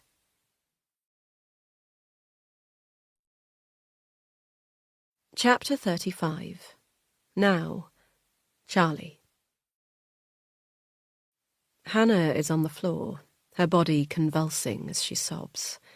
Owen's body lies next to her, his spilled blood dangerously close to her jeans, looking more lifeless than ever. Charlie should hold her. He knows he should, but he finds himself rooted to the spot. All this time, Hannah has held this in. Their whole life together has been built on a lie. He shakes his head. That's not true. He can't let it be true. He loves Hannah. More importantly, he knows Hannah. The story she told shocked him to his core. He finds it near impossible to imagine Hannah, his Hannah, doing the things she described. But then, he thinks, aren't we all capable of doing things we never thought possible? What about his own actions over the past week? Fleeing a crime scene, hacking into strangers' phones to track them down, assisting a murder, and now contemplating covering one up. He knows Hannah is right. They can't walk away from this unscathed if Owen's body is discovered. They have to get rid of him. Han, he says, get up. You have to get up. He tugs at her arm, pulling her up roughly. As he grips her thin arm, he realises this is what Jessie must have done the morning he thought Haidee was dead. He loosens his grip and wraps his arms around her waist instead, breathing in the familiar scent of the vanilla and sandalwood perfume he buys her every year. Come on, darling. We have to do this. Come on. With that, the sobbing stops, and she sniffs loudly before wiping her face. She nods, as if the spell is broken and she's ready to work. He's seen this side of her many times before. Bold, decisive. He knows she thinks that he is the strong one, the one who has held them up through years of failure and heartbreak, but it's always been her. Yes, she falls apart. She cries, sometimes for days, refusing to get out of bed. But when she decides enough is enough, she shows a steely determination that he has always admired. Does anyone know you're here? She asks him now, after a few deep breaths, and he shakes his head resolutely. Has anyone ever seen you and Owen together? At the pub. Last night, possibly. She reels back, hurt in her eyes. You went to the pub with him? He shakes his head again. Not our pub. Another one. Not in the village. Jesus. We went to one in Morton. It was just locals. I didn't see anyone I recognised. No one paid us any attention. You're sure? He nods. Absolutely. Hannah looks at Owen's body. We need to get rid of his car. It must be a rental. Charlie has visions of walking into the rental car office dressed as Owen, returning the keys as if nothing has happened. The vision breaks up as soon as it comes. He could never do that. It's too big a risk. We could burn it, Hannah suggests, still staring at Owen. Put his body inside and burn it? He grimaces, unable to believe these words are coming out of his wife's mouth, but he finds himself nodding, telling her yes, that's probably the best thing to do. She walks forward and kneels by Owen's body, carefully avoiding the blood, and reaches into his jeans pockets. She feels around. "Empty," she says, turning back to him, her face white. "No phone, no keys." He frowns. "Try the other pockets." She turns Owen over, the squelch of the blood under his dented head forcing bile to rise in Charlie's throat. But he manages to hold it in and looks away while it settles. "Nothing. But that doesn't make sense. He drove here. I saw his car." Hannah jumps up and runs out of the room, and he hears the sound of the front door swinging open. Within a few seconds, she's back. "The car's gone." "What?" "Heidi was here. You said she was here before." He nods. "She must have taken it." Their gazes fall back to Owen. "What did the note say?" Hannah asks. Charlie picks up the note from the coffee table where he left it and reads it back. "I'll take care of everything else," Hannah reads. Perhaps she meant his car and phone? Charlie hears a strange laugh chortle from his throat. "How kind," he says. "How kind of her." Hannah shrugs, seemingly unbothered by this turn of events, and leaves the room once more. Alone with Owen, Charlie once again feels like the very idea of them disposing of his body is totally preposterous. They are two normal people. How can they consider doing this? But the alternative is even more impossible. He waits, uselessly, until Hannah comes back into the room. "The garden," she says, slightly out of breath. "Did you see the garden?" He shakes his head and frowns, wondering if his wife has totally lost her mind. Does she really want to talk about the garden right now? "It's huge. Goes down to a wooded area. We could..." She drifts off, and he suddenly realises what she means. "Bury him?" Charlie splutters. "You want us to bury him?" Her eyes shine as she nods. "No one will ever look, will they? Why would you dig up a garden like this?" She leaves the room, and this time he follows her, through the hallway into the kitchen, then out of the back door. She's right. The garden is enormous. The top half is manicured, with a weathered teak garden table and chairs on the patio near the door, and a stone path that winds down to the garden shed. But after that, there is basically a whole other garden. A compost pile covered in junk, presumably from when they renovated the house to turn it into a holiday let. Old pine chairs hacked to pieces, a dark oak dresser covered in paint, even an avocado bath suite. You would never know it was here if you were a guest. The shed hides the pile of rubbish, and beyond that there's a wooded area, just like Hannah said. "What if they decide to renovate the garden?" Charlie asks Hannah. She shrugs. "They won't. Surely they'd have done it by now. The rest of the house is finished, isn't it? They must have decided to just do this part of the garden and leave the rest as it is." "But they might," he says, unsure. She sighs and throws her hands up. "What do you want me to say, Charlie? They might dig the garden, yes, they might. But if they do, what will they find that can connect us to him? We've never stayed in this house. God knows how many people have. How would they tie it back to us?" "DNA," he says, but he sounds as unsure as he feels. "Only if they had our DNA to begin with," she snaps back. "And they don't have mine? Do they have yours?" He shakes his head. Of course they don't. He's not a criminal. "Plus, if they do ever find him, it'll be near impossible to know who was staying in the house when it happened, won't it? It's not like they date bodies to the day, and I bet this place is filled with different people every week." Charlie stares at his wife as if she is a stranger. Is this information she's garnered from the many thrillers she buries her head in each night, their pages filled with murderous intent? Or is it something more sinister? He shakes the thought. This is Hannah, his Hannah. She's always been good in a crisis, and that's all she's doing now. "Okay," he finally says. Her shoulders move down 1/2 inch, and she tells him to look in the shed for a shovel. Once again, he swallows down bile. An hour later, and they are almost done with the hole. The grave. Sweat drips from his forehead down into his eyes, and it stings. He slams his foot down on the shovel once more and throws the dirt over his shoulder. The ground was hard at first, resistant, but the further down they went, the easier it became. His head barely reaches the top of the hole, now they've dug down so deep, though Hannah stopped digging a while ago. Both terrified they'd somehow dig so far down that they'd both get stuck down there together forever. It was a horrible image, the two of them trapped in the dirt, unable to climb out to safety. He imagines Owen's body resting here forever, never to be found, soil clogging his nostrils, worms curling through his mouth. He stops himself. He knows he can't let these thoughts take hold, or they will suffocate him. "I think that's enough," Hannah says, from the top of the hole.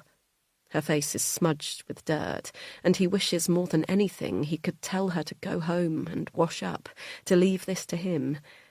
But he knows it's not possible. He can't do it alone. She holds her hand out to him, and they quickly realise she won't be able to pull him up.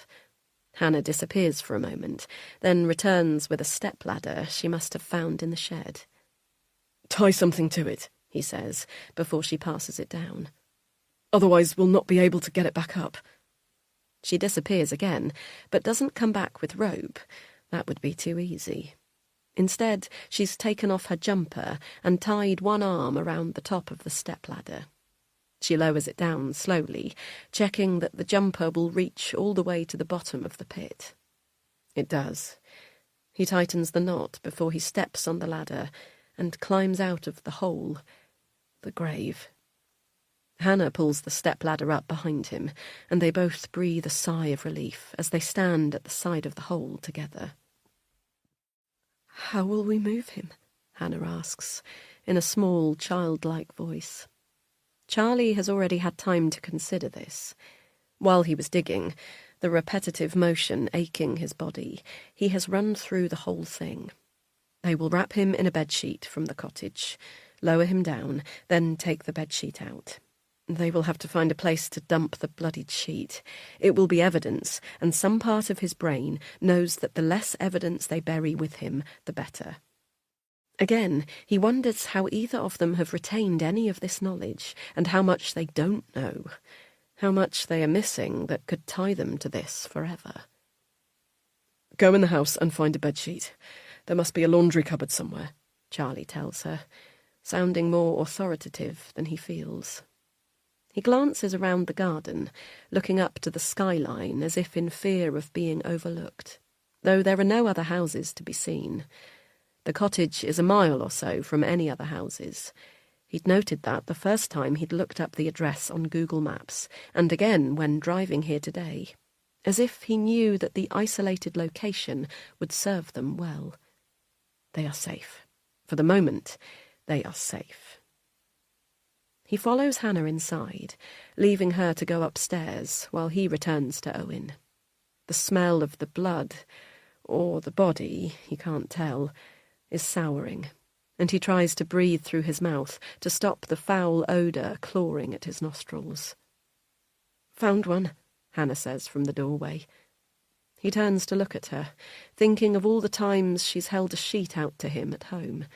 He'd usually take it from her and make the bed, like normal people.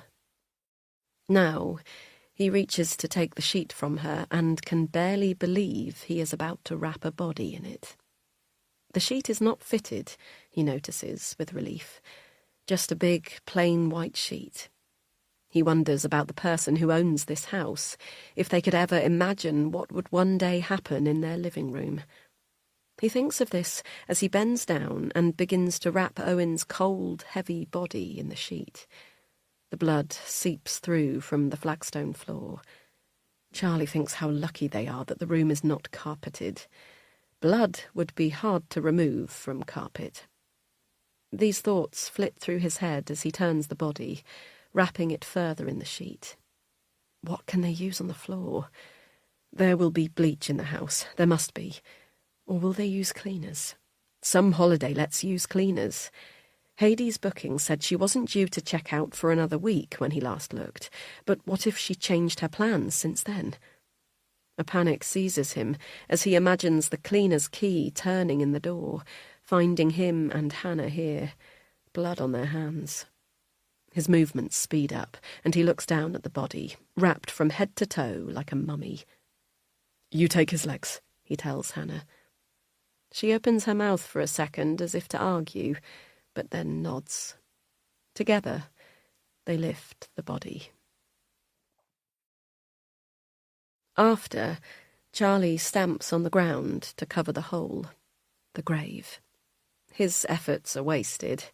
The land surrounding where they have buried him is a wreck. No one would notice a mound in the ground, even a human-shaped one. But still, they do everything they can to cover their tracks. Hannah went back into the house a while ago while he shoveled dirt onto the body. To clean up, she said, but he thinks she couldn't stand the sight of the body disappearing beneath the soil. Too morbid. He takes the sheet and puts it in an old burnt-out bin the owners must use for bonfires. After a brief trip to the kitchen to find a lighter, he comes back and sets it alight, along with some garden waste. He watches as the flames take hold. It doesn't take long for the sheet to disappear to the ashes. He throws a watering can of water over the top of the bonfire to stop the smoke, then walks back to the house, careful to remove his mud-encrusted shoes before walking in. Hannah is on her hands and knees in the living room. The blood is gone. He wonders how she got rid of it all so quickly, but he supposes that after the sheet mopped up the pool around Owen's head, there might not have been as much as he imagined. "What if they bring in one of those blue light things?" she asks, her eyes round and terrified. Charlie shrugs. "I don't know, Han. Remember, there's no reason to think Owen was ever here." She nods, then scrubs at the spotless floor again. "Come on," he tells her, pulling her up. "We need to go. Just one more spot. Han, there's nothing there. Come on." He pulls her to her feet and takes the bottle of bleach from her, then walks into the kitchen and puts it in the cupboard under the sink, like nothing happened. By now, it is nearing 5 p.m, and the sunlight is starting to wane. It occurs to him for the first time that someone may have seen their cars parked in the passing place. A flicker of fear itches at his neck, but he keeps it from Hannah. No need to panic her further. "We should be seen somewhere," he tells her instead. "What?" "Before we go home. We should go somewhere public, so that if anything happens, we'll have an account of where we were, that we were having a normal Saturday, acting normal." "I can't see anyone, Charlie. Look at me." Hannah points to herself as if she is soaked in blood, her guilt colouring her clothing. The shocking truth is that Hannah looks fine. The dirt from her face has been smudged off, whether through sweat or washing her face, he doesn't know. But other than the terrified look in her eyes, his wife is unchanged. To the outside world, they are the same people they've always been. Charlie knows he is not the same. His clothes are filthy and he reeks of sweat. But he has another top in his car, along with a pair of wellies he can easily put on, to make his dirty jeans appear like they've been stomping through the woods on a pleasant weekend walk. "Trust me, Han. We need to do this." It takes them another 10 minutes to leave the house. The usual panic you feel at leaving a holiday home is intensified 1,000 times over as they walk around the house again and again, desperately checking they've left nothing behind. Nothing except a body. In this time, they have decided that Hannah will stop at the cafe on the way home, knowing that someone from the village will be in there to chat.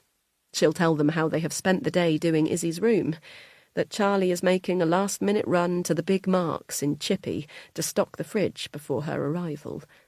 He will go into the shop and buy everything that a little girl could want.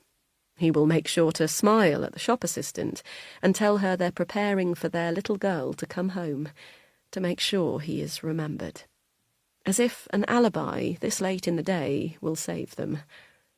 But they hold on to their plan, so sure that they can get away with this, that they deserve to. As they pull out from the house, neither of them lets themselves believe they have covered up a murder. They tell themselves that they have saved Heidi from a lifetime in prison, saved her from something she doesn't deserve after everything she has been through. It was self-defense. There was nothing else they could have done. Chapter 36. One day until Izzy comes home. Now, Hannah. The frog tape won't stick down. I press it hard with the pad of my thumb, but it sticks to that instead and rips away when I move. "Fucking thing!" I scream, launching the roll across the room. "Han." Charlie appears behind me, his hand on my shoulder. "It's okay." Tension vibrates through me as I concentrate on breathing in for 6, hold it for 7, let it out for 8, and again. It's barely 8 a.m. on Sunday morning, but I've been in here an hour already. How could I sleep after what we've done? Will I ever sleep soundly again? When we got home yesterday, separately, we relayed our stories to each other like criminals. I'd been to the coffee shop, where I'd seen plenty of the villagers, including, of course, Olivia, who I am beginning to suspect must be rather miserable at home to spend all her waking hours at the cafe with various friends. Charlie went to Mark's, where he bored a shop assistant half to death with stories of prepping for Izzy. No one suspects a thing. I shocked myself by how normally I acted at the cafe. I thought everyone would know, that they'd be able to smell the iron scent of decay from Owen's blood, which must be buried in my skin, despite the way I'd scrubbed at the sink. But no one said a thing, just the normal chat, as if nothing had happened. It should have been a relief, that I could slip back into normal life so easily, that my guilt wasn't written all over my face. It was the same way I felt returning from New York. Back then, I curled up in my childhood bedroom after dinner with my parents and wept because they had no idea their daughter was a murderer. Only I wasn't, was I? Whenever I think of Heidi, a burst of rage overtakes my body. How could Owen do that to me, to Jessie? I don't understand the full story yet, I know that. Charlie and I have barely spoken since we got home. He made cheese on toast for us both, then ran me a bath, either to force me into relaxing or to get me out of the way. This morning, I got out of bed while he was still asleep, and it seems he's now up. He walks into the spare room, Izzy's room, with his head down. "Why were you even there?" I finally ask. Last night, in the early hours, the question shocked me awake, but as I watched Charlie sleeping, his brow furrowed, even in his dreams, I couldn't bring myself to wake him to ask. Now I bring his chin up to face me and look me in the eye. He rubs his face with his hands, and when he takes them away, I see the impact of yesterday on him. His eyes are red raw, dark, heavy bags cling to his skin. He looks a mess. "It's such a long story. We have time?" He nods, knowing this is inevitable. "It started with Jessie." Charlie tells me everything, then. How he intercepted a letter meant for me from Jessie a month ago, and faked texts from me in attempt to break up whatever was happening before it took hold. I wonder for a moment what would have happened if I'd received the letter instead. Would I have replied? Would I have met Jessie in another circumstance? Would he still be alive? But these questions are pointless. I know what it's like to torture yourself with what-ifs, and I can't do it again. I think of the emails Jessie sent me that landed in the bad place. So many near misses have happened along the way to bring us to this conclusion. Was Jessie going to tell me the truth about Haidee? My heart aches for him at knowing how his world would have been ripped apart when he realised what Owen had done to him. But so little of the story makes sense to me. If he was coming to the UK to tell me the truth about Haidee, why did he bring Owen? How was Jessie still with him after knowing what he'd done? My thoughts race on as Charlie continues his story. He tells me how he tracked down Haidee for Owen, believing her a dangerous murderer who was now looking for me. Owen had convinced him she wanted revenge for what we did and wasn't going to stop at killing Jessie. I was next, he said. He really believed I was next. So he led Owen straight to Haidee's door. He winces as he tells me this, and I pull him into a hug, trying with everything I have to reassure him that he is not responsible for what happened. He could never have known Owen would attack her. But could he? I have always thought Charlie to be good, properly no grey areas good. But he is not stupid, not by any means. What did he expect when he led Owen to Haidee? He must have known something bad would happen. I did, he says, and I realise I have spoken my thoughts out loud. It's why I went to the cottage yesterday. I couldn't bear the idea of him hurting her, or her hurting him, or anything terrible happening because of me. I thought I could get there in time and stop it, whatever it was. I don't understand how you even found her, I say.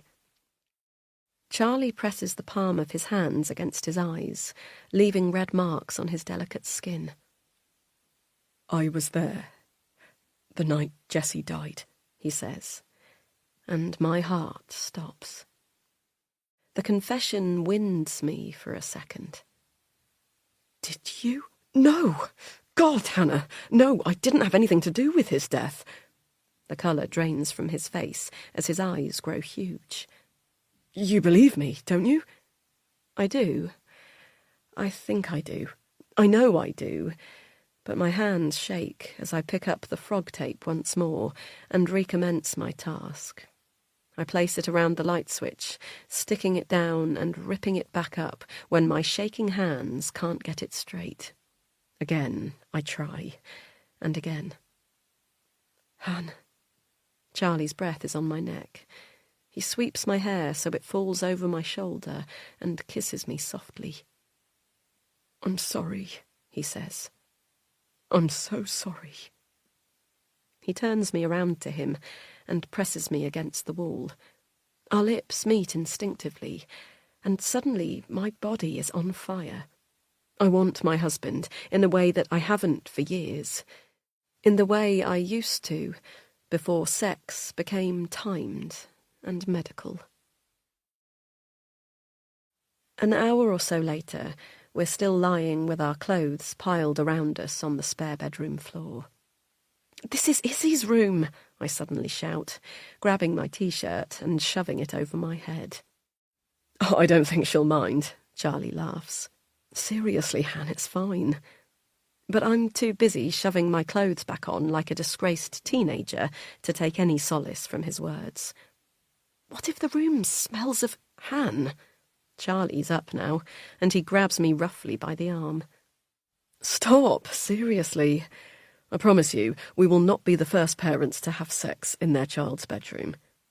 He smiles, a red tint marking his cheeks as the words leave his lips. Parents. We are parents. I smile, allowing his certainty to pass through me. "You really think she's going to be here tomorrow?" I ask, tentatively. He nods as he pulls on his joggers. "I know she is." He picks up the frog tape and finishes putting it around the light switch in one easy movement. His hands don't shake. He doesn't hesitate. He just gets it done. Later that day, we've painted the whole room, and we wait for it to fully dry before applying the second coat. We're in the kitchen now, making lunch after a morning of hard work. We haven't discussed what Charlie told me yet, but I know it's coming. What happened when you... I don't need to finish my question for Charlie to know our interrupted conversation is now ready to resume. He dips his tea bag into his tea, in and out, and discards it on the side. He was already dead, Charlie says, his tone so deadpan I feel myself wince. I nod, as if this information isn't ripping out my heart and sticking it back inside me, raw and bleeding. Charlie saw Jessie's dead body. Jessie is dead. It hits me again like a train. It has been almost a week since I learned the news, but it's like it's been suppressed amongst everything else. Or perhaps I am now allowing myself to feel the grief I didn't feel entitled to before, when I associated Jessie with the worst thing I ever did. But now, Jessie is not a conspirator in the murder I committed. He is a victim of Owen's. We are all victims of Owen's. My thoughts turn to Heidi, that poor, frail girl who just wanted to be loved. I hated her so much back then, so jealous of her 2000s heroine chic look, which I could never attain. I realise now, not because I was lazy, but because I was healthy. I was doing the occasional line of coke to impress my boyfriend, not snorting it repeatedly off the back of filthy toilets before waking up in different beds every few weeks with nowhere to call home. My parents may be difficult, but they were safe. My life was safe.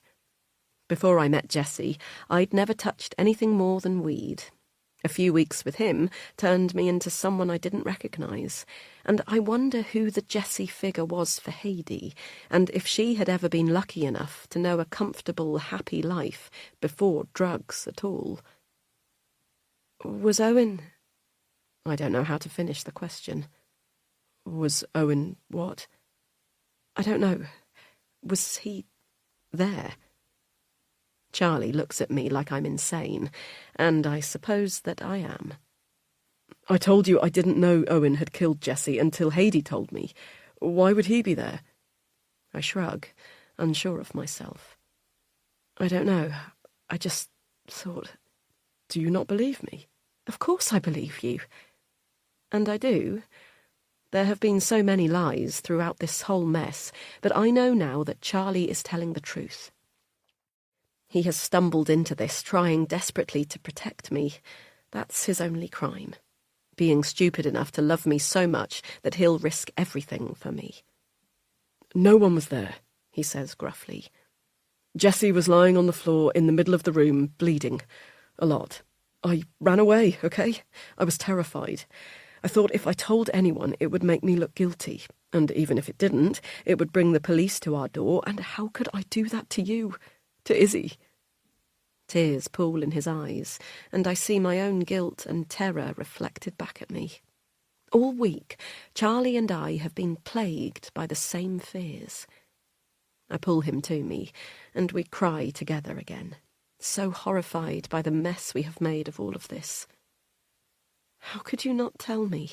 I ask, and he replies with a silent shake of his head. I dip my face away from his, as I think of all the things I've not told him either, and the familiar creep of shame prickles at the back of my neck. But Charlie's soft touch brushes it away. No more secrets, he says. If anything good has come out of this, it has to be that. It's you and me in this together now, Han. We both know everything. We can never tell anyone else, no matter what happens with us. What do you mean? Charlie's eyes grow fierce, and I fear for a moment that he is going to tell me that he's leaving, that this is too much, that after everything it's over. I'm not going anywhere, he says, as if reading my mind. Not now, not ever. I believe him. I believe in what he's done for me, for our family. We go back upstairs and walk into Izzy's room hand in hand. We did the right thing, didn't we? I ask, as we take in what is now undeniably a little girl's bedroom. You're sure there was no other... He silences me with a tight squeeze of my hand. We did the right thing. Owen was a murderer. Heidi was innocent. There was no way we could have told the police what she did, even if it wouldn't have put us in danger. I nod, and I want to believe that our motives were so pure. We were protecting Heidi, a woman whose life stopped at 18 when I strangled her. Not to death, but to the death of the life she knew. Her whole life after that night was spent running away, living off Owen's dirty money. That's no life. For Charlie, I think it is as simple as doing the right thing by her. But for me, the motive is much less pure. We were covering our backs, ensuring that no one ever finds out about the twisted person I became with Jessie and Owen. That person is not someone you would ever trust with a child. I'm not that person anymore. If I want to be a mother, I can't be. And it's the only thing in the world I want. Nothing can take it away from me now.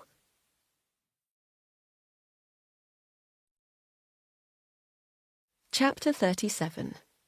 The day Izzy comes home. Now, Hannah.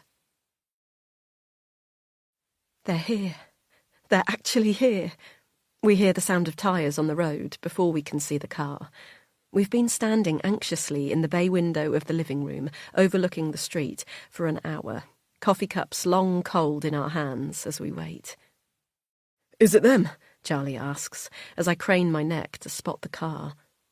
A fizz of something, terror, excitement, flutters in my chest as I see the dark blue of Andrea's Toyota. Yes, I tell Charlie, though he can now also see the car and squeezes my hand tightly. Andrea pulls up to the curb and is joined within seconds by Michael's battered Corsa. Izzy will have travelled with them, and I strain to see in the back of their car for her blonde head, but Charlie pulls me away from the window before I spot her.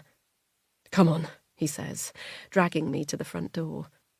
You don't want Izzy to catch you watching her from the window like a nutcase. He laughs, but it sticks in his throat, the sound raw and hungry and wild. Neither of us have slept very much. How could we, after what we've done? I dreamed of burying Owen alive, hearing his cries only once we'd dumped the last shovel of soil on top of him. I woke drenched in sweat to find Charlie out of bed already.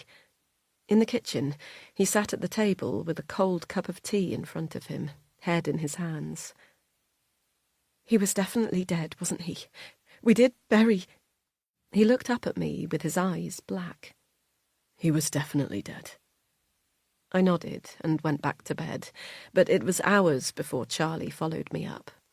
We must have had 2-3 hours of rest at most, and yet we're still bouncing around this morning like excited puppies.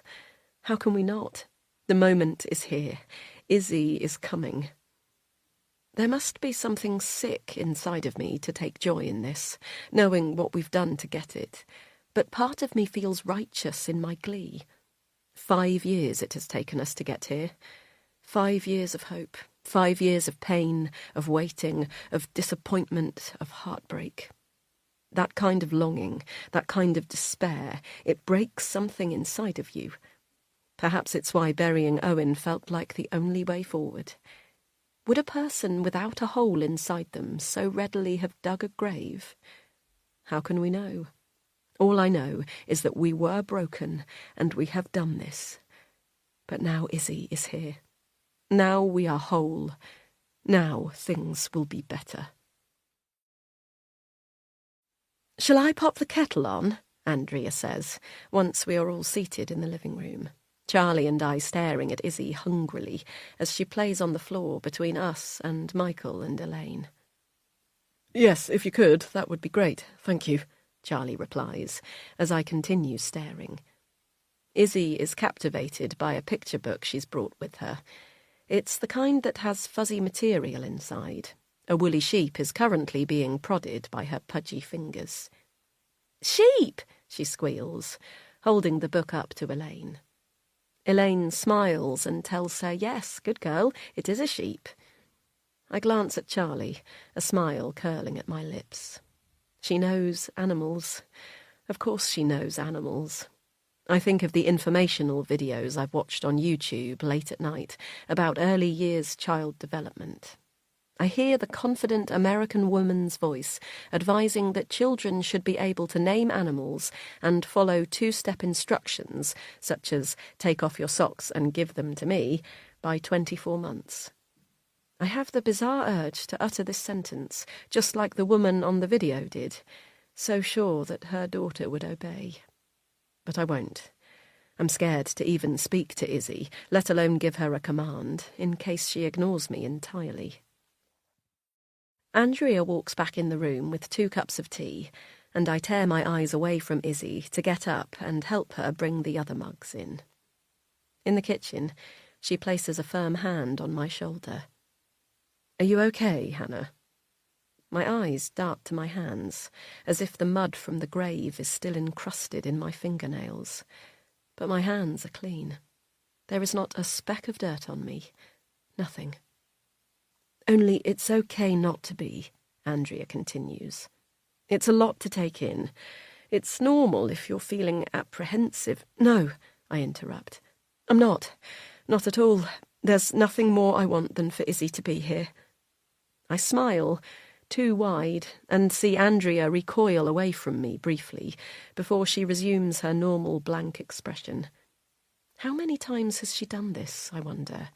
How many times has she dropped a child off with a new family, simply hoping for the best? Probably 100 times at least. To her, today is another day at work. But for us, it is everything. It is the beginning of a life we have dreamed about for years. A life that has been waiting for us, putting everything else on hold. And now it's here.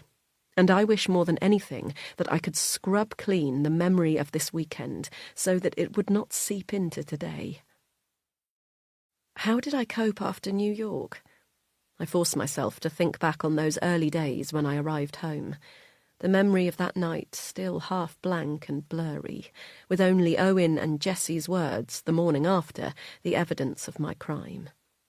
It wasn't until I started my first job, working with victims of domestic violence and abuse, that I felt I could look myself in the mirror again. As if I had somehow balanced the scales. Not equally.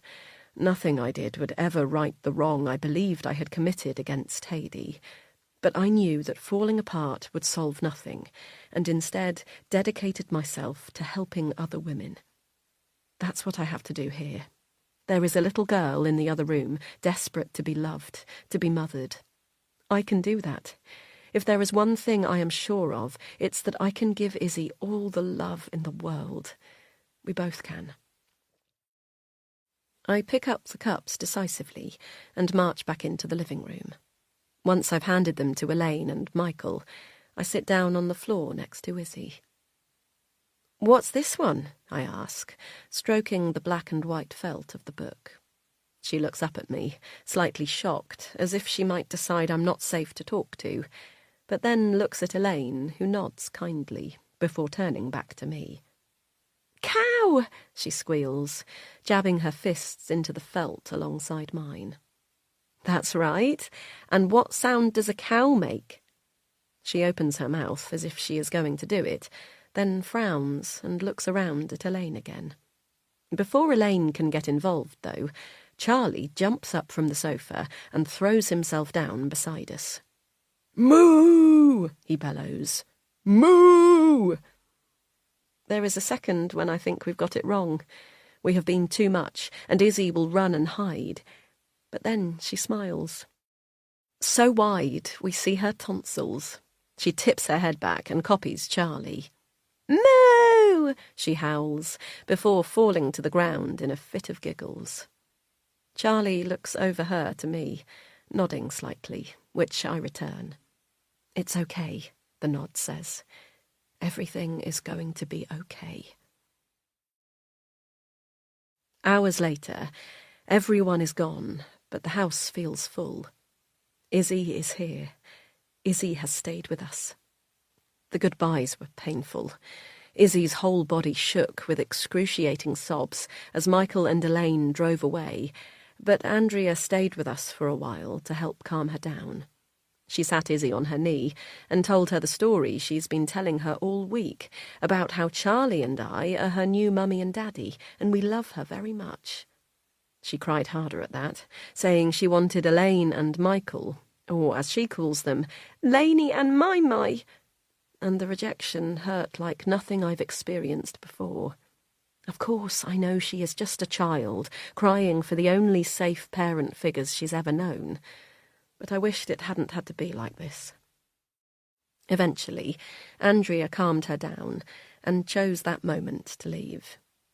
It feels so strange to be alone with Izzy, to have her in our home unsupervised. It's time for her nap soon. Elaine was very keen to impress this upon me as she left, as if I might force Izzy to stay up all day and night if she didn't make sure I knew. I can't imagine how it feels for Elaine to drive away from Izzy today, leaving her with two people who, despite the formal processes, are basically strangers. Guilt gnaws at me as I imagine the utter horror Elaine would feel if she knew what we did just 2 days ago. But no, we are not going to think of that today. Today is about Izzy. I walk back into Izzy's bedroom, where she is sitting on the bed with Charlie. He is attempting to read her a book, but she's more interested in the puppy patterns on the sheets we bought her. They're Cath Kidston, which was a bit of a splurge, but when I saw them online, I couldn't resist. The baby blue fabric is dotted with every kind of puppy you can imagine, with the names of each breed beneath. I take a seat by Izzy on the bed and read her a few. Dachshund, I say, pointing to one. Or you can say sausage dog. This gleans a smile, and she strokes the puppy on the duvet. Sausage dog, she says in a small voice. Sweetie, I think it's time for your nap, I say, trying to make my voice as reassuring and motherly as I can, as I rub her back gently. As if on cue, Izzy opens her mouth wide in a comical yawn. I pull the covers back on her bed, and she gets in without a word. I'll come wake you up soon, okay? I wait for the moment when she kicks and screams, tells me she wants to go home or that she needs Elaine, but she just stares up at me with her big doe eyes and nods. Charlie tugs me out of the room gently, his hand on my back, guiding me away. We've done it, I think. She's here. We've done it. Everything is going to be okay.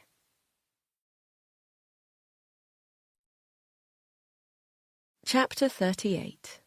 Now, Charlie. Their daughter is asleep upstairs.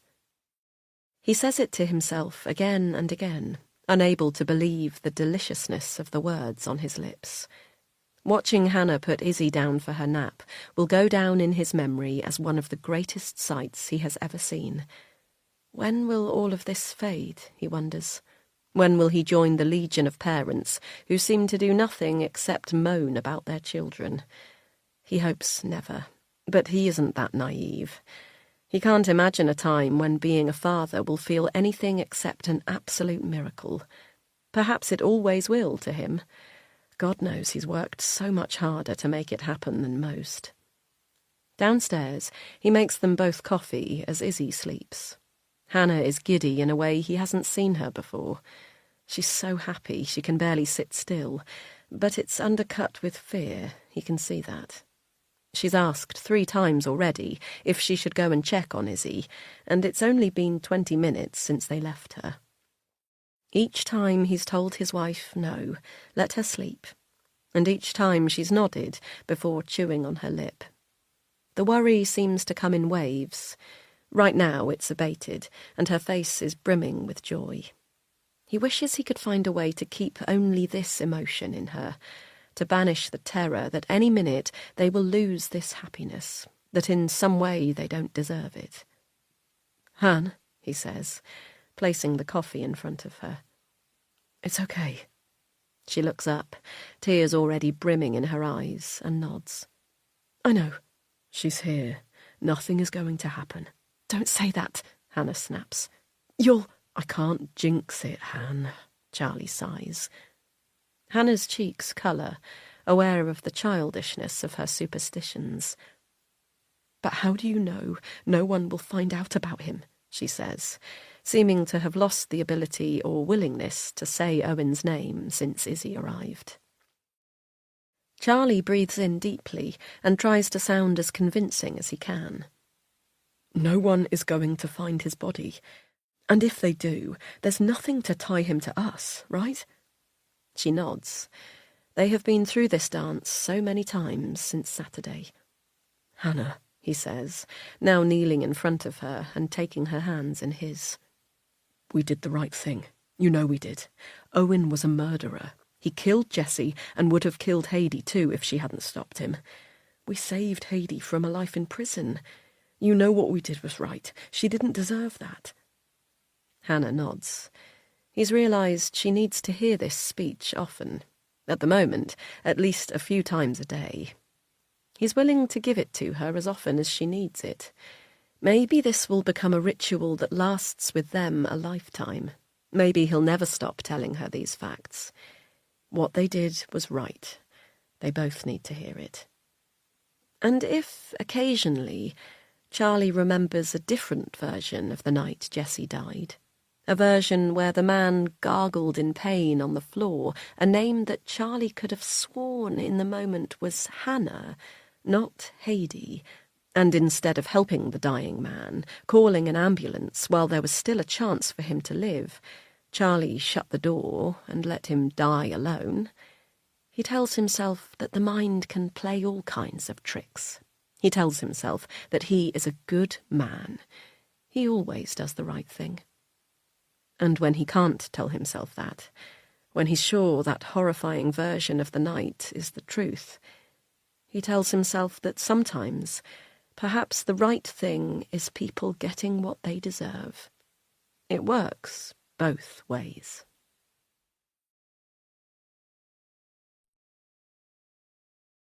Chapter 39. 1 week later. Now.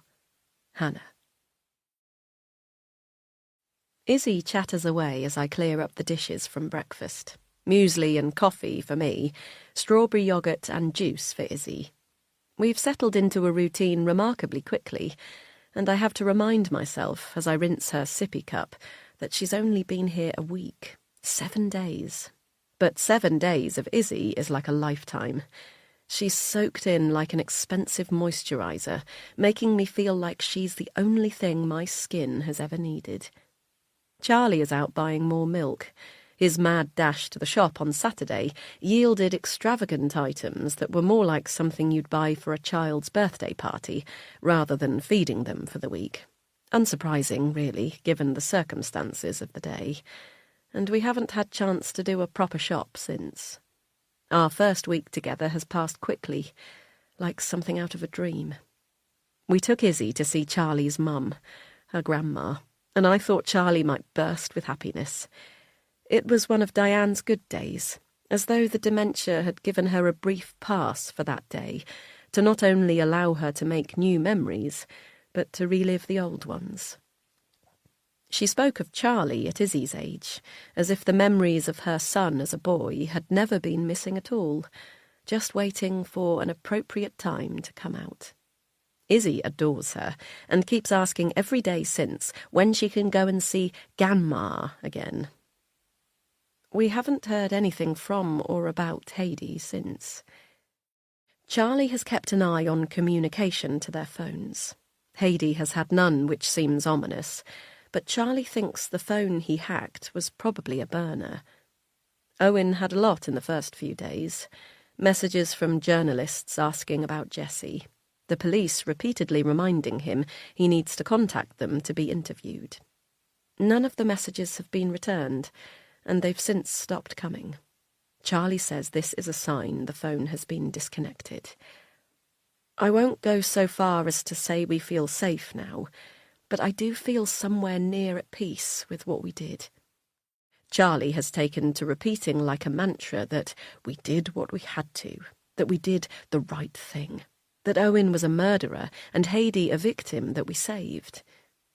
Each night he repeats it as we get into bed. He doesn't need a response. He just needs to say the words, to have them heard. It's very hard to believe that it wasn't the right thing now that we have Izzy. She is so happy, so utterly loved and wanted in this house. It feels absurd to think we could have done anything different, anything that would have threatened the life we now share. I do still dream about Owen. I still hear his screams as we shovel dirt into his open mouth and he begs us to stop. He's always alive, always begging for his life. But it wasn't us who took it. We just cleaned things up. That's the mantra I tell myself. We are not guilty. We did nothing wrong. "Mama!" Izzy yells from her high chair, and my heart fills. She has just started calling me this in the last day or so, and each time she says it, I feel like I'm shedding my old skin and being remade into something good. "Yes, darling?" I say, turning around to face her. The morning sunlight spills across the kitchen from the front door. We've learned that Izzy doesn't like to be sat with her back to the door, and so positioned her high chair side on, with a sight line down the hall from the front door through to the back. "Look," she says, pointing at the door. "Look!" Her chubby face beams so wide I can barely force myself to turn away to follow where she is pointing.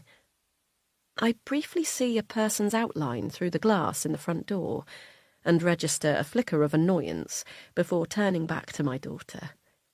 My daughter. The word is still utterly delicious every time I think it, let alone say it. We're still in the trying it out phase. Charlie and I will say it to each other around the house, testing it out, hoping to be brave enough to announce it to the world any day. We've been able to keep things just between the three of us for the last week, only venturing out into the world to visit his mum. We've let our phones ring out, our texts go ignored. It has been wonderful, a total retreat from the world. As if on cue, at that moment, two things happen. My phone rings, and the door knocks again. The outside world suddenly desperate to get in. I check Izzy is safely strapped into her high chair and pick up my phone from the worktop as I walk to the front door. Kate has called. Again. She's been phoning on and off for days, but I've been resolute in my silence. I love her, but I can't let her in just yet. There's no way she won't mention work, and I don't want that world colliding with this. As I push down the handle of the front door, a text comes in. "Han, please ring me ASAP. We really need to talk." I frown.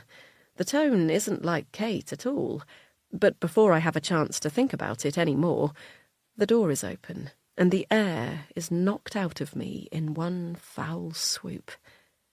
Police. Police on my doorstep. They're in plain clothes, but the ID cards flipped open to show their credentials tell me everything I need to know. I'm sure plainclothes officers are worse than uniform, more serious. This fact is dragged from the back of my mind somewhere and hits me with a jolt. "Good morning, Mrs. Wilson," the younger female officer says. Her face is obscured momentarily by the sun, and she holds up the hand that doesn't have her ID badge flipped open to shield her eyes.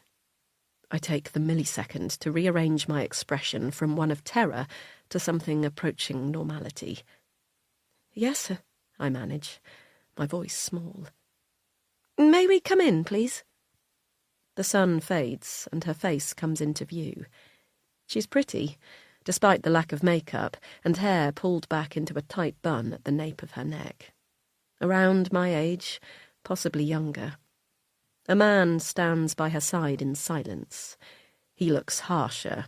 A large nose looms in the middle of his craggy face, and I catch his eye for a second too long. I avoid his glare and make a show of studying their ID cards, as if I suspect they might be frauds. Blood pumping in my ears with a ferocity that threatens to deafen me. "Mrs. Wilson, are you okay?" The female officer speaks again, and I'm forced to nod quickly and open the door wider to let them through. As I guide them through to the kitchen, my footsteps drag. Is this the last time I will ever walk freely in my own home? Izzy kicks and chirps in her high chair as we enter the room, delighted to see more people. I watch her face as they sit at the table.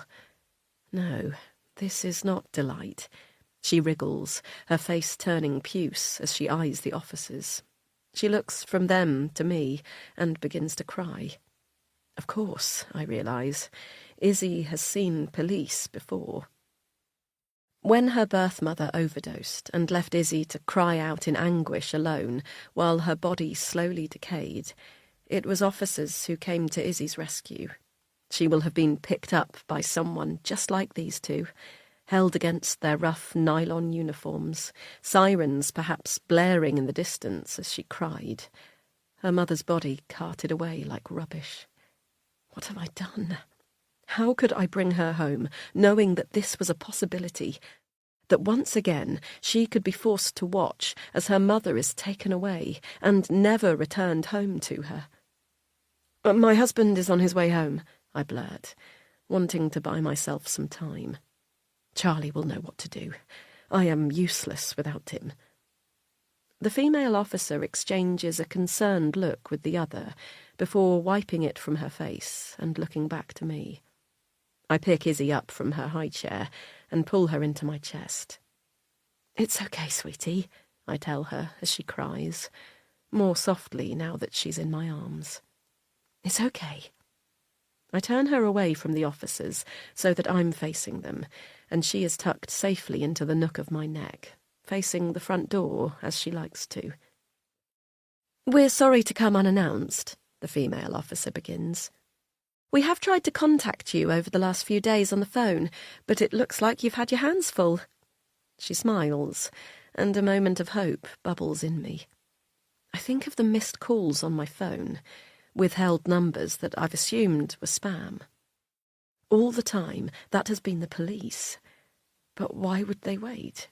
If they had found Owen's body and traced it to us, why would they give us a few days to get away? I'm going to pop her down in the other room, I tell them, before carrying Izzy into the living room, where I switch on the TV and start another episode of In the Night Garden, her favourite. She's placated now as I place her safely into her playpen and tell her I'll be back in a minute. As I leave the room, I regret the choice immediately. If I am to be taken from Izzy any moment, I should have kept her with me until the very last second, breathing in her indescribable scent of warm skin and love. But no, she does not need to see what is about to happen. She deserves to be cocooned from that. At least this time I, as her mother, have a choice over what horrors my daughter is subjected to.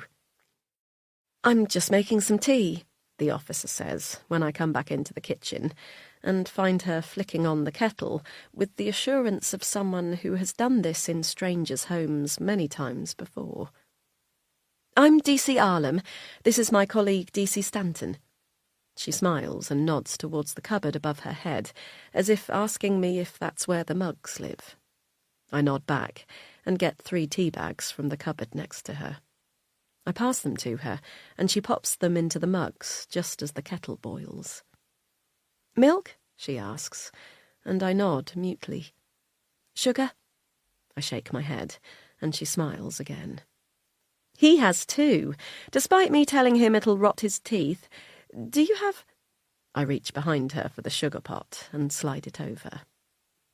When the drinks are made, we carry them to the kitchen table and sit back down with DC Stanton, who allows me a moment of hope when I realise he's staring out at the garden in the manner of someone who is utterly disinterested in what's going on around him. This does not feel like a man who has come to arrest me, but why else would they be here? Mrs. Wilson, Hannah, I say. Hannah, we've been trying to contact you for a few days, as I said. We've just brought our daughter home, I say, eyes flicking to the door, as if I'll be able to see around corners and into the living room where she watches TV. 1 week ago. DC Arlam arches a perfectly shaped eyebrow, and I watch the confusion on her face as she tries to work out my words. She's adopted, I finally supply. The confusion clears, and DC Arlam smiles. "Oh, how lovely. No wonder you've been avoiding calls," she says. "I imagine this week has been rather special." I nod, but all I can think is how hollow that sounds compared to the feelings that have anchored themselves to my chest this week. It is more than special. This last week with Izzy has been everything. What is... I stop, unable to bring myself to ask why they're here, because once I know, I can never unknow, and God, I wish more than anything I could take us back to 10 minutes ago when I was in the kitchen with my daughter, surrounded by a bubble of happiness. Outside, the skylark that has taken residence in our garden sings away.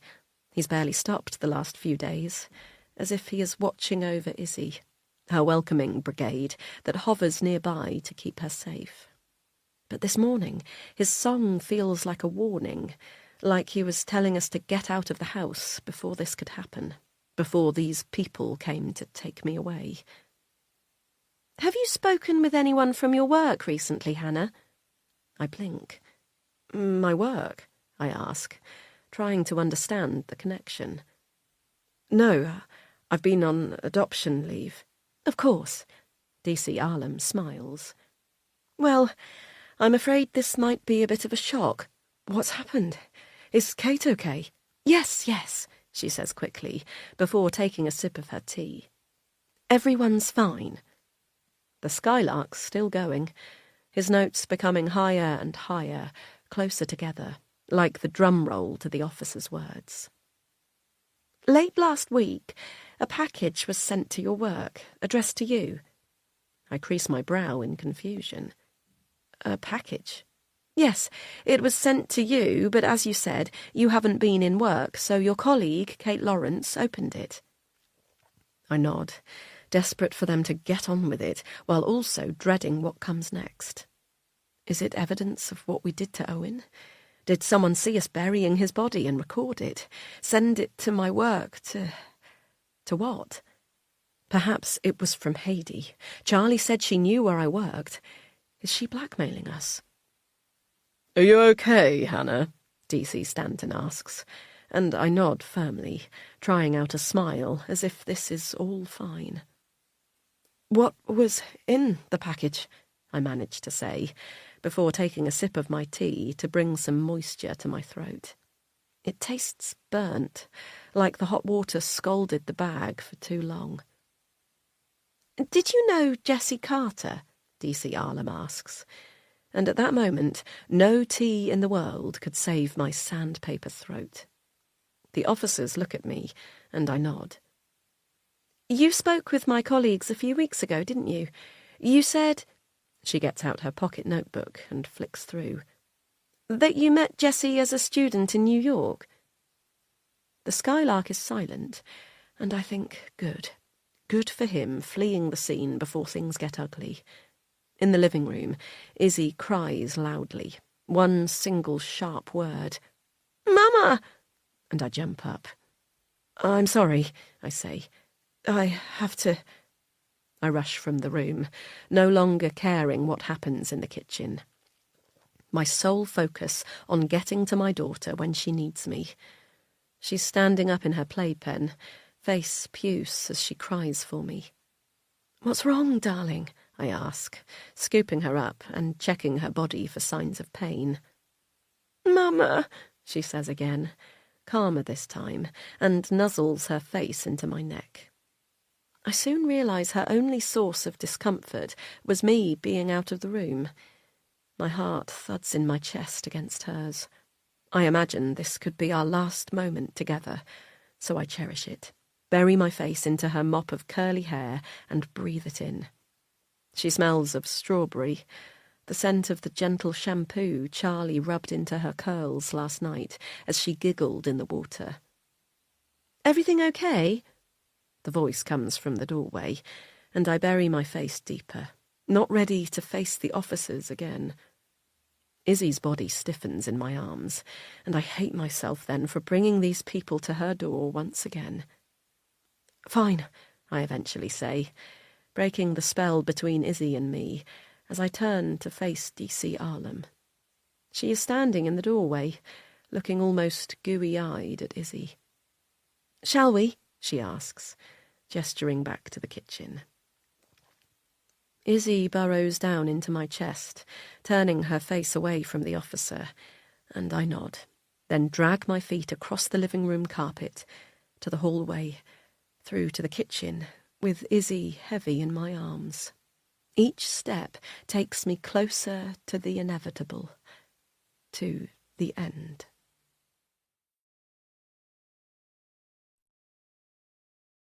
Chapter 40. Now, Hannah.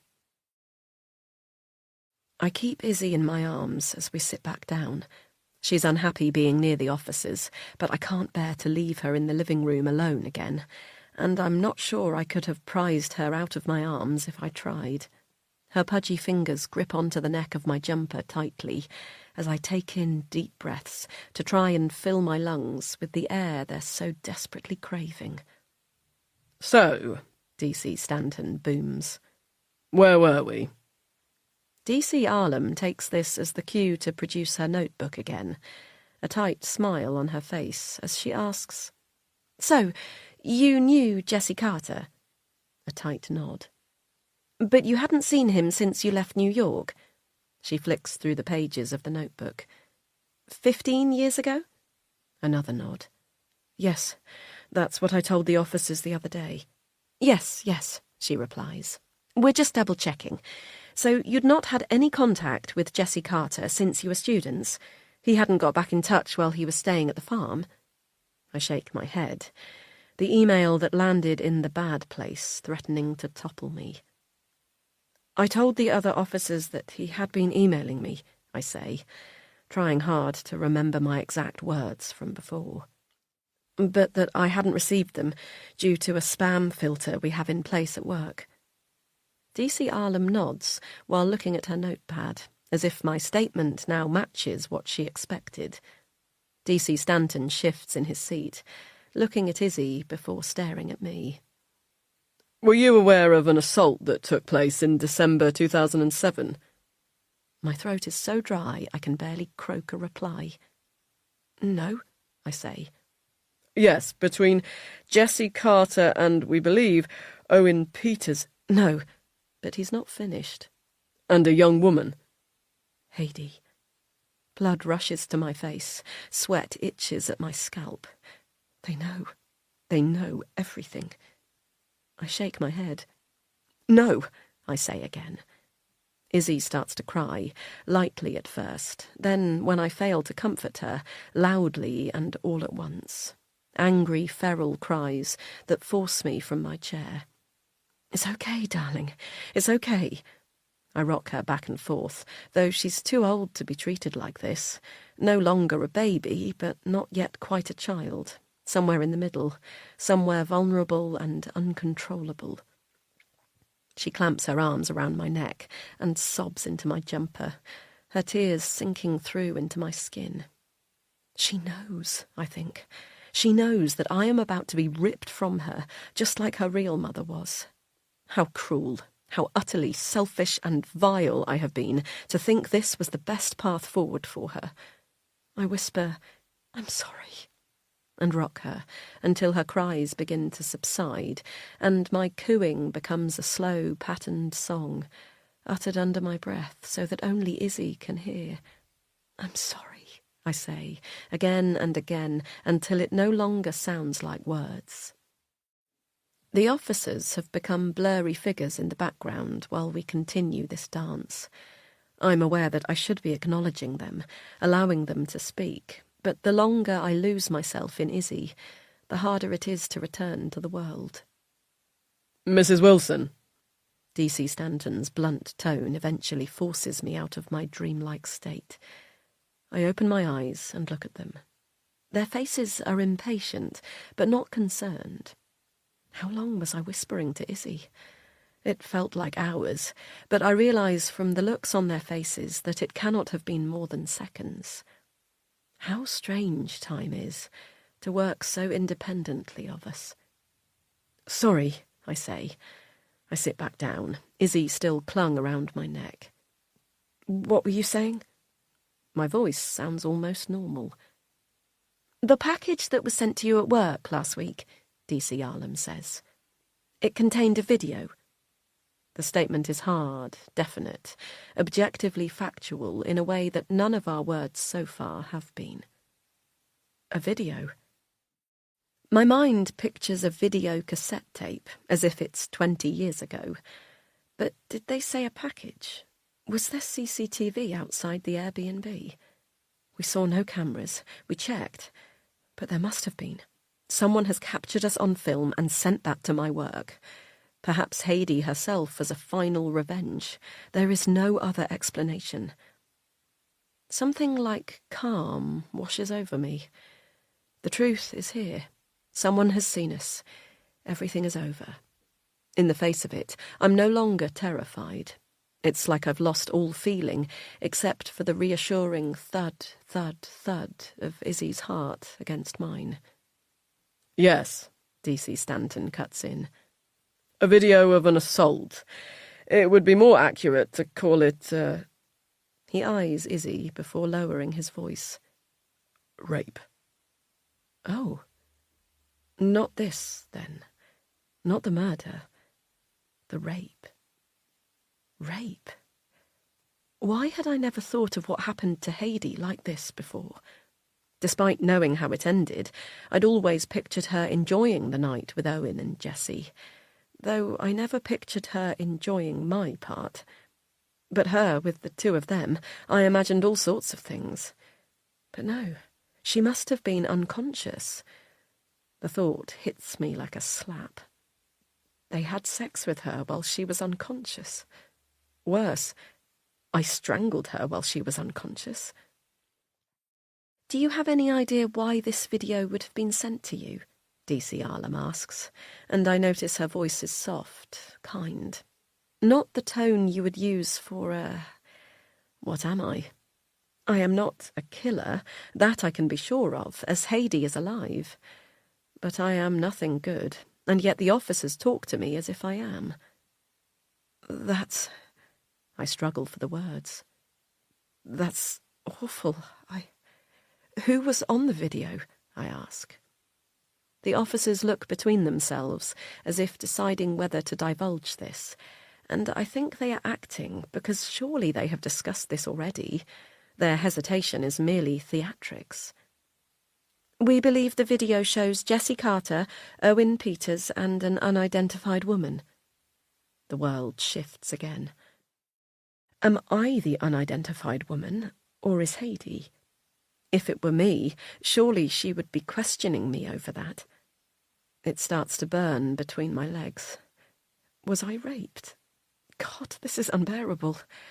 I jiggle Izzy on my lap as she twists my hair around her fingers, catching it every now and again, the pain reminding me to breathe. "Do you know Owen Peters, Mrs. Wilson?" DC Stanton asks. Do I? Not did I? They do not know Owen is dead. I pat Izzy's back and glance at my fingernails, expecting them to still be filthy with the mud from Owen's grave, but they are clean, manicured, innocent. "A bit," I say. "Back in New York. Not well." "Do you have any idea why this tape would have been sent to you?" I open my mouth. I am not in the tape.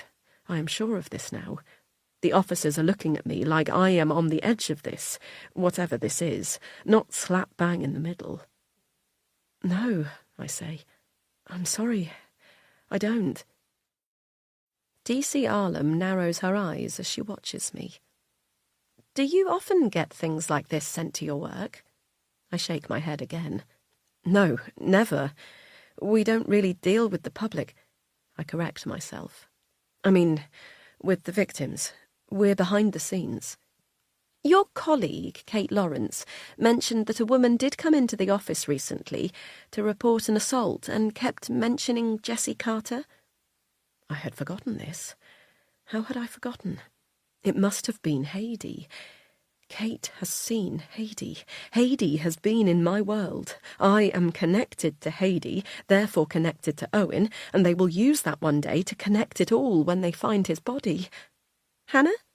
Sorry, yes. I think Kate mentioned that, but I wasn't there, so... You didn't see this woman? No, I was out. Meeting... I looked down at the bundle of child in my arms, still twisting my hair, looking up at me as if I am the only person in the world. We had an adoption meeting that morning. DC Arlam smiles and looks at Izzy. I should put her down. I know I should, but I can't bear to. Perhaps she won't understand our conversation. Perhaps it's fine to keep her here until the last moment. Do you have any idea who that woman might have been? DC Stanton cuts in, his tone impatient. Your colleague believes the woman in the video and the woman who came into your office that day are one and the same. Are they asking me because they know I was there that night? I must be in the video after all, though they've not said it yet. Are they waiting for me to lie? I shake my head. I'm sorry, no. I haven't seen either, so I'm not sure how I can help. DC Arlam puts her notepad on the kitchen table between us and flicks through the pages until she comes to 2 blurry photographs. These stills have been pulled from the video. The quality is poor, as you'll see. Camera phones were not high quality back then. The room spins before I train my eyes to the pictures. Evidence of that night now staring at me from my kitchen table in my safe house in the Cotswolds with my daughter on my lap. There was never going to be an escape from this, was there? But I force my eyes to look, to keep up the pretense that I am a normal person helping the police. Nothing more. It's not me. I am not there.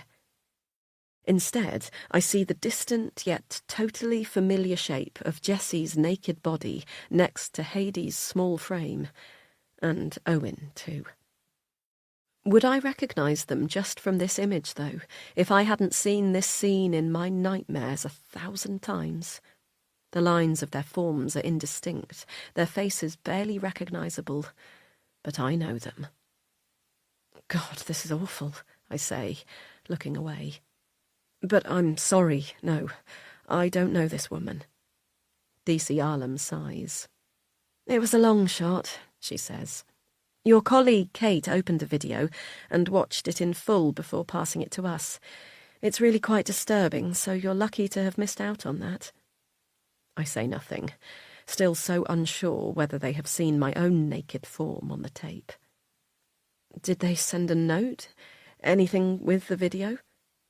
The officers look between themselves, as if deciding whether to tell me. There was a note, DC Stanton says. Addressed to you.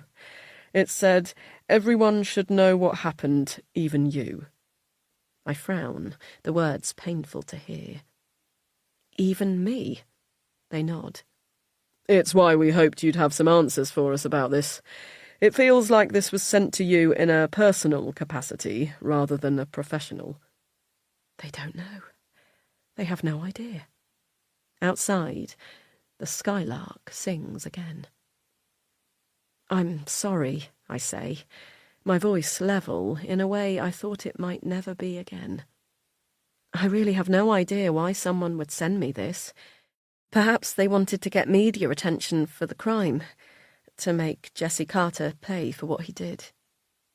Something flickers in DC Arlam's eyes, and I realise this is already the motive they have been working with, that I was never front and centre in this crime. We do need to warn you to be careful, DC Stanton says, standing. We have reason to believe whoever sent this tape is also involved in the murder of Jessie Carter. Involved how? He holds my gaze. We're not able to disclose that. You think the person who sent the tape killed Jessie Carter? The officers say nothing, but they do not have to. They know it to be true. But Owen killed Jessie. That's what Haidee said. Owen killed Jessie, and Haidee killed Owen in self-defence. But what if Haidee killed Jessie, and then killed Owen to cover it up? Oh, God. That would mean... The sound of the front door opening drains every last drop of blood from my skin. Hannah? Charlie's worried voice shouts from the hall. He appears in the doorway red-faced, his eyes wide and fearful as he takes in the officers. "Dada!" Izzy cries in my arms, and despite everything else around us, a smile lights up Charlie's face as he steps forward and takes her from me. My arms feel empty without her, bereft, as they fall back into my lap. Charlie stands in front of me, bouncing Izzy on his hip like she loves, her face now lit up with joy, while my husband's has grown pale. His eyes flit between the officers and me, as if he can will them to disappear on his own. "Mr. Wilson," DC Stanton says, standing. "What's going on?" Charlie snaps, and I beg him silently to calm down before he raises any more suspicion. He glances back at me, and I smile tightly, hoping to communicate to him that everything is fine. "It's something to do with work," I start to say, at the same time as DC Stanton begins to talk. "I'm afraid your wife was sent a rather distressing video in the post at work." Charlie frowns, then looks at me, unsure. "But she's not at..." "It was addressed to me, but Kate opened it," I supply. "We just needed to ask her some questions about it," DC Arlam says now, standing. "But I think we've got everything we need, right?" DC Stanton takes another look at me, then Charlie, as if debating. "Go away!" Izzy suddenly shouts from Charlie's arms, her face screwed up in frustration. "Go away!"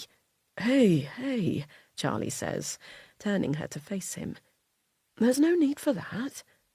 But our daughter is inconsolable, tears falling down her plump red cheeks as if this is suddenly all too much.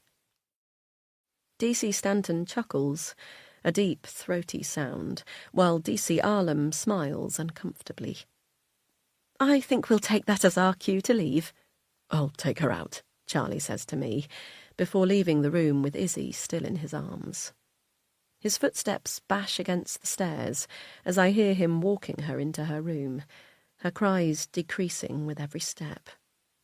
"Sorry about that," I say. "She's still settling in. It's all new." "Of course," DC Arlam says. "Don't worry at all. Like I said, we have everything we need, and we'll be in touch if anything else comes up." "What will happen now?" I say. She shrugs. "Depends where the investigation takes us." As if seeing the fear in my eyes, she adds, "I'm sure it won't bring us back here. Don't worry." She pats my arm and nods towards the door for me to lead them out. As we walk down the hallway, my heart grows heavier, head buzzing with the possibilities of this new information. Haidee could be guilty, Owen could be innocent, of murder at least. I could remain on the periphery, out of shot, barely involved at all. "We'll call if we need to follow anything up," DC Arlam says, the other side of the door now. I nod, saying goodbye before shutting the door. Through the glass, I watch their figures growing smaller as they retreat, and I don't look away until the sight of the unmarked black car blurs and fades to nothing in the distance. "Han?" Charlie calls from the top of the stairs. His face is white, his eyes wide. I thank God that he wasn't here throughout the questioning. There is no way Charlie could have hidden his guilt. "What the fuck?" "Shh," I snap. He shakes his head. "She's down for a nap." "But it's not time." He runs down the stairs, and when he reaches the bottom, says, "Do you really think that matters right now? Tell me what happened. What's going on?" We walk into the kitchen, shutting the door behind us to prevent any stray words making their way up the stairs and creeping into Izzy's room. I flick on the kettle while Charlie hovers beside me, getting out 2 mugs and placing a tea bag in each. Kate was sent a tape. I thought you said it was sent to you. I sigh loudly. Yes, it was, but Kate opened it. What was on it? Fear dances in his wide eyes. Not us, I say quickly. It was the video of that night. He frowns. The kettle clicks, steam escaping from the top. I pour boiling water onto our tea bags and watch as the colour turns brown. The night in New York. I nod. We take our mugs to sit at the kitchen table. So they saw. I shake my head. I don't think I was on it, I say, the words falling out with a mix of ecstasy and horror. They didn't seem to recognise me, anyway. Charlie screws up his face and takes a sip of his tea, instantly regretting it as he clicks his tongue against the roof of his mouth. Too hot. I don't understand. No, nor do I. Did Kate watch it? He asks. I nod. You need to talk to her. What? Find out what was in the video. Perhaps the police weren't telling you the whole truth.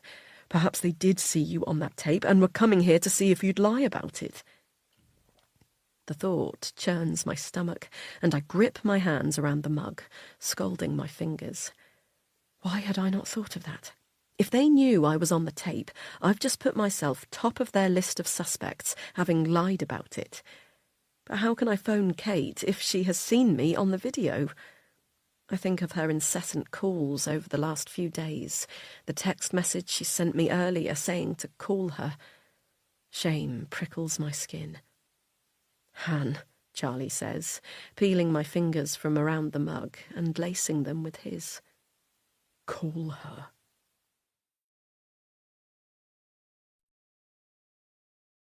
Chapter 41.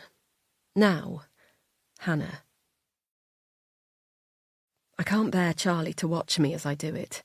Can't bear for him to hear Kate's description of what she saw. Though I've told him what I did to Heidi, the idea of him hearing someone else potentially narrate it is too horrifying. So I go into the living room and leave Charlie sitting at the table, my tea abandoned. The line rings once, then again. For a moment, I think she won't answer, and I can go back into the kitchen, finish my tea, pretend this isn't happening. But then, Hannah! Kate, hi, I say, pacing circles in the living room. Oh, my God, I've been trying to get hold of you for days. Are you okay? Is Izzy... Everything's fine, I say, though this feels like a lie. Oh, good. Good. Her voice trails off, losing its urgency. The police came over. Oh, I wanted to speak to you before, but I couldn't. Well, you know. Are you okay? What did they say?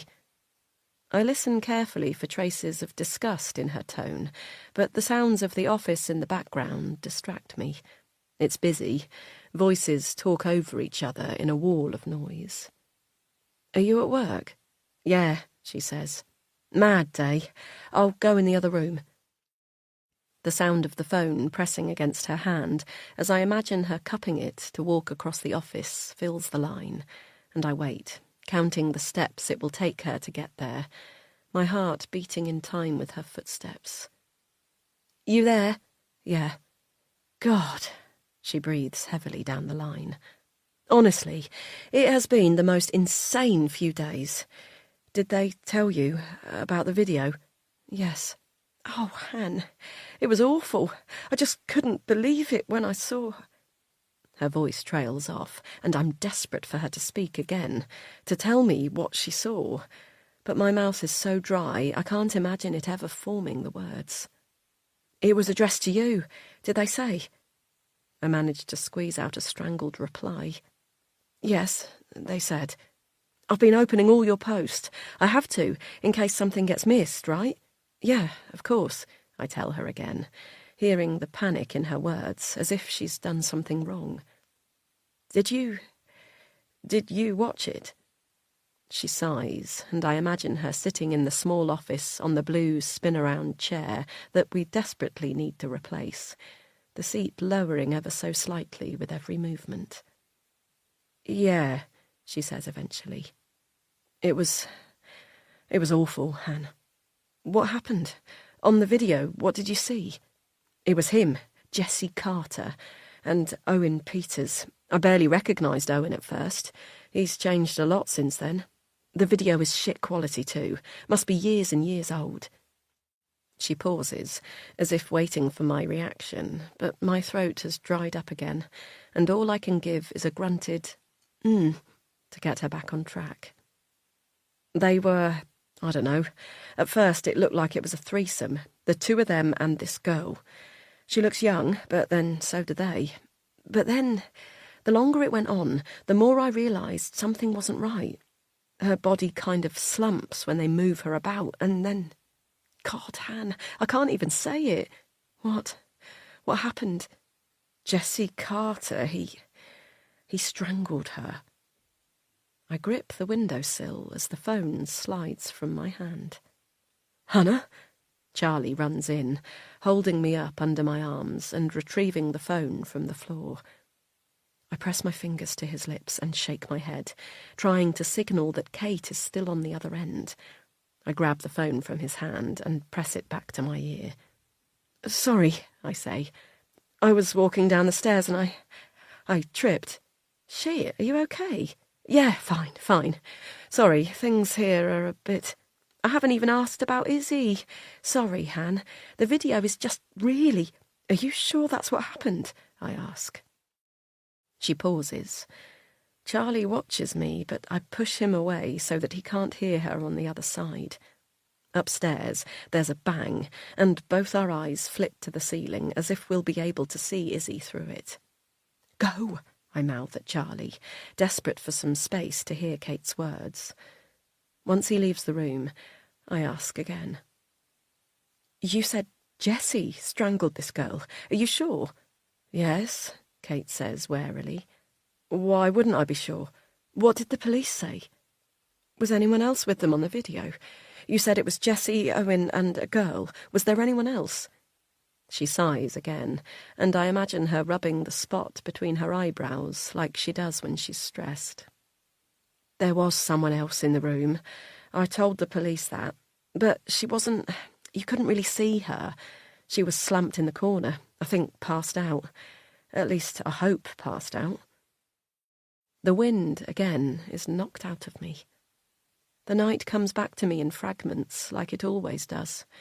The smell of the fresh sheets on Jessie's bed, Owen's whiskey-stained breath, sweet, sticky sweat on Hades' body, the carpet pressed into my cheek, the blackness, Owen's face in mine, telling me what I'd done.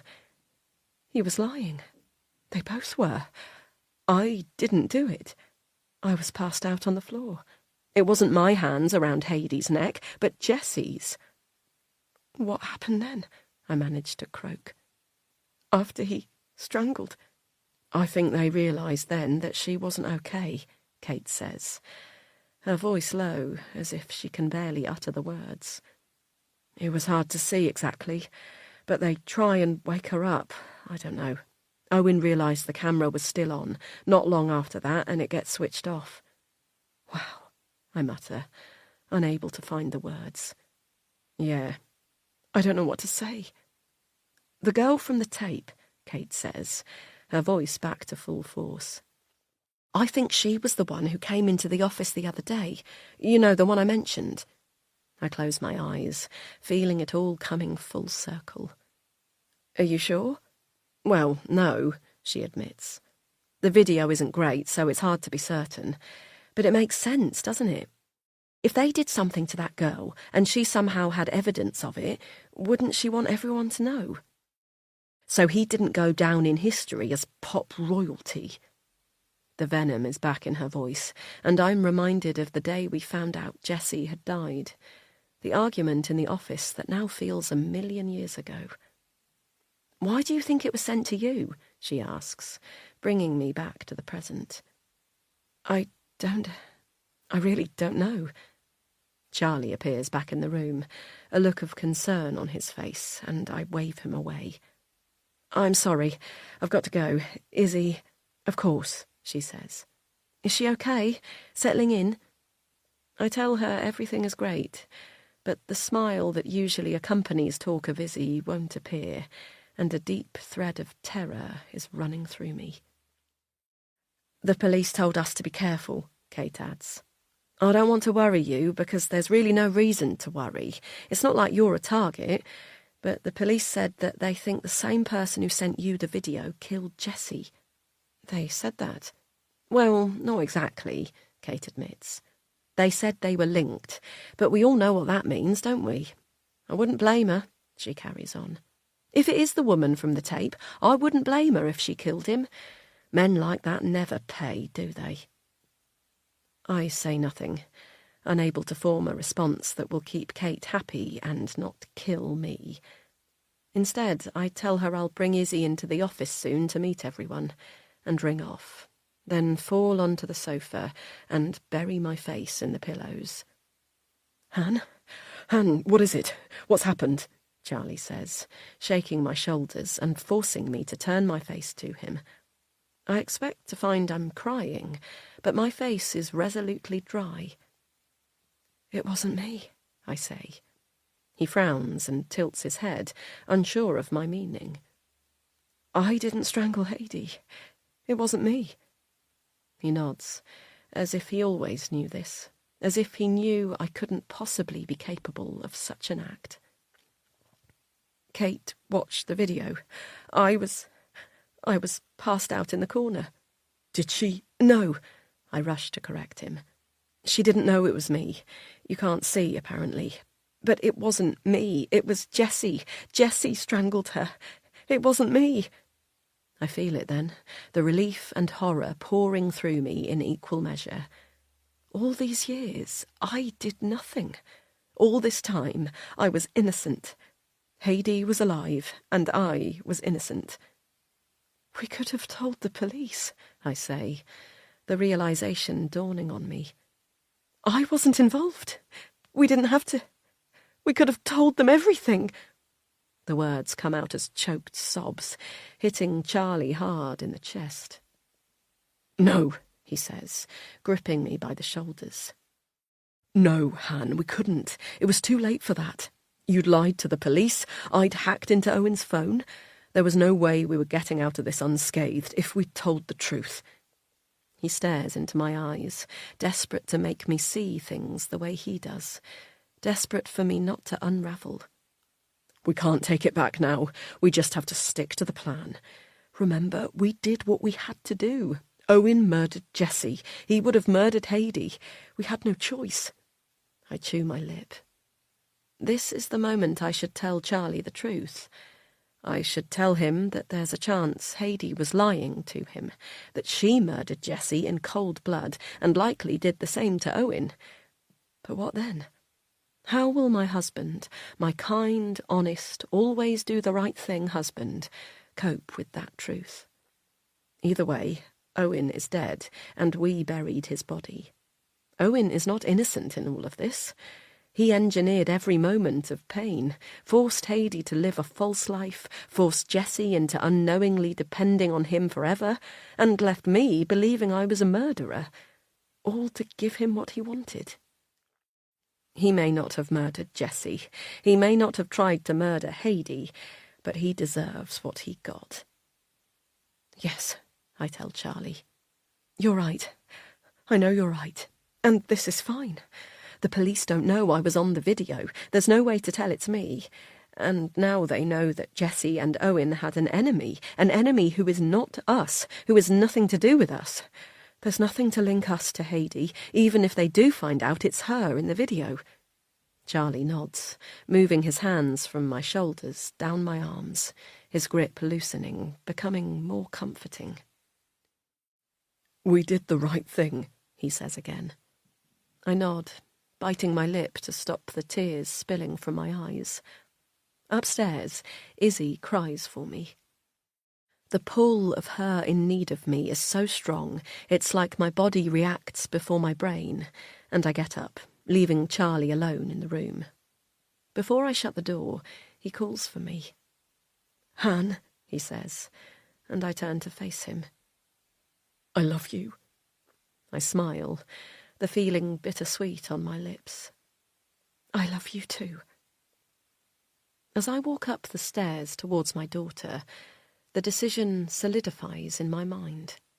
Charlie does not need to know that Heidi killed Jessie. Charlie never needs to know that we are complicit in murder. An accidental killing in self-defence he can live with.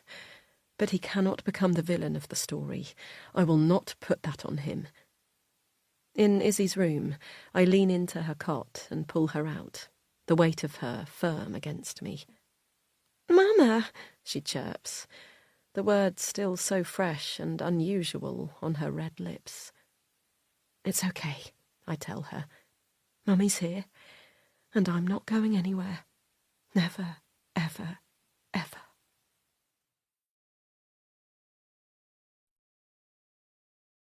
Chapter 42. 1 year later. Hannah.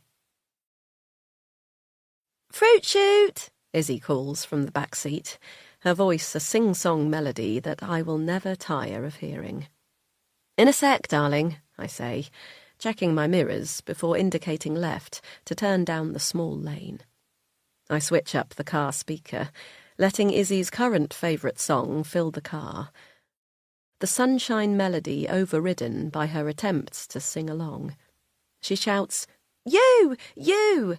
telling me she wants me to join in, and I do, my voice filling the car in a way that I once thought it could never do again. Whenever Charlie hears me sing now, it feels like something in us both is healing.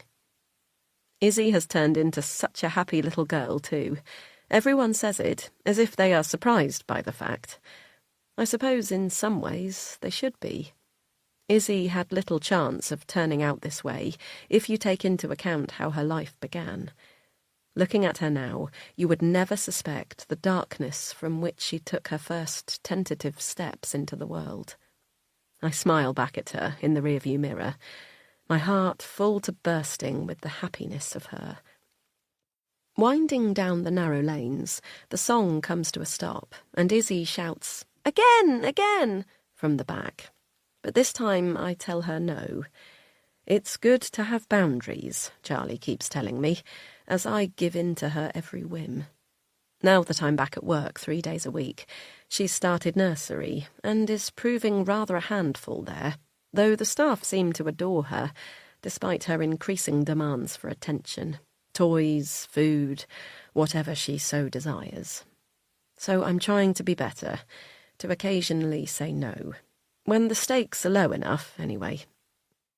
Izzy sticks her lips out in a pout, locking eyes with me in the rearview mirror, but I shake my head and say no again, and to my surprise, she rearranges her face back to neutral and picks up her doll to play with instead. As I turn up the radio, she talks to her beloved Claire Bear, moving her worn arms and legs about in animation. "Today marks 1 year since the death of superstar Jessie Carter." The radio newsreader's voice wafts into the car, and I grip the steering wheel tighter. I knew it was today. Of course I knew, but hearing it spoken about so publicly makes the hairs on the back of my neck stand up. "Jessie's death remains a mystery, with no arrests or charges ever made, but investigations continue. His manager and longtime best friend, Owen Peters, went missing shortly after the death. Investigators say they are treating the disappearance as linked, but are not looking for any suspects." Though I know this line well, having heard it multiple times over the last 12 months, there is still a sense of relief in that last line. They are not looking for any suspects. Fans have posted hundreds of memorial videos and pictures over the last few days from outside Carter's home in New York, but the site has also seen protests from women's groups amidst rumours of a videotape reportedly showing both Jessie Carter and Owen Peters engaging in sexual assault. I switched the radio off, not wanting the vile words to infect Izzy's ears. But as I glance in the mirror once more, I see I needn't have bothered, as she's consumed with Claire Bear. The video never became officially public here in the UK, but I know it was shared on news sites in the US. Their reporting laws are much less stringent than ours, after it was leaked from an unknown source. I have wondered many times if Kate is responsible for this, after she realised that the police in the UK were not interested in pursuing the line of inquiry, as the crime happened in the US, and one suspect was dead, the other missing. If she did leak the tape, I have to admit I'm grateful, because it helped us. Once news of a verified sexual assault hit the mainstream media in the US, Owen's disappearance appeared completely natural. He was a man running from a crime. Nothing more to see here. I can't say I've properly relaxed since the day Jessie died, but the tight grip that's been held on my chest is loosening day by day. We've taken small steps throughout the year to distance ourselves from Jessie Carter. We both came off social media completely after finding it impossible to not be plagued with news stories about his death and various allegations of sexual assault that followed it from anonymous women across the world. It's been easy, in a way, to disappear from normal life for the last 12 months. It's what everyone has expected from us, to give our whole selves to Izzy and no one else, least of all the murder of a disgraced celebrity. Today, we are taking one step closer to breaking the chain between us all. I scour the trees, looking for the break in the foliage that shows me I have to turn left, then spot it. The driveway is basically hidden from view now, the trees overgrown since we bought the place, and they stopped accepting guests. As we drive through the gap, Izzy shouts, "Adventure! Adventure!" from the back seat. Charlie is already here. He'd left the house by 7:30 this morning to pick up the keys from the estate agent, and left me and Izzy to burrow down in bed. The sleepy state didn't last long before she was bored and wanted her breakfast. But still, we've somehow managed to be 3 hours behind Charlie, and it is now 10:30. As I stop the car and get out to free Izzy from her car seat, I take a moment to breathe in the September air, listening to the skylarks singing above me.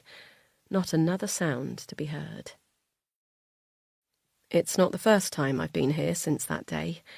We came for a viewing with the eager estate agent a few months ago, but this is the first time I've allowed myself to feel the memories from before.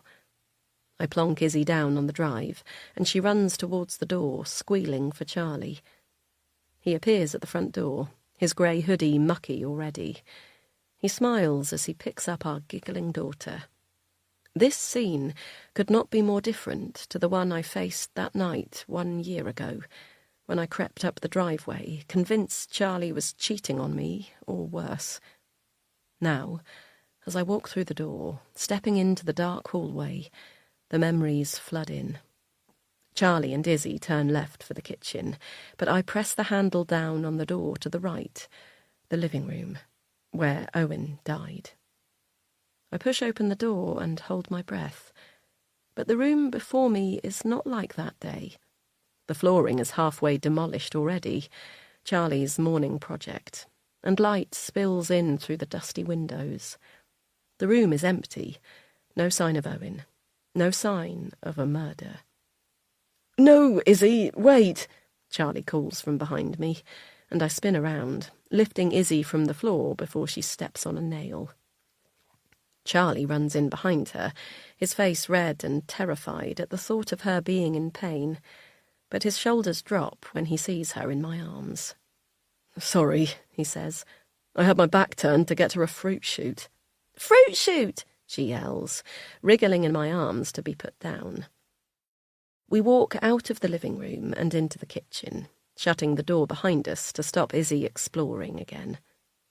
"You did that quickly," I say to Charlie, once he's settled Izzy with a drink. He nods. "I just wanted to start getting it out before we do anything else."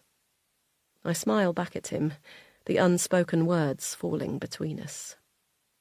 2 things happened at once 6 months ago that we couldn't deny the symmetry of. Charlie's mum died suddenly after a fall at home. It was awful. The grief so raw and painful, I wondered if we'd ever get through it. But we did. Izzy made us. We can't fall apart when we have her. She needs us. Then, this house came up for sale. The house where Owen died. With Diane's death came a lot of money. She'd always told us we'd be rich when she was gone, and she was right. Her house sold for close to $1 million, which is totally ridiculous, given she bought it on a nurse's and farmer's wage. But its proximity to the farm and obvious curb appeal in such a sought-after village meant the Londoners flocked to it, and it was sold within days. When we went into the estate agents to sign the papers, I noticed with horror the familiar cottage in their window. I tugged on Charlie's sleeve, urging him to turn back and look at the for sale notice and understand what it meant. We'd been so sure the garden would not be dug up, as the owners had done their renovations already to let it out through Airbnb. But suddenly our certainty felt stupid and naive. A new owner might easily want to renovate the garden. I knew we had to buy it. Charlie made the offer the same day we agreed the sale of his mum's house. We paid £100,000 over the asking price to secure it, but with the money from Diane's cottage, it was easily within our reach. If anyone asks why the sudden purchase, we tell them we'd been looking for suitable holiday homes in the area to bring in extra income, now that I'm working part-time, and this one was perfect. In truth, the only perfect thing about it is that if we are the owners, no one can dig up the garden but us. Stepping into the garden now, I feel a sense of peace with what we've done. It's better to have Owen nearby, where we can watch over his grave. Ever since that night, I've been plagued with dreams of someone digging up his body without us even knowing. We've not talked about exactly what we'll do with the garden, with his grave, now that we own the land, but knowing that it's ours is enough for now. When do the first guests arrive? I ask Charlie, while Izzy runs around us in circles, delighting in a private game neither of us know the rules of. Not until next month, he says, and I nod. I knew this, but hearing it confirmed helps. We've got loads of time to do it up. The cottage is in a fine state, really. There's no need for work, but I think our compulsion to rip everything out and repaint, replaster and retile comes from the need to cover up what this house contains, as if by leaving things as they are, Owen's blood might start to seep from the floorboards. Charlie and I will do most of the work ourselves. He's taken a leave of absence from work and is looking forward to getting his hands dirty after so long behind a screen. What first? I ask. Cleaning, he says, laughing as he brushes the dust and dirt from his hoodie. A few hours later, we're tired and hungry. Izzy has been brilliant, while I've scrubbed every last inch of the empty kitchen, playing with Claire Bear and making up songs to keep me going. But now it's time to leave. Charlie locks up the house while I wait on the drive, staring at the back gate leading to the garden. Even now, part of me does not believe that Owen is lying there beneath the soil. But I know he is. We put him there ourselves. Still, he is safe. We are safe. As I drive away from the cottage, following Charlie's car down the winding lanes, a trickle of guilt starts to eat away at me. I never told Charlie the truth. He still believes the story that Haidee told him, that Jessie wanted the truth to come out, and Owen killed him to shut him up, then tried to kill her too. The longer I've had to think about it, the more I realise how totally untrue this ever was. Haidee probably did go to Jessie, like she said, to expose the truth, but he wouldn't have reacted kindly like she said. He wouldn't have been open to ruining his entire career, his entire life, in order to bring her justice. That wasn't the kind of man he was. He was the kind of man who would let his teenage girlfriend believe she was responsible for a crime that he himself committed. Anything to avoid the blame. That's who Jessie was. I wonder often how it happened. Whether Heidi went to Jessie's cabin that night, expecting him to be kind, to do the right thing, and instead he refused her request, or worse, laughed at her, told her no one would ever believe her. Did she lash out, slice his throat in a moment of rage? Or was it planned? Did she follow him to the UK, knowing he was looking for me, and kill him before he got the chance to give me his side of the story? I'll never know the truth, not in full. I'll never know how much Heidi acted in self-defence, but I do know that she used us just like everyone else did. She needed Charlie to believe she was a victim, to help her cover up her crime. Charlie needed to believe that he was saving her. He still does. He couldn't live in this grey like I can. And I can. For 12 months, I've lived like this.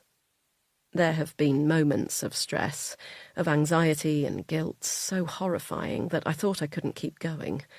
But mostly, I'm fine. No, I'm happy. As I pull up to our front door, I let out a breath. I am happy. Izzy snoozes gently behind me, her head lolling on her car seat. I wait 5-10 minutes, allowing her to sleep, before I pick up her heavy body and carry her into the house. Her head thuds lightly against my chest, and I know in this moment that we've done the right thing. There was no other way out of this if we wanted Izzy, and my God, Izzy is all we've ever wanted. "Hannah!" Charlie calls from the living room. "Wait a sec," I shout back, walking up the stairs. I carry Izzy into her room and place her gently down on the bed, amazed to see that her sleep has not been disrupted as she nuzzles down into the pillow. I kiss her on the head before walking out, pulling the door softly behind me. "Hannah!" Charlie shouts again, this time more urgently. "What?" I say, entering the living room. He has the television on pause, the sight of the woman on screen unfamiliar yet horrifying. My heart lurches in recognition before my mind can place the woman's features. I walk closer to the screen, her face growing huge as I step forward. Charlie presses rewind, then play. She fills the screen. Her face morphs from unfamiliar to shockingly known, but rounder, healthier, less emaciated. Pretty, made up. The shot pans out to show a man seated opposite her. He wears a bright blue suit and is handsome in the way that all American TV stars are. I recognise but can't name him. Some TV chat show host who flickers up occasionally when a big star has done something terrible and interviews them about it afterwards. Seeing him with her turns my stomach. Then he speaks. "I'm here with Heidi Miller, who claims that she was sexually assaulted and left for dead by Jessie Cotter and Owen Peters." Sick rises in my throat as I grip the sofa. The presenter keeps talking as Charlie appears beside me, his hand holding onto mine so tightly that I think he might break it. "Viewers may remember this clip that circulated last year, and I warn you, viewer discretion is advised, as these are some disturbing scenes." The all-too-familiar clip plays. I see my body curled in the corner, barely visible from the crop, but still my heart pangs knowing that it's me, that I am on screen in millions of homes across the UK. The screen clips back to the studio, where Heidi wipes a solitary tear from her cheek. Why is she doing this? Why is she risking everything by raking it up? I turn to look at Charlie. The colour has drained from his cheeks completely. He looks like a condemned man. The American presenter asks Heidi the question on mine and everyone else's lips. Why now? "I've wanted to tell my story for a long time," she says, in a small but assured voice. "While Jesse was alive, I was too scared to. But now he's gone, and everyone should know what happened to me. There are 2 people responsible for this, Jesse Carter and Owen Peters. The whole world should know who these men were. Too long, women have hidden in the shadows, terrified to voice the abuse we suffered, as if somehow we deserved it. Today, I'm speaking out. Today, I'm finally ready to tell my story."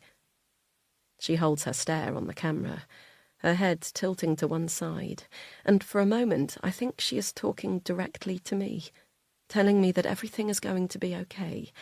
She won't include me. I am the curled-up figure in the corner of the room. I am nothing. The sound of the post falling through the letterbox feels so loud that I jump apart from Charlie, expecting the worst. He shakes his head and goes out to fetch it. We are both wordless as the TV drones on in the background, cutting back to the main UK studio where 4 women discuss the clip on their chat show. "Hannah," Charlie says, handing me a thin envelope with my name handwritten on the front. I rip it open hungrily, as if I know what it will contain. Holding it in shaking hands, I read the words, "Your secrets died with them, I promise." I fall to the floor, the letter flying out beside me as Charlie grabs it. He reads the words aloud, his voice breaking up. We huddle against the sofa, breathing our sobs into each other, our grip on the world, on this life we've built, feeling as paper-thin as ever. Later that night, we put Izzy to bed together. She's been fed and bathed and cuddled, and now all she wants is sleep. We've heard nothing more about Heidi, but I imagine over the coming weeks she will invade our lives regularly. I want to be furious with her for being so careless. How can she go on television talking about what they did to her when she knows she is responsible for their deaths? How can she stand that level of scrutiny? But part of me admires her, her willingness to be seen, to have her suffering recognised, even if it means facing what she's done. But no, Heidi is many things, but she is not a martyr. If she thought there was any chance that going public with her abuse would implicate her in the murders, she'd never do it. I know that for certain, because Heidi is like me. She is a survivor. As I pull the door closed on Izzy's bedroom, I tell myself and Charlie that everything will be fine. We can survive this. We have to. Those men have ruined enough of my life. They are not coming for the rest. I don't know what will happen now. Neither of us do. But I think for the first time that, despite the extraordinary circumstances, we are no different to any other parents. No one knows what is coming. No one knows for sure that their family is safe. No one knows if their children will stay with them forever. None of us know the future. This is part of being parents. The uncertainty, the guilt, the constant worry. This is the price we must pay to have everything we always wanted.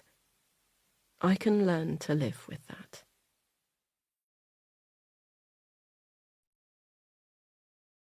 Epilogue. Heidi. She cuts the call and looks at herself in the mirror. The makeup from yesterday's television interview is still heavy on her skin. She hadn't wanted to wipe it off. She'd wanted to keep the feel of the occasion for as long as she could, but now it feels clown-like and grotesque. "Who was that?" David says, slumping next to her on the bed. They're still in the hotel room paid for by the studio. It's one of the nicest she's stayed in, even considering the nights spent with drunken bankers and businessmen when she was younger and more beautiful. She runs her hands over the soft cotton sheets, already desperate to keep the memory on her skin. She doesn't think she's beautiful anymore. She felt it yesterday, or at least something approaching it. But today she's tired. Today she looks at herself in the mirror and sees every inch of her 35 years etched into the crinkles of her skin. Every second of her ugly life reflected back at her. "It was the producer from the Daily Angels," she says to David. What did they want? Offering more money, I hope. He flicks on the TV to a car chase scene that plays out dramatically on the huge flat screen across from the bed. "No, that's not what they said." She gets up and opens the minibar fridge, looking longingly at the small bottle of champagne. Will the producers cover their bar bill, she wonders. Fuck it, she needs a drink, a proper drink. It will be her last decent one for a while. After she's downed a glass, the dry bubbles tickling her nose, she tells David the news. "They've cancelled my next appearance," she says. "What?" he snaps, flicking off the TV. "The show," she says, shrugging. "They don't want me on tomorrow anymore." "They better be fucking joking." His fat red nostrils flare, and she inwardly recoils. "Do they want us to tell the whole world how they're shunning America's favourite victim?" He makes air quotes around the word and sneers. "Ring them back, now. You tell them." "I'm not telling them anything," she says. "There's no point. They have someone else." "What?" She sighs and picks up her phone, Googling the name she's just learned. Sophie O'Connor. Even her name sounds purer than Hades. The first result that comes up is a story that reflects much of what the producer told Hades just now. Brave victim speaks out against Jessie Carter. Jessie stole my virginity days before my sweet 16th.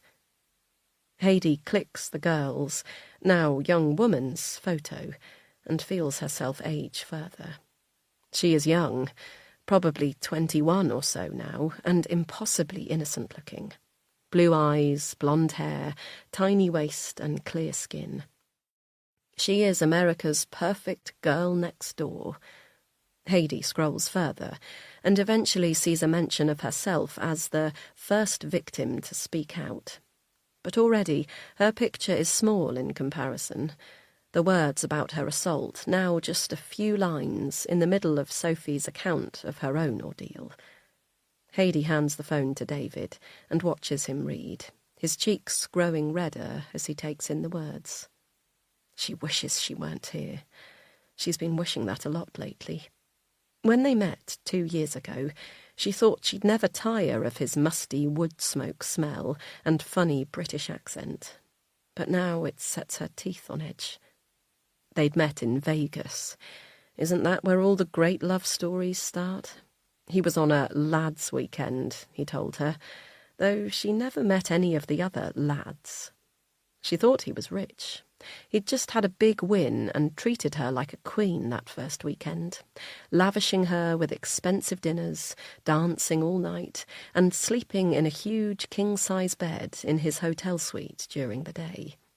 She thought she loved him, so much so that when he asked her to come back to London with him that same weekend, she packed up her meagre possessions and went without question. There was nothing keeping her in Vegas. She'd been there for a year or so, picking up bits of work here and there, none of them requiring ID. That was the problem with living off Owen's money. It took everything else away. How can you make a life for yourself when you don't even have a real name?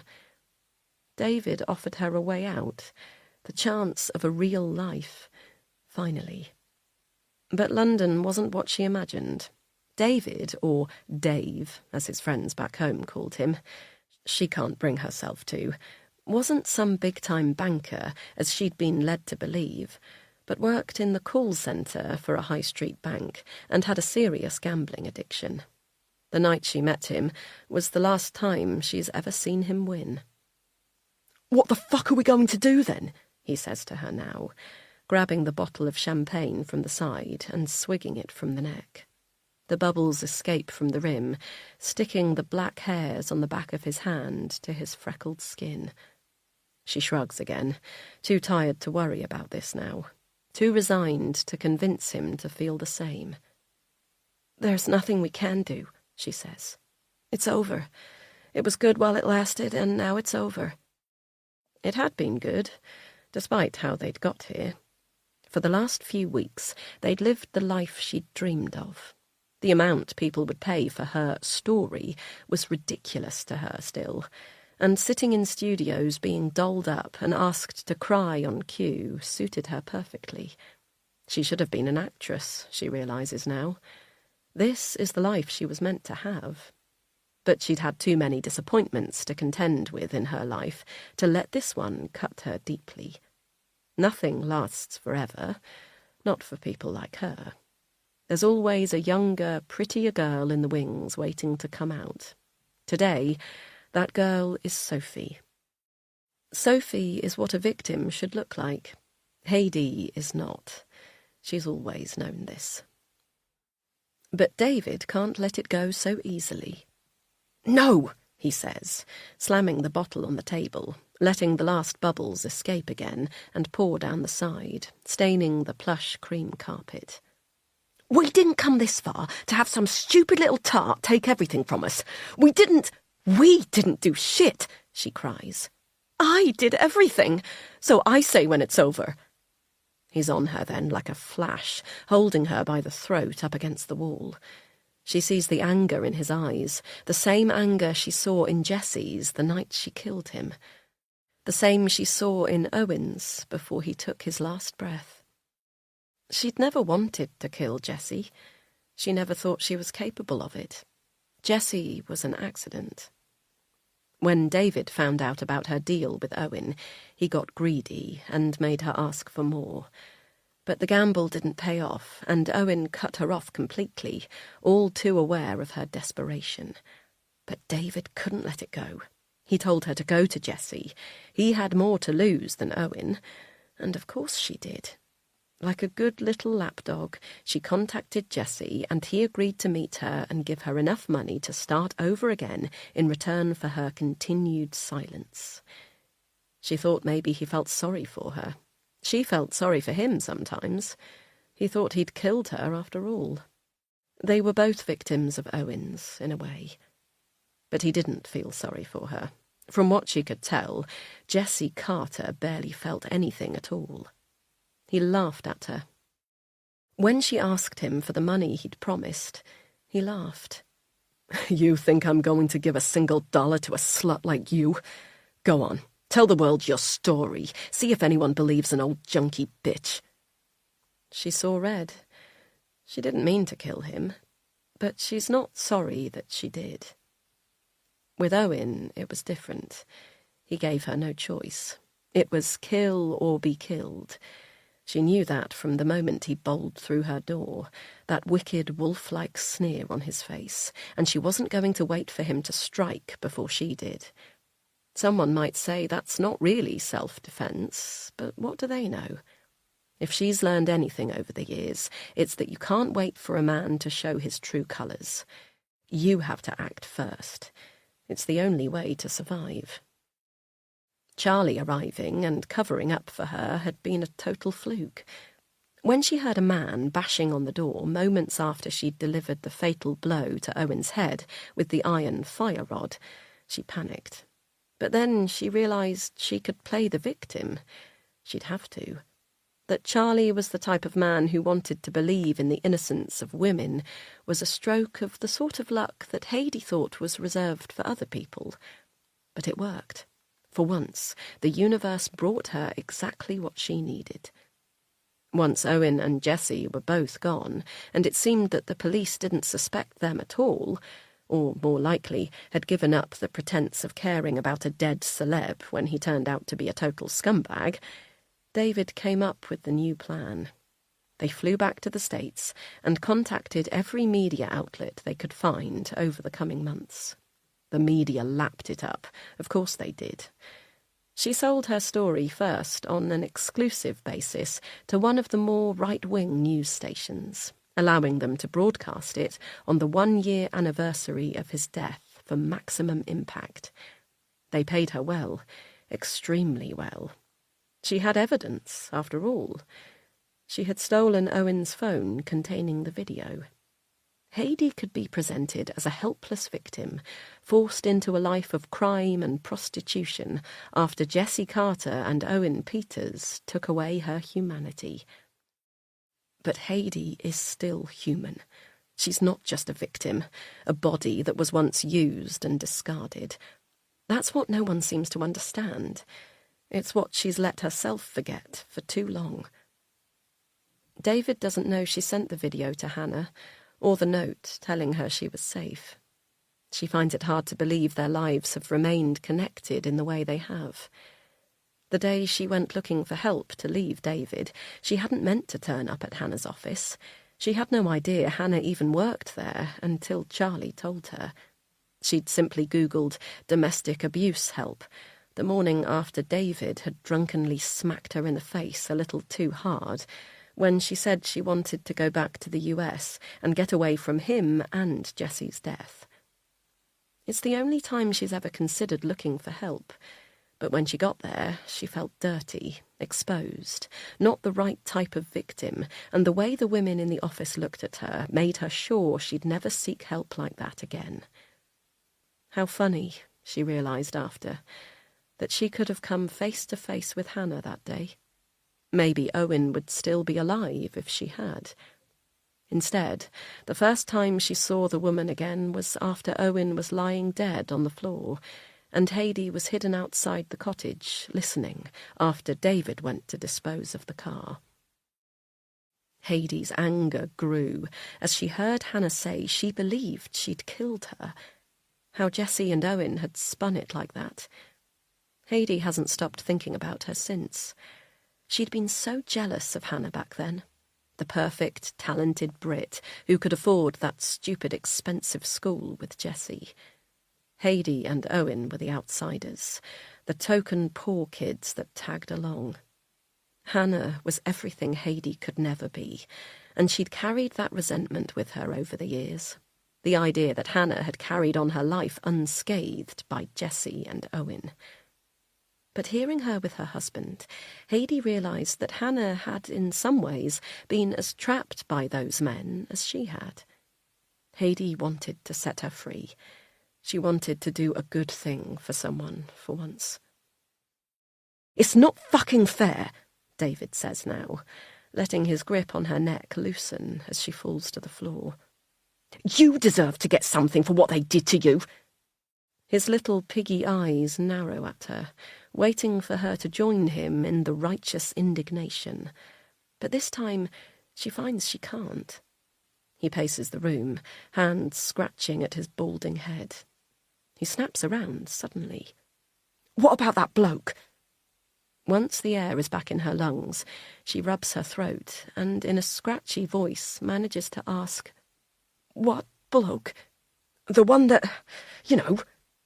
David mimes shoveling, and Heidi frowns. How is she with this man who can let himself profit from a murder but can't bring himself to say the words? "He must have some money." Heidi takes a step back. "We should write to him," David says, warming to the idea, his little pig eyes lighting up at the prospect of another gamble, another hit, another big win. "Tell him we've got evidence of him, you know." He mimics shoveling again. "He'll pay us off." Heidi nods, slowly, her hands still at her bruised neck. It would work. She knows it would. Though she only met Charlie for a few minutes, she could tell just how far he was willing to go to keep Hannah safe. He buried a body for her, for Christ's sake. How easy it would be to blackmail him. She could be set for life once again. He probably deserves it, she thinks. Somewhere in his life, he probably got a bit too handsy with a girl. He probably broke someone's heart, raised his hand to a lover when she wouldn't do what he wanted. They all have, haven't they? But she thinks of Charlie's face again, of the words she heard him exchange with Hannah while Haidee hid outside, listening, and finds she doesn't want to believe he is like the others. "Come on," David nudges her. "Pack your shit up. We need to go somewhere to send an email to him. I saw an internet cafe down the street." He starts grabbing their things from around the room and shoving them into the case.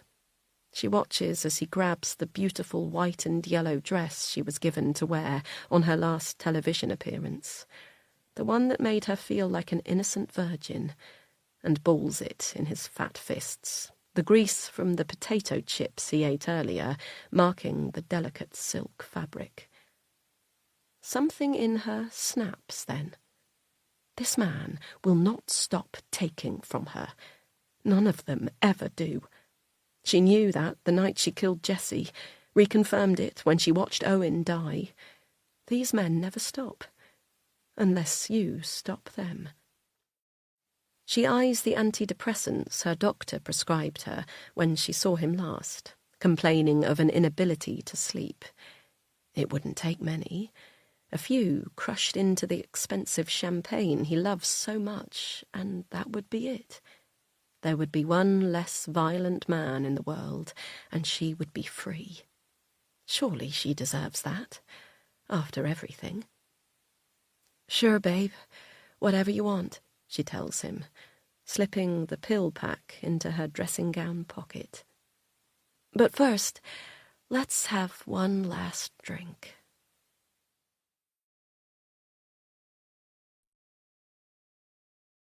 Thank you for listening to If They Knew by Sophie Flynn, read by Tamsin Kennard, produced by Chatterbox Audio for Saga Egmont.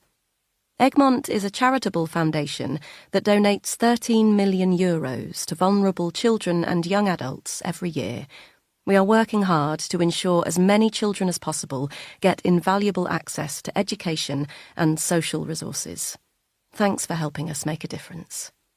To find out more, please visit our website, www.egmont.com.